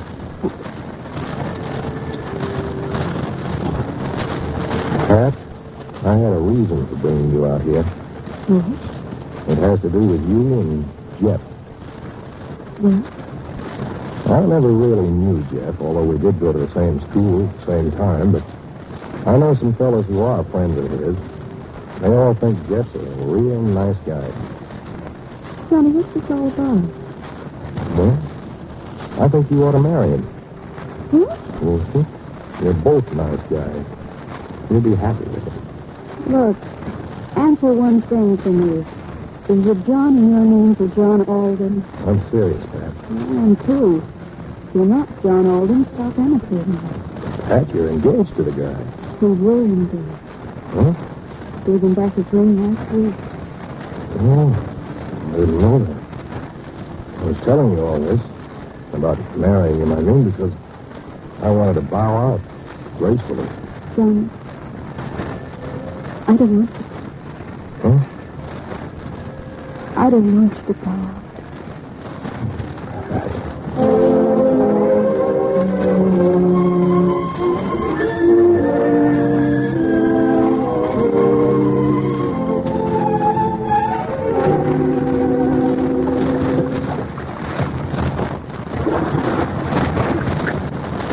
You asked me to come out in this canoe.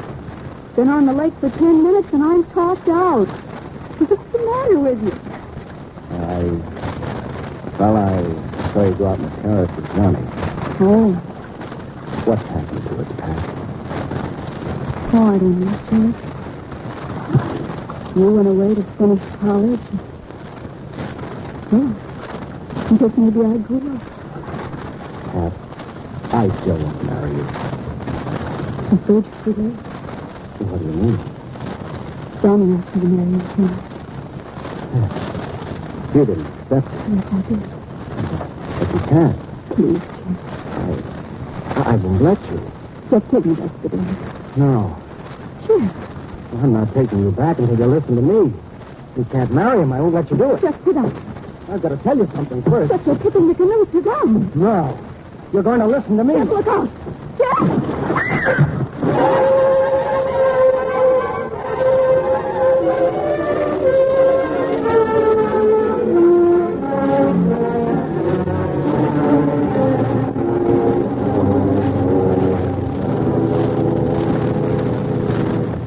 We will return in just a moment to tonight's file which shows how your FBI protects American citizens in American homes. Now a word about another type of home protection. Protection against mortgage foreclosure. A plan that has made it possible for thousands of homeowners to have a mortgage-burning celebration like this. All right, Peggy. You strike the match. Now, light the mortgage. At this end. There she goes. Look at her burn. No more mortgage at our home. We own it free and clear. Yes, it's an old American custom to burn a canceled mortgage. And when you have an Equitable Society assured home ownership plan, the great day when the mortgage is paid up often comes much sooner than you originally expected. This money-saving, home-saving plan combines a low-cost first mortgage with special life insurance protection. Thanks to the life insurance side of this plan, a special cash fund is built up. It's always ready for use if sickness or unemployment threaten home security. As the mortgage shrinks, this cash fund increases. For example, it can be used to pay off a 20-year mortgage in approximately 15 years. In addition, the Equitable Assured Home Ownership Plan protects the home against the greatest hazard of all, the death of the breadwinner. In the Assured Home Ownership Plan, if the owner dies, the Equitable Society cancels the mortgage. It's paid off in full. What's more, every dollar previously paid under the plan to reduce the principal is returned to the widow along with the canceled mortgage. And last but not least, the mortgage interest is only 4%. And there's a liberal allowance to cover title search, lawyer's fees, and other closing costs. So all in all, a man is very fortunate if his health, age, income, home, and its location qualify him for an Equitable Assured Home Ownership Plan. The way to find out if you qualify is to get in touch with your Equitable Society representative. Look in the phone book or write care of this station to the Equitable Society. That's EQUITABLE. The Equitable Life Assurance Society of the United States.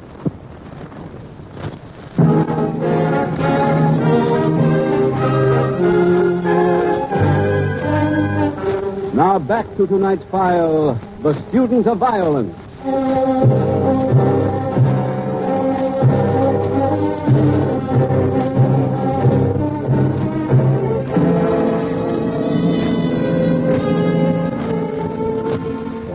In many respects, murderers are like all other criminals. And perhaps the most pointed similarity is that they do not necessarily look like criminals. A killer can be male or female. If he is a male, he can be tall or short, strong or weak, very masculine or quite effete. And he may breathe fire or be as meek as a one-day-old kitten. There are no blueprints which describe what a criminal must look like. And the actual fact of the matter is that many people who commit crimes look as if they might be frightened by a dark room at night. Human beings are complex mechanisms, and they are capable of the most heartwarming kindnesses, the utmost gentility, and the ultimate in courage. But by the same token, they are also capable of the basest treachery, the infinite in cruelty, and the wanton disregard of the laws which have been written in order to ensure the continuation of civilization. Yes, human beings can reach the heights of nobility or the depths of reckless immorality. And the truly terrifying thing is that sometimes both can be reached by the same person.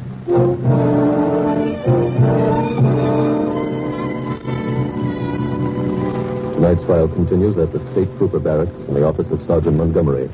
Now, Jim, are you back from Centerville already? I got in about 15 minutes ago. How'd you make out? Well, I don't know yet myself. I checked on Olive Ward's background. How'd you get anything? Well, she'd been in Centerville about 6 or 8 months. She came there from Spartanburg, Alabama, and got a job as a waitress at one of the sandwich shops, a place that caters to the college crowd. Well, a pretty girl must have fit into a place like that. Oh, from what the proprietor told me, she didn't make too many dates. Oh? And he said that a couple of months ago, she got married to one of the boys from the school. Hey, that could be the lead we're looking for, Jim. That's what I thought, except neither the proprietor nor anyone else seems to know whom she married. The only thing I could find out is that when he graduated, he left her. But there must have been a marriage license filed. Well, it's not on record in Centerville or in any of the surrounding towns. I see. No, one other thing. I got a warrant, and I went to the rooming house where the girl used to live. Finally, they gave me this ring. Huh? Yeah, take a look at it. Thanks.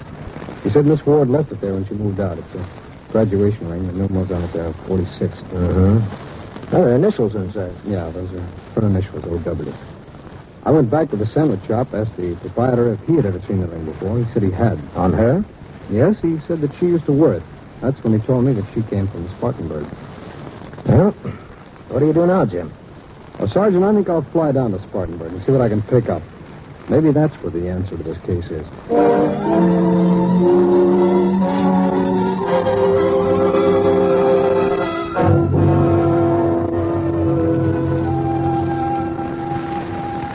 Mr. Johnny, the doctor doesn't want anyone to stay with Miss Scott too long this evening. Well, then I won't even bother going in. Oh, he said it was all right for you. She's been asking for you. Oh, thanks. Johnny? Uh-huh. Come in. How do you feel, honey? Better, thanks. You had me scared there for a while last night. You must have swallowed an awful lot of water. Don't even remember swimming ashore. You didn't? Well, then how... I was on the shore. I jumped in and pulled both of you out. Jeff, too? Yeah. He wasn't doing much swimming when I got to him. He said later that he was hit on the head with the point of the canoe when it turned over. I see. Darling, I don't have to tell you how grateful I am. Oh, stop, honey. I'm just glad you're here. Johnny. Yes, dear? Thought last night was Jeff. Yeah? I don't know how to say this. Maybe it's just my imagination. When I told Jeff that we were going to be married, well, it almost looked as if he turned the canoe over on purpose.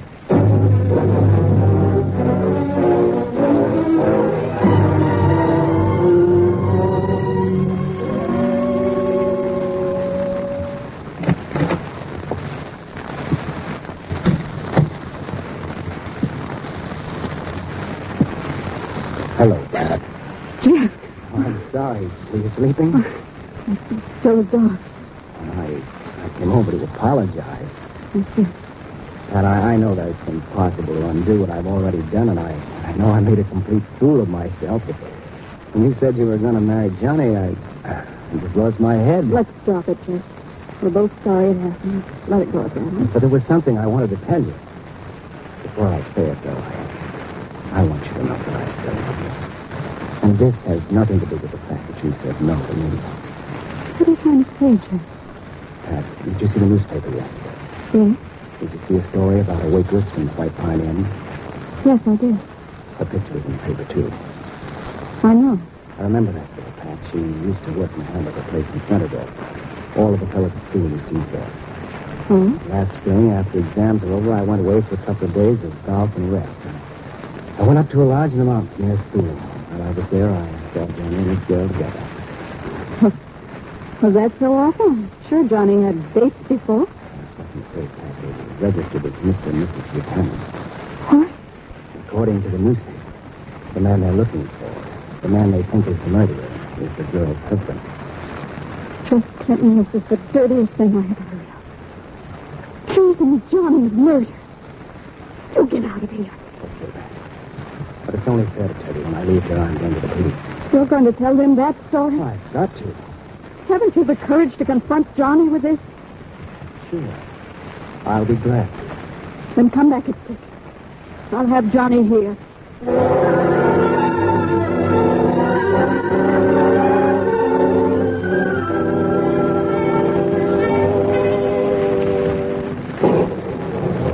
Hi, Sarge. Hello, Jim. You just got in ahead of the storm. Yeah. Did you find the answers in Spartanburg? Well, not all of them, but some. I got there and looked at the name Ward in the phone book. There were 33 of them. I checked every single one.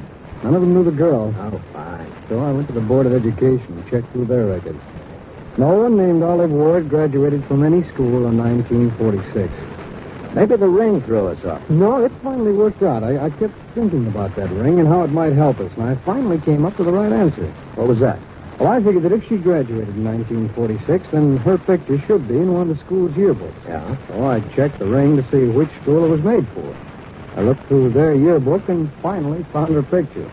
I don't understand, Jim. You just said that the Board of Education didn't have any Olive Ward on their records.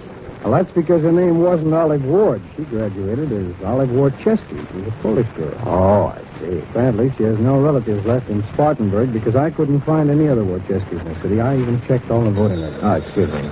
Certainly. Hello. Sergeant Montgomery speaking. Oh, yes, just a minute. See you, Jim. Oh, thanks. Hello. Yeah. Oh, it's fine. Will you... Wait a minute while I write that down. Okay, go ahead. Yeah. Yeah, I got it. Thanks very much.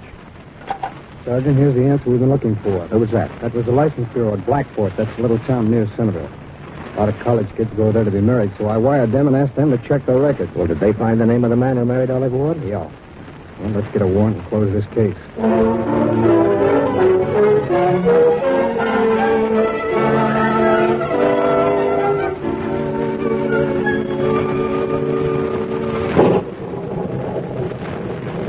Cigarette, Pat? No, thanks. How about a drink? Not right now. Pat, is anything bothering you? Honey, I've been trying to think of a way to slide into an unpleasant touch. You haven't changed your mind about us, have you? No. Well, then, what is it, honey? Jeff Clinton was over this afternoon. Oh? He told me a horrible story. What was it? An alibi for last night? No. He said that you knew that waitress from the hotel who was found dead this week. He said I knew her? Yes. He said she used to work in a restaurant in Sunnyvale. Did you know? Well, I might have said good evening to her a couple of times when I went down to have a late hamburger. I didn't even know her name. I'm glad. Why? Oh, Jeff said that you went away for a weekend with her and that you were registered as man and wife.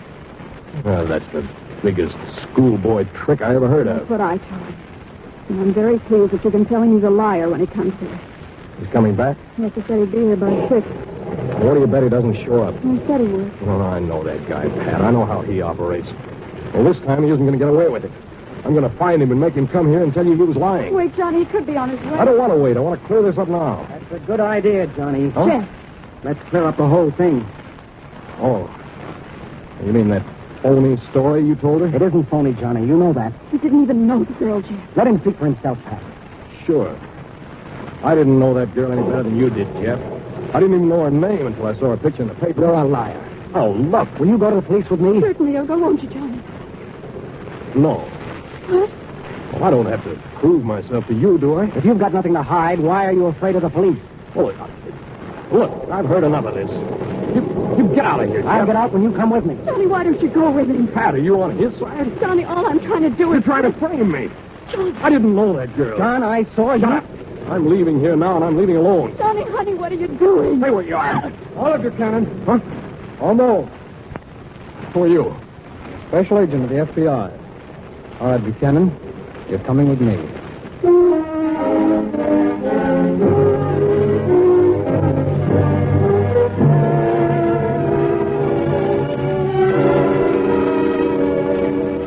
John Buchanan was turned over to local authorities who tried and convicted him on the charge of first-degree murder.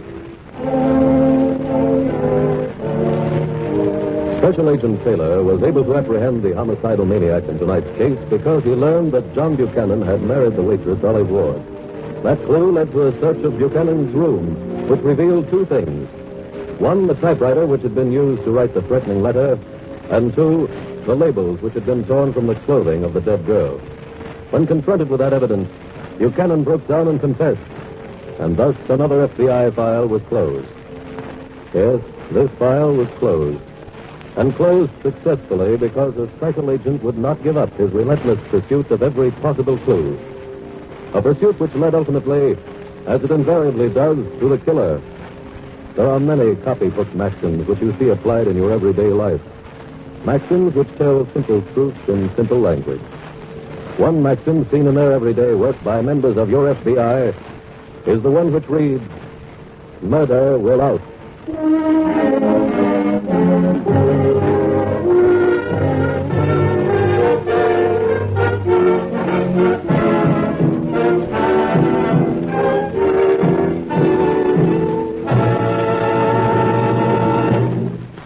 In just a moment, we will tell you about next week's exciting case from the files of your FBI.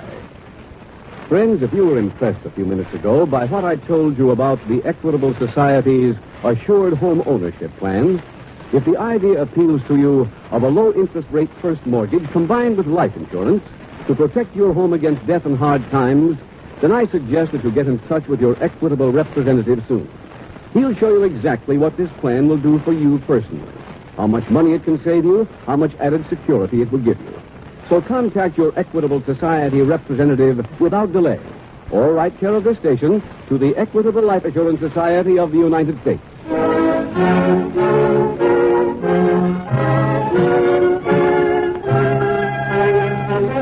Next week, we will dramatize another case from the files of the Federal Bureau of Investigation. A colorful story of a manhunt on the Western Plains. Its subject, draft evasion. Its title, The Hollywood Horsemen. The incidents used in tonight's Equitable Life Assurance Society's broadcast are adapted from the files of the Federal Bureau of Investigation. However, all names used are fictitious. and any similarity thereof to the names of persons living or dead is accidental. Tonight, the music was composed and conducted by Frederick Steiner. The author was Jerry Lewis. Your narrator was William Woodson, and Special Agent Taylor was played by Stacey Harris. This Is Your FBI is a Jerry Devine production. This is Larry Keating speaking for the Equitable Life Assurance Society of the United States and the Equitable Society's representative in your community, and inviting you to tune in again next week at the same time when the Equitable Life Assurance Society will bring you another thrilling story from the files of the Federal Bureau of Investigation. The Hollywood Horsemen on This Is Your FBI. This is ABC, the American Broadcasting Company. Wait a minute, old-timer. I was right in the middle of a story. No, can't wait, kid. Okay, come on in. Hello. Go on with your narrative, son. So, get some pet milk from your grocer today. Well, it's a very interesting yarn, son. Why, sure. What's everybody doing? Out here in the kitchen? Well, I'm having my breakfast in bed. You're? Where do you sleep, daughter? In the sink? Well, she's going back to bed as soon as McGee gets his pancakes made, old-timer. That's what he's doing, making pancakes. In case you thought from looking around that the Montreal hockey team had been warming up in here. Okay, everybody, scoff at me, deride at me, laugh at me if you want to. But by George, when I get these pancakes... Pancakes. Do I love them? Yeah. And do I know how to make them? Oh, had a lot of practice, Mr. Oldtimer. Daughter, I made pancakes before you was born. Out west, that was. I was chuck wagon cook for the old Lazy Bee. The Lazy Bee? The old Lazy Bee. Named after my sister, Beatrice. Laziest woman in the Oklahoma Territory. Cross-eyed from when she was 29 years old. Had a fly in her nose and was too lazy to brush it off. Just sat and watched it till she sprang a eye muscle.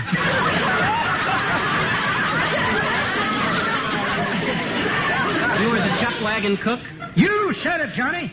Well, sir, my recipe for poncho pie... Poncho pie? That's what they call my pancakes, daughter. Oh? Shape of a pie and tasted like a poncho. Well, sir, I mixed me a handful of acorns into a scoop of cornmeal, ground them onto a hot rock and mixed with rainwater, then stick them into hot ashes for 5 hours, then pick them out, cool them off, pick the acorns out of the pancakes, throw away the pancakes, shuck the acorns, and eat the hulls. Then I had me a recipe for broiling beaver tail at the Indian set.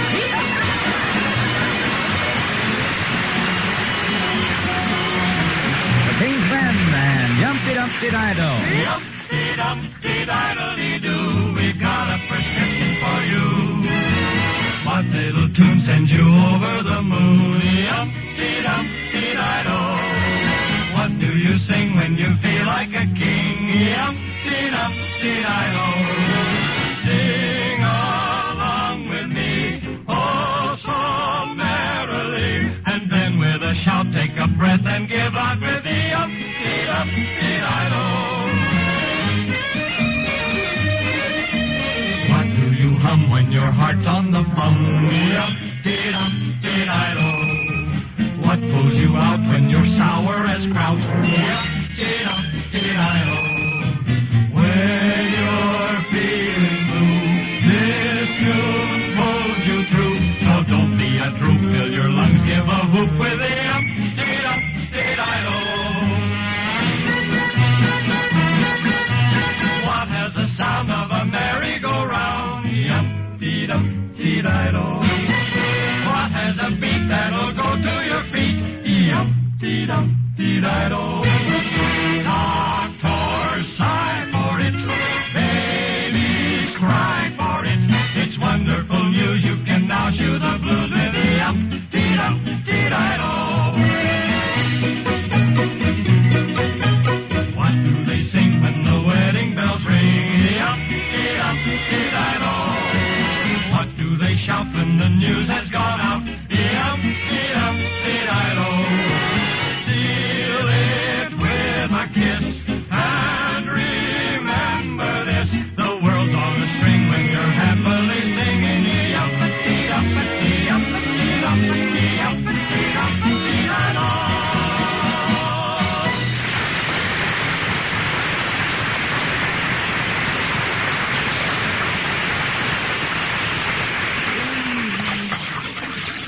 Look, Molly, this is the third time since noon that you've come trotting out here to the kitchen.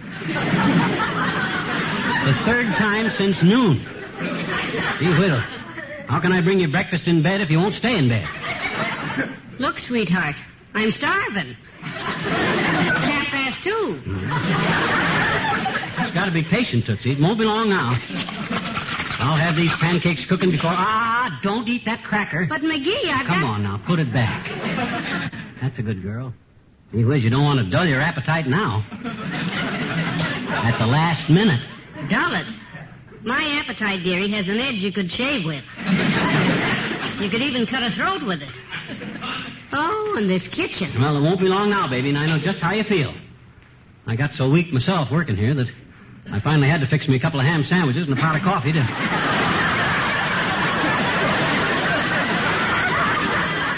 keep up my own strength. Oh, McGee. I'd have had these pancakes cooking before now, only I ran into a little trouble with the batter. Ran into trouble with the batter? Mm-hmm. You look like you just ran into the batter. Chin deep. Why, it'll take you an hour to scrape yourself off, dearie, after you... Oh, that's nothing, kiddo. That's just normal splashage for me. Some cooks spill stuff, but when I get to work, I splash. You see? Hey, McGee, Molly, anybody home? Oh, it's Dr. Gamble. Out here, Doctor. Oh, hello, Molly, and... Oh, no. Yep. And whatever you're winding up to say, Fatso, it's already been said. So sit down and shut up. I won't make a comment. Good. I can well imagine, as I look at you standing there, with big blobs of white gunk in your hair all down your front and in your eyebrows, stirring a batch of goo that's too thick for wallpaper paste and too thin for plaster, that you must already have been described by your friends as looking like everything from a paper hanger after a 2-bucket fall off a scaffold to a pearl button diver in a starch factory. So I will refrain. Thank you, Doctor. What is it, Molly? Pancakes, Doctor. He's fixing me breakfast in bed. Breakfast at this hour? The hour is a little indefinite, Doctor. In fact, 6 hours have gone by since he started this little project. We refer to it around here as Operation Hey Molly. Well, it won't be long now, Tootsie. Look at that batter. It's ready to go. Why don't you go with it, McGee? Look, I'll take Molly out and buy her some breakfast. I'll take that. No, sir. You just trot right back up to bed now, kiddo, while this little drama goes on to a happy ending. Next time the curtain goes up, it'll find you sitting up in bed, smacking your lips and saying, McGee, you're wonderful. Well, I guess I can climb those stairs again. Sure. Slowly. But if it takes over 20 minutes more, bring me up a sharp knife and some salt and pepper. What? That moose head in the guest room looks juicier every time I pass. All right, Doc. This is it. Turn on the gas there, boy. Gladly. No. Under the skillet, Lemonhead. Not the oven. Oh, excuse me. I thought you wanted to stick your head in it. Oh. Personally, if I were you, I'd be very...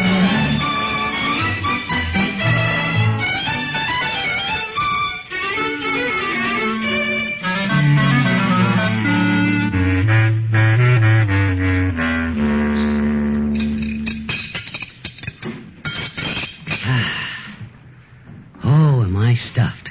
Well, how about it? You finally admit I know how to cook hotcakes? More syrup? Another sausage patty? Well, stop nodding your head and say something, will you? Oh, McGee, you're wonderful. Those hotcakes. And you ought to know, Barrel Belly. You must have ate 3 dozen of them. They are sensational. Yep. I hope I can get up from this table. But I ought to call my office and... Hey, what about Molly? Molly? Oh, Molly. Yeah. Oh, my gosh, I almost forgot her. Oh, well, there's still plenty left for her. I'll run upstairs with a napkin and some silver, Doc. I'll prop her up in bed and get her all ready, and you fix the tray. Right. What does she like on her pancakes, honey? Syrup, sweetie.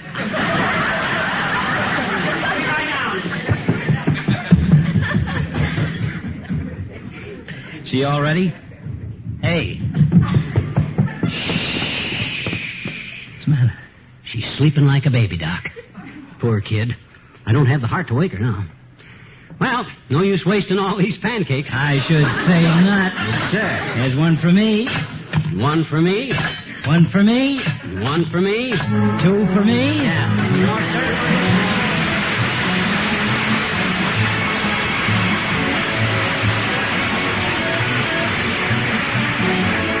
Fibber and Molly return in a moment.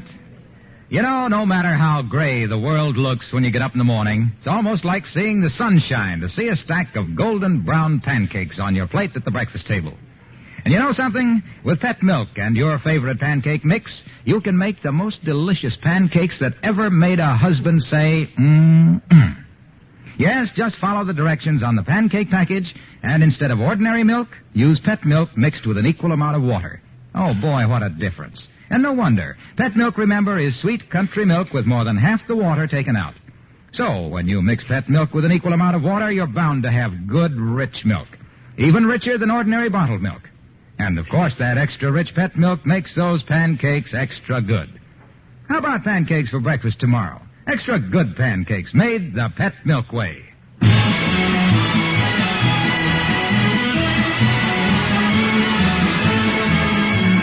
Well, I'm sorry you didn't get any pancakes, kiddo, but I guess the sleep done you more good. Well, how were they? Oh, my gosh, wonderful. I and Doc ate 41 of them. Days. 41? A piece, that is. Doc says I'm a great cook.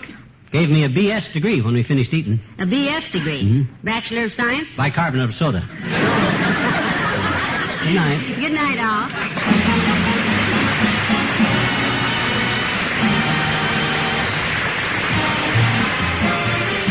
The first evaporated milk, Pet Milk, brings you Fibber McGee and Molly each week at this time. Be with us again next Tuesday night, won't you?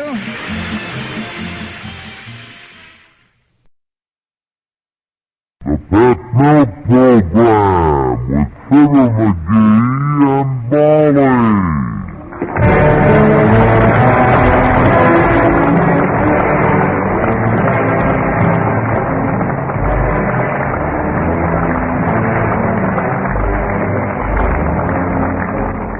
The first evaporated milk, Pet Milk, presents Fibber McGee and Molly with Bill Thompson, Arthur Q.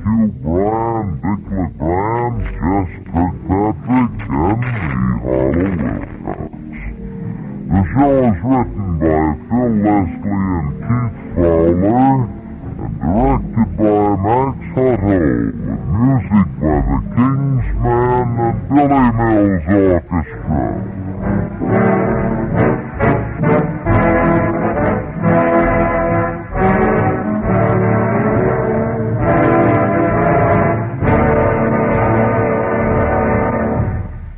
There's always a note of pride in a mother's voice when she says, "My baby's a Pet Milk baby." And it doesn't take long to discover why. There's the baby's steady growth, for one thing. Look, she will say, he's grown 2 inches. And any doctor can tell you that it's the milk minerals and vitamin D that regular feedings of Pet Milk can supply that help a baby make that sure, steady growth. And there's that strong, straight back. Again, it's the minerals and vitamin D in Pet Milk that help make that strong, straight back possible. And that help baby to have straight, sturdy limbs. As time goes by, you also discover that Pet Milk helps baby develop good, sound teeth. No wonder, is it, that more and more mothers are realizing there is no better milk you can buy for babies than Pet Milk.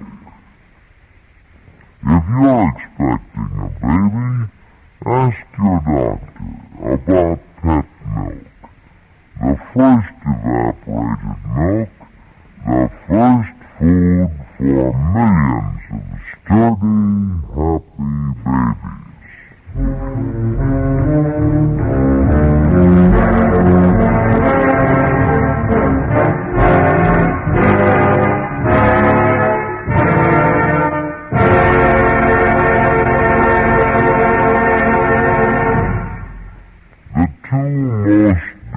destructive things in American homes today are termites and husbands who think they are carpenters.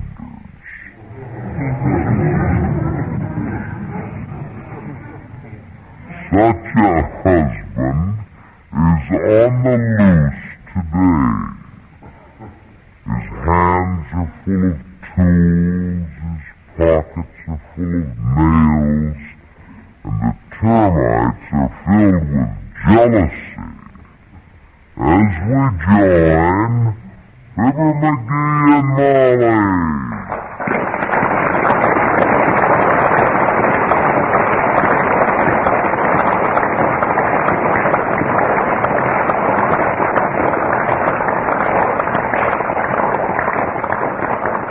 So I brought my toolbox up in the basement and I ran to get to work.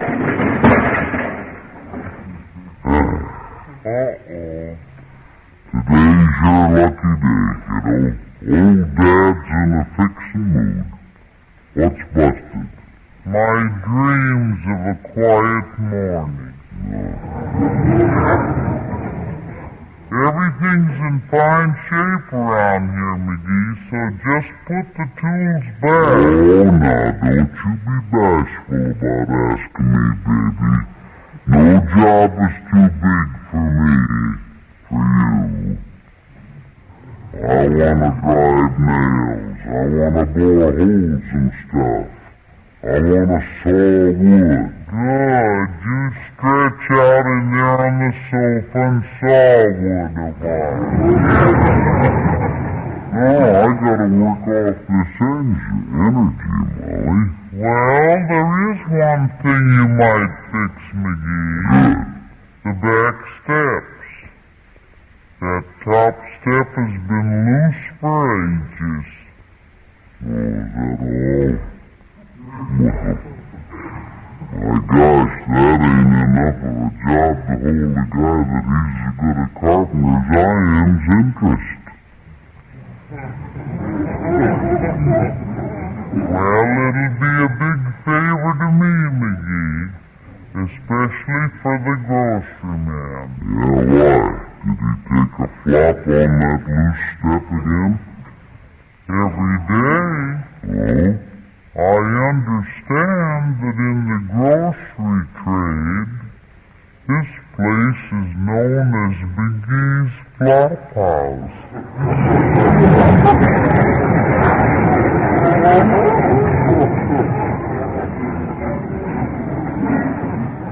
Well, lead me to it, Tootsie. I'll soon fix that. Honestly, though, his falls have begun to follow a pattern. Yeah? Yes, sir. Every morning about this time, he comes up the back walk with my order, and he always hollers, "Grocer boy!" Huh?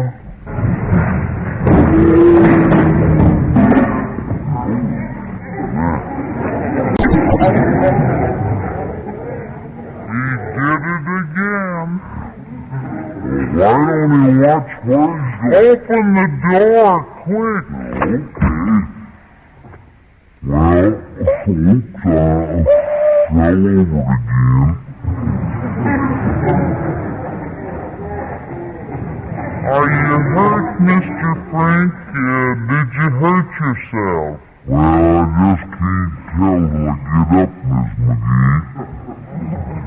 Sure, feels like I busted something, I took a spill this time that was positively phenomenal.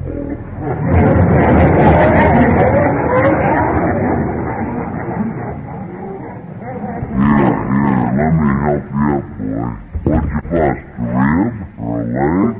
I don't know, I just felt something break when I hit and, here he is. Bottle of ketchup.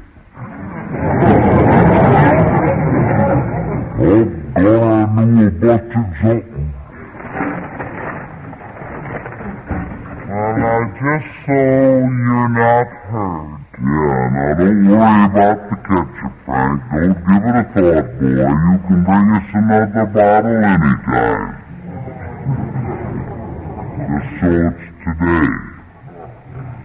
Well, thanks, Fibber. Himself is just getting ready to fix that step, Mr. Frank. So the next time you come, be careful. Yes, ma'am. Taking that tumble was moan also for one. I've stumbled over that loose step at least,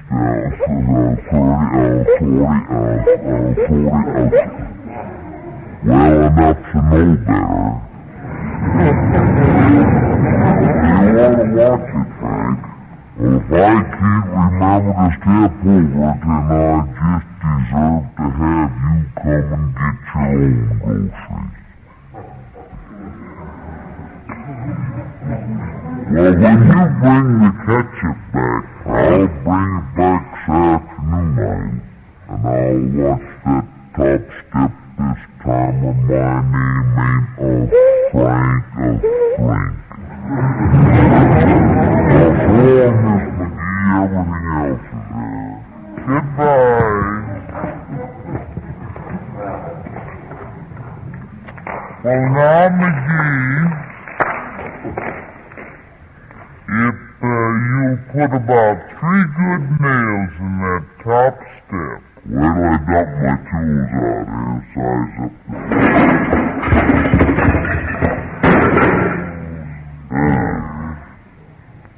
Don't make a big thing out of it, dearie. Just nail it down and let it go. Oh, no. That's the amateur's way. I'm going to pry the whole step off and put it back on right. Oh, dear. Now, you watch this. I merely shoved the crowbar under the edge of the step, exert a slight pressure, and the whole step will lift right off.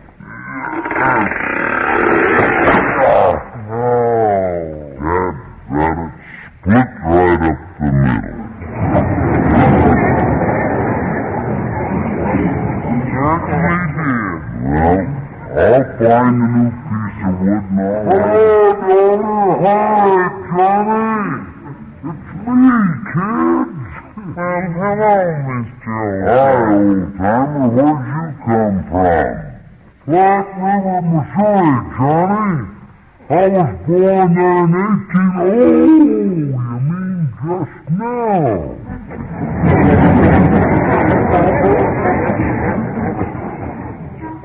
Yeah. I come up the driveway and...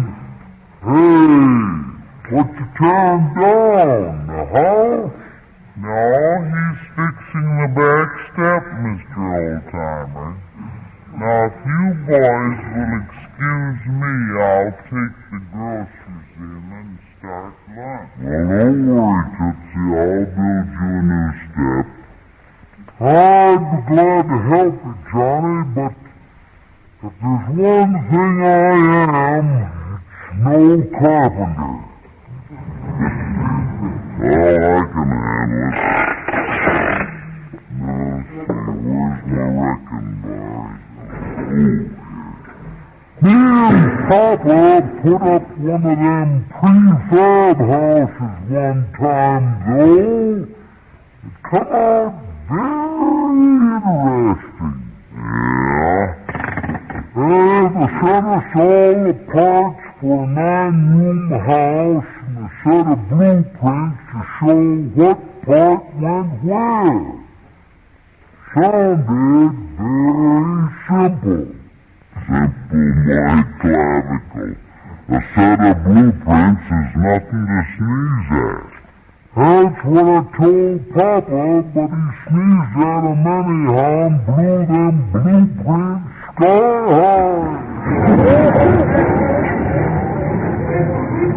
When we come down again, they're all mixed up and we couldn't get them straight. But you put the house up anyhow, huh? Yep, and it was Probably the only house ever built where you had to go upstairs to get to the basement. My gosh, you really mixed them blueprints up. We sure did, Johnny. There was 4 windows in the living room, but we never got a bit of light. Well, 4 windows ought to be enough to let in plenty of light. Not when they're made out of solid wood and got doorknobs on them.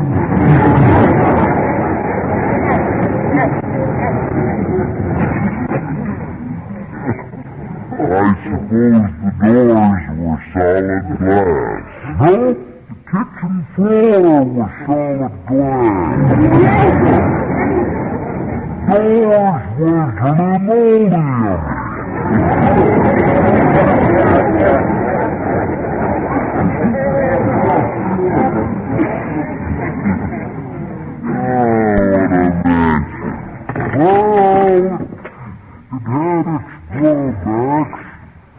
We got used to the carpet on the walls, but we had to walk around on our bare feet to keep from tearing the wallpaper. Whatever happened to that house? It burnt down, Johnny. Burnt down. Fire started in the attic under the house. Burned clean down to the roof.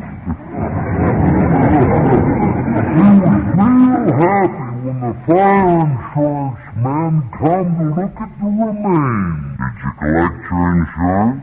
Nope.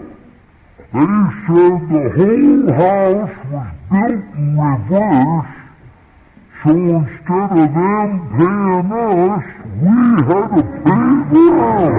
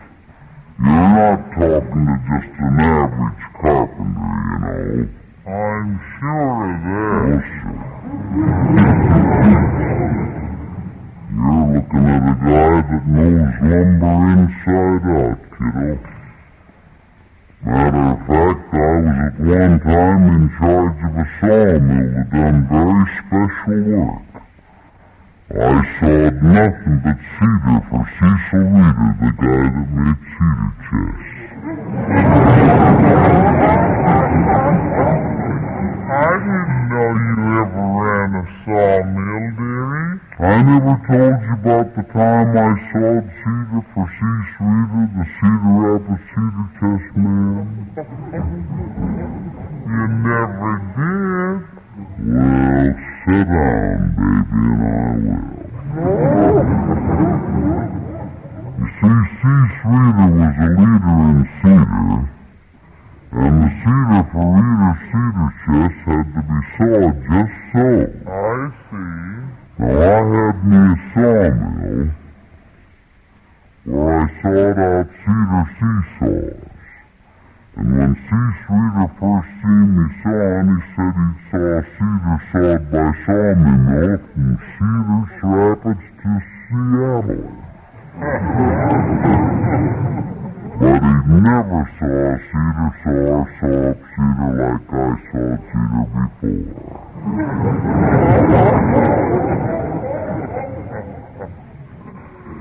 Well, sir, I wish you could have saw the scene at the sawmill that season.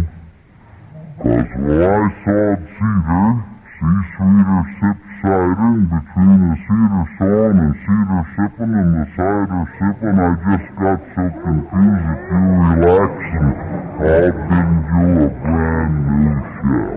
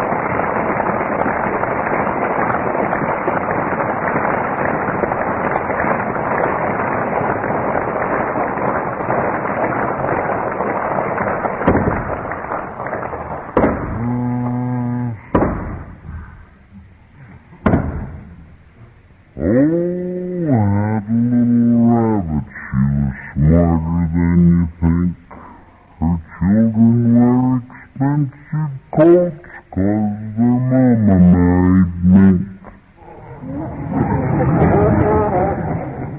Oh, the monkey and the coconut. Hey, Molly. Yes, dearie? The shelf's done. How's it look? Snazzy, huh? Well, it looks fine, dearie. Good. You found a nice piece of wood to make it with, I see. Yep. Found it in the basement. Must have been pretty good wood because somebody took the trouble to wrap it all up in white cloth.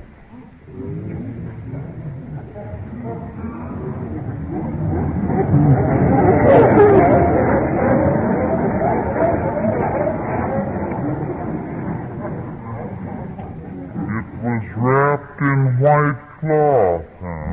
Yep. And you sawed it down, made a shelf out of it?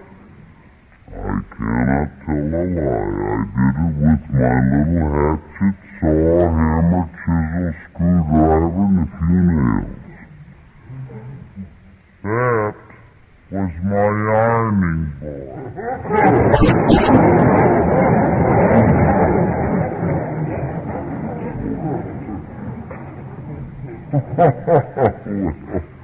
Well, what do you know about that?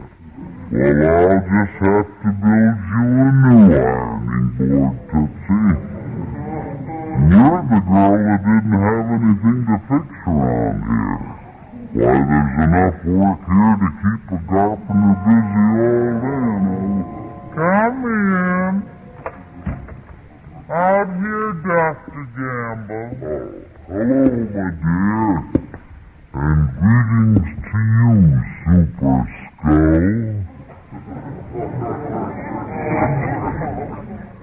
Super Skull? You mean big brain? No, I mean fat head. That's very clever, Doctor. You're just like a rifle bullet. Fast and deadly, you mean? All full of lead. Why aren't you in your office painting mothballs to look like vitamin pills? I'm out for a walk, sonny boy. Thought you might like to gather up that handful of putty you call muscles and join me. Thanks, Fatso, but I got work to do. Where are you going? Out to grease a few sidewalks for the fracture trade? The Equitable Life Assurance Society presents This Is Your FBI.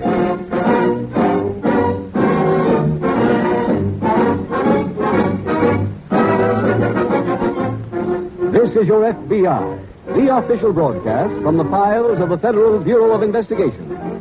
Presented as a public service by the Equitable Life Assurance Society of the United States and the Equitable Society's representative in your community.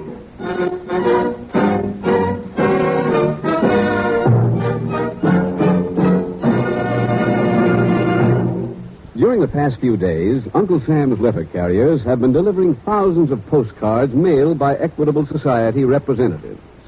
Friday night on This Is Your FBI, these postcards say, the Equitable Life Assurance Society is going to give eye-opening information about its famous Independent 60s plan.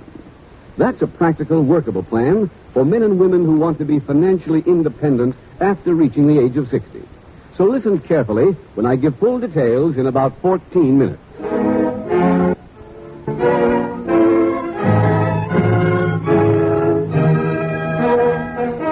Tonight's FBI file, The Curious Cargo.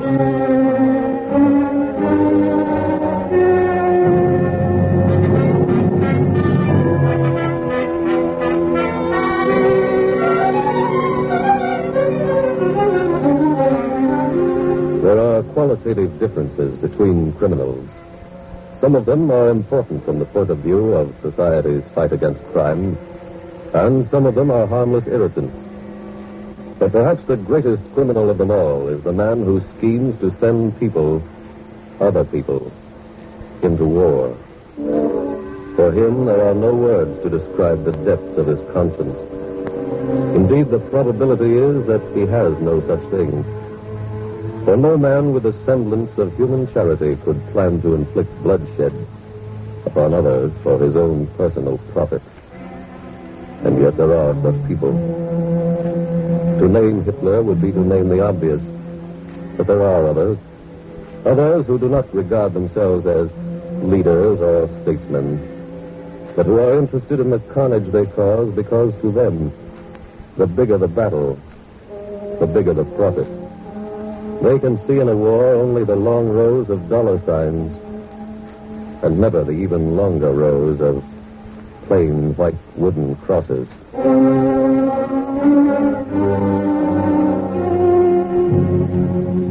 Tonight's file opens in a neat waterfront cottage located in a small fishing village along the Southern California coast. An elderly woman is tidying the living room as the front door opens. Rings on my fingers. Wayne, is that you? On my toes, elephants to ride upon. Wayne, what in the world? Little Irish rose. Wayne, put me down. Stop this nonsense. Have you been drinking? Drinking? Not a drop. And what's got into you? I got a ship, Mary. What? I got me a ship. Oh, that's wonderful, Wayne. Tell me all about it. It happened all of a sudden, Mary. Oh, tell me. Well, I went down to the wharf this morning, like usual. Yes. Sat around a while. Then I went over to Ned's lunchroom for a bowl of soup. Yes. There was a fella there. Ned introduced me. Said he was looking for a skipper. Uh-huh. I talked to him. He hired. Oh, goodness. My regular pay, too. Have you seen the boat? No, he's taken me to see her this afternoon. But from his description, it's just like the old Mary Ann. Who is this man who hired you? Her name's Finney. Joe Finney. Never seen him before. Oh, when does he want to ship out? As soon as she's fit. Oh, I forgot to tell you. Mr. Finney said if the trip was successful, he'd guarantee me $300 extra. Oh, my. When I get that money, we'll pay the back rent. Then we'll be even with the world. Oh, Wayne, I can't believe it. Say, dinner ready yet? Oh, just about. Well, let's go in and sit down at the captain's table.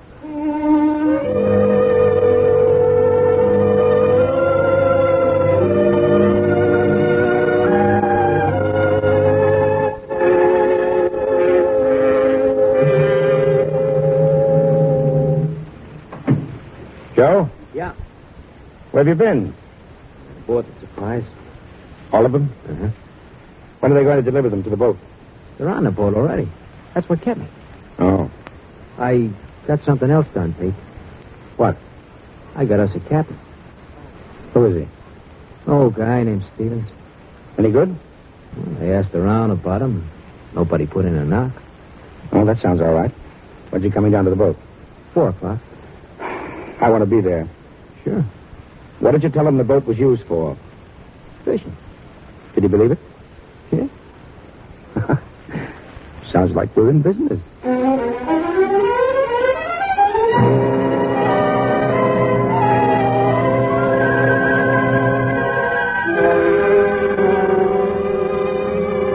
In a nearby city at the FBI field office, Special Agent Jim Taylor is standing by the teletype machines as Agent Mark Butler approaches. Catching up on you, Jim? Oh, hi, Mark. Hi.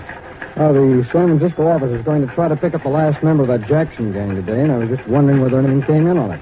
Did it? No, not yet. You going back to your office now? Mm-hmm. Why? I was just in to see the boss. He told me to work with you on the government property case. Oh, fine. Fine, I can use the help. What's the story on it? Well, come on, I'll show you the file. Good. I'll tell you as much of it as I can remember. There's been a series of thefts from a bonded warehouse here in town. You've probably heard about them. Yeah. Well, there's some reason to believe that they're all the work of the same person. Why is that, Jim? Well, everything they've stolen has disappeared. Now, the way I figure, if this were the work of a large organized mob, they'd steal the stuff and get rid of it. None of this stuff has ever turned up. Oh, go ahead, Mark. Thanks. Has anybody seen the thieves, Jim? Well, we have a report that 2 men were seen leaving the warehouse one night last week, but before they could be identified, they ran. Oh. See, oh, here it is. Here's the file on it. It mainly contains evidence against the one known suspect in the case, a watchman at the warehouse named Dillon. Well, how did he come into the case? Well, in a couple of instances, it appeared as if the thieves had been led into the building. No marks indicating forcible entrance were ever found. You interviewed Dillon? Yeah, I had a long talk with him 3 days ago. He protested his innocence, told me a long story to prove that he had nothing to do with the theft. Well, how did the story stand up? It didn't. I checked the facts and found a number of instances where Dillon simply hadn't told the truth. Have you questioned him since? Well, I went to his rooming house this morning to talk to him. What did he say? Nothing. He was dead. Oh. What happened? He committed suicide. Any repenting notes? No, but I'd say suicide amounts to a confession. More than likely. I did find something in his room that has me puzzled, though, Mark. What was that, Jim? It was a notebook with a lot of phone numbers. No names, just phone numbers. I'm having the switchboard get me a name and address on every number now. Oh, that should give us some kind of a lead. Yeah. As soon as I get the list back, Mark, we'll split it up and go to work.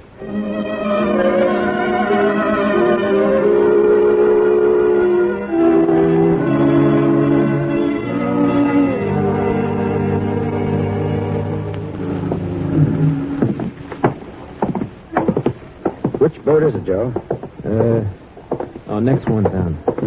I can't tell one from the other. They all look alike. And they all smell alike, too. You know, Pete, if we're traveling 1,000 miles in that scow, we ought to have it perfumed or something. I think that we... Hey. What? Somebody's on our boat. Come on. How do we get on it? Just jump down. Oh, okay. Hi there. Oh, that's him. Who? The captain I hired. Hello, Mr. Finney. Hi. I got here early. Thought I'd look around. Captain, this is Mr. Jones, my partner. Hello, Mr. Jones. Hello, Captain. Well, how do you like the boat? Looks mighty trim. How much of it did you see? Just above decks. Haven't been below yet. Oh. Mr. Jones, I told the captain we wanted to go out when the rest of the fishing boats do. Good. If it's albacore you're after, they'll be running real soon. You know this coast good, do you, Captain? Like the palm of my hand. Fine. Oh, Mr. Finney. Yeah? I hate to start in running up expenses, but some of that rigging should be replaced. Okay. How much will it cost? Oh, just the price of new lines. Can you fix it soon? Right away. Here. Here's some dough for the stuff. Why, this is a $50 bill. That's right. Did you ever see one before? Not for a long time. Well, I think I'll take a look around below. No, never mind that. Huh? Just go get those new lines so we'll be ready to go real quick, huh? Well, We'll meet you back here tomorrow morning. All right. Be here at 7. Yes, sir. So long, Captain. Goodbye, gentlemen. Goodbye, Captain. Why did you get rid of him? Because the hold is full of supplies. Forgot to lock him up. If he saw him, he'd get suspicious. Oh? I figured, let him think we're going on a fishing trip till we get started. Uh-huh. Well, we'd better get back up to the city and get those guns.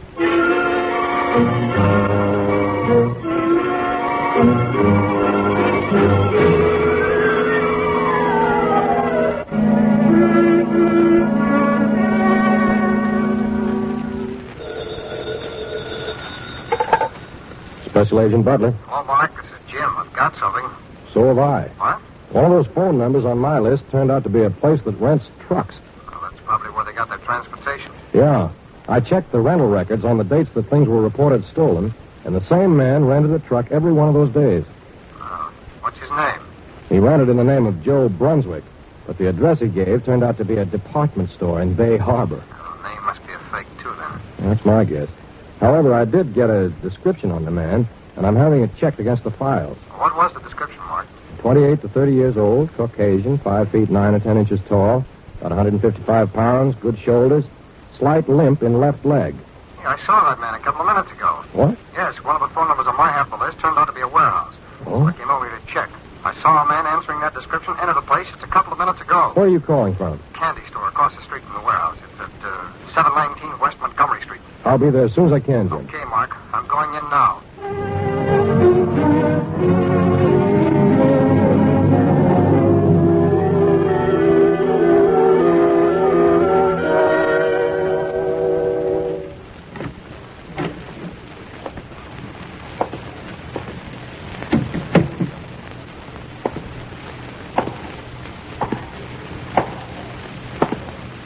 That you, Pete? No, it isn't. What do you got in those cases? Who are you? I'm a special agent of the FBI. What are you doing here? This is a legitimate place. I didn't say it wasn't. I've got a search warrant here, and I asked you a question. What's in those cases? Canned food. I don't know. Fine, It ain't my job. Look, if you'll come back in the morning, the office can tell you. I got this warrant because I didn't want to wait until tomorrow morning. Now, are you going to open one of those cases, or do you want me to? I can't open anything here. I'll lose my job. Okay, then I'll open one. Oh, stay away from the crowbar. I'll pick it up myself.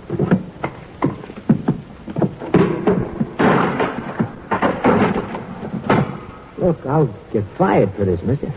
You'll get more than that. You're under arrest. For what? This crate is full of guns. Guns? That's right. Mister, look, I only work here. I don't own that stuff. You think I open every crate that comes in here? I'd save that story if I were you, Brunswick. My name ain't Brunswick. I know. That's the name you used when you rented the truck.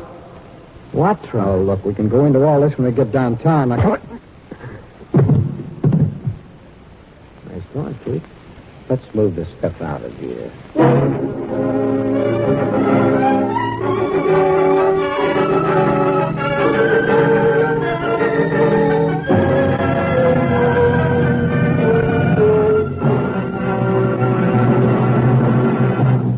We will return in just a moment to tonight's file, which shows how your FBI helps promote national security. Now let's talk briefly about another kind of security. Security for men and women who want to look forward to independent 60s. Did you say independent 60s? Yes, Harry, it means complete financial independence after you're 60 years old. Sure, your children would take care of you, but isn't it better to be your own boss for life? You bet it is. To one man, independent 60s means carefree days in the great outdoors, listening to the sweetest music in the world, the whir of a fishing reel after a big one is struck. To another man, it's getting in a family car and starting off on that long-awaited trip. Think of it, Madge. Yellowstone Park, the Grand Canyon, then Mexico. But whatever dream you may have of your independent 60s, remember this. Dreaming won't make it come true. After all, this matter is your job, and nobody else's. So why not do something about it right now? Start by investigating the famous Independent 60s plan offered by the Equitable Life Assurance Society of the United States. I always thought that a plan like that would run into more money than I could afford. Well, if that's all that's holding you back, Harry, then your Equitable Society representative has a very pleasant surprise for you. He'll work out an Independent 60s plan that's geared to your present income. Actually, if you're between age 30 and 45 and covered by Social Security, you'll be amazed how little this Equitable plan costs, considering how much it does for you. Your Equitable Society representative will give you the facts and figures. Get in touch with him soon. Or write, care of this station, to the home office of the Equitable Society. That's EQUITABLE. The Equitable Life Assurance Society of the United States.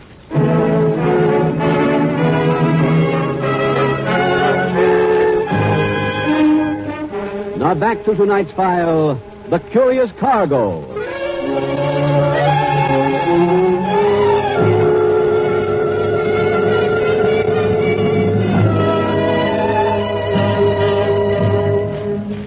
The various crimes committed by the criminals in tonight's case should constitute a warning to all of us.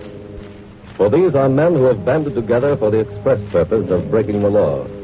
One man, the watchman, has already taken his own life, because when the pressure came, he found that he was on his own, that the loyalty he expected from his fellow criminals was not forthcoming. But although it is important for you to know that there is no such thing as loyalty among thieves, that is not the message your FBI wishes you to take away from this radio program. All over the nation, even as you are listening to this, there are men meeting and planning some illegal enterprise. For this is the time in history, this is the post-war period, when gangsterism flourishes. Your FBI is fighting these gangsters and will continue to fight them, but it needs your help. You must see to it that your local police is a politically unhampered organization, and you must see to it that they are strong enough to meet the challenge, a challenge that must be met if we are to win the war against crime.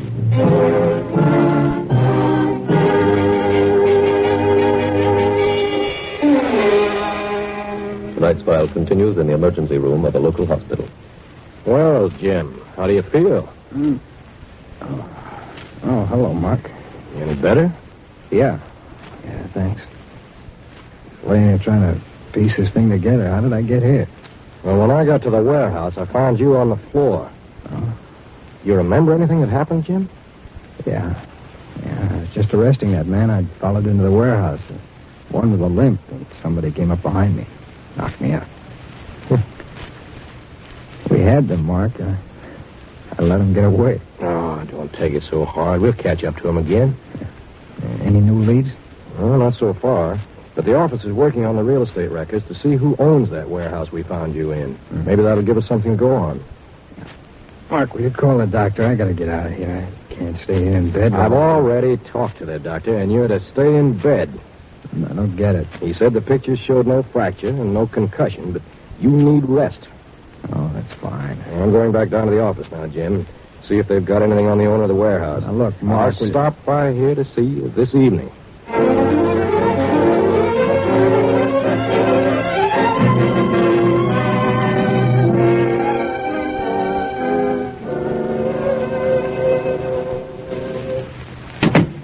Well, that you, Wayne? Yes, Mary. You've been down to see the boat? Yes.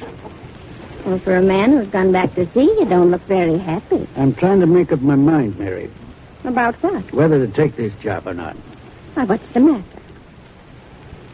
Well, What is it, Wayne? I want to take the job, Mary, but there's a problem. Well, what is it? Well, I've come to the conclusion that they're not going fishing. But it is a fishing boat. What else would they want it for? I don't know.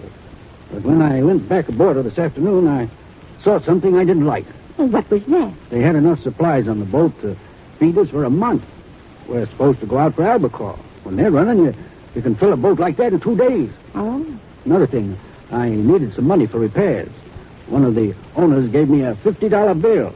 That reminded me too much of the men who used to come around here trying to rent boats during Prohibition. Well, you do whatever you like about it, Wayne. This may be my last chance for a boat, Mary.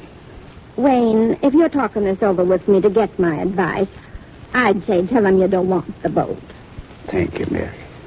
When I see them tomorrow morning, I'm saying I quit.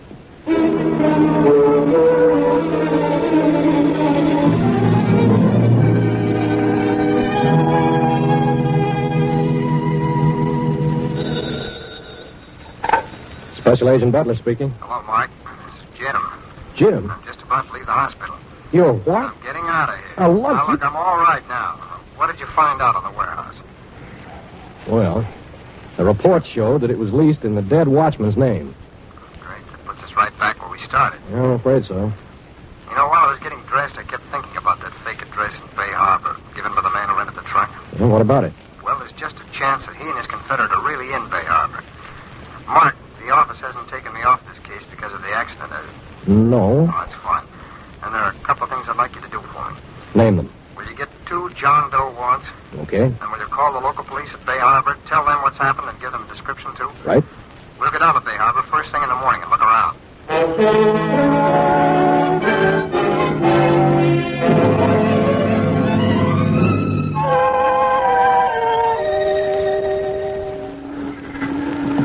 Well, Joe, we've got everything in the hold now. I thought we'd never get finished. What time is that captain coming? Ought to be here any time now. Why? Well, we want to get out of here with the rest of the boats, and they're getting ready to leave at noon. Look, why do we want to leave with the rest of the boats? Nobody will notice us. So when we get outside the harbor, we can start south. How long will it take us to get there, Pete? About 2 weeks in this thing. Oh, yeah. Oh. Hi, Captain. Come on board. I'm coming. Man, I found the boat here. Well, you ready to go, Captain? No, I'm not. Well, how soon can you be? Well, I've been thinking about this, and I know I promised you I'd skip the boat, but I'm afraid you'll have to count me out. What? Well, now, wait a minute. It's a little late for that. You can get another captain. In fact, old Cap Warwick has no ship. We want you. I'm sorry, Mr. Jones, but I've already made up my mind. So have I. What are you doing with that gun? Take one guess. Now, are you going with us or not? I'm not. Take him below, Joe. When he comes to, he'll change his mind.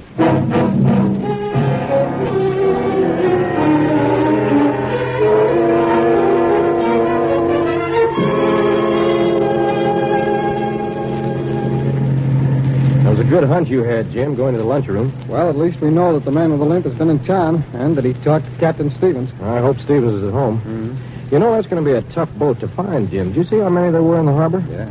And they all look the same. Oh, I guess that's the Stevens shack right here on the left. Yeah, it looks like the place was described to us. You go ahead, Mark. I'll slide out on your side. Okay, Jim.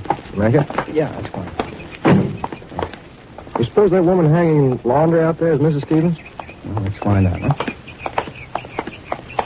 Pardon me. Are you Mrs. Stevens? Well, yes, I am. We're special agents of the FBI, Mrs. Stevens. Here are my credentials. This is Agent Butler.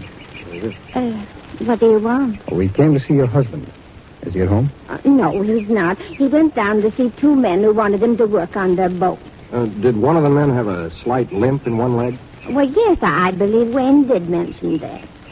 Do you know the name of the boat, Mrs. Stevens? No, I don't. But if you wait, the captain will be back soon. He went down to tell the two men that he didn't want to work for them. You see, he was suspicious of them. What was he suspicious of? Well, he didn't think they were really going fishing. Well, he's right.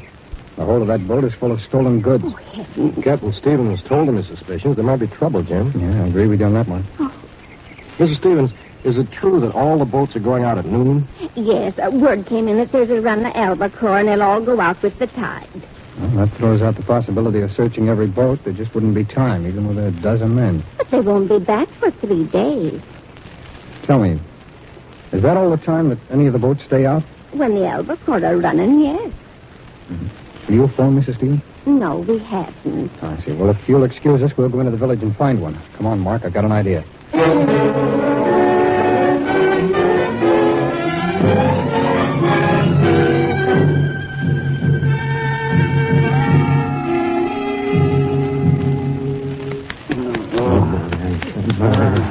Yeah, he's coming out of it. We'll keep working on him. We've got to get started pretty soon. All right.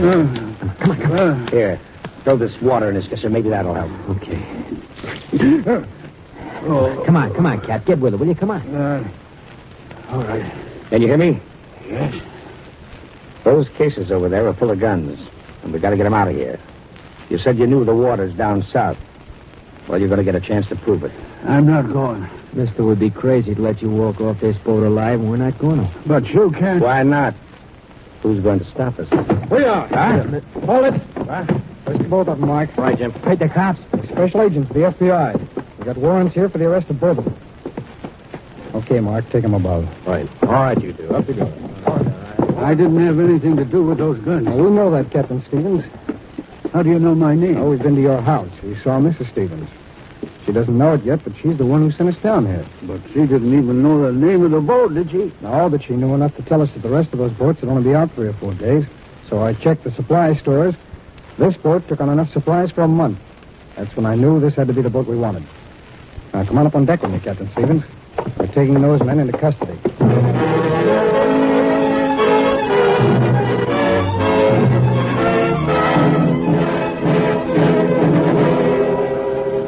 Joe Finney and Pete Jones were sentenced to 10 years each for theft of government property. And so your FBI was able to prevent the crime of stealing government property from being compounded by the two criminals in tonight's case. For it was their intention to sell those guns to insurrectionists in a Latin American country. That men they never saw would die because of their sale of those stolen goods meant nothing to this pair. In fact, it never entered their minds. For the attitude of criminals toward others is what must have inspired the phrase, man's inhumanity to man. Thus, once again, your FBI closed the careers of a pair of sadistic lawbreakers and not only protected the security of you, the American people, but also the security of people in a distant foreign land. On such protection as that is founded the reputation of the Federal Bureau of Investigation, of your FBI.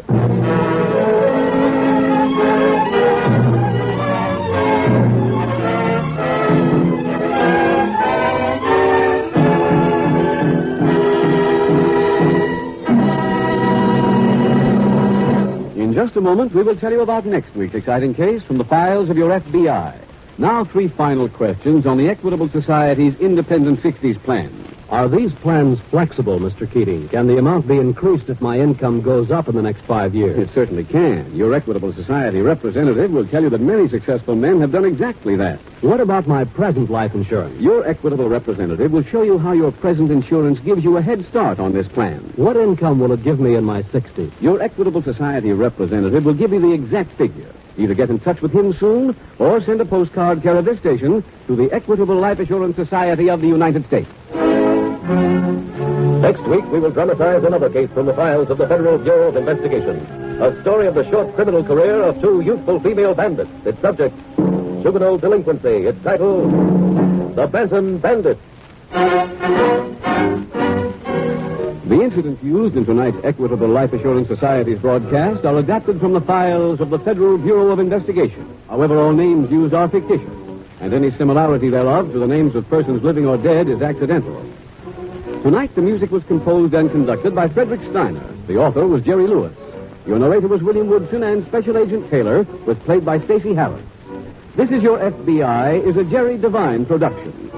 This is Larry Keating speaking for the Equitable Life Assurance Society of the United States and the Equitable Society's representative in your community, and inviting you to tune in again next week at this same time when the Equitable Life Assurance Society will bring you another thrilling story from the files of the Federal Bureau of Investigation. The Bantam Bandits on This Is Your FBI. This is ABC, the American Broadcasting Company. The following program is transcribed. The Equitable Life Assurance Society presents This Is Your FBI.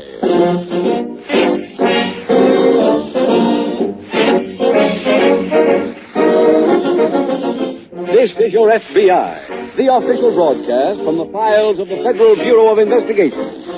Presented as a public service by the Equitable Life Assurance Society of the United States and the Equitable Society's representative in your community.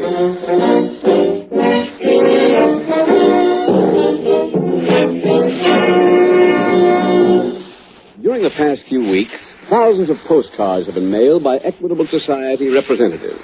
Thousands of personal phone calls have been made, urging people to pay particular attention to the commercial on this Equitable program tonight. When you hear this message, you'll understand why. It tells about the Equitable Society's Independent 60s plan, a practical, workable plan for men and women who want to be completely self-supporting when they reach the age of 60. I'll give full details in about 14 minutes.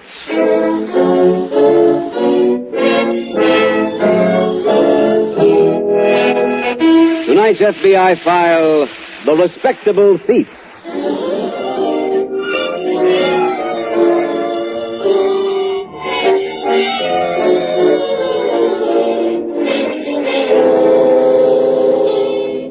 The success of swindlers in this country and the fact that they collect millions of dollars every year from unsuspecting citizens is all the warning against them any alert person should need. There is no reason for the continuing success that swindlers enjoy, except for the fact that every year they find a new crop of people who are looking for a pot of gold at the end of a man-made rainbow. That most of their stories are engrossing is true. That most of them are extremely personable and charming people is also true. But those two things are not reasons for investing your money with a stranger. Rather, they should make you cautious. Two major factors in the success of our nation's swindlers are the joint facts that no law enforcement agency can stop a swindler before he commits his crime, and that once he has done his work, it is frequently too late to recover the money he has stolen. For those reasons, it will pay you well to remember one cardinal rule: investigate before you invest.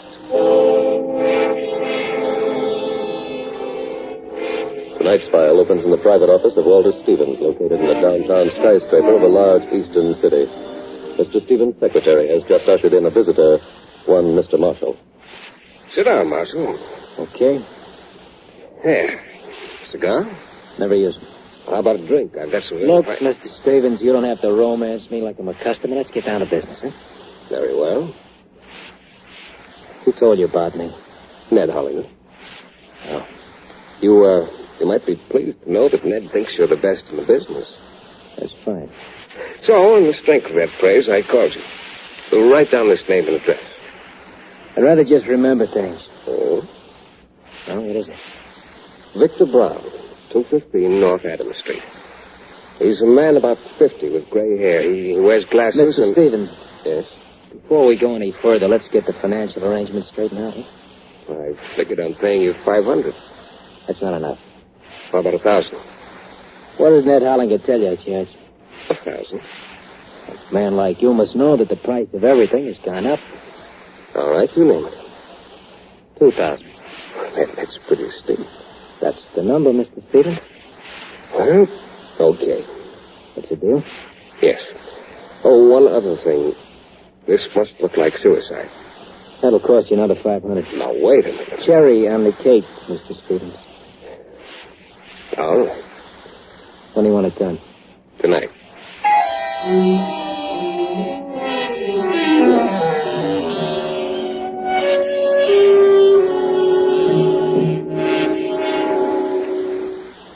Ted. Here, honey. I hate to bother you with this right after dinner, but I'd like you to go over these bills with me. Huh? What bills? Grocery, butcher, milkman. I just can't make it work anymore, honey. I'm just going to have a bigger allowance. Look, some other time with that Joner. I'm trying to think something out. Oh, I'm sorry. What's the trouble? I get a commission today. Who's from? A guy named Walter Stevens. Uh-huh. He wants me to knock off an old gentleman named Victor Brown. I don't know. I can't figure it. Why not? This Mr. Brown lives on Adams Street over a dirty saloon. Yeah? I went over, got a line on the guy. Well, what's it like? Well, he gets loaded every day, goes upstairs, sleeps it off, then he comes down to the saloon for more. The thing that's got me, though, is I can't figure why Stevens wants him taken care of. Well, maybe he knows something. It'd have to be real important. Where does he get the money to drink all day? He had a job up to a couple of days ago. How'd you find that out? I talked to the old guy. Well, what's his Stevens paying for the job? $2,500. Well, that's pretty high. He isn't having the old man knocked off because he's a drunk. You can bet on that. And you can bet on something else. If it's worth $2,500 to Stevens to have him taken care of, it might be worth a lot more to us to find out why. When did you say you do the killing? Tonight. Any special time? Yeah. Well, let's go over these bills first, then, huh?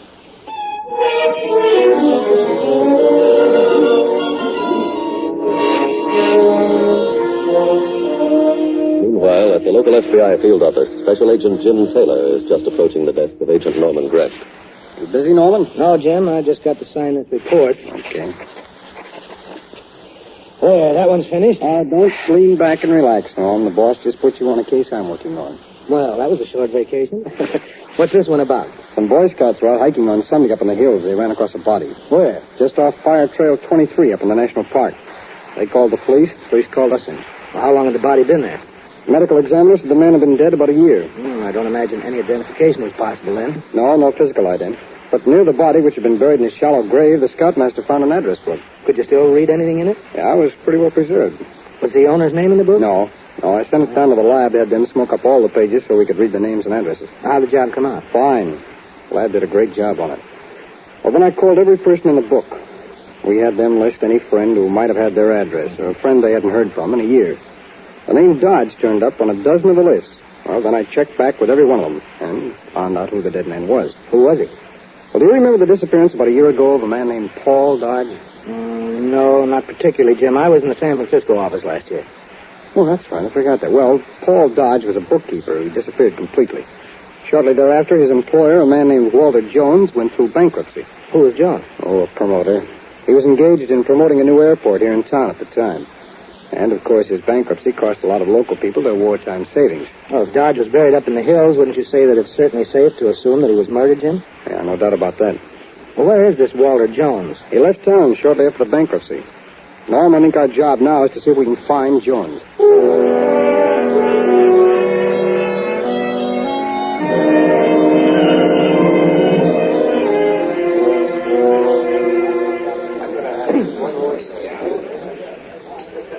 See here, Ted? Uh-huh. There he is, back in the rear booth. Want me to wait at the bar? No, baby, come on back with me. He's a nice old guy. I love talking to him. Hello, Mr. Brown. Oh, hello there, son. Mr. Brown, this is my wife. Oh, how do you do? Hello. Do you mind if we sit down with you? Oh, no, please do. Well, thank you. What do you want to drink, honey? Rye and ginger. Okay, how about you, Mr. Brown? Straight bourbon. Huh? 2 rye and ginger, 1 straight bourbon. Right, coming up. Oh, I'm very pleased that you were able to stop by here again. Well, I told the wife about it, and she wanted to see the place. Live in the neighborhood, do you? No. Oh, that's a pity. I was hoping I'd have the pleasure of your congenial company often. Are you in here a lot, Mr. Brown? Well, I commute between here and my apartment upstairs. Here's your drinks. Oh, thanks. That's $1.80. All right. Hey, keep change. Thanks. Mr. Brown, how can you spend so much time here? Are you in the banking business? Would that I were, young lady. I guess a wife means that you live like one. Oh, I'm a man of many trades, but banking has never been one of them. My last employment was bookkeeping for an investment company. Oh? Which one, Mr. Brown? I worked for a man named Walter Stevens. He was organizing a stock issue for a television network. Didn't you like it there? Oh, up to a point I did. And then I shan't burden you with my problem. Oh, no, talk them out, Mr. Brown. It'll do you good. No, it's a private matter. Let's have another drink. Okay, I'll call the bartender. Oh, no, never mind. I'll go up and get them. Charlie doesn't serve the table when there's anybody at the bar. Pardon me. Sure. Yeah, sure. Honey, I think I know what this is all about.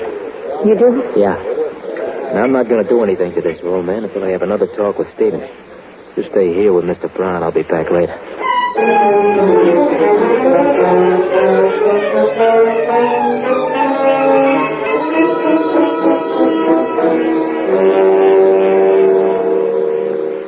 Jim, here's a further report from the medical examiner on Paul Dodge. Oh? 2 bullet holes through the head. Well, that clinches the murder theory. The police are digging around where the body was found to see if they can locate any bullets. Good. Might help if they can find some.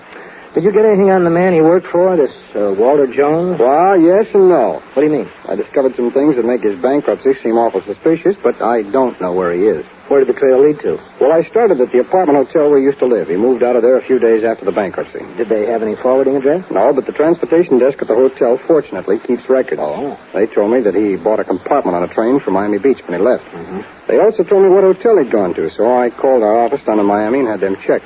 Well, did they come up with anything? I found out that Jones had spent an awful lot of money gambling when he was down there last year. Oh, sounds like it was a profitable bankruptcy. It certainly does. Then from Miami, Jones went to Philadelphia. Well, let's notify the Philadelphia office to locate and interview him. I did that. Jones can't be located. Oh. Say, we're due in Philly to be witnesses in the Forrest kidnapping case tomorrow morning. Yeah, I know. As soon as we're through in court, I think we'll do a little checking up.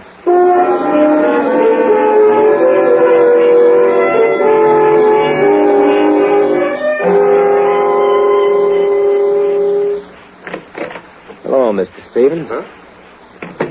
Doing a little work on the books? Well, how did it go? It didn't. What? Brown is still alive. What's the idea? The price has changed. What do you mean? I had a talk with the old guy. Look, we made a deal, Marshal. Yeah, that's right. I didn't know when we made it what your angle was. Now I do. You collected a lot of dough to start a television network. Are you going to skip with it and hang the shortage on old man Brown, huh? Marshal, even if that were true, it wouldn't be any of your business. It is when it affects the price. There's a new line in this race. They want 50% of the whole deal. Are you kidding? No. Look, forget about Brown. I'll get somebody else to do the job. Oh, I wouldn't do that if I were you. Oh, what can you do about it? Go to the cops? You think they'd believe someone like you with a record? Oh, I wouldn't tell them who I am. I just call them on the phone, give them a tip. That's all. Marshal. Yeah? How about 25%? I want 50. And I want it in cash. Now, I'll just make myself comfortable here till you okay the deal.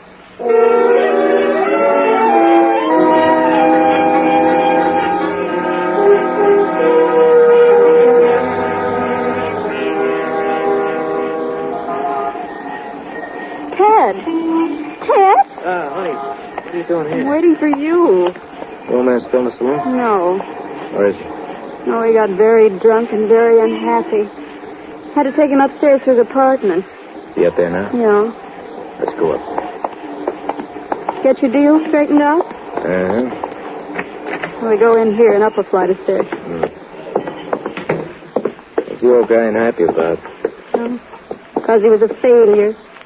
Used to be a big man, he said. Oh. Then he stopped drinking, became a bum. And the bartender said he straightened himself out when he went to work for Stevens.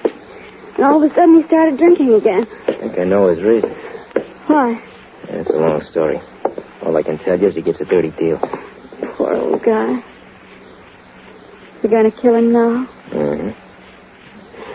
That's his room there. Left his door unlocked. Okay, baby.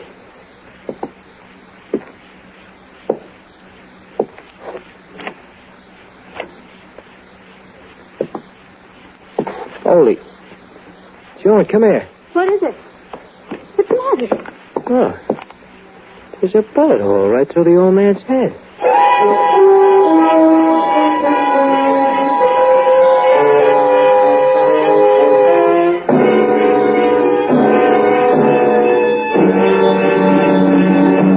We will return in just a moment to tonight's file, which shows how your FBI helps promote national security. Now let's talk briefly about another kind of security. Security for men and women who want to look forward to independent 60s. What's that mean? Financial independence after you're 60 years old? That's it exactly, Bruce. Independent 60s means that you've got a regular monthly income guaranteed for life. You're not asking help from anyone. So what you do is your own business. To you, Bruce, independent 60s may mean a chance to catch up with all the fishing you've missed in your busy years. I can see you in your outboard motorboat with a look in your eyes that says you're going to get the biggest muskie in the lake. Or, to another man, independent 60s means a pleasant home in a friendly little town, with a garden and a workshop, and a place to pitch horseshoes. But no matter what your picture may be, why not do something about it right now? Take the first step towards a better future by investigating the Independent 60s plan offered by the Equitable Life Assurance Society. I've heard those plans are pretty expensive, Mr. Keating. Guess I better wait a few more years before I start investigating. Well, if that's all that's holding you back, Bruce, then your Equitable Society representative has a very pleasant surprise for you. He'll work out an Independent 60s plan that's geared to your present income. Actually, if you're between the ages of 30 and 45 and covered by Social Security, you'll be amazed how little this Equitable plan costs, considering how much it does for you. At any rate, it costs absolutely nothing to find out. Your Equitable Society representative will give you the facts. Get in touch with him soon. Or write care of this station to the Home Office of the Equitable Society. That's EQUITABLE. The Equitable Life Assurance Society of the United States.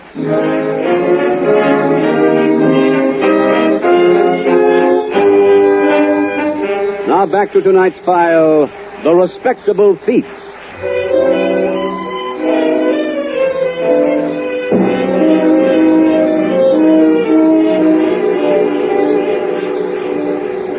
Tonight's case from the files of your FBI once more brings home the truly callous emotions of the professional criminal.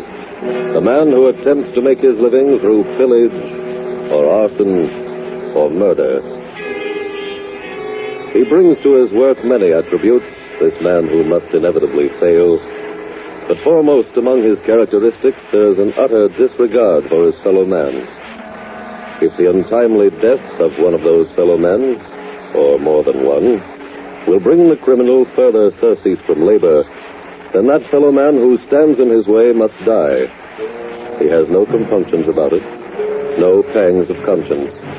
To him, it is perfectly obvious that only the strong deserve to live, and that those who are strong are at liberty to assert their strength in any manner they choose, even when that assertion of strength carries with it someone else's verdict of doom.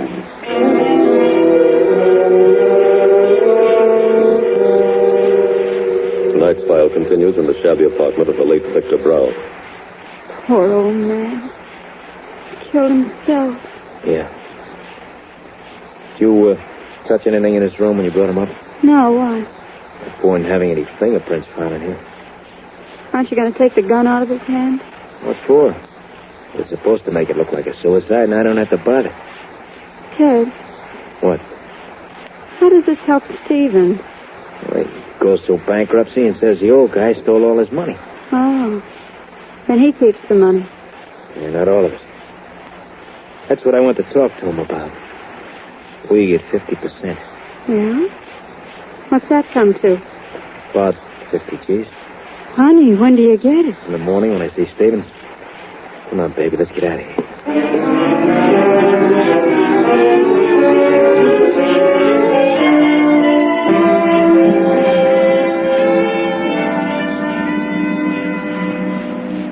Well, Jim, we're free to work on the Jones case. Why? What happened?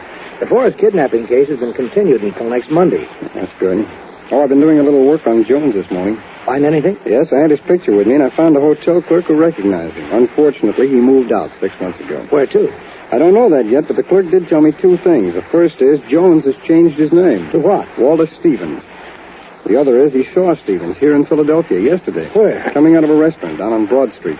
Well, did he remember what restaurant? Yes, I went over there, but apparently Stevens isn't a regular customer. They didn't know who he was. Well, at least we know he's here. Yeah. Oh, I asked the local police to check, see if they could find out where he lived or where his office was. And I looked in the phone book, and the only Walter Stevens that's listed isn't the one we want. Oh, I see. Oh, excuse me. Sure. Special Agent Taylor. Hello, Mr. Taylor. This is Sergeant Warren. Yes, hello, Sergeant. Your Mr. Stevens has an office in the Wright Building under the name of the Broadlawn Television Network Company. Wright Building. And that's the Broadlawn Television Network Company. Is that it? Yeah. Thanks very much, Sergeant. Not at all. Goodbye. Bye. We got a lead on Stevens, Norm. Oh? Look, will you check here and see what you can find out about the Broadlawn Television Network Company? Sure. I'll go up and see if I can have a talk with him.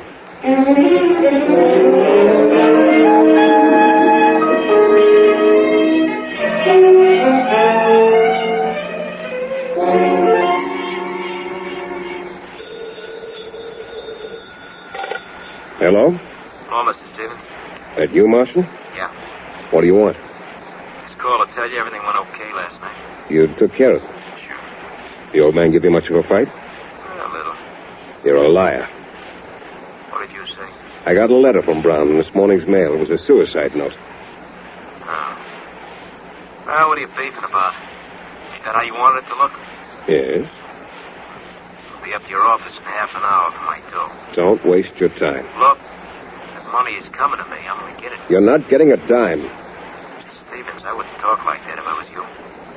We made a deal. My part is finished. You're finished, too, Marshal. Goodbye.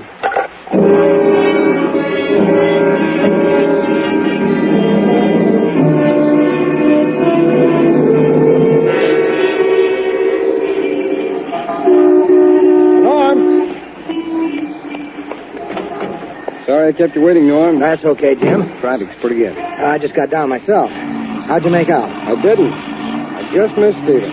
That was his office, though. Yeah? And from all I gathered, it's another of his blue sky propositions. I found that much out while you were gone. Huh? We got a phone call from a Mr. Pine. Who's he? One of the men who invested his money with Stevens. How come he called the office? Well, he said he got a letter in this morning's mail from a man named Victor Brown. Uh-huh. He said he was going to commit suicide, but before he did, he wanted to tell him something. Who was Brown? He was Stevens' bookkeeper. Oh. According to Pine's story, Brown was out of work for some time before he got the job with Stevens, and he was so grateful to him that he got all of his friends to invest their money. Tell me, did Brown commit suicide? Yes, I checked. He killed himself last night in his apartment. Oh? What else he told this Mr. Pine in the letter? That he had discovered that Stevens was stealing the funds of the company and trying to pin it on him. I see, and then decided he couldn't face them when he found out what was going on. That's right. Poor guy. Did you find anything at all at Stevens' office, Jim? Nothing much. Some charred papers in a wastebasket. Stevens had been in this morning, all right. I guess he burned everything that might have proved damaging to him. Where does he live? We might catch him at home. No one in the office knows where he lives. He seemed to be very careful to keep that a secret, Norm. Yeah, it's obvious why. Yeah, it is now. Where are we headed for, Jim? The bank where the Broadlawn Television Network Company has an account. Let's hope they know where Stevens lives.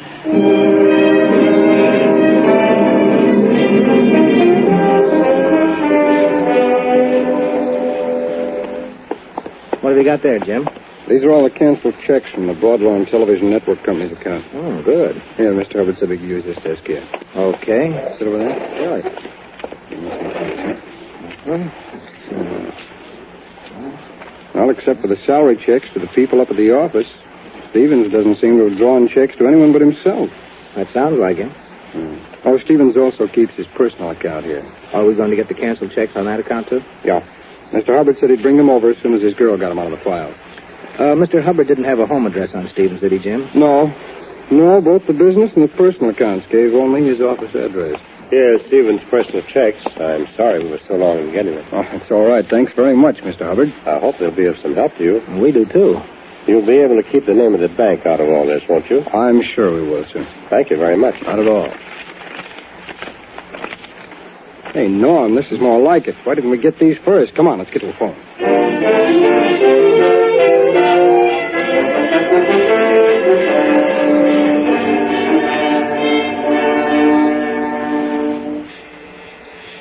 Who's that? Telegram, Mr. Stevens. Step back, Stevens. Get your hands up. I told you he'd fall for that old gag, honey. What are you doing here? What do you think? Who told you where I lived? Nobody.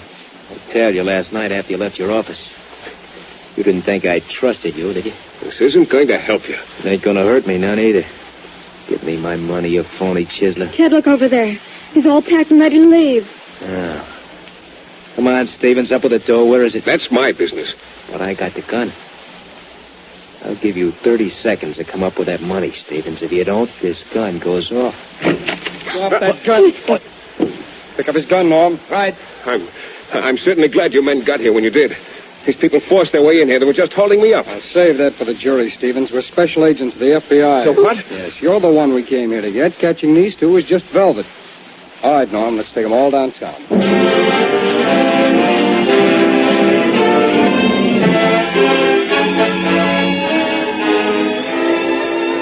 Walter Stevens was tried, convicted, and executed for the murder on a government reservation of Paul Dodge, his first bookkeeper. Ted Marshall was found to have been previously wanted for murder. He, too, was prosecuted, convicted, and executed on this charge. His wife, June, was given a life sentence for conspiracy to commit murder. The solution to tonight's case was brought about by the bank investigation. In going over canceled checks, one of the checks in Stevens' personal account was found to be made out to the Winona Tailor Shop. A phone call to the shop revealed Stevens' home address. And thus armed, your FBI was able to close the careers of these criminals. Sometimes, as in tonight's case, a criminal will seemingly escape unpunished after having committed as grave a crime as murder. But as the records show, he never really escapes. It may take a month, or a year, or 15 years to catch him. But ultimately, the clock runs out for every criminal, because your FBI is not an organization with a short memory. However long it takes, no file is ever forgotten or put away until there is a rubber stamp affixed to the first page. A rubber stamp which spells out one word. The word, convicted.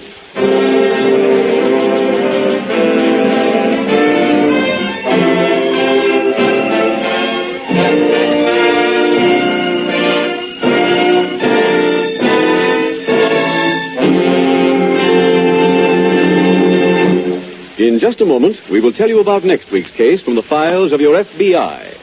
Now, 3 final questions on the Equitable Society's Independent 60s plan. Mr. Keating, suppose I start a plan now, and then my income goes up in the next few years.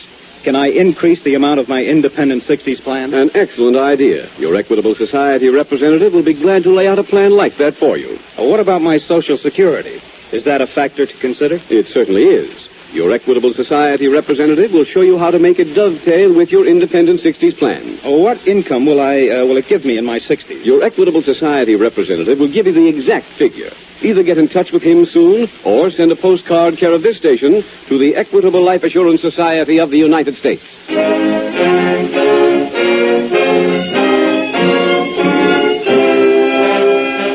Next week, we will bring you another case from the files of the Federal Bureau of Investigation. A case that involves the bold operations of a receiver of stolen goods.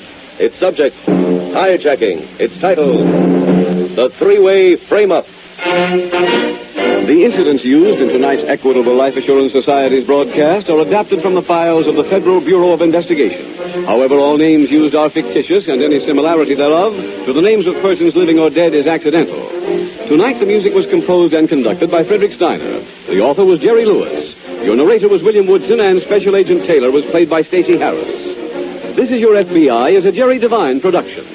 This is Larry Keating speaking for the Equitable Life Assurance Society of the United States and the Equitable Society's representative in your community, and inviting you to tune in again next week at this same time when the Equitable Life Assurance Society will bring you another thrilling story from the files of the Federal Bureau of Investigation. The three-way frame-up on This Is Your FBI. The Equitable Life Assurance Society presents This Is Your FBI.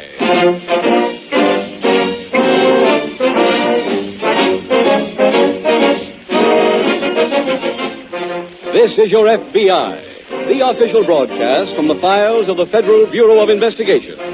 Presented as a public service by the Equitable Life Assurance Society of the United States and the Equitable Society's representative in your community.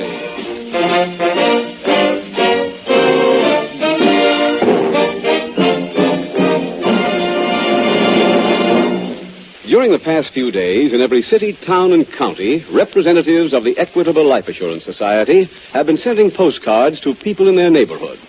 The purpose of these postcards from Equitable Society representatives was to urge their neighbors to listen to the main commercial in tonight's Equitable broadcast. It's addressed to men and women who want to be self-supporting and independent after they're 60 years old. If that's the way you feel, you'll be interested in the Independent 60s plan worked out by the Equitable Life Assurance Society of the United States. I'll give full details in about 14 minutes.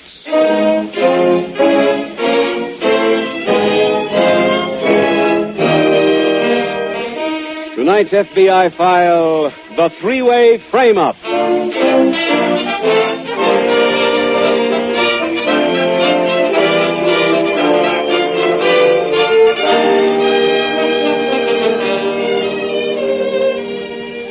Crime in the United States is an established business, and unfortunately, that business is very good.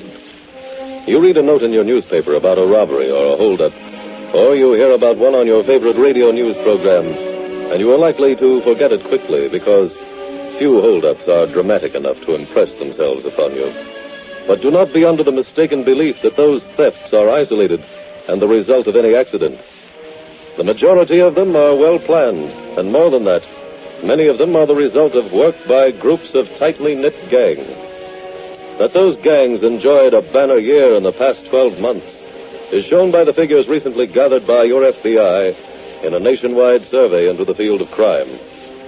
The value of property stolen last year in the United States totaled more than $113 million, or an average of $2.5 million a week. That figure should impress you, law-abiding citizens, because that $113 million was your money.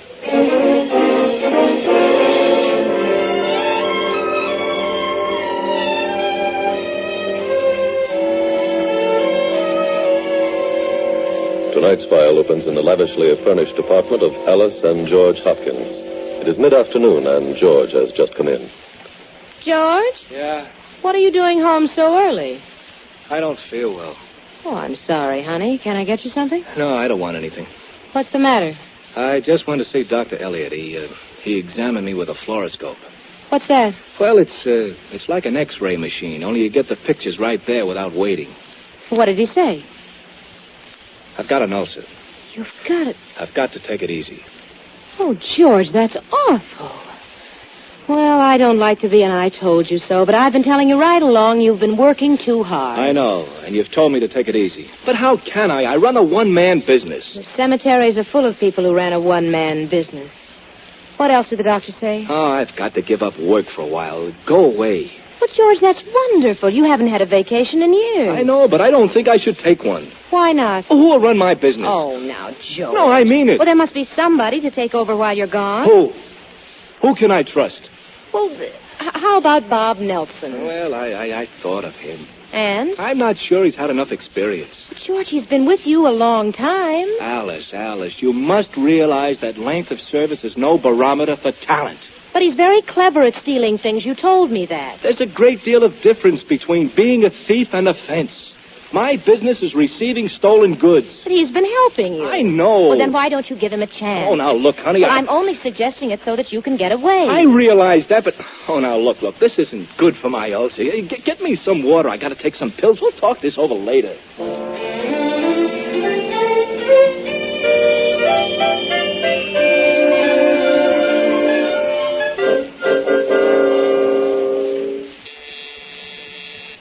Who is it? Me, Bob. Alice. Oh. Hi, baby. Hi. Got any whiskey in the house? Sure. Then mix us some drinks. We got something to celebrate. What? George saw a doctor this afternoon. He's sick. No kid. Yeah. The doc says he's got to go away. Is he going? Yeah. Is that what we're celebrating? No. This drink will be to you. I don't get it.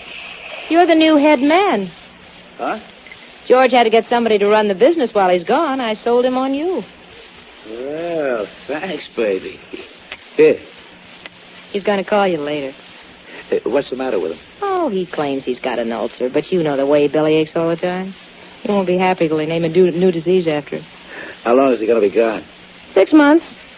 That should give you all the time you need. For what? Take his business over. Permanently. Oh. Would you drink to that? Sure, baby. There's only one thing to remember. What? I go with the job. You think I'd want to forget that? No. How about another drink? Not now. I gotta hurry back to the house. After all, I'm George's ever-loving, dutiful wife. Until he leaves town. Come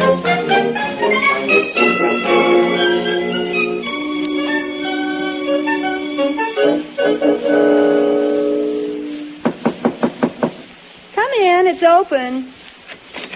Hello, doll. Oh, Bob, honey. I didn't expect you here tonight, sugar.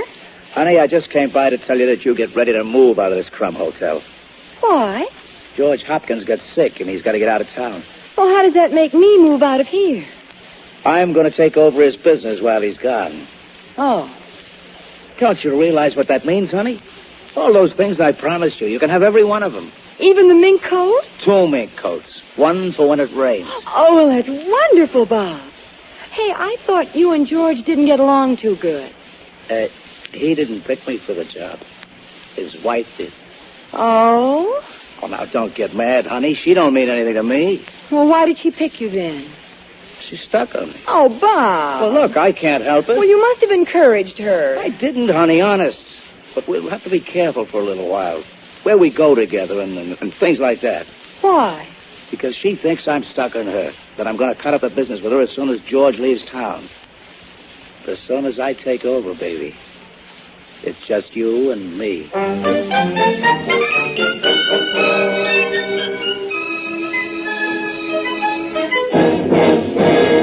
The next morning at the local FBI field office, Special Agent Jim Taylor is just greeting Agent Ike Woodford. Hello, Ike. Hey, when'd you get back? Just this morning, Jim. You're a great guy. Hey, must have been a good vacation. Oh, it was wonderful. Plenty of sunshine, plenty of fishing. Hey, what'd you catch? Speckled trout. Huh? Now, I know this is an old cliche, Jim, but one got away that must have weighed at least... Ike, I'll bet it wasn't as heavy as this case you've been assigned to. Okay, I'm sorry. What is the case, Jim? Hijacking. Nothing's changed much since I left. I think maybe we got a break on this case, though. Oh, that's good. We found one of the trucks out on Highway 37. Abandoned? Yeah. Nothing new about that, Jim. We found trucks before. But this one was still loaded. Stolen goods. Oh? Truck hit a soft shoulder on the road and ran off into a ditch. I see. It was filled with about $11,000 worth of stolen drugs and headed for here. Well, how do you know that, Jim? We found a note in the cab of the truck saying that the shipment was due to be delivered to the warehouse here. No other address on the note, huh? No. Police over at Madison are checking up on the truck now. Well, the driver just took off, I assume. That's right. I got to thinking about it, though, after I saw the truck, and I figured that maybe he was injured when he went off the road.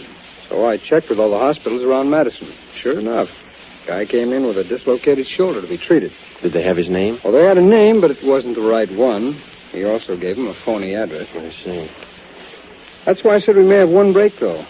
The man who was treated for the dislocated shoulder left his shirt and undershirt at the hospital after they put on the cast. Well, let's hope we can get something from the laundry marks. The lab is working on that now, Ike. As soon as they give us the word, we'll start moving.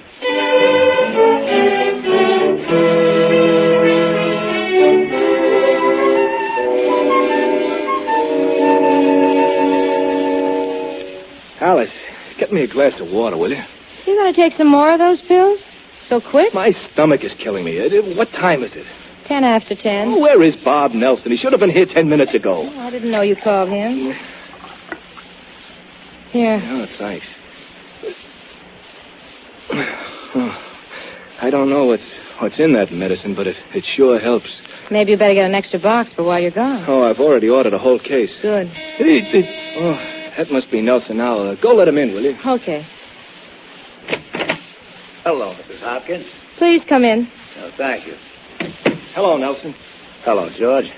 Sorry to hear about your health. Yeah, it's awful, just awful. The doctor told me this is the worst ulcer he's seen in 35 years of practice. Well, you better take care of it, George. I'm going to. I'm leaving town in an hour. Hey, go sit down and let's get right down to business, eh? Can I get anything for you, Mr. Nelson? No, thanks. Hey, you better sit down, too, Alice. All right. Now, this list here, Bob, this is our list of contacts. They all ship stuff to the warehouse. Yeah, that's right. Now, this list here, these are the people who get rid of the stuff for you, depending on what kind of stuff it is. I see. And here's the lease on the warehouse. It's made out in the name of the ABC Corporation. Well, that's you. No, that's you. It's whoever runs the warehouse. There is no ABC Corporation, really. Oh, I get it. The name's marked with the stars on that second sheet, Mr. Nelson. That means they can only be contacted at night. Yeah. I forgot to tell you that. They're supposed to be legitimate people, so don't bother them during the day. Okay. What else? I'll be back here in 6 months, Bob. Just see that nobody gets out of line with you. If you do that, the place will run itself. I'll be tough. Don't worry. Yeah. Well, if you get stuck on anything, just ask Alice. She knows as much about the business as I do. Fine. Thanks. Then after a few weeks, when she's sure you got everything running smooth, she's going to come out and join me. You won't mind if I come for you for some advice from time to time, will you, Miss Hart? No, not at all. In fact, I'd like you to call on me. That way I'll be sure to protect George's interests.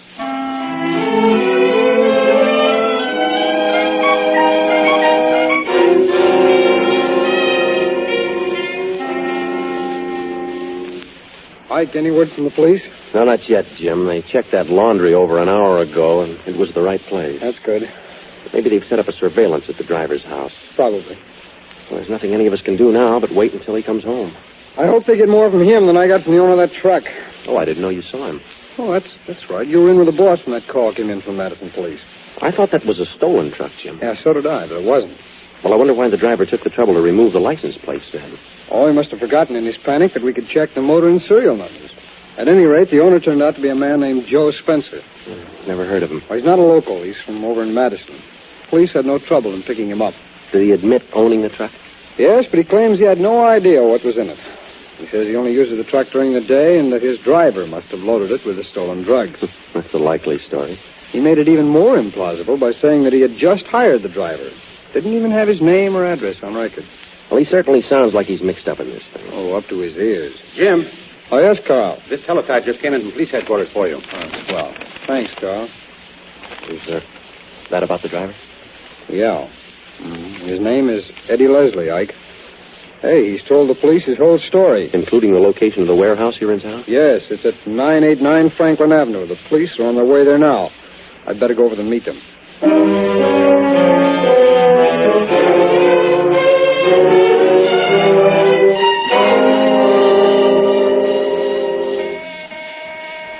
Just a minute. Bob. Out of the way, Alice. Bob, what's the matter with you? What did you take me for? A square, a chump, an out-of-the-town element? You know I've got a good mind. Wait a minute. What's this all about? Great little deal you handed me. What are you talking about? I just went by the warehouse. The joint is crawling with cops. What? They're all over the place. And every one of them is looking for me. Bob. You and that husband of yours tried to frame me, didn't you? Thought I'd take the rap for your phony deal. Oh, Bob, why would I frame you? I made George go away so we could be together. No, don't give me that. Well, it's the truth. I swear it is. Well, then George framed both of us. What do you mean? Take a look at this note. I just picked it up in my apartment. Who's it from? My girl, Helen. You've got a girl? I did have a girl. She's just run away with your husband, George.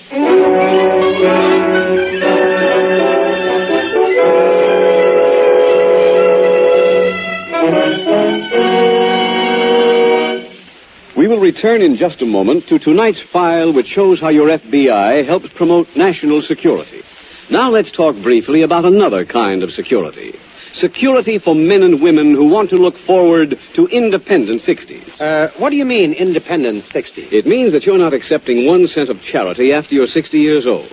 You don't have to live in someone else's house. You're still enjoying life. To one man, independent 60s means a home of his own in the country. Yes, eggs from your own chickens, fruit from your own orchard, vegetables from your own garden. Or, to another man, independent 60s means travel, going south for the winter.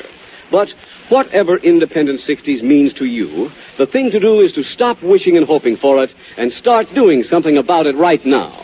Start by investigating the Independent 60s plan offered by the Equitable Life Assurance Society of the United States. Well, sounds fine if a man can afford it. But what am I going to use for money? Well, if that's all that's holding you back, Tom, then your Equitable Society representative has a very pleasant surprise for you. He'll work out an Independent 60s plan that's geared to your present income. Actually, if you're between the ages of 30 and 45 and covered by Social Security, you'll be amazed how little this Equitable plan costs, considering how much it does for you. At any rate, it costs absolutely nothing to find out. Your Equitable Society representative will give you the facts and figures on the Equitable Independent 60s plan. Get in touch with him soon. Or write care of this station to the Home Office of the Equitable Society. That's EQUITABLE. The Equitable Life Assurance Society of the United States.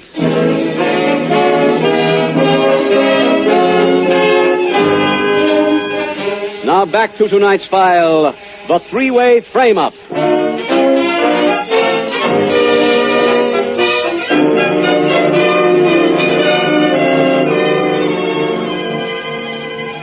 Tonight's case from the files of your FBI graphically illustrates one important point, and that is that in the mind of the typical criminal, loyalty is a word which means being friendly with the winner. Past friendships, marital ties, alleged love, none of those count for anything in the tortuously warped brain of anyone who tries to make his livelihood outside the law. The files of every large law enforcement agency, like your FBI, is liberally studded with cases in which brother has turned on brother, in which child has turned on parent. The only things which govern a criminal's behavior are, what's in it for me, and who can I frame? As Mr. J. Edgar Hoover, director of the Federal Bureau of Investigation, has pointed out, one of the reasons for the present-day high crime rates is the failure on the part of too many citizens to assume the responsibilities of citizenship. Part of your job as a citizen is to see to it that your local police department is well enough manned and financed so that it can do the job it wants to do, so that it can help drive the criminal out of business.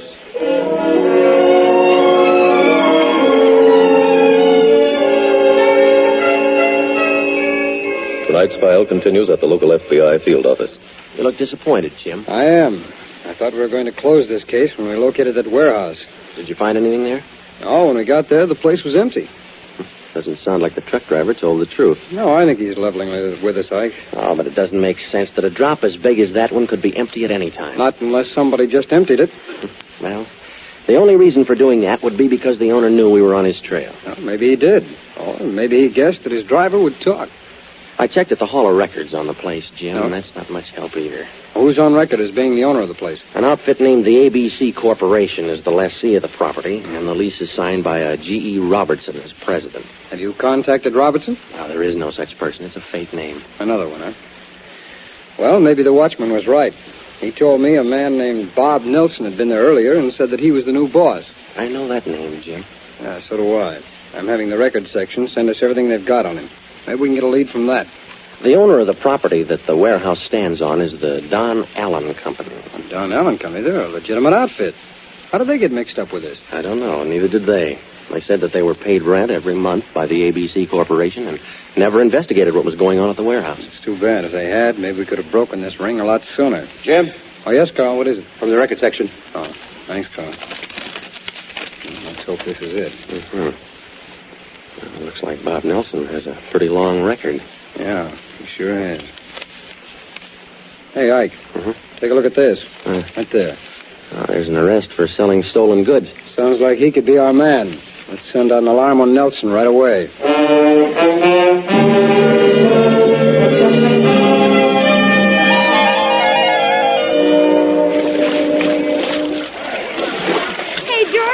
Yes, Helen. Ain't you coming in the pool again, Sugar? No, I've had enough of the day, honey. This desert air starts to get chilly. All right. Well, I'll come out too then. Oh, I'll give you a hand. Oh, thanks.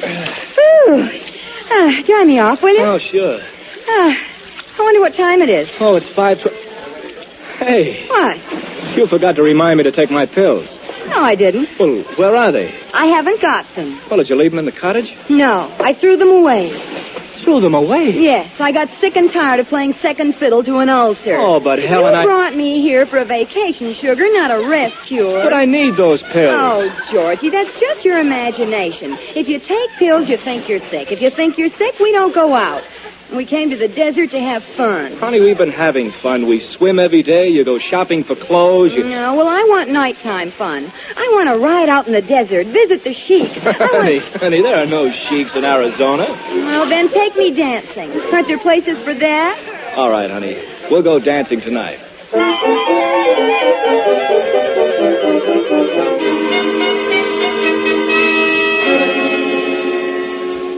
Jim. Yeah? We've got Bob Nelson and the watchman from that warehouse outside. Oh, good.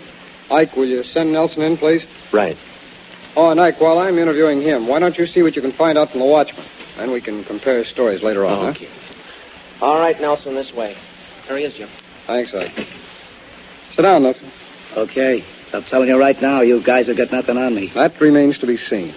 I'd like to ask you a few questions, Nelson. Go ahead, ask me anything. Why did you tell the watchman at the warehouse that you were the new boss? I didn't tell him that. I told him I was running things while the boss was away. You were working for somebody else? That's right. Who? George Hopkins. Before he asked me where he is, I'll tell you, I don't know. He said he was sick, had to go away. So he went away. With my girl. Was he sick?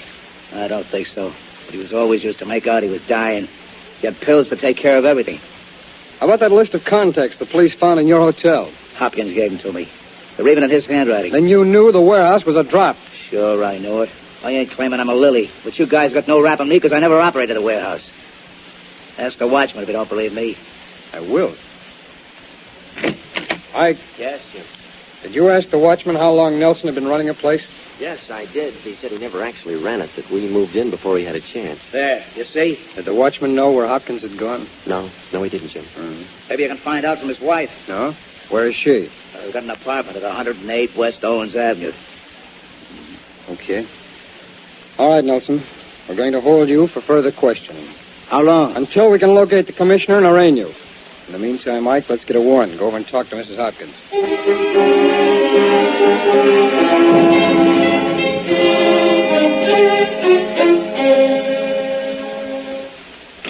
Nothing in this closet, Jim. It certainly emptied every room thoroughly. Yeah, they sure did. I wonder how Miss Hopkins found out where her husband was. I don't know. All she told him down at the desk is that she was going to visit him. Maybe she was running away. Yeah, could be. She left this morning, huh? Well, that's what they said. They said she seemed to be in a big hurry, too. I guess maybe we better get back to the office, Jim, and just chalk this visit off as a loss. Yeah, looks that way. What you got there? Oh, here's some health pamphlets I found on the desk over there. Listen to this, will you? You can be healthy at 90. Life begins at 55, too. And, listen to this one. Bad eaters die young. He sounds like a worse hypochondriac than we thought he was. Oh, he certainly does. He sounds like the kind of a... Ike, hey, that might be the answer. What's that? Well, we know he's a hypochondriac, which means he must have a nice, large collection of pills and medicines. That's right. All right, where do you buy pills and medicines? In a drugstore. Right, come on, let's check every drugstore in this neighborhood.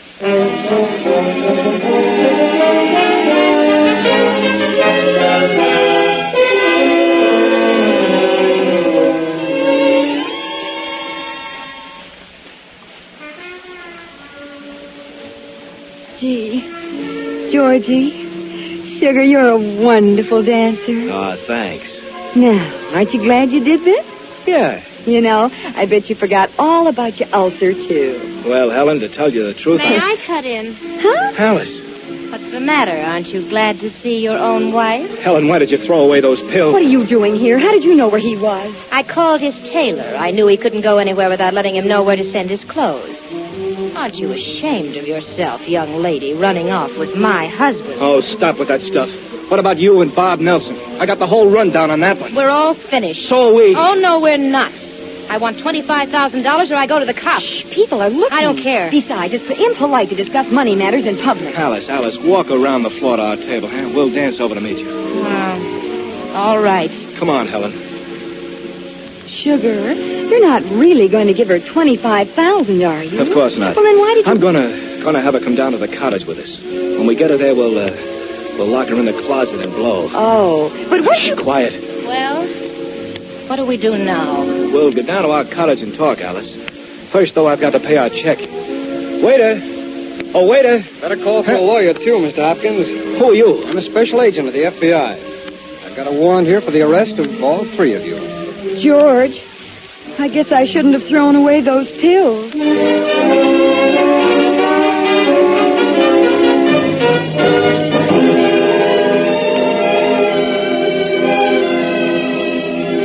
George Hopkins received a 20-year sentence for theft from an interstate shipment. Robert Nelson was sentenced to 10 years and the two women to 5 years each under the same statute. The clue which led your FBI to George Hopkins came after a check of the drugstores in Hopkins' neighborhood.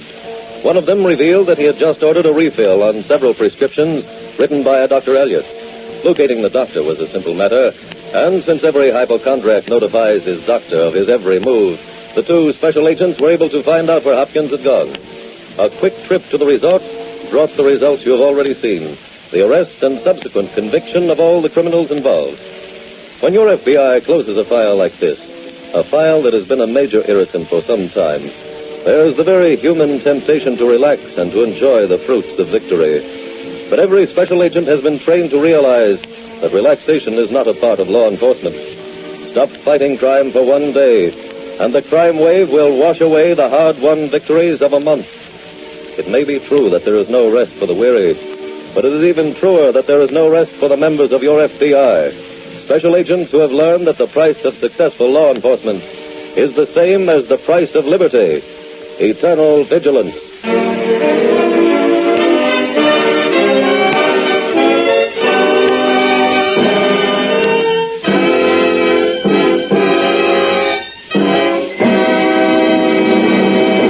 In just a moment, we will tell you about next week's case from the files of your FBI. Now, 3 final questions on the Equitable Society's Independent 60s plan. Mr. Keating, I'm 28 years old. Is that too young to start one of these plans? Your Equitable representative will tell you that the sooner you start, the less the plan will cost you each year. Yeah, but what about the life insurance I already have? Your Equitable representative will show you how to integrate it into your plan. Well, what income will it give me in my 60s? Your Equitable Society representative will give you the exact figure. Either get in touch with him soon or send a postcard care of this station to the Equitable Life Assurance Society of the United States.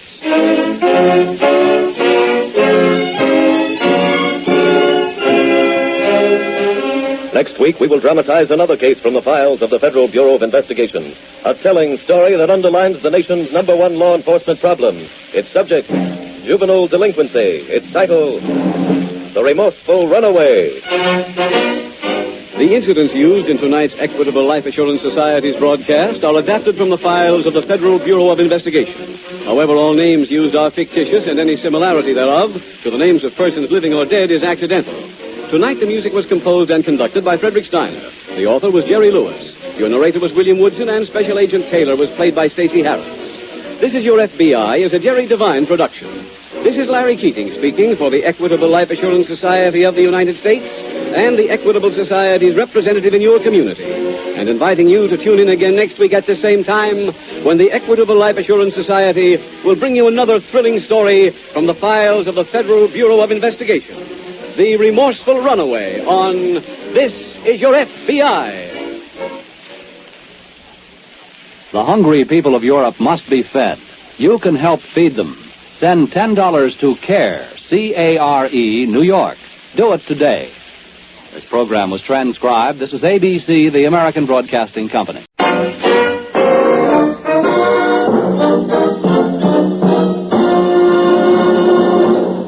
In the Equitable Life Assurance Society of the United States, nearly 4 million members are banded together to build better futures for themselves and their families. Their reasons for becoming Equitable Society policyholders are many. But certainly among the most unselfish and far-sighted Equitable Society members are those parents who have seen the wisdom of an Equitable Education Fund.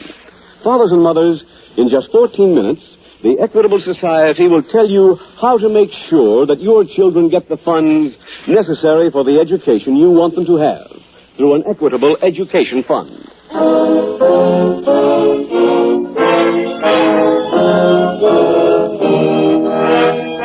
Tonight's FBI file, The Remorseful Runaway.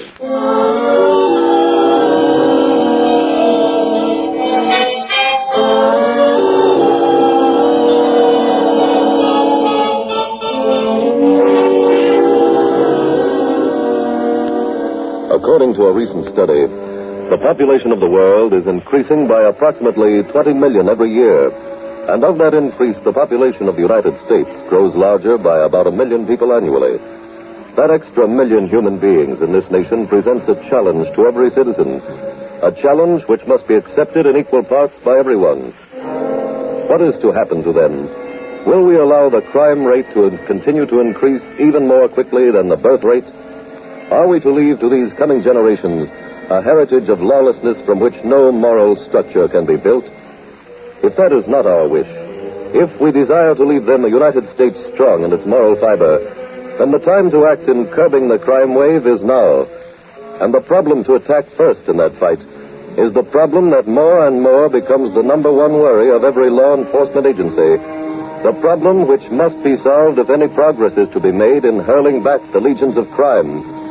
The problem of juvenile delinquency.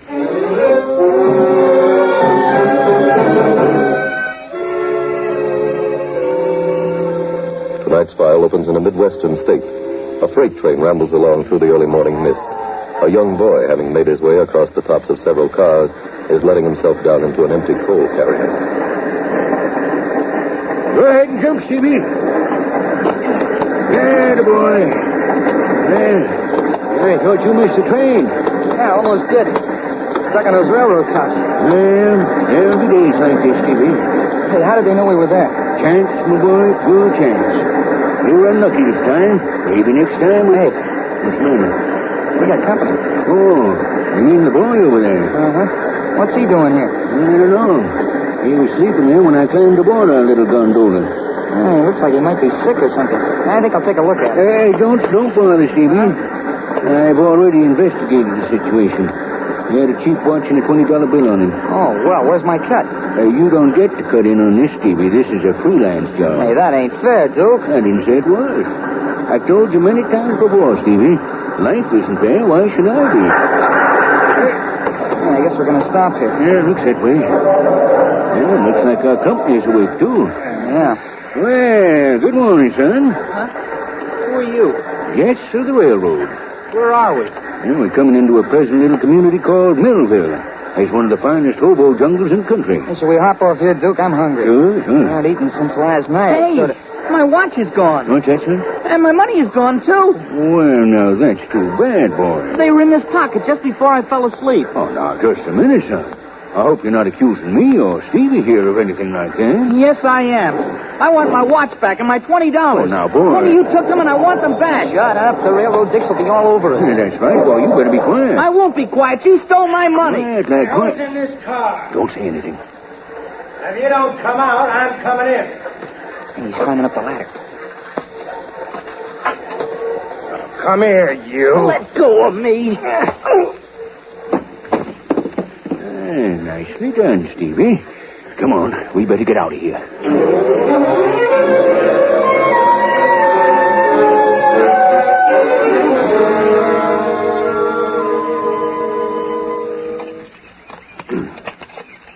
Yeah. Good stew, ain't Stevie? Huh? Yeah, it's real good. Yeah, made it from an old recipe. Given to me by a very famous French vagabond. Hey, we staying here long, Duke? Nope. I thought we'd catch the freight that goes by here tonight. Goes all the way to California, son. California. Stevie, did I ever tell you about the time I was prospecting for gold in California? Huh? Look who's coming. Oh, the boy from the train. Yeah. Probably still wants that watch back. Gonna give it back to him? You know me better than that, Stevie. There's no profit in returning things once... Hey. What's the matter? The watch. I haven't got it. Oh, don't look at me that way. I didn't glum it. You sure? Sure. It must have dropped out of my pocket when we jumped off that coal car. Hey, I've been looking all over for you. And you found it, son. Good for you. Shows perseverance. I like to see that in a young fella. Mister, I want my watch and my money. Well, I haven't got your watch, boy. What would he want a watch for? He tells time by the sun. That's right, boy. I've always lived an outdoor life. Watches are for city folk. Somebody took it, and my money, too. I gotta have money. I've got a long way to go. If you use your wits, son, you can travel around the world without a dime. But I've got to go all the way to Reno. Why? Because my mother is there. She's getting a divorce, and I wanted to come home. Look, can you give me enough money to get to Quincy? I can get some money there, and I'll pay you back. How can you get money in Quincy? Well, my uncle has a business there. He'll give me money. Is that true, son? Oh, sure. He's an automobile dealer. You mean he owns the business? Yeah. Son, we'll give you a hand. Honest? Yes, sirree. We'll not only see that you get to Quincy, we'll take you there ourselves.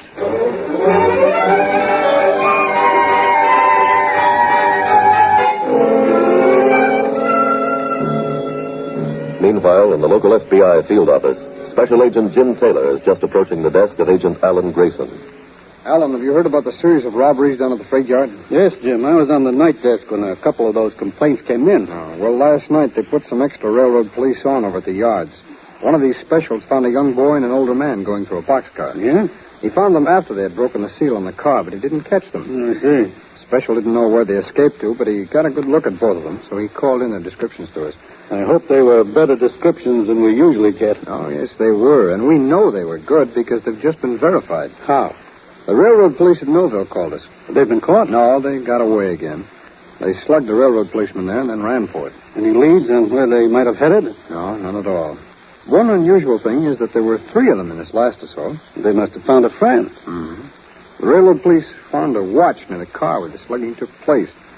It had the initials DGC on the back, along with the numerals 47 and the crest of York Junior High School. We ought to be able to find out who that belongs to. Yes, I should think so. Well, I'm going over to the school now and check through their graduating class of 47 until I find somebody with the initials DGC.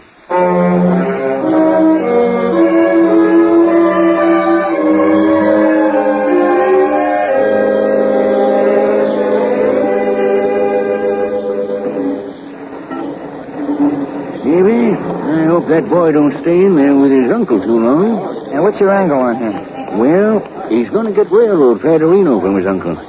That should be in the neighborhood of $100. Well, how does that change the price on us? You're greener than I thought you were, Stevie. We'll just take whatever he gets. If he comes back here. Stevie, you'll have to learn how to read character. He's a fine, honest boy. Look, just look down. He's just coming out of the showroom. And you see? He's waiting for the lights to change. Yeah, here he comes. I never make a mistake, son. Never. I'm afraid I've got bad news. Oh? What's wrong, son? My uncle is out of town. He won't be back until late tonight. You never make a mistake? What? Nothing. How about that, boy? Won't she give you any money? She's with my uncle. You mean everybody's gone from the house? Uh-huh. Can you get into the house, boy? No, I don't know where they keep the key. Well, maybe we could get in without using a key. Oh, no, my uncle wouldn't like that. Well, he wouldn't like to find you in jail when he gets back either. What do you mean? We saw a newspaper while you were in your uncle's showroom, boy. That railroad cop, he's dying. Honest? Uh-huh. And you're as guilty as we are. But I didn't do anything. Now, you don't think you'll be able to convince the police of that, do you, Sonny? You mean they're looking for all 3 of us? Yes. You've got to get us in that house so as we can hide out until your uncle comes home and gives us enough money to make a getaway. Well... You want us all to go to jail? No. Come on.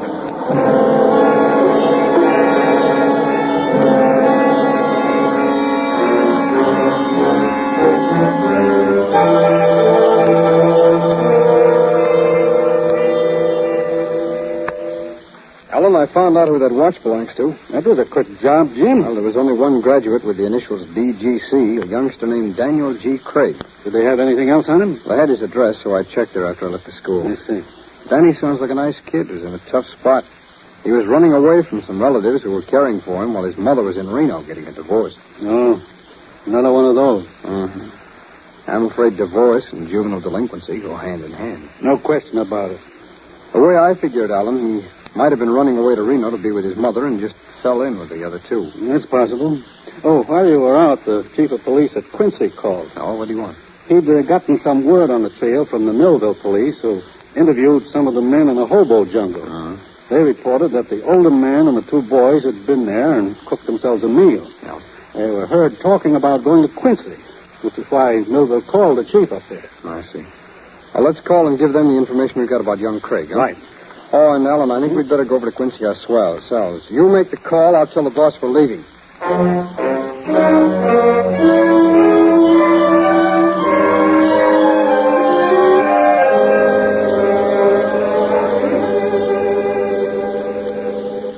Here we are, Stevie.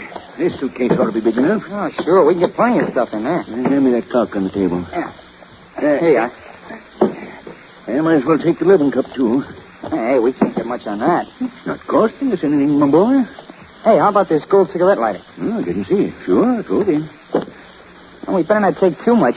That kid'll be mad when he comes down. Oh, it'll take him quite a while to finish talking to his mother. Can't get Reno on the phone in a minute, you know. I think maybe we better duck before he comes back. Sure.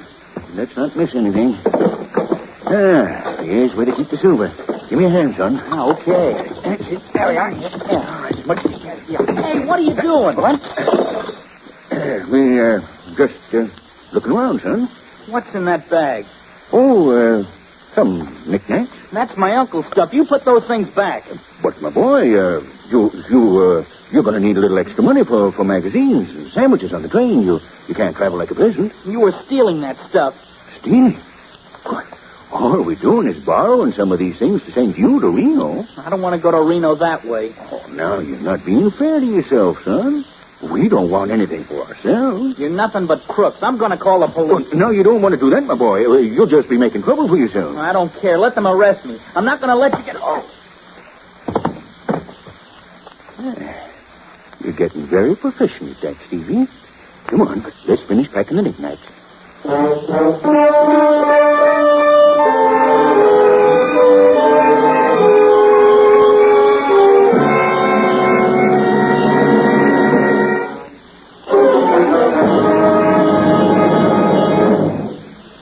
We will return in just a moment to tonight's case from the files of your FBI.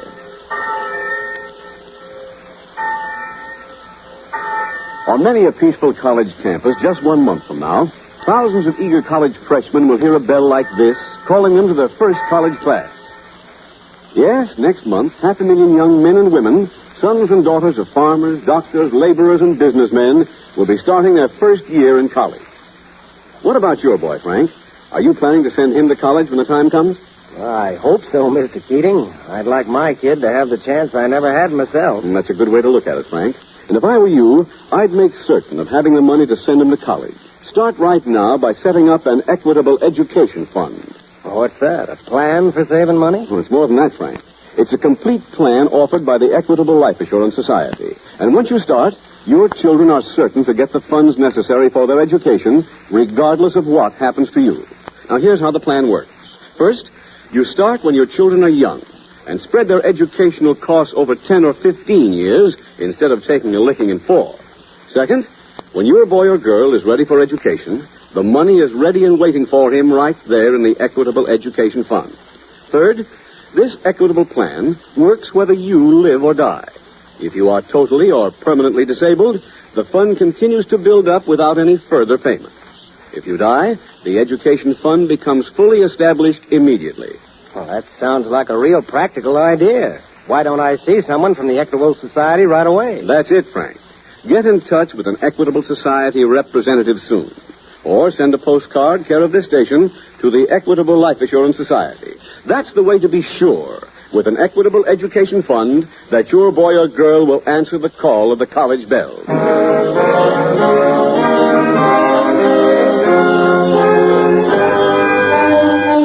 Now back to tonight's file, The Remorseful Runaway.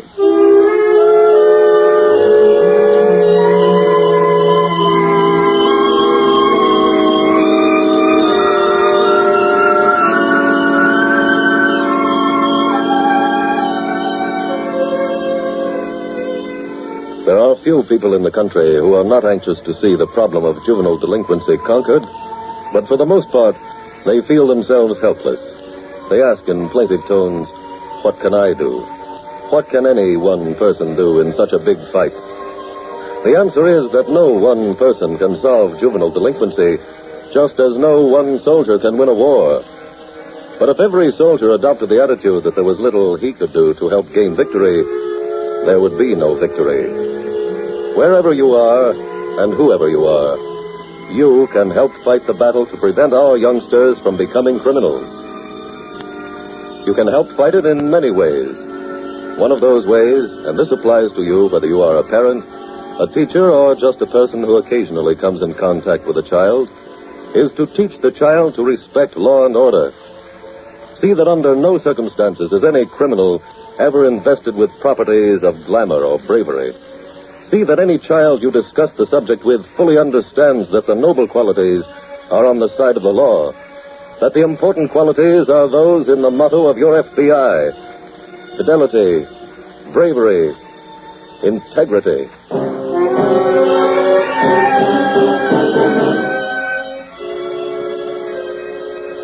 Tonight's file continues in a room at police headquarters in Quincy.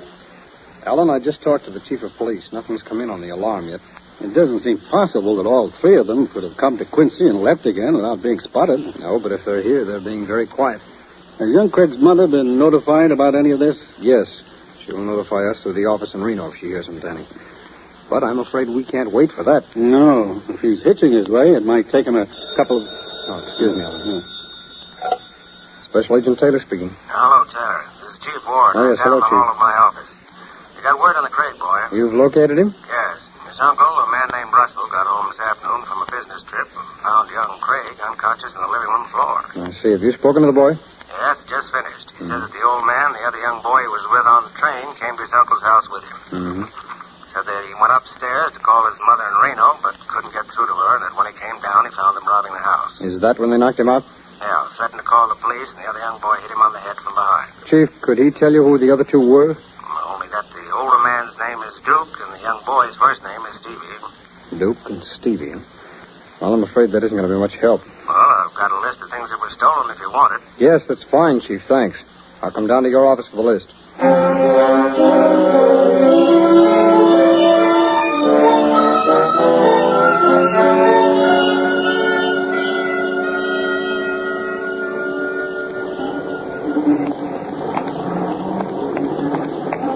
Hope it don't rain. Why? What difference does the weather make? Rain brings the flowers, Stevie. Where'd you say that guy was? The fence? Uh-huh. Yes, not very far now. Thought you said you wasn't here in such a long time. How do you know this guy? I was selling him stuff before you were born, Stevie. He was buying some of my valuables far back as 1920. That's a long time ago. You sure it's on this block? Yep. Right around this corner. This bag's getting heavy. It's good for your muscles. Yeah, I know. You said that before. Well, I'll be. Well, what's the matter? You see that empty lot across the street? Huh? That's where the fencer store used to be. Oh, no. Now, what do we do now? Son, I guess I've been a failure with you. You have learned the most important thing I've tried to teach you. Now what? I've tried to tell you that the successful thief is the one who doesn't get discouraged. You've got to be able to improvise as you go along. The fence is gone, we've got to accept that. Now, there's only one thing to do. Go to some other pawn shop. Come on, lad, come on.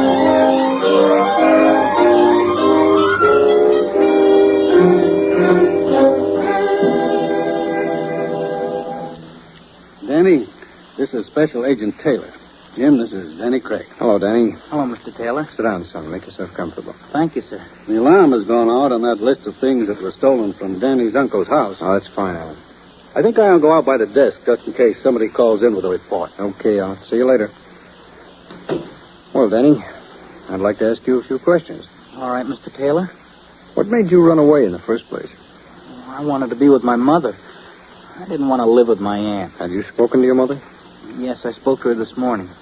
You going out to Reno to be with her? Oh, no, sir. She's coming back home to be with me and Pop. That's fine. I'm glad to hear it. That ought to make you feel pretty important. Yes, sir.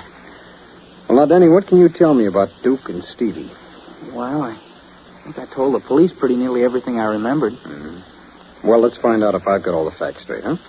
Now, the first thing that happened was... Oh, excuse me, Denny. Special Agent Taylor speaking. It's Chief Warren again, Taylor. Yes, Chief. That pair who knocked out young Craig just tried to sell their loot. They did where? Pawn shop on Main and 3rd Street. The owner didn't want to buy anything from them, so they left. How long ago was that, Chief? About half an hour ago, just before we sent out the alarm to the pawn shop, so the list is still on goods. Well, they might still be in the neighborhood. Chief, I think we'll use that car you lent us and do some cruising.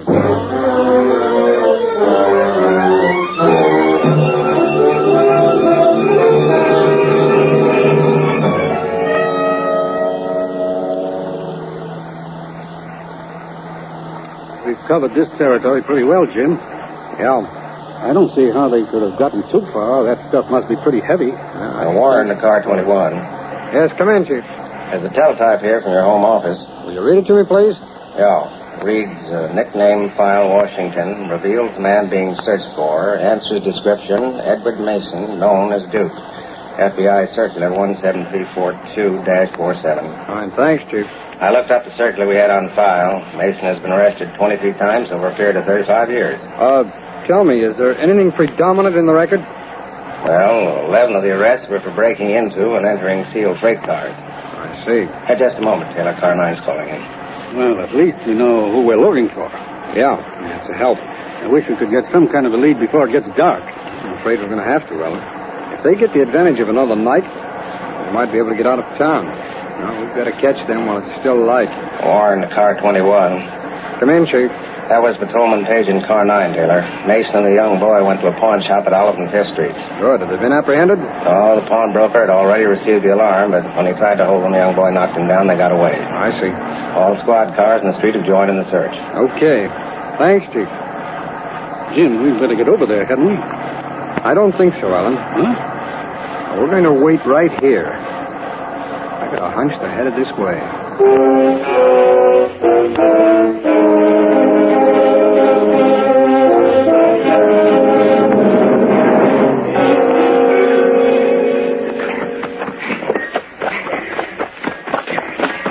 Let's hop into this car, son. Hey, but there's no engine on this. There will be.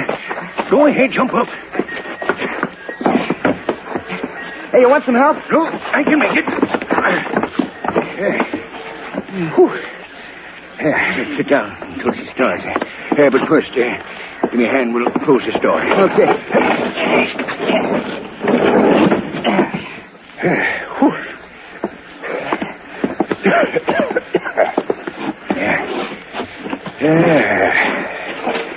You shouldn't have left that suitcase, son. That was too heavy to run with. I know. But a man don't get many chances like that. When he does, you ought to take advantage of him. Yeah, sure. That's easy for you to talk. I was the one carrying. If I were 10 years younger, I'd have carried the bag, and you, too. Oh, you're always saying if. That's because all life is a gamble, son. You go one way, you win. Go the other way, you lose. Yep. If is a mighty big word. Yeah. You know where this train is headed? Certainly. It's 5:18 out of here. Going to San Francisco on Thursday morning. Are we going all the way? Yep. That's the engine being hooked on. Well, if I had that watch, I could tell you just how soon we'd be pulling out. No, I can't be too fast for me. See, right now. Flash your light in here, Alan. Okay, Jim. Can't see anything. Yeah, let me have it for a minute. Yeah. Oh, I guess you're right. Let's go down to the next car, Jim. Hey, wait. There they are. Hey, they faked. All right, you two. Come on out of there. Just a minute, gentlemen. Are you fellow officials of the railroad? No. We're special agents of the FBI. Now, come on.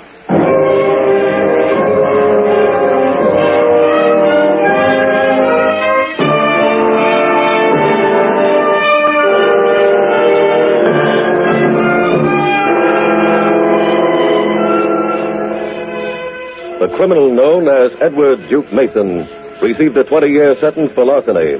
His young accomplice was sentenced to 10 years for theft from interstate shipment. When Special Agent Taylor received word over the two-way radio from Chief Warren that the pair being searched for had fled from a pawn shop, he was driving past the freight yards. Because Duke Mason had been arrested 11 times for having broken into freight cars, Special Agent Taylor correctly assumed that he would head for the nearest railroad yard. And thus, a man who corrupted the lives of approximately a dozen children in the past whom he had taught to steal was apprehended by the closely knit actions of a local police department and 2 agents of your FBI. This case, like so many others in the files, could not have been closed without the invaluable aid rendered by a local law enforcement agency. Ordinarily, such smaller agencies remain unnoticed and unsung. And for that reason, your FBI wishes to salute the local police throughout the nation.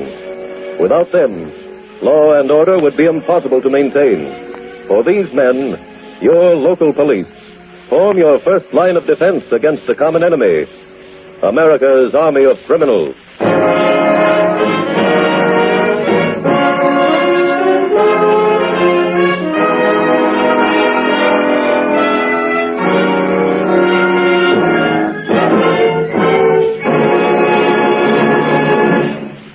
In a moment, we will tell you about next week's case from the files of your FBI. Now here's a man who has a point he'd like clarified. Well, it's about that Equitable Education Fund, Mr. Keating. Suppose I should get in an accident and become disabled. What happens? Do I have to drop the fund? No.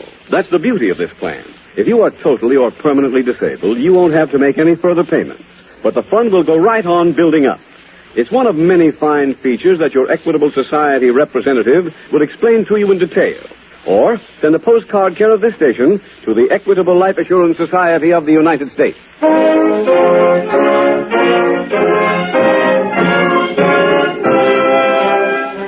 Next week, we will dramatize another case from the files of the Federal Bureau of Investigation. A story that describes the involved workings of professional swindlers. Its subject, extortion. Its title, The Wrong Way Shakedown. The incidents used in tonight's Equitable Life Assurance Society's broadcast are adapted from the files of the Federal Bureau of Investigation. However, all names used are fictitious, and any similarity thereof to the names of persons living or dead is accidental. Tonight, the music was composed and conducted by Frederick Steiner. The author was Jerry Lewis. Your narrator was William Woodson, and Special Agent Taylor was played by Stacey Harris. This Is Your FBI is a Jerry Devine production. This is Larry Keating speaking for the Equitable Life Assurance Society of the United States and the Equitable Society's representative in your community, and inviting you to tune in again next week at this same time when the Equitable Life Assurance Society will bring you another thrilling story from the files of the Federal Bureau of Investigation. The Wrong Way Shakedown on This Is Your FBI. Forest fires last year ruined enough timber to build about 86,000 homes, and we're coming into another forest fire season. So be particularly careful with cigarette ashes, matches, and campfires. This program was transcribed. This is ABC, the American Broadcasting Company. This program is transcribed. The Equitable Life Assurance Society presents This Is Your FBI.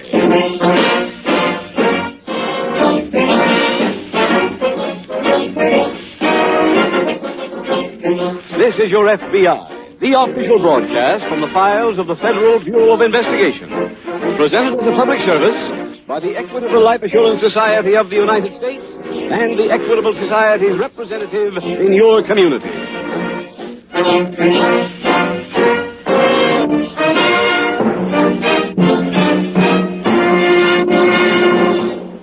In the Equitable Life Assurance Society of the United States, nearly 4 million members are banded together to build better futures for themselves and their families.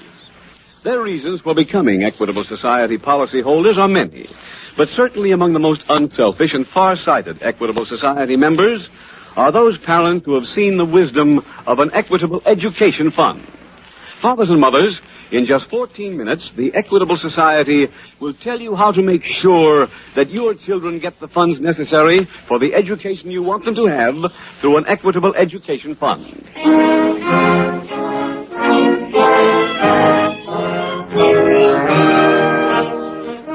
Tonight's FBI file, The Wrong Way Shakedown.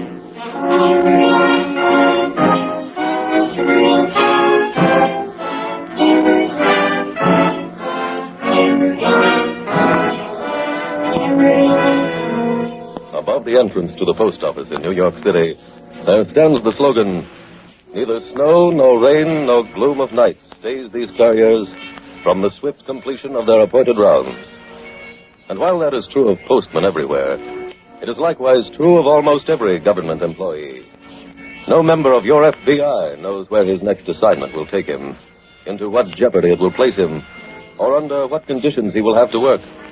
But that does not deter him, for he knows that crime can and does take place anywhere, and amongst all types of people. Sometimes those crimes are long planned and intricately carried out, and sometimes they are committed almost on the spur of the moment. There are more of the latter type, because most criminals are not people of intelligence or character.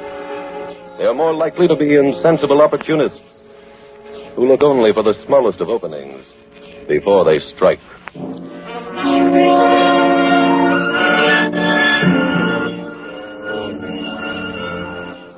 Tonight's file opens on the lawn of an exclusive summer resort. 3 people, an elderly lady and 2 younger men, are just finishing a furious game of croquet.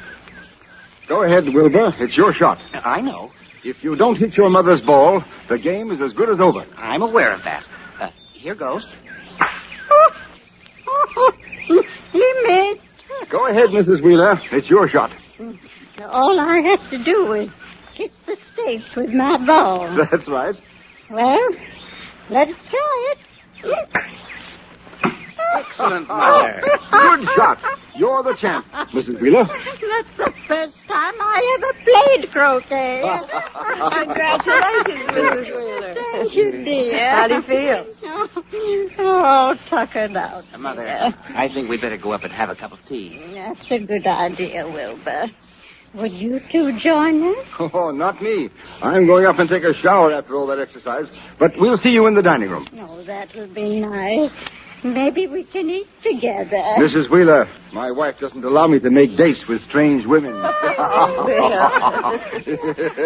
say goodbye for now. We'll see you later. Okay, so long. Bill, you're overdoing it. They're gone. Oh. Well, how'd you make out? I think I hit the jackpot. What did you get on them? Well, I looked in her purse and couldn't get anything. But when Wilbur hung his coat over the chair I was sitting on, I came up with a real interesting letter. What kind of letter? A guy's being blackmailed. That goon? Uh-huh. The letter told the whole story. He stole a diamond ring at the Hotel Central in Madison, Missouri. He's being shaken for $2,500. Well, I always say you never know where your next buck is coming from. What do you mean? Well, if he's being blackmailed, honey, we're getting in the act, too.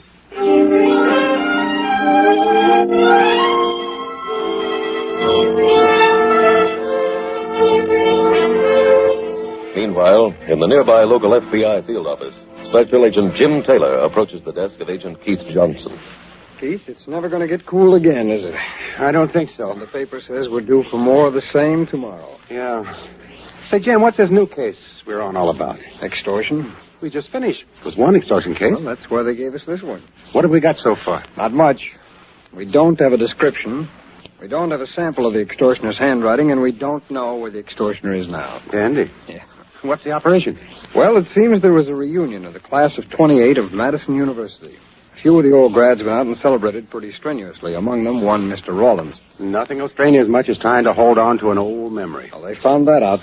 The next morning, the house detective at the hotel knocked on the door of Mr. Rawlins' room. I see. He said that there was a valuable diamond ring missing from the next room, and he also said they had a report that Rawlins had wandered into that room the night before by mistake. What did Rawlins say? Well, he actually didn't remember, and he had such a terrible hangover that he couldn't do any arguing. Those 45-year-olds never learn that they can't drink that way anymore. Yeah. Well, the detective pretended to search the room, and in the pocket of Rawlins' tuxedo, he found the missing ring. Oh? At least he claimed that's where he found it. Then, when he said he might be able to straighten everything out, Rawlins was only too happy to let him try. Uh-huh. Well, after Rawlins got home, he got a threatening letter asking him for $2,500. From the house detective? That's right, and he decided to pay. He was instructed to leave the money behind a statue in the park on 7th Street. Well, how did we happen to find out all about this, Jim? Rawlins ran into one of the men who was out with him that night, a Harry Sheridan.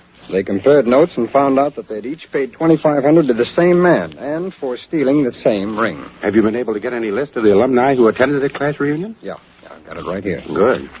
I also checked with the Central Hotel in Madison, Missouri, and as you've probably already guessed, the extortioner wasn't really the house detective. I didn't think so. Let's split this sheet of names in half, Keith, and start making some phone calls.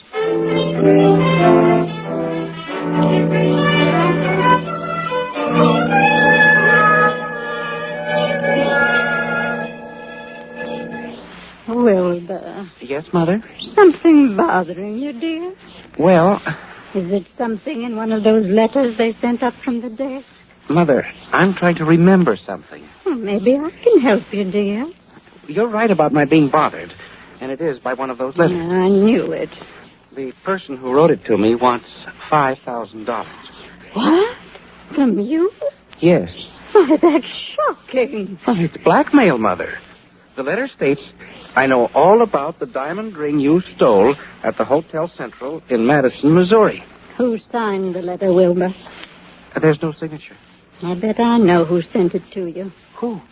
That man we've been playing croquet with, Mr. Brooks. Mr. Brooks? You had the other letter in your coat pocket, and your coat was hanging over a chair when we were playing. But he was with us all the time. Well, his wife was sitting in that chair. She must have taken the letter out and read it. Why, that's terrible, Mother. What do we do about it? Well, I'm afraid the only thing we can do is answer the letter, dear. Sit down, Wilbur. We'll write him a reply.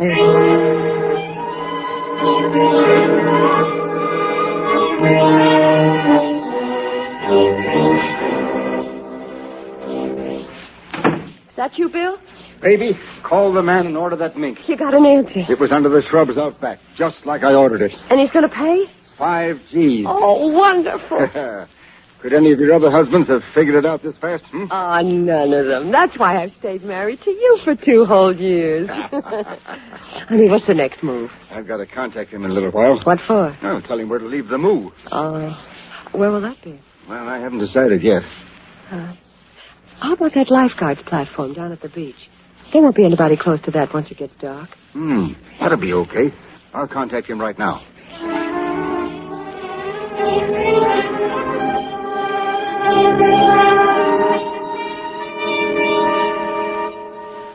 Keith, how'd you make out on your half of the class 28? I haven't gotten anything so far. I just found another victim. The same racket? That's right. A man named Albie Scott. How long ago did he get his letter? A week ago, and he paid off on Tuesday night. Could he give any description of this witness? No.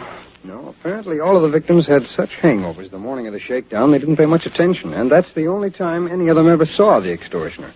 After that first call, he conducted his business by mail and by phone. How about the letter that was written to Scott? Has he still got it? No, he burned it the way the others did. Yeah, I guess it's a little too much to expect any of them would keep that kind of letter on file. I'm afraid so. Well, where do we go from here? Well, I've been thinking about that. I think I may have an angle on this case. We can use one. Rollins and Sheridan, victims 1 and 2, were out partying together while they were at that reunion. Uh-huh. Well, I asked Scott who he'd been out with. He said that he and an old chum spent most of their time together. Hey, I think I see what you mean. And said old chum might be number 4 on their list. That's right. Did Scott have his address? He did, and I called, but they said he'd gone to Crestview Harbor. I called there. They said he was away on a fishing trip, but I think he just didn't want to answer the phone. Why? Well, maybe he's gotten his letter and doesn't want the law stepping in and giving him any publicity. You might be right. I just spoke to the boss about it. He gave us an okay to go out there. If our man is on a fishing trip, he probably won't be gone too long. When do we leave? Well, we catch the plane within an hour.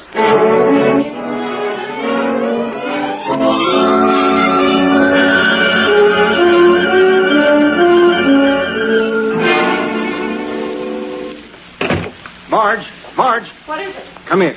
Oh, how'd you do, honey? I'm a hero, that's what I am. Get a load of this green stuff. Here, peek through here. Oh, hey, you didn't open the package down at the beach. I just wanted to make sure they didn't fill this with old newspaper clippings. Oh, honey. Lay it out on the floor. The money? Yeah, I want to run barefoot over it. Who is it? It's me, Mr. Brooks. Wilbur. Oh. Mother's with me. Are you ready for dinner? We had a date, you know. What'll we do? You think they suspect anything? No, how could they? I'll put the money away. You let them in. Okay. Well, good evening. Good evening. Come right in. Go right ahead, Mother. Thank you. Well, where's your wife, Mr. Brooks? Oh, she's in the bedroom. She's dressing for dinner. Oh? Marge, the Wheelers are here. Just a minute. I missed our croquet game today. Well, I had some business to attend to this afternoon. Oh. I'm sorry to keep you waiting. Oh, that's all right. We're really not very hungry. Shall we have a drink first? I think we should discuss something first. What's that? The $5,000 you collected this afternoon. What? My mother is referring to the money that was left for you on the beach. Well, I don't know what you're talking about. There's no point in covering, Bill. Obviously, they know you wrote the letter. We not only know he wrote the letter, we want the money. You mean you're reneging? You want us to expose your son as a thief? My son isn't a thief, Mrs. Brooks. You see, we never paid that money. What? That letter you took out of my coat, Mrs. Brooks, wasn't sent to me. What do you mean? That was a letter Mother had written for me to mail to a contributor we have here in Crestview Harbor. Wait a minute. You mean you were shaking somebody down? That's right, young man. Well, you stupid... But you've been very helpful to us. We were able to send him your letter instead of taking the risk of sending ours. You what? And you also spared us the rather dangerous task of picking up the package of money. Why, you... Now, please, let us have the 5,000. Oh, no. Even when I back up my request with this? She has a gun. I think I should caution you both. She's quite expert with it. Well, thank you, Wilbur. Now, where's the money? Well, answer me. What'd you do with it, Marge? In the bedroom, under the bed. Wilbur, go fetch it, please. Yes, Mother. And look around while you're in there. See if you see anything that might be of sentimental value. I will, Mother. This is a great little idea you had. Oh, lay off. You have a perfect right to criticize him, young lady. He handled this whole affair rather clumsily. Look, you keep out of this. Young man, I'm just saying this for your own good. I hate to criticize, but you really haven't any talent for this business at all. Listen, I have the money, Mother. That's fine. I also found some jewelry that belonged to them. Good boy. My jewelry. Now take those curtain sashes, tie the people up, put them in the closet, and we can have our dinner.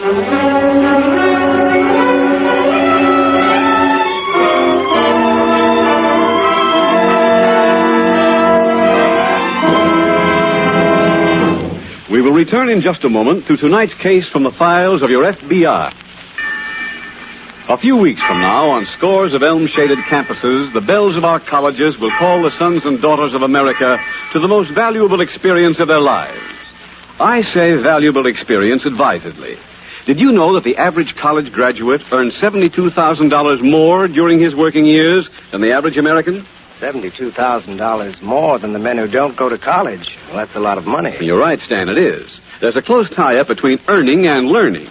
And that's why a father who really has his heart in his children's future doesn't leave their education to chance.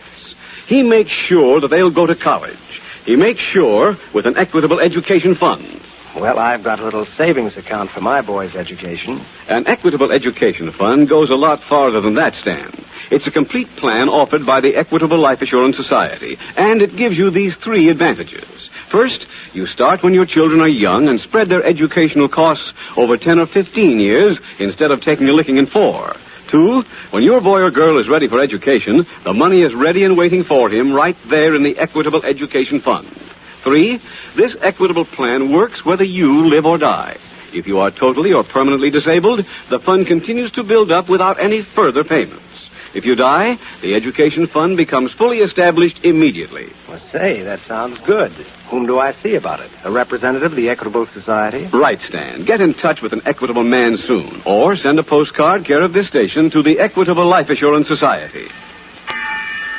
Yes, from the moment you sign for an educational fund with the Equitable Life Assurance Society, you can be sure that when the college bells ring in 1960 or 1965, your boy or girl will hear them and will be ready to answer the call.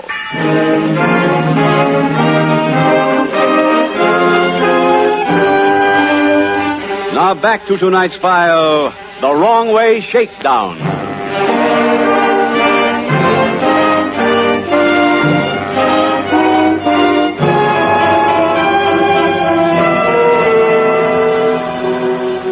There are no available figures on the money that was garnered in the past 12 months from your fellow Americans by those vicious criminals who practice blackmail. That statement will always be true. because the statistics are impossible to gather without the cooperation of those who have been victimized. By the very nature of the crime, though, if the extortion victims were willing to report their payments to the police, they would have gone to the police in the first place. In tonight's case from the files of your FBI, one criminal attempted extortion from another, but that does not mean that you, as a law-abiding citizen, may not be the next victim. If that should happen to you, there is only one thing for you to do. Go to your telephone, call the operator, tell her, please get me the police.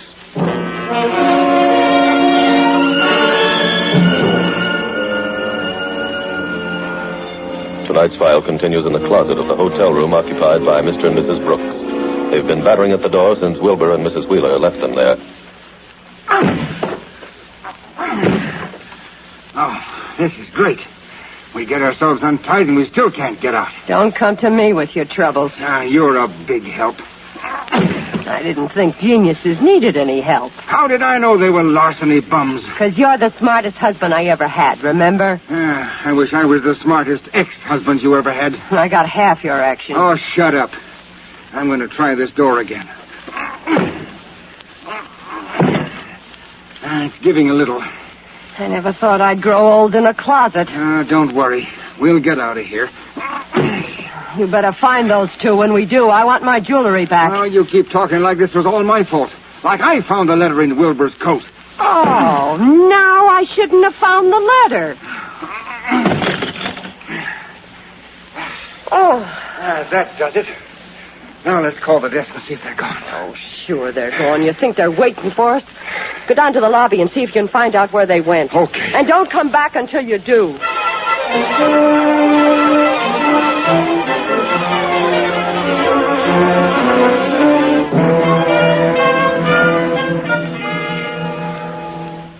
Keith, our guess was right. You mean you found the fourth victim? Uh-huh. His name is John Mason. He was at home when I got there, and he said he refused our call because he didn't want the publicity. Oh, then he's gotten a letter, too. Not only gotten a letter, but paid, and they tapped him for $5,000 instead of the usual $2,500. Well, I guess they thought he could stand it a little better. He wants us to drop the case, forget all about it. Oh, sure, and let whoever did it go right on blackmailing somebody else. Hey, we got one break with Mason, though. At least he still had the letter. Did he give it to you? Mm-hmm. Here it is.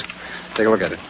Hey, that's a pretty distinctive handwriting. Yeah, that's why I think it might be a break. If this person never wrote anything else we have on file, the lab ought to be able to find it pretty quickly. You want me to send it through? Yeah, will you, Keith? Sure. Before you do, have a photostat made so we can use it around here. Use it for what, Jim? Well, I thought we'd check the hotel registers here in Crestview Harbor, see if anybody's handwriting checks for that. Good idea. I'll have the photostat back as soon as I can. Okay. Meanwhile, I'm going to check the hotels.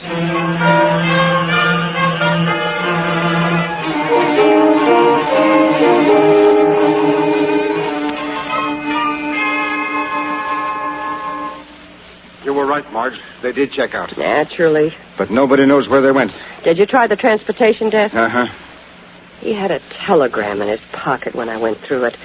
I'm trying to remember where it was from. What kind of a telegram? It was from a hotel confirming a reservation. Well, think of it, girl. Think of it. I've been trying. Look, maybe this will help you. Was the hotel in Chicago? No. New York? No. San Francisco? I've got it. It was San Francisco? No, but it was the San Carlos Hotel. What city? That I don't know. Oh. Wait a minute. There's a book downstairs with the names of every hotel in the country. I'm going to get it, and we'll just call every San Carlos hotel we find until we come to the right one.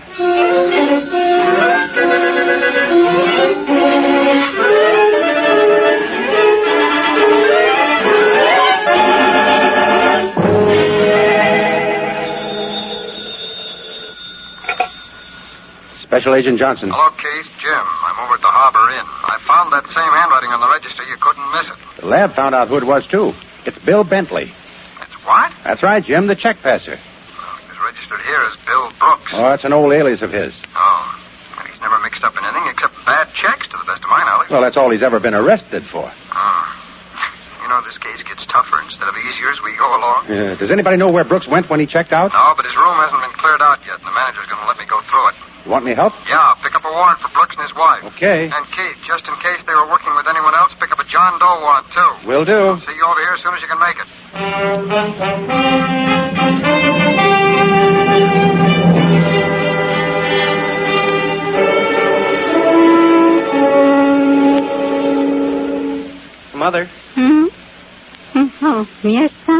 I'm sorry.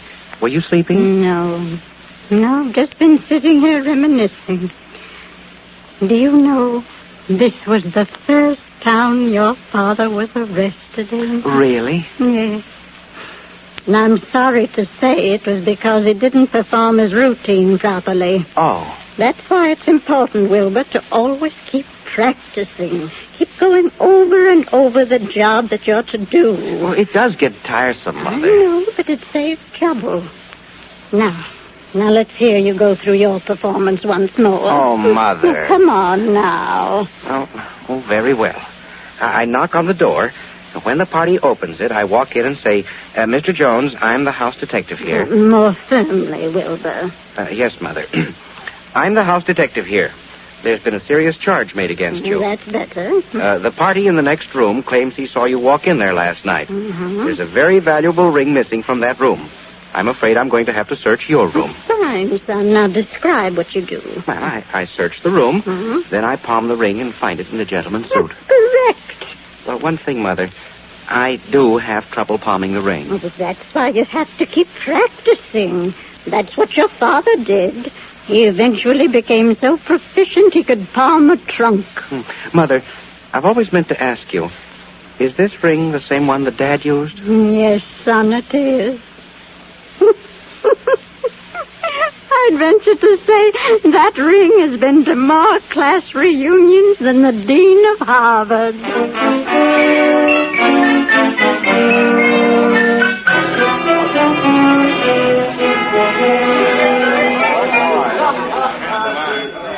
I got those warrants, Jim. Oh, good. Find anything up in Brooks' room? No, but I did find out there's a Wilbur and Mrs. Wheeler mixed up in this somewhere. Where do they fit in? I don't know that yet. But when I didn't find anything in Brooks' room, I found out that Brooks had been looking frantically for either of the Wheelers. Were they staying here, too? Yeah, they checked out a little while before the Brooks did. I went up to Mrs. Wheeler's room, and in the wastebasket, I found the paper that Mr. Mason had used to wrap the extortion money in. Well, that sure ties them in, Jim. Yeah. And now I wish we could find out how. No lead on where the Wheelers went either, is there? No, neither couple left any forwarding address.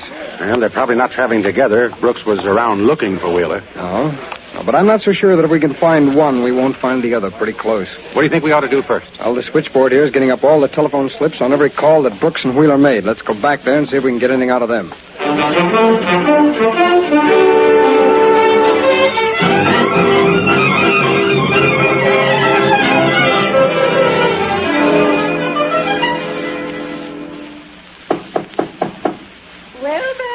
Yes, Mother. Someone at the door, dear.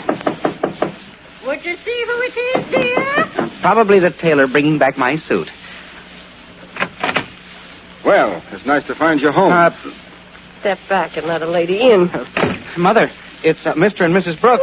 Well, imagine that. Well, you know what we came for. And this time I've got the gun. Oh, so I see. Come on. Just lay that money you took in my damp little fist. And don't forget my jewelry. Oh, but we haven't got it. No, ain't that a shame? But it's true. Well, what happened? Did a big bad man come and take your money away? No. We deposited it in a bank. We always keep our money there. Oh, you do? Why, certainly. You've got to be very careful these days. There's so many dishonest people around. Tell whoever that is to go away. But it's the tailor with my suit. Okay. Open the door a little bit and take the suit. But if you make any crack about what's going on, I'll shoot your mother so fast you'll never hear her hit the floor. I won't say anything. You won't have to hear us say anything. Drop that gun, Mrs. Brooks. What? Drop it! Who are you? A special agent of the FBI. I've been a long trip to get all four of you. Oh, you don't want us, officer. It's them. Oh, no, Mrs. Wheeler. We want you and your son, too. Now, come on. All of you.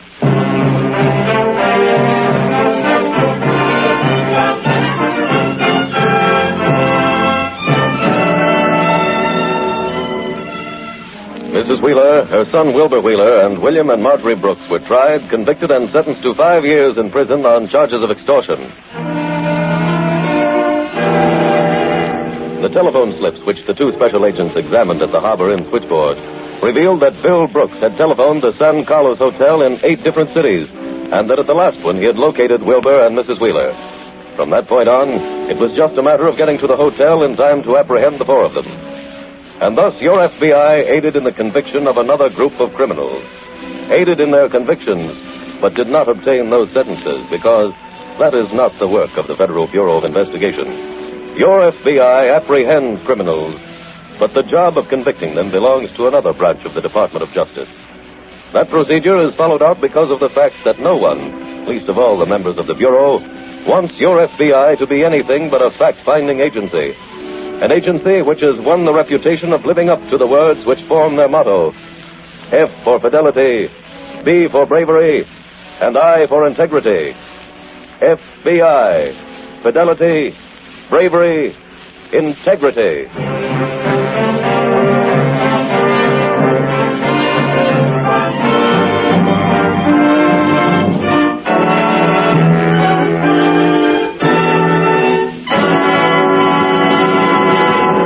In just a moment, we will tell you about next week's case from the files of your FBI. Now, one final question on the Equitable Education Fund. Mr. Keating, my boy has just celebrated his first birthday. Is that too young to start one of those plans for him? On the contrary, the sooner you start, the lower the yearly cost will be. Well, why is that? Because you have more years over which to spread the total amount required to send your boy to college. So why not get in touch with your Equitable Society representative?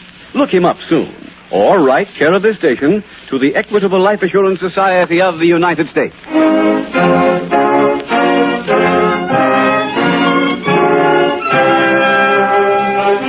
Next week, we will dramatize another case from the files of the Federal Bureau of Investigation.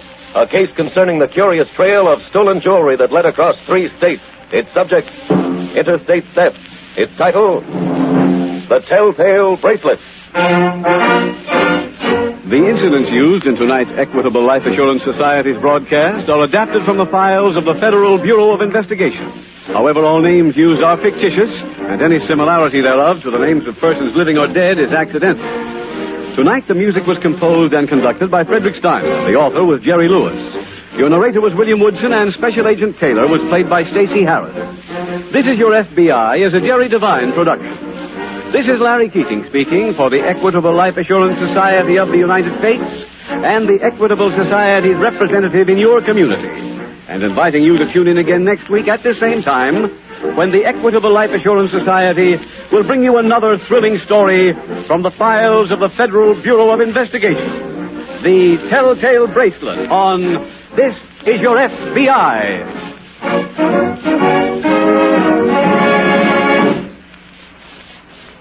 This program was transcribed. This is ABC, the American Broadcasting Company. This program is transcribed. The Equitable Life Assurance Society presents This Is Your FBI.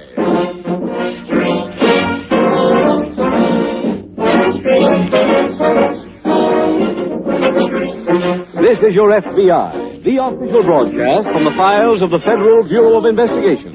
Presented as a public service by the Equitable Life Assurance Society of the United States and the Equitable Society's representative in your community.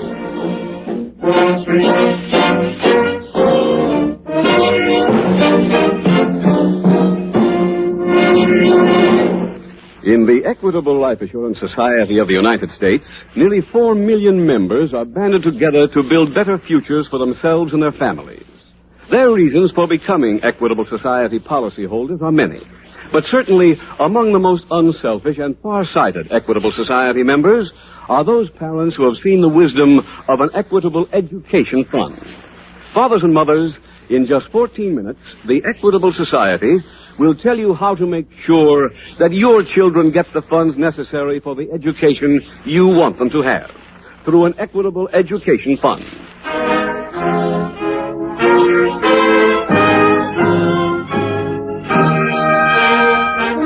Tonight's FBI file, The Tell-Tale Bracelet.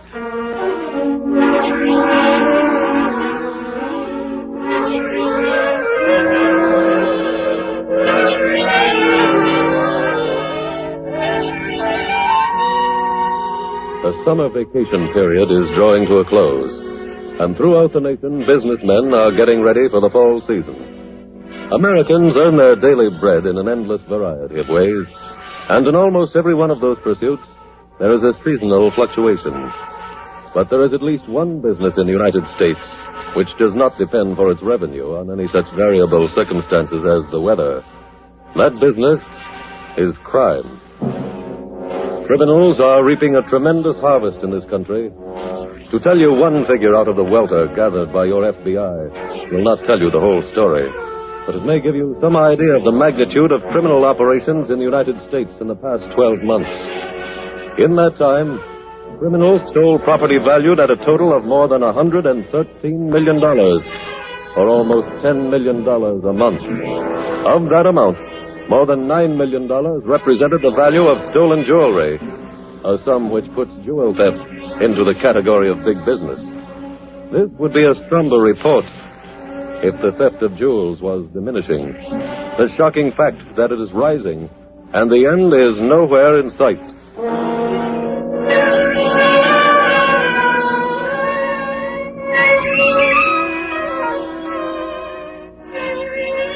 Tonight's file opens in a small neighborhood theater in a Connecticut city. It is early afternoon. In the shabby dressing room of this playhouse, Jay and Ruth Brooks, a comedy team, are making up for the first of their daily performances. Ruth? Al? Did I tell you what I told the manager about this dressing room? No. I walked right up to him and I said, Piermont, who's got top billing on this bill? He says, you and your wife have. So I said, well, I'm glad you recognize that by having our dressing room fixed. And he says, what do you mean fixed? I says, you put a fresh coat of dirt on the walls. Well, come on, kid, laugh it up. What's the matter? That joke is too true. This is such a crumby place. Oh, Ruthie, we needed a day to break in the new routines. Besides, we're getting top billing, ain't we? That all helps for what I got in mind. Oh, what's that? That story I showed you in Variety about television.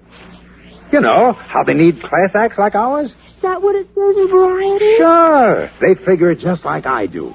They figure that television has got to have a Jay. name and a... What? Listen.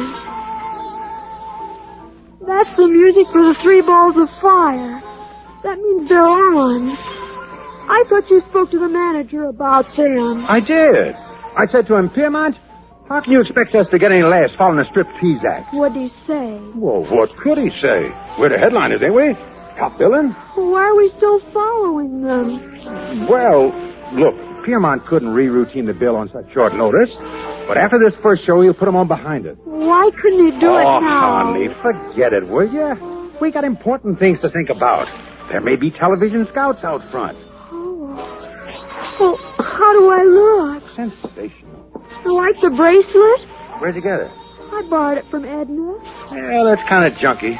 But leave it on. Come on. Let's get out on stage. You think there'll really be television scouts out there? Sure. Oh, I hope I remember the new routine. Well, what if you don't? Remember me? Ad-lib Sam. Oh, but I'm not as good as... Stop worrying. Come on, let's go down now and murder the people.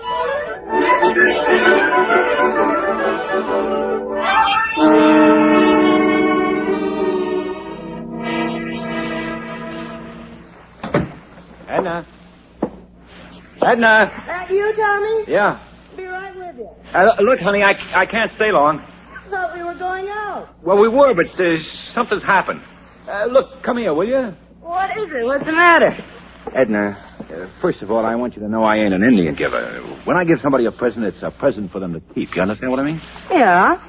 But something's come up on that last stuff I gave you. Oh, you mean the bracelet? Yeah, and the 2 rings. Well? Well, to tell you the truth, Edna, that stuff didn't belong to me. I borrowed it. You borrowed junk like that? It ain't junk. The bracelet and those 2 rings happen to be worth about 12 G's. Are you kidding? No. Who'd you borrow it from? Eddie Marshall. The racket guy? Yeah. Oh, why'd he lend it to you? Well, he didn't actually lend it. He gave it to me to hold for him when he got picked up by the cops. Huh? So you play the big guy and give it to me? Well, Edna, at the time I figured you could keep it. Why? Well, Marshall figured to be convicted and get 10 years. Somehow he beat the rap. Now he's loose, and I got word he wants to see me. So be a good kid and let me have it back, huh? I haven't got it. What? It's not here. Well, where is it? I loaned it to a friend of mine. Oh. Ruth Brooks. The little vaudeville dame? Yeah. Well, go and get it right back. I can't. Why not? Jack went out of town. Where? I don't know. Oh, fine. Look, and this marshal's a real bad guy. Well, why didn't you think of that when you gave me the present? Oh, stop, will you? We gotta find this Brooks dame and find her fast. I have to get that stuff back tonight.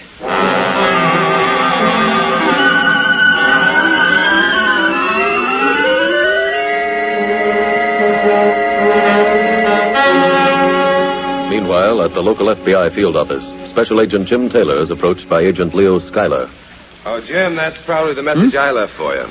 Oh, hi, Leo. I just missed you when you went out for lunch. I went out a little early, Leo. I wanted to stop by police headquarters. On the Madison case? No, the supervisor got a call this morning from one of the detectives down at headquarters about some stolen jewelry. Well, that's the case I've been assigned to work on with you. Oh, good. Can you fill me in on the background? Well, I don't know too much about it myself yet, but I'll give you everything we've got. Okay. A woman named Mrs. Jenkins in Philadelphia had some jewelry stolen a couple of months ago. Uh-huh. She used to live in New York, and she still reads the New York papers pretty regularly. One of the papers had a picture of a society girl and a boyfriend dancing at one of the local nightclubs. Yes? Well, behind them in the picture is another couple. The girl's back is to the camera, so we don't know who she is. But on her wrist is a bracelet that was stolen from Mrs. Jenkins. How does she know it's hers, Jim? Because it was designed exclusively for her, and it's supposed to be the only one of its kind. I see. The face of the man, the one who's dancing with the girl, is very distinguishable. Well, maybe somebody around the nightclub knows who he is. Well, I called the nightclub press agent. He came into the office. He's there every night, and he said he'd never seen the man before. Well, maybe one of the waiters knows him. Yeah, it's possible. I'm having a couple of the prints of the picture blown up. Will you take one of them over to the club, Leo? Check with the waiters and the captains? Sure. I'll stay here and go over the files. I want to see if they can tell us the identity of the man in the picture.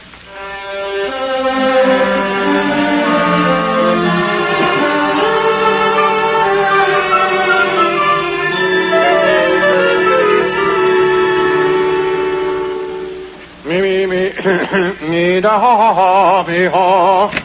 Who's there? Me? Who else? Oh, I thought maybe it was Piermont, the manager. Figured he might be coming back to apologize. For what? Oh, for the run-in I had with him. Where you been all this time? There was a phone call for me out in the box office. You knew that's where I went. Oh, yeah. Who was it? It was Edna Gilmer. She was calling long distance from New York. Well, what did she want? It was about that bracelet and those rings she loaned me. She wants them back. She's sending her boyfriend Tommy up here for them tonight. Well, why all the hurry? She said her boyfriend Tommy was mad at her because she wasn't wearing the stuff. Why don't he stop trying to be Humphrey Bogart? Jay, why'd you have a run-in with Mr. Piermont? Oh, it was about making us follow them 3 balls of fire. Wouldn't he change us? Not at first. What do you mean? Well, he tried to wiggle out of it. He had some phony excuse about us not getting enough laughs the first show. We didn't get many. Well, that's because there wasn't many customers. That's what I told the guy. I said, you get us some customers, we'll get you the laughs. You notice how the musicians went for us, don't you? They were screaming. There were only 3 of them. Well, who cares how many? Those Petrilla guys are help. Oh, brother, and they're plenty hip, too. They love this smart material. Look, how many times do I have to tell you, honey, this is a class act. We're building it for television, not the yokels in this town. Now, come on, hurry up and change. We're on in 10 minutes.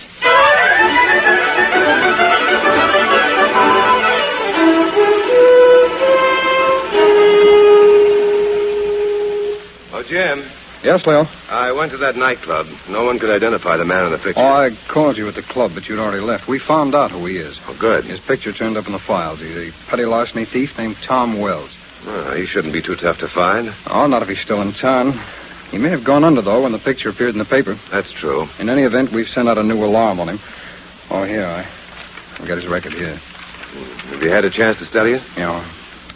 And I can't see how he could have been mixed up in the jewel robbery. Well, you said he was a thief, didn't you? Yes, but he's never been arrested for stealing jewelry. I think this Jenkins job is a little out of his league. Why? Well, 3 of his arrests have been for booking policy numbers. And all the rest here are for peddling punch boards to high school kids. But there's no denying that the bracelet in this picture is the one that was stolen from Mrs. Jenkins. No, it's true enough. The jeweler who made the bracelet for Mrs. Jenkins positively identified it. Jim, I assume the police have already checked on the address Wells gave them when he was last arrested. Yeah, they have. It's a rooming house, and Wells did not return there after he served his time.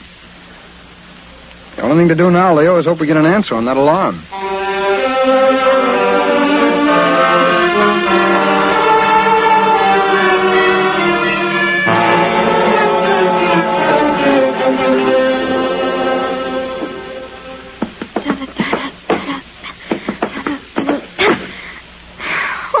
Jay. Why? I just can't seem to get this break right. Well, you better not fool around with it anymore now, honey. We're on in a few minutes. On again so soon? Uh-huh.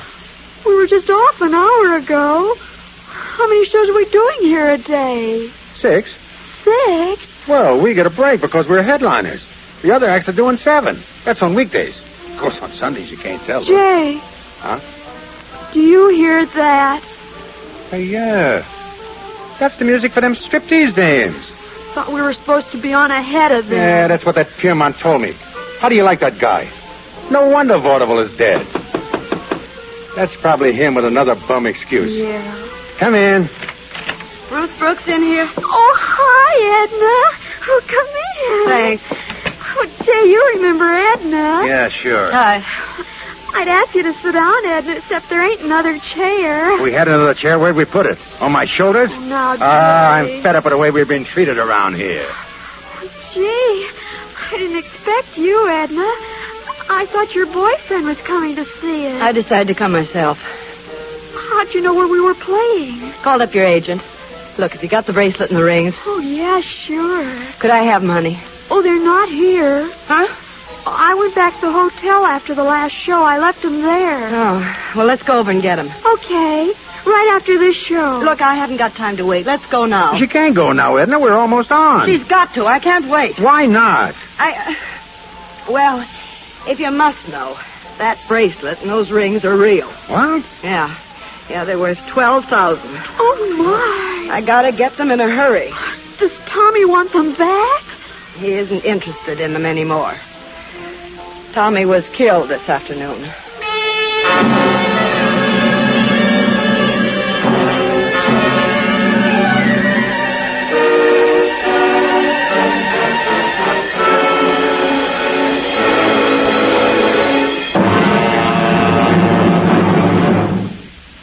We will return in just a moment to tonight's case from the files of your FBI.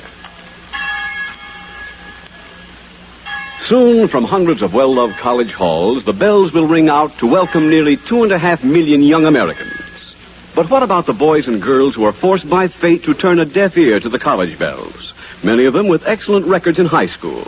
Youngsters well qualified for college, but who, for one reason or another, won't get the chance. Believe me, Mr. Keating, they're never going to say that of my boy. I've made certain that he'll have the money to go, regardless of what happens to me.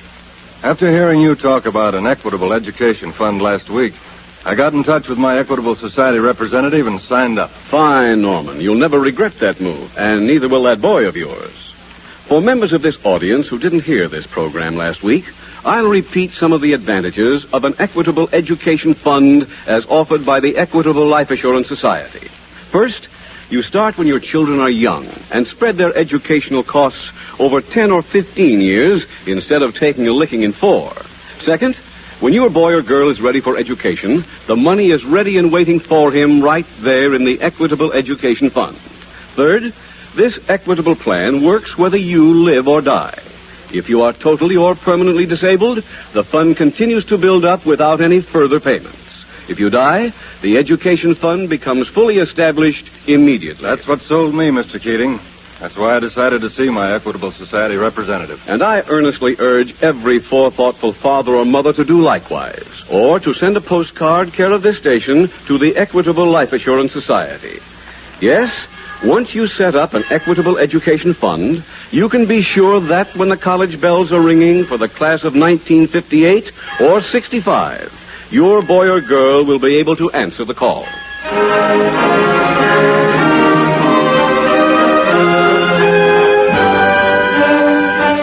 And now back to tonight's file, the Tell-Tale Bracelet.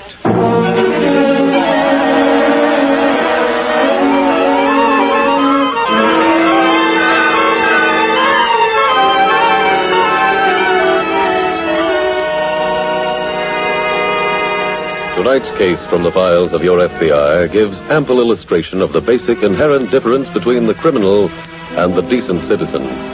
The decent citizen, upon finding himself in possession of something that does not rightfully belong to him, makes every attempt to see that the property is returned to its owner. The criminal, on the other hand, has no such impulse. The decent citizen is one who recognizes the temptation of easy gain for what it is and has the strength to resist. The criminal likewise recognizes the temptation and succumbs, because the emotion which rules his every move is greed. To the criminal, getting something for nothing is the only important thing, for it is the keystone upon which his entire world is built. What his consuming greed and his overpowering egomania prevent the criminal from knowing is that getting something for nothing is an impossibility, and that you always pay for what you get. Another thing the criminal never learns until too late is that the price to him is always high, often his very life.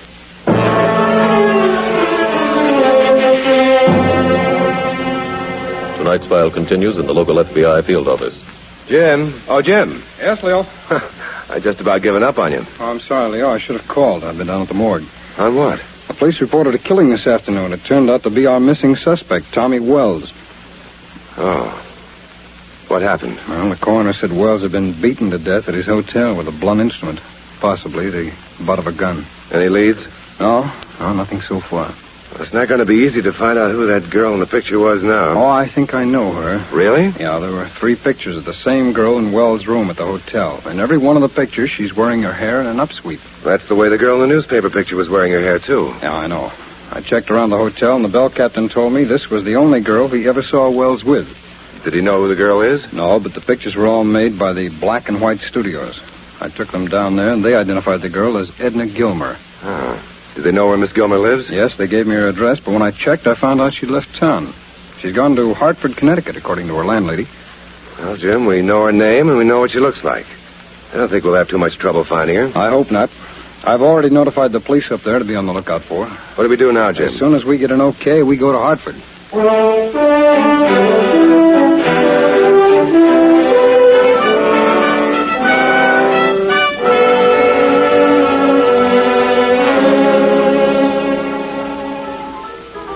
Edna, did I hear you right?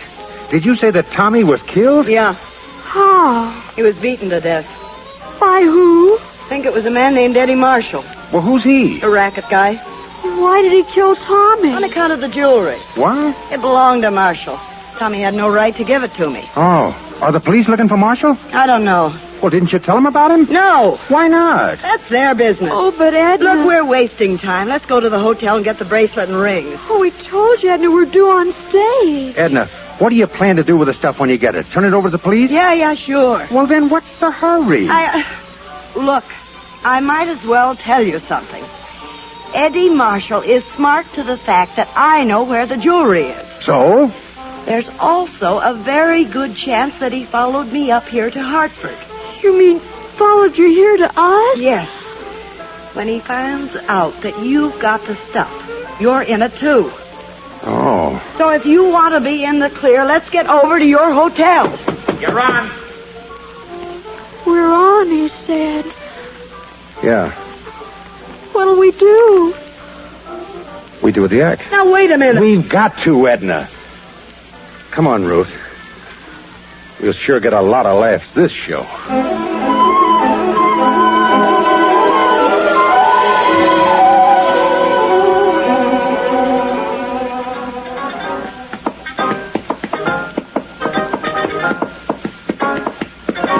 Stop the music. What's the matter now? A very funny thing happened to me tonight while I was on my way to the theater. It did? What's that? Ran into an old friend of mine. He said to me, Jay, I have never been so happy in my life. My wife's an angel. And what did you say to him? I said, you're lucky. Mine's still alive. Stop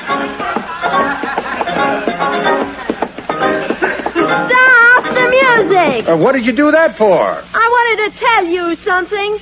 I got a letter from my mother. She said there's only one way to make sure of having your husband home on Sunday. How? Shoot him Saturday night.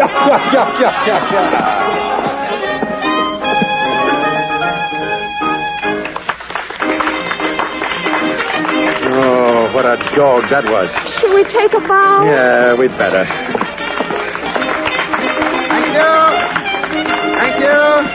Thank you. Oh, brother, I'm glad that one's over. What do we do now, Jay? About what? That gangster. Oh, honey, don't worry about him. But Edna said he probably followed her here. Oh, she's just guessing about him. Come on, let's go to the dressing room. She might be guessing right, Jay. Look, tell you what we'll do. We go back to the hotel, get the jewelry, then take Edna down to the police station and explain the whole thing. Suppose Edna's gone. Then we'll take the jewelry down to the police ourselves. Go ahead, honey. Okay. Well, Edna, I got the whole thing figured out. We go to the hotel, get the jewelry, then we go to the police station. You ain't going no place. Edna, who's he? That's Eddie Marshall.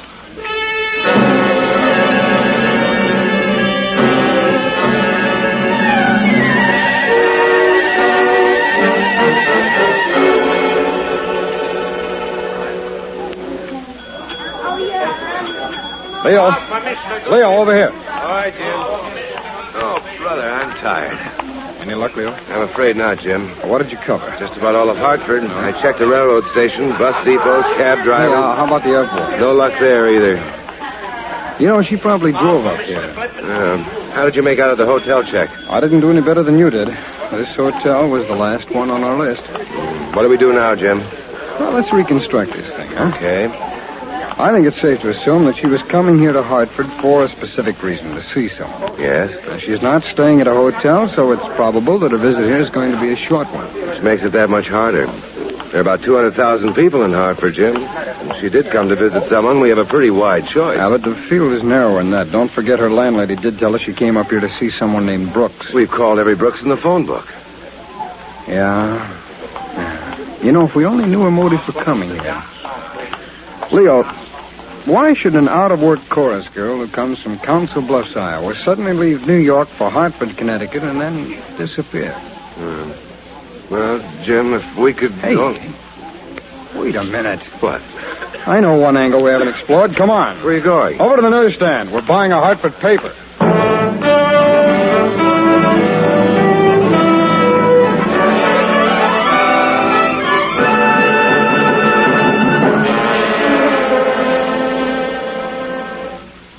Well, so this is Mr. Marshall. That's right. Well, pleased to make your acquaintance, Mr. Marshall. You ever have any relatives in vaudeville? Used to be an act called... I ain't interested. Look, Mr. Marshall, this dressing room's kind of small, and we gotta change, I just want one thing. What's that? Jewelry. A bracelet and 2 rings. Well, we don't know what you're talking about, Mr. Marshall. He knows you got him. Oh. Where are they? They're over at the hotel. All right, let's go over there. Oh, we can't go like this. Why not? With this zoot coat and these funny shoes? Gee, I don't want people laughing at me. Nobody will laugh at you, brother. I know, I just seen you act. What do you mean by that? Look, I got a gun here. I don't care what you got. Were you panning the act? Mac, I'm warning you. Jay, do as he says. Honey, he's knocking the act. He's going to use the gun, Jay. No, he isn't. Let it fall, Marshal. Go on. Drop it, I said. Well, who are you? We're special agents of the FBI. We were looking for Miss Gilmer here. Her landlady told us that she'd come to Hartford to see a Mrs. Brooks. You were difficult to locate until we figured that because she's in show business, she might be visiting somebody in a theater here. So we bought the local paper and looked at the amusement page to see what was playing. And you saw our name. That's right, in the ad for this theater. You see, Ruth? That's what I've been telling you. That's how important top billing is.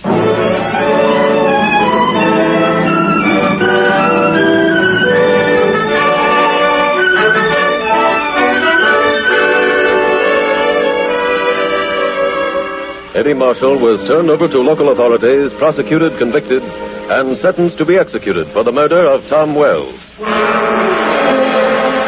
And thus your FBI closed another case, and thereby solved 2 crimes, the Philadelphia jewel theft and the murder of Tom Wells.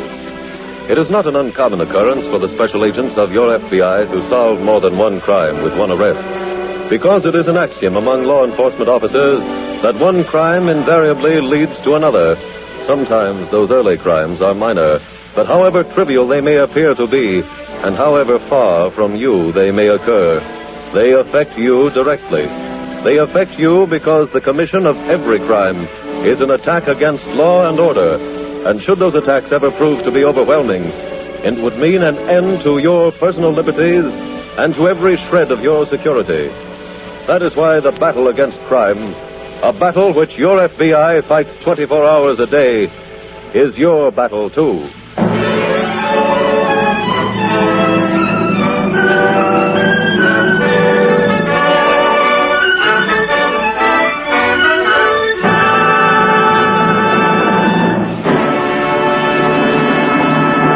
In just a moment, we will tell you about next week's exciting case from the files of your FBI. Now I have just 25 seconds to answer one last question on the Equitable Education Fund. Mr. Keating, suppose I start one of those funds for my daughter. Then, when she gets to be 18, she gets married instead of going to college. What happens then? Well, that's strictly up to you. The money is yours. You can use it to pay for your daughter's trousseau and wedding, or for any purpose you see fit. So, no matter what happens, it's a good idea to see your Equitable Society representative soon. Or send a postcard care of this station to the Equitable Life Assurance Society of the United States.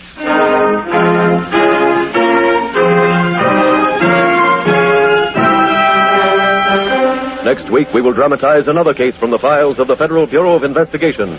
The exciting account of a relentless search for an international killer. Its subject, impersonation. Its title, The Great Deception. The incidents used in tonight's Equitable Life Assurance Society's broadcast are adapted from the files of the Federal Bureau of Investigation. However, all names used are fictitious, and any similarity thereof to the names of persons living or dead is accidental. Tonight, the music was composed and conducted by Frederick Steiner. The author was Jerry Lewis. Your narrator was William Woodson, and Special Agent Taylor was played by Stacey Harris. This Is Your FBI is a Jerry Devine production. This is Larry Keating speaking for the Equitable Life Assurance Society of the United States and the Equitable Society's representative in your community, and inviting you to tune in again next week at this same time when the Equitable Life Assurance Society will bring you another thrilling story from the files of the Federal Bureau of Investigation. The Great Deception on This Is Your FBI. This is ABC, the American Broadcasting Company. The Equitable Life Assurance Society presents This Is Your FBI.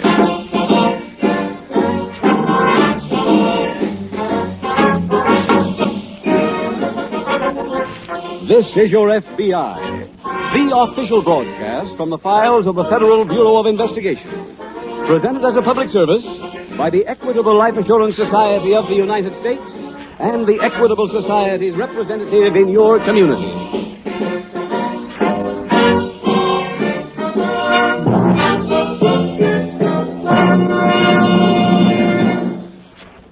In the Equitable Life Assurance Society of the United States, nearly 4 million members are banded together to build better futures for themselves and their families. Their reasons for becoming Equitable Society policyholders are many, but certainly among the most unselfish and far-sighted Equitable Society members are those parents who have seen the wisdom of an Equitable Education Fund. Fathers and mothers, in just 14 minutes, the Equitable Society will tell you how to make sure that your children get the funds necessary for the education you want them to have through an Equitable Education Fund.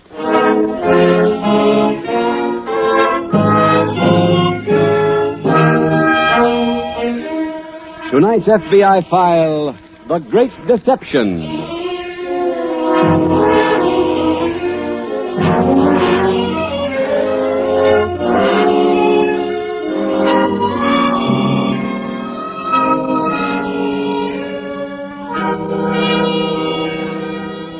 That there is an unprecedented crime wave engulfing the nation at the present time is an indisputable fact. The reasons for that crime wave are many and varied, and the ripples of that wave touch your daily life wherever you live or wherever you work. Some years ago, when we were fighting a war for our survival, we seemed to understand that if there existed anywhere in the world any brand of tyranny, if in one isolated spot the freedom of human beings was threatened, then ours too was likewise threatened. That was an accepted fact, because the truth of it was proven. It is an equally solid fact that any crime anywhere in the world affects you. It affects not only your daily life, but it also affects the nation. For it is written in stone on the facade of the building which houses the Federal Bureau of Investigation in Washington, D.C., that no free government can survive that is not based on the supremacy of the law. And if the day should ever come when crimes can be committed with impunity, then the freedom of the nation, your freedom, will be gone forever.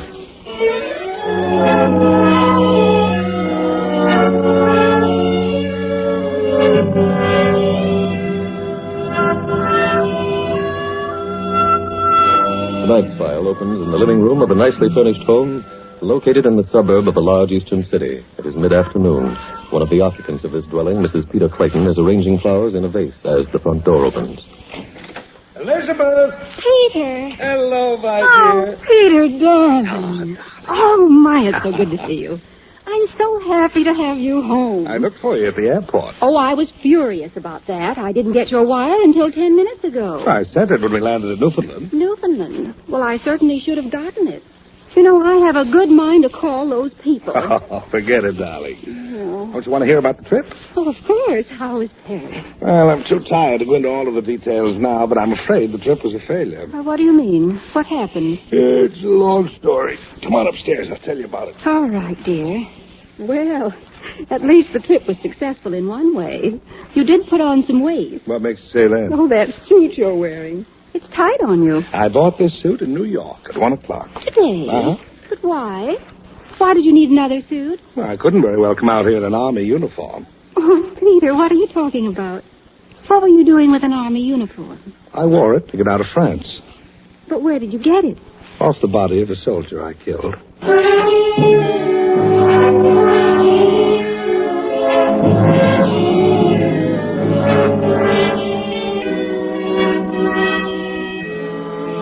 Meanwhile, at the local FBI field office, Special Agent Jim Taylor approaches the desk of Agent Bob Hudson.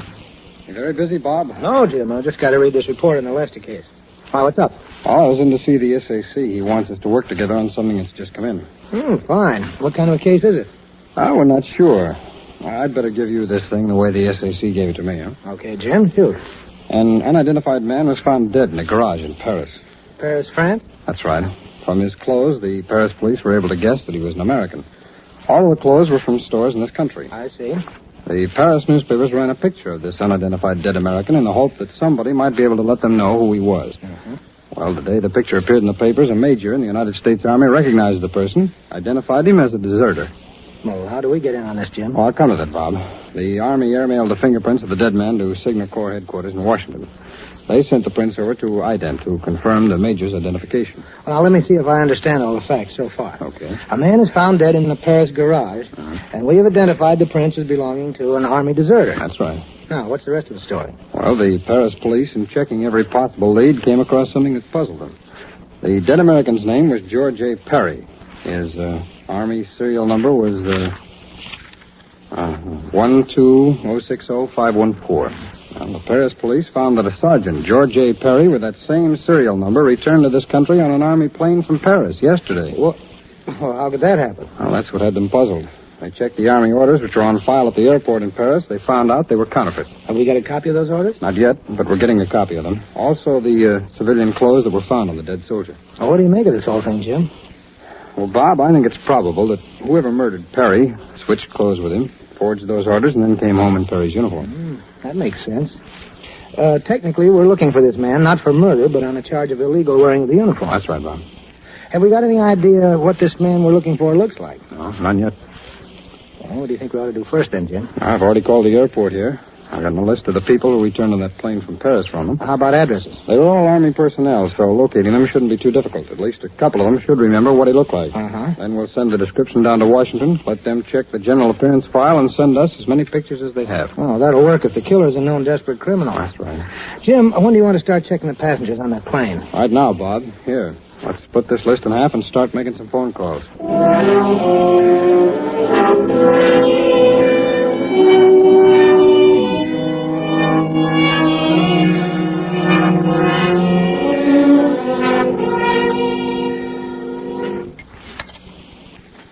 More coffee, Peter?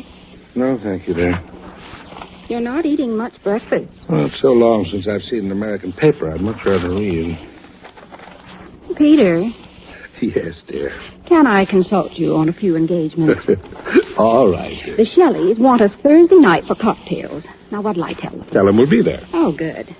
Now, the Flippins want us for dinner on Saturday. Well, I'm not too sure about that. I may be tied up Saturday. On the Paris business? No, darling. That book is closed. Oh, I hope that's true. What do you mean? I hope you're in the clear. Elizabeth, I've told you a dozen times. No one can possibly connect me with the killing. But you were that sergeant's partner, weren't you? Well, a very silent partner. But, Peter, when they investigate his death, they're bound to find out about his black market operations. Well, it still won't lead to me. Yes, but, Peter, you Look, said... I will have some more coffee now, dear. And it's for dinner at the Flippins. Tell them we accept.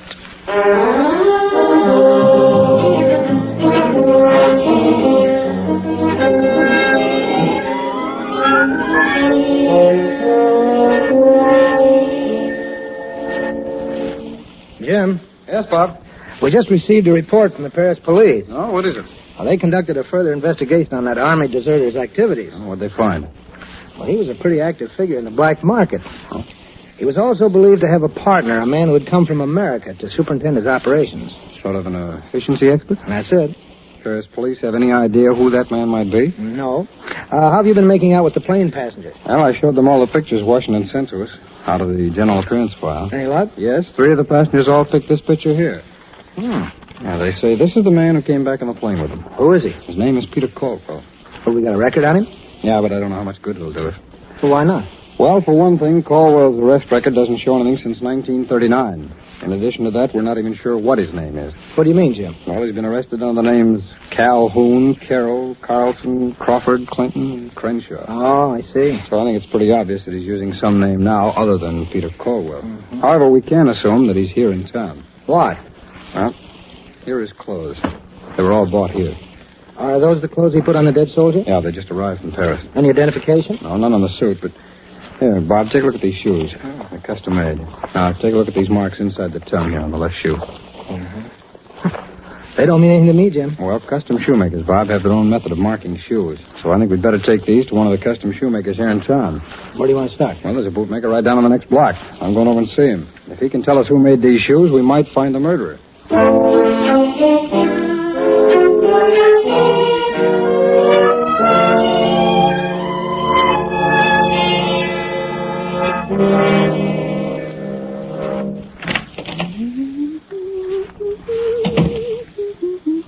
Elizabeth.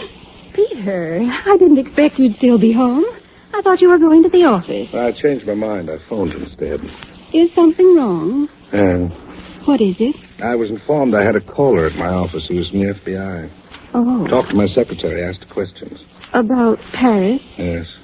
And they must suspect. That's right. And you were so sure they didn't know. Yes. What are you going to do, Peter? I'm just trying to think that out. It's a little difficult. Somehow you never realize a thing like this could happen to you. Have you spoken to your lawyer? Hardly. Well, why not? He would certainly Elizabeth, my lawyer knows me as a legitimate businessman. I don't think he'd be much help on a murder charge. Well, then who can you turn to? No one. Oh, but, darling, that means everything we've built up for 9 years. Our friends, our home, our respectability. They're all gone. That's right, dear. Oh, I'm afraid there's only one solution. Peter, what do you mean? You know what I mean. There's only one way out. I'm going to take it.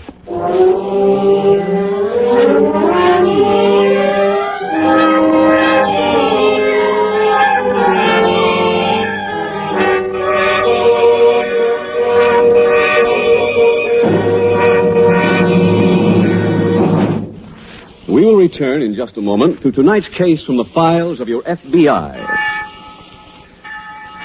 Very soon now, millions of eager young Americans will answer the summons of the college bells, ringing in a new academic year. Years that most men consider the happiest of their lives. But college years are not only happy years, they're profitable ones too. It's a fact that higher education means higher income.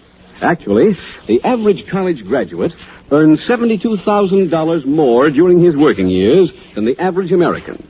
Think that over, Bob. Well, naturally, I want my boy to get a college education, Mr. Keating. But it seems kind of early to start worrying about it now. He's just halfway through grammar school. That's where you're wrong, Bob. The sooner you begin planning your boy's college education, the better chance he'll have of getting it. So, the sooner you get the facts about an equitable education fund, the better.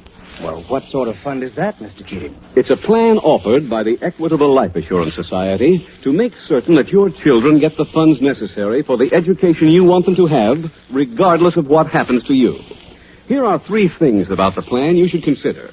First, you start when your children are young and spread their educational costs over 10 or 15 years instead of taking a licking in 4. Second, when your boy or girl is ready for education, the money is ready and waiting for him right there in the Equitable Education Fund. Third, this equitable plan works whether you live or die.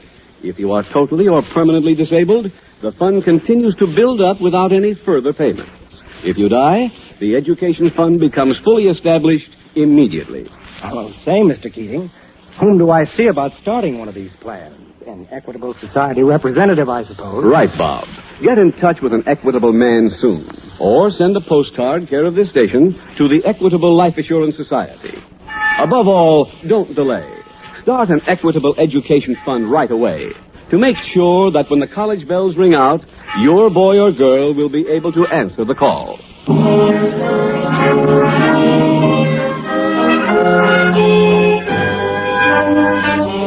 And now back to the FBI file, The Great Deception.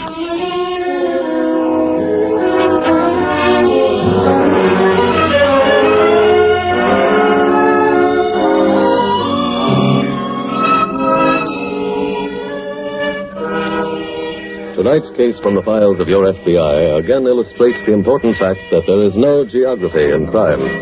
A criminal operates when and where he finds the proper accumulation of evil. That may be on the other side of the world, or it may be across the street from where you listen to this program. That is one of the reasons why the Federal Bureau of Investigation cooperates in bringing you this series of programs, so that you, the law-abiding citizen, may know that crime can come anywhere at any time. Your FBI does not want you to be constantly suspicious of everyone or anything, but it does want you to be alert. In the words of Director J. Edgar Hoover, wherever law and order break down, there you will find public indifference. And wherever law and order break down, there you will also find the FBI. But public indifference can do more to aid the criminal than your FBI can do to harm him.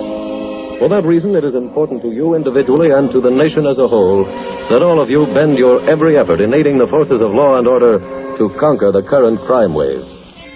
Without you, that crime wave cannot be conquered.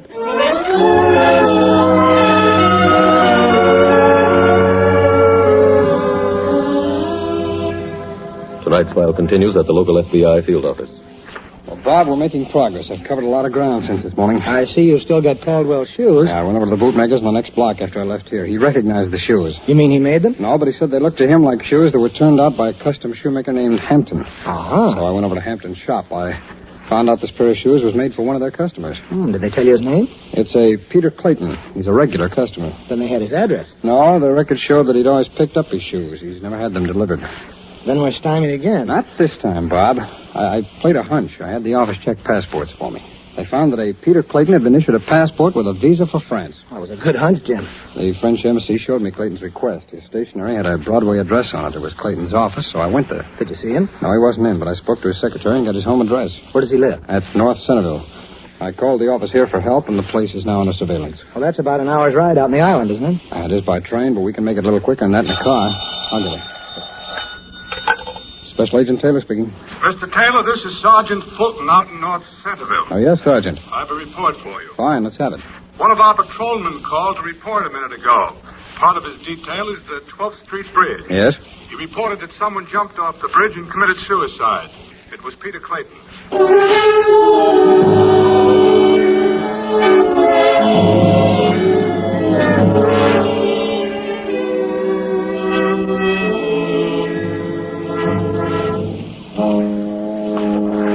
Right over here, Mr. Taylor. This is where the man jumped. How do you know that, officer? Well, this is where I found his clothes in the suicide note. No, I see. You didn't see him go off the bridge, did you? No, I didn't. Did you just stumble onto his effects? Oh, no. I was told to come here by headquarters. Oh? They received a phone call from a man who said he happened to be passing by and saw someone jump in the river. Tell me, do you know where this man called from? Yeah, a place at the end of the bridge. Joe's Diner. It's open all night. I see. What did you do with Clayton's effects? I brought them to his wife, and she said the clothes belonged to him. What was her reaction? She read the note and collapsed.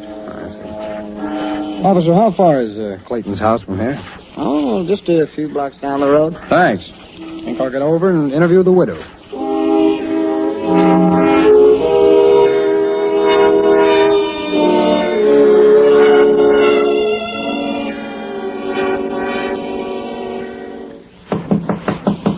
Just a minute.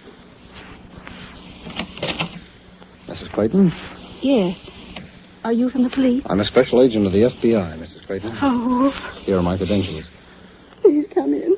Thank you. I'm awfully sorry to have to bother you, but it sounds like Have they found anything yet? No, ma'am. Mrs. Clayton, I'd like to ask you to do me a favor. Yes, surely. What is it you want? Do you still have the note that the police brought you? The note Peter wrote. Yes, ma'am. It's there, on the table. May I have it, please? Will you return it? Yes, surely. Mr. Taylor? Yes? The things the police told me about my husband, are they true? I'm afraid so, yes. I just can't conceive it. As far as I knew, well, he was just in a regular business. I understand. Well, I think I'll be going now. Thank you, Mrs. Clayton, for your courtesy.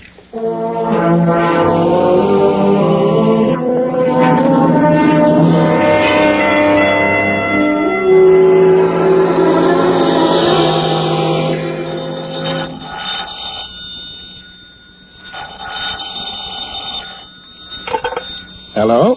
Hello, Peter. Elizabeth, where are you calling from? I'm in a phone booth in a drugstore. How's it working? Better than you even thought it would. Fine. The man from the FBI was at the house. Well, what did he want? He wanted to get the suicide note you left on the bridge. Did he give any special reason? No. You let him have it? Yes, Did he sound convinced about my death? completely.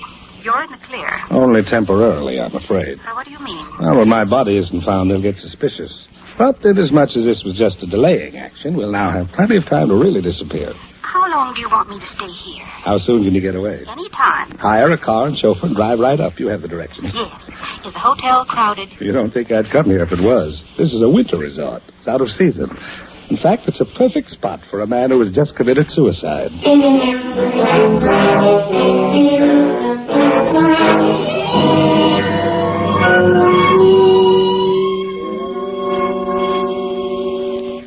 Jim, have you finished your report on the Clayton case yet? No, Bob. I've been busy most of the day. You been assigned to a new case yet? No, not yet. Jim, will you go along with me on something? What is it? Will you hold back the Clayton report for a little while? You're a little suspicious of that one, too. Yes. I went over Clayton's record last night. He just doesn't seem to be the kind of a man who commits suicide. That's the same conclusion I've come to. Well, then I guess I won't look too foolish when I tell you that I spent most of the day at the morgue. There's been no trace of Clayton's body. Makes our theory look even better. Uh-huh. I spent most of my time today at the lab. I had the handwriting experts check the suicide note and the signature on those forged army orders.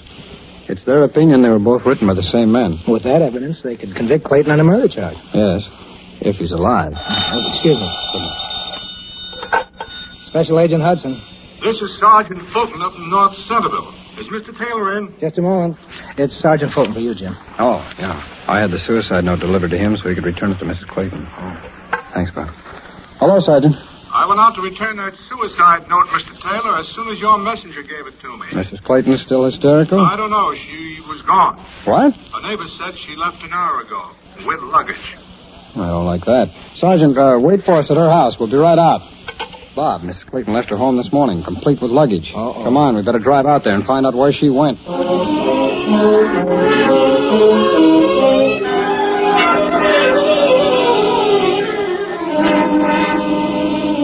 Bob, I've just finished talking to the neighbor who told the sergeant she saw Mrs. Clayton leave. According to her, Mrs. Clayton was picked up by a car and chauffeur. Oh, it wasn't her own car. I checked. Theirs is still in the garage. Oh, it's a friend's car. I don't think it is, Bob. Not with a chauffeur. I have a hunch it was rented. Oh, but there's no place in North Centerville where you can rent a car and a chauffeur. No, but there are plenty of those places in town. Let's get back to the office and start checking. I found the place, Bob. It's the Ajax Auto Rental Service. Did they know where she was going? No, but they did say she rented a car for 12 hours, starting at 10:30 this morning. Well, it could be that her trip would take 6 hours each way. Yeah. That means the chauffeur won't be back until 10:30 tonight. It also means we've got 7.5 hours to sit here and wait.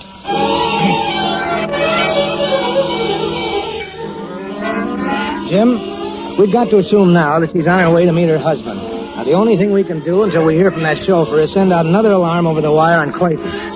No, sir.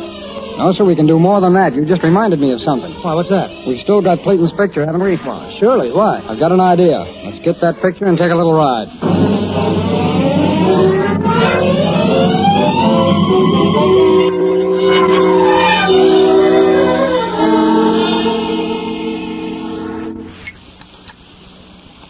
More coffee, Peter?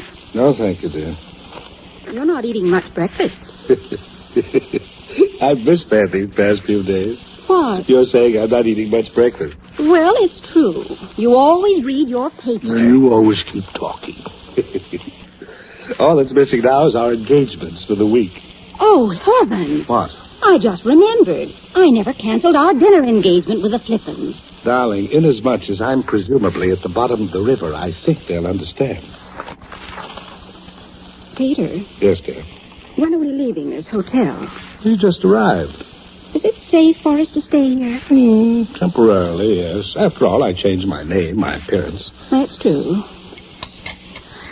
Peter, I still think I should write to them. Who? The Flippins. After all, I'm not at the bottom of the river. Who's that? Oh, probably valet service. I called them. Will you let them in, dear? I'll get my dress. Okay. Yes? Hello, Mr. Clayton. I'm afraid you have the wrong room. My name is Cameron. It's been a number of things before that. We're special agents of the FBI. We have a warrant here for the arrest of you and your wife. It can't prove anything. I'm pretty sure we'll be able to prove that you didn't commit suicide, and neither did that soldier in Paris.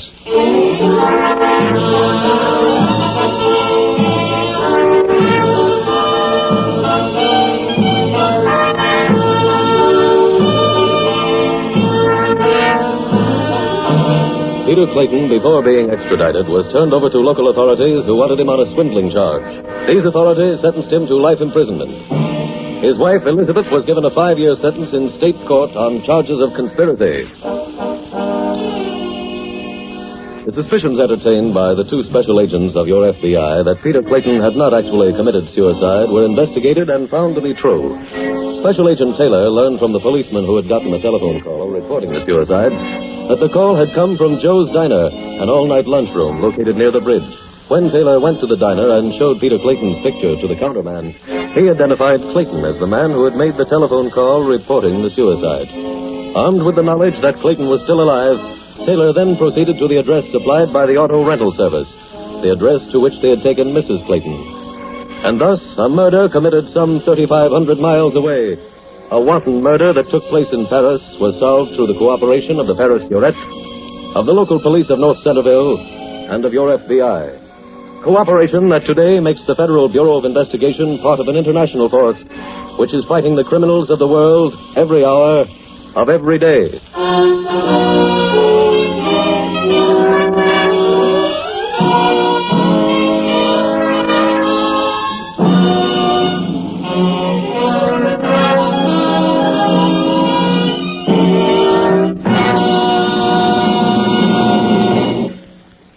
In just a moment, we will tell you about next week's exciting case from the files of your FBI. Now, one last question on the Equitable Education Fund. Mr. Keating, how old should a child be when you start one of these plans for him? Any age, from 1 week old on up. Remember, the younger the child is when you start his Equitable Education Fund, the lower the yearly cost is to you, because you spread the total amount over more years. So the sooner you act, the better. Get in touch with your Equitable Society representative right away, or send a postcard, care of this station, to the Equitable Life Assurance Society of the United States.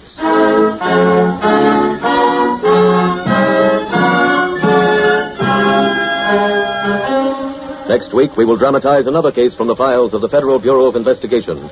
A case history of the operations of a group of female bandits. Its subject, robbery. Its title, Deadlier Than the Male.